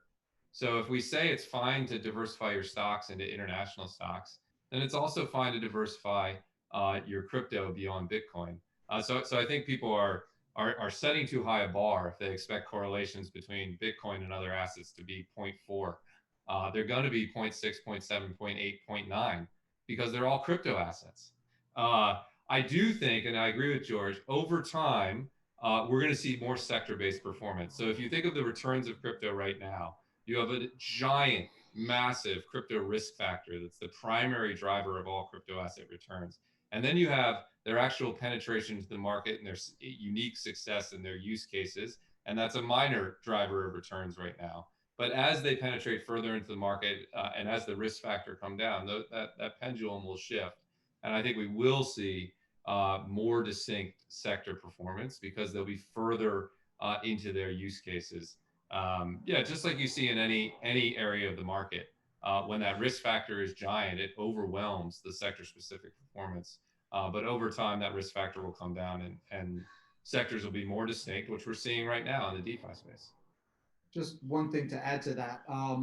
Another factor I think that will kind of be like a tell for that is the Bitcoin domination index. You want to see that fall down a lot more than it is now. And then obviously that means that the space itself is growing tremendously versus Bitcoin, and that probably the correlation between all these assets versus Bitcoin when Bitcoin goes up or down won't be as great as it is now. Right now, the Bitcoin domination index sits at what, about 62, 63%, maybe something along those lines. That's really, really high for any sector that exists in the entire world. So yeah, I think you need to see that thing start falling over the next, 2 to 3 years, depending on your viewpoint on crypto and maximalism versus not. You might think it's going to rise or not rise, but that's really going to be the telltale sign as to, how the correlations moving forward either, are bigger or smaller. Right. Yeah, just to throw one last data point. I love data points. We have a top 10 index, top 10 coins. The average monthly dispersion between the best and worst performing coin in a month is about 60%. And in about half of all months, there's at least one coin that's positive and one coin that's negative. And these are the 10 biggest assets. If you go outside of that, the dispersion is going to be much larger. So that far trumps the kind of dispersion you see in S&P 500 securities. It far trumps the dispersion you see in different corporate bonds. It is a relatively diverse asset class. But as we've been saying, it's still early, and that will only become more so. Yeah, I think these guys have made some good points. The only thing I would add is, with the introduction of, some of these commodity-backed or digital tokens that are tied to a different asset, they kind of the opportunity expands pretty substantially, especially with something like token sets.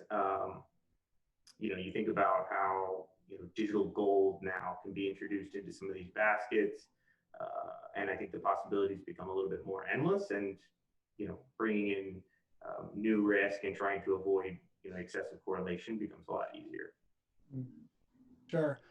Looking at this performance and trying to manage it, trying to understand it, what do you think is the best benchmark for the average investor, and then also for the institutional investor? Should they be using Bitcoin as the benchmark? That's what a lot of people say. I think that's why we look at the Bitcoin dominance, because we want to understand how this certain crypto asset is performing versus Bitcoin. Should they be using Bitcoin, or should they be using an index like we have in the S&P? So yeah, go ahead, Brian. So, I mean, from my perspective, you know, it's a matter of perspective and what you're trying to ultimately capture or evaluate yourself against. You know, if you're looking at the entire crypto market as a whole,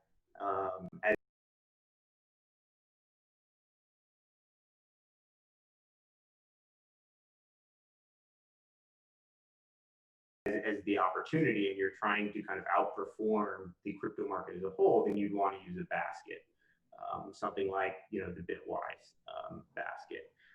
Whereas if you're, you know, trying to, you know, Bitcoin has kind of been the de facto leader for 5-6 years, you know, in the kind of the comparison game, and I think that's probably an easy choice to make to lever or benchmark yourself against Bitcoin. It certainly would be, you know, setting the bar much higher, at least historically, but, you know, we'll see. It's interesting because I mean it's kind of the same argument that goes on in the traditional space and even like in the stablecoin space, right? Like you have stable coins that are back to USD, and then you have these other types of baskets that like SDRs, right? That like are a bunch of different currencies, not just the US dollar in there, trying to balance the weight of the US dollar versus everything else, right? And it's kind of the same thing that's happening in the crypto space with the argument around is it to be priced in Bitcoin or should it be priced in a basket of things? And yeah, it's just it's not really that new of a conversation, really. It's kind of just going on, and yeah, just to make that point. Yep, makes sense. As we look forward then to the rest of the year, towards next year, what baskets or sectors are you guys most bullish on? Obviously, DeFi is stealing most of the show right now, but do you think another sector reemerges and can kind of take that attention, can take some of that performance? You know, what, or maybe even just a theme, even if you aren't basket specific. You know, what do you think emerges as investors continue to look at investing in cryptocurrency baskets? Wow. I'll give you two barbell answers to that. For one, you know, I think a massive theme this year in the crypto market in general is the entry of traditional investors and institutional investors into the crypto space, and you're seeing that in the rise of Bitcoin futures volume and in asset flows into major asset managers. And those investors, I think, are going to be terrified of inflation in the rest of the year. And so I do think we're going to see digital gold and Bitcoin particularly have a nice run. I think an interesting area to look at, which is the forgotten sort of stepchild of the basket space, is privacy coins. They're excluded from the Bitwise indexes because of the regulatory risk. But as the world sort of teeters closer to insanity, I think that could be something that catches interest. And you know, I don't think the DeFi story is going away. So I guess I'm covering my bases. But I do think people forget about privacy coins as an area of the market because they've largely been excluded from institutional conversations. And I think with the rising chaotic nature of the world, I think they could find a bid as well. Yeah, I'd also add to that that I think, you know, obviously DeFi is the story of the day, has been reiterated here, but you know, there'll be more and more pools and more different types of ways to invest within the DeFi space, which in and of itself would be baskets. I also think more and more innovation will happen within like these perp type of contracts out there, which are a different way of getting exposure than your traditional space, than the traditional way through a traditional basket. But you know, I think like one of the more important things to always think about when you're thinking about any type of portfolio construction or just investing in assets is sector rotation, right? So like, you know, DeFi is hot now. It will go out of favor at some point. There's a lot of unloved assets out there that have been building since 2018, 2017 that are in spaces like maybe virtual reality, gaming, you know, DAOs or whatever. And they're undervalued right now versus like everything that's been happening in DeFi, and people have forgotten about those projects. Even like mid cap to large cap, bigger protocols out there, layer one protocols that are like out of favor right now, you know, the Ethereum killers and all that kind of stuff. Like money flows into different parts. And you know, if those, like, if something emerges out of those, like say Ethereum 2.0 has like glitches in it, maybe you get like baskets of layer 1 solutions out there that are like the Ethereum killer index or something like that, or the gaming index and et cetera. And, you know, so I think that's something that you want to look at as well. It's really hard to say right now though, when that happens, because there's so much real hype and so much money moving into DeFi that it just seems like there's going to be a lot of portfolio construction and pool of construction going on there for quite a while. But yeah.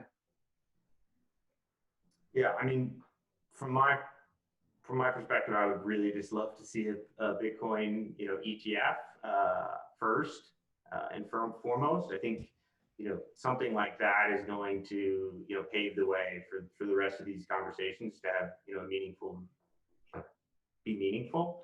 And that's in the CeFi space. In the DeFi space,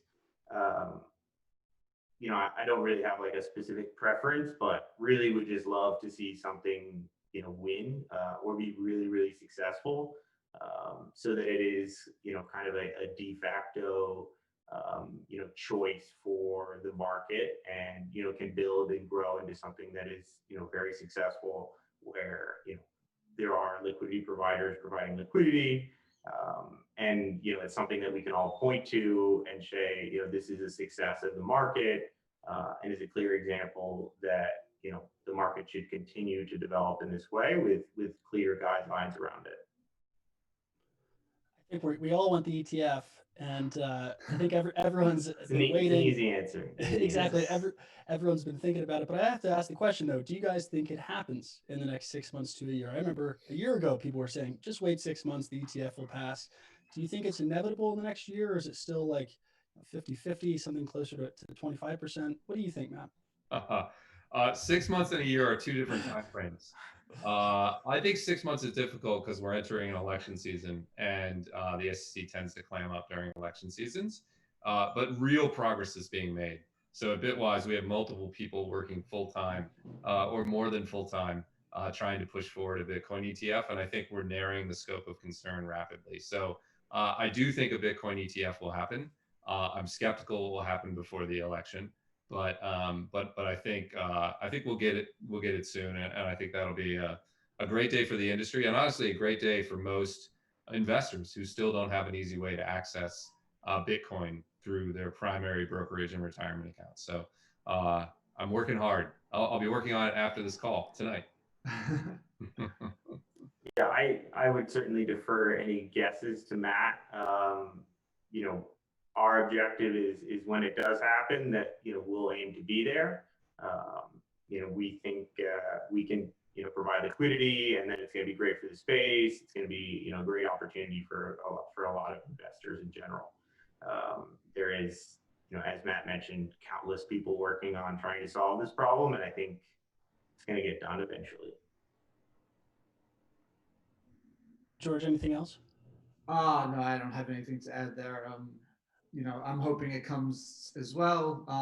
Although, but when it does come, though, my interest is more in just like what that actually means for Bitcoin itself. Like at that point, it's like super mature, and like probably if there's any alpha left in it, it's probably gone. So like from a trading perspective, for me, you know, it'll be interesting to see when it happens and what price Bitcoin is when it does happen. But yeah, I don't have anything to add as to when it may or may not happen. That's fair. One thing I want to do before we wrap this up, I want to take some questions from people in the chat. So if you're watching on YouTube, throw a question in. Happy to propose it. I'm going to put, obviously there's some discretion involved, but one of the first questions we have is from Wook. He said, are VCs sprawling investments individually, or are they mostly focused on specific aspects or specific baskets? Are we seeing them be, you know, coin pickers, or are they looking to play a sector? Do you guys have any insight on where that flow is going? Oh, I'd say they're coin pickers. You know, I'm looking at projects, and VCs look at projects, they look at teams, and then they invest in, you know, themes that they generally believe in. But overall, it's not basket-ish weighted. It's more companies and you know, a large swath throughout the whole entire space. Got it. We also have one from Cointelegraph. They said, how big is the crypto basket business? And one that I've been thinking about is, as we grow these offerings, I know the ETF would obviously bring in tons of money, be very beneficial for Bitcoin and all the other crypto assets. But just thinking about baskets in general, as we create these product offerings that make it easier for traders and investors, is that really something that brings money in, or does it just make it easier for the people already here? Oh, I think it's huge. I think it's massive.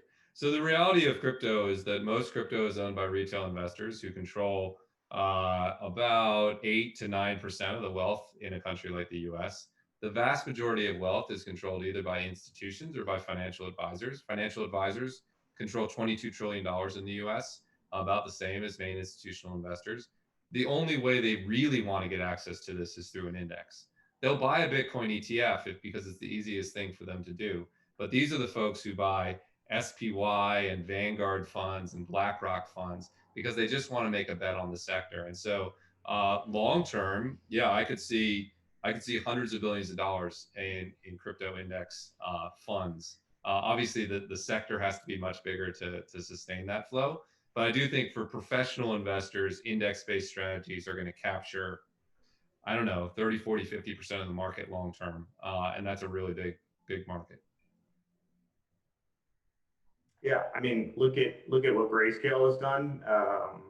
You know, those guys have done very well and are, you know, very smart, top of what they're doing, and they solved the need for the market, and you know, it's become very clear. I would imagine that they're very focused on a Bitcoin ETF and what it would look like as well. Yeah, and I just add to that I think like the whole entire basket ETF type of premise is predicated on the fact that you're going to get more of these traditional investors coming into the crypto space that want some kind of broad exposure, as Matt said, but don't want to have to pick it. For the most part, most of the traders that are in the crypto space now prefer, they don't own baskets, right? Like they're immersed, evolved, and they're trading these big, wild, crazy, volatile moves that you're getting in coins every day.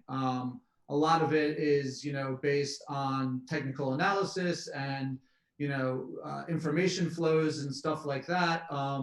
So, you know, there's more upside for, you know, the average crypto investor to just run their own strategies and maybe use some of these lower end type of, well, I wouldn't call them lower end, but just a more exotic type of basket like type products like the FTX products where you actually get big returns on them, right? Or losses, whatever. So yeah, I think like it's definitely predicated like on getting Robin Hood type numbers into the crypto space. So what I'm roughly taking from this, more baskets is more bullish. I think that's a fair generalization. There you go. I love it. Yeah, I mean, the more people want, the more product offerings means that people want more products. So that means that's good. Yeah, it's good. It's good. That's good for me. You know, bullish. All right, guys. That is all I have today for the introduction to cryptocurrency baskets. I want to thank Cointelegraph first off for putting this entire event together, but also this panel. Matt, Brian, and George. Thank each of you for taking the time as well. Thanks for having me. Thanks so much. Yeah, of course. And with that, I think we're going to wrap up this Cointelegraph stream. Thanks for everyone hopping in the chat, asking your questions. Hopefully, did my best to pick some. Hopefully, you got your answers. Thanks, everyone, for stopping by. That's all we got. Thanks a lot. Yep. All right. Bye-bye. Bye.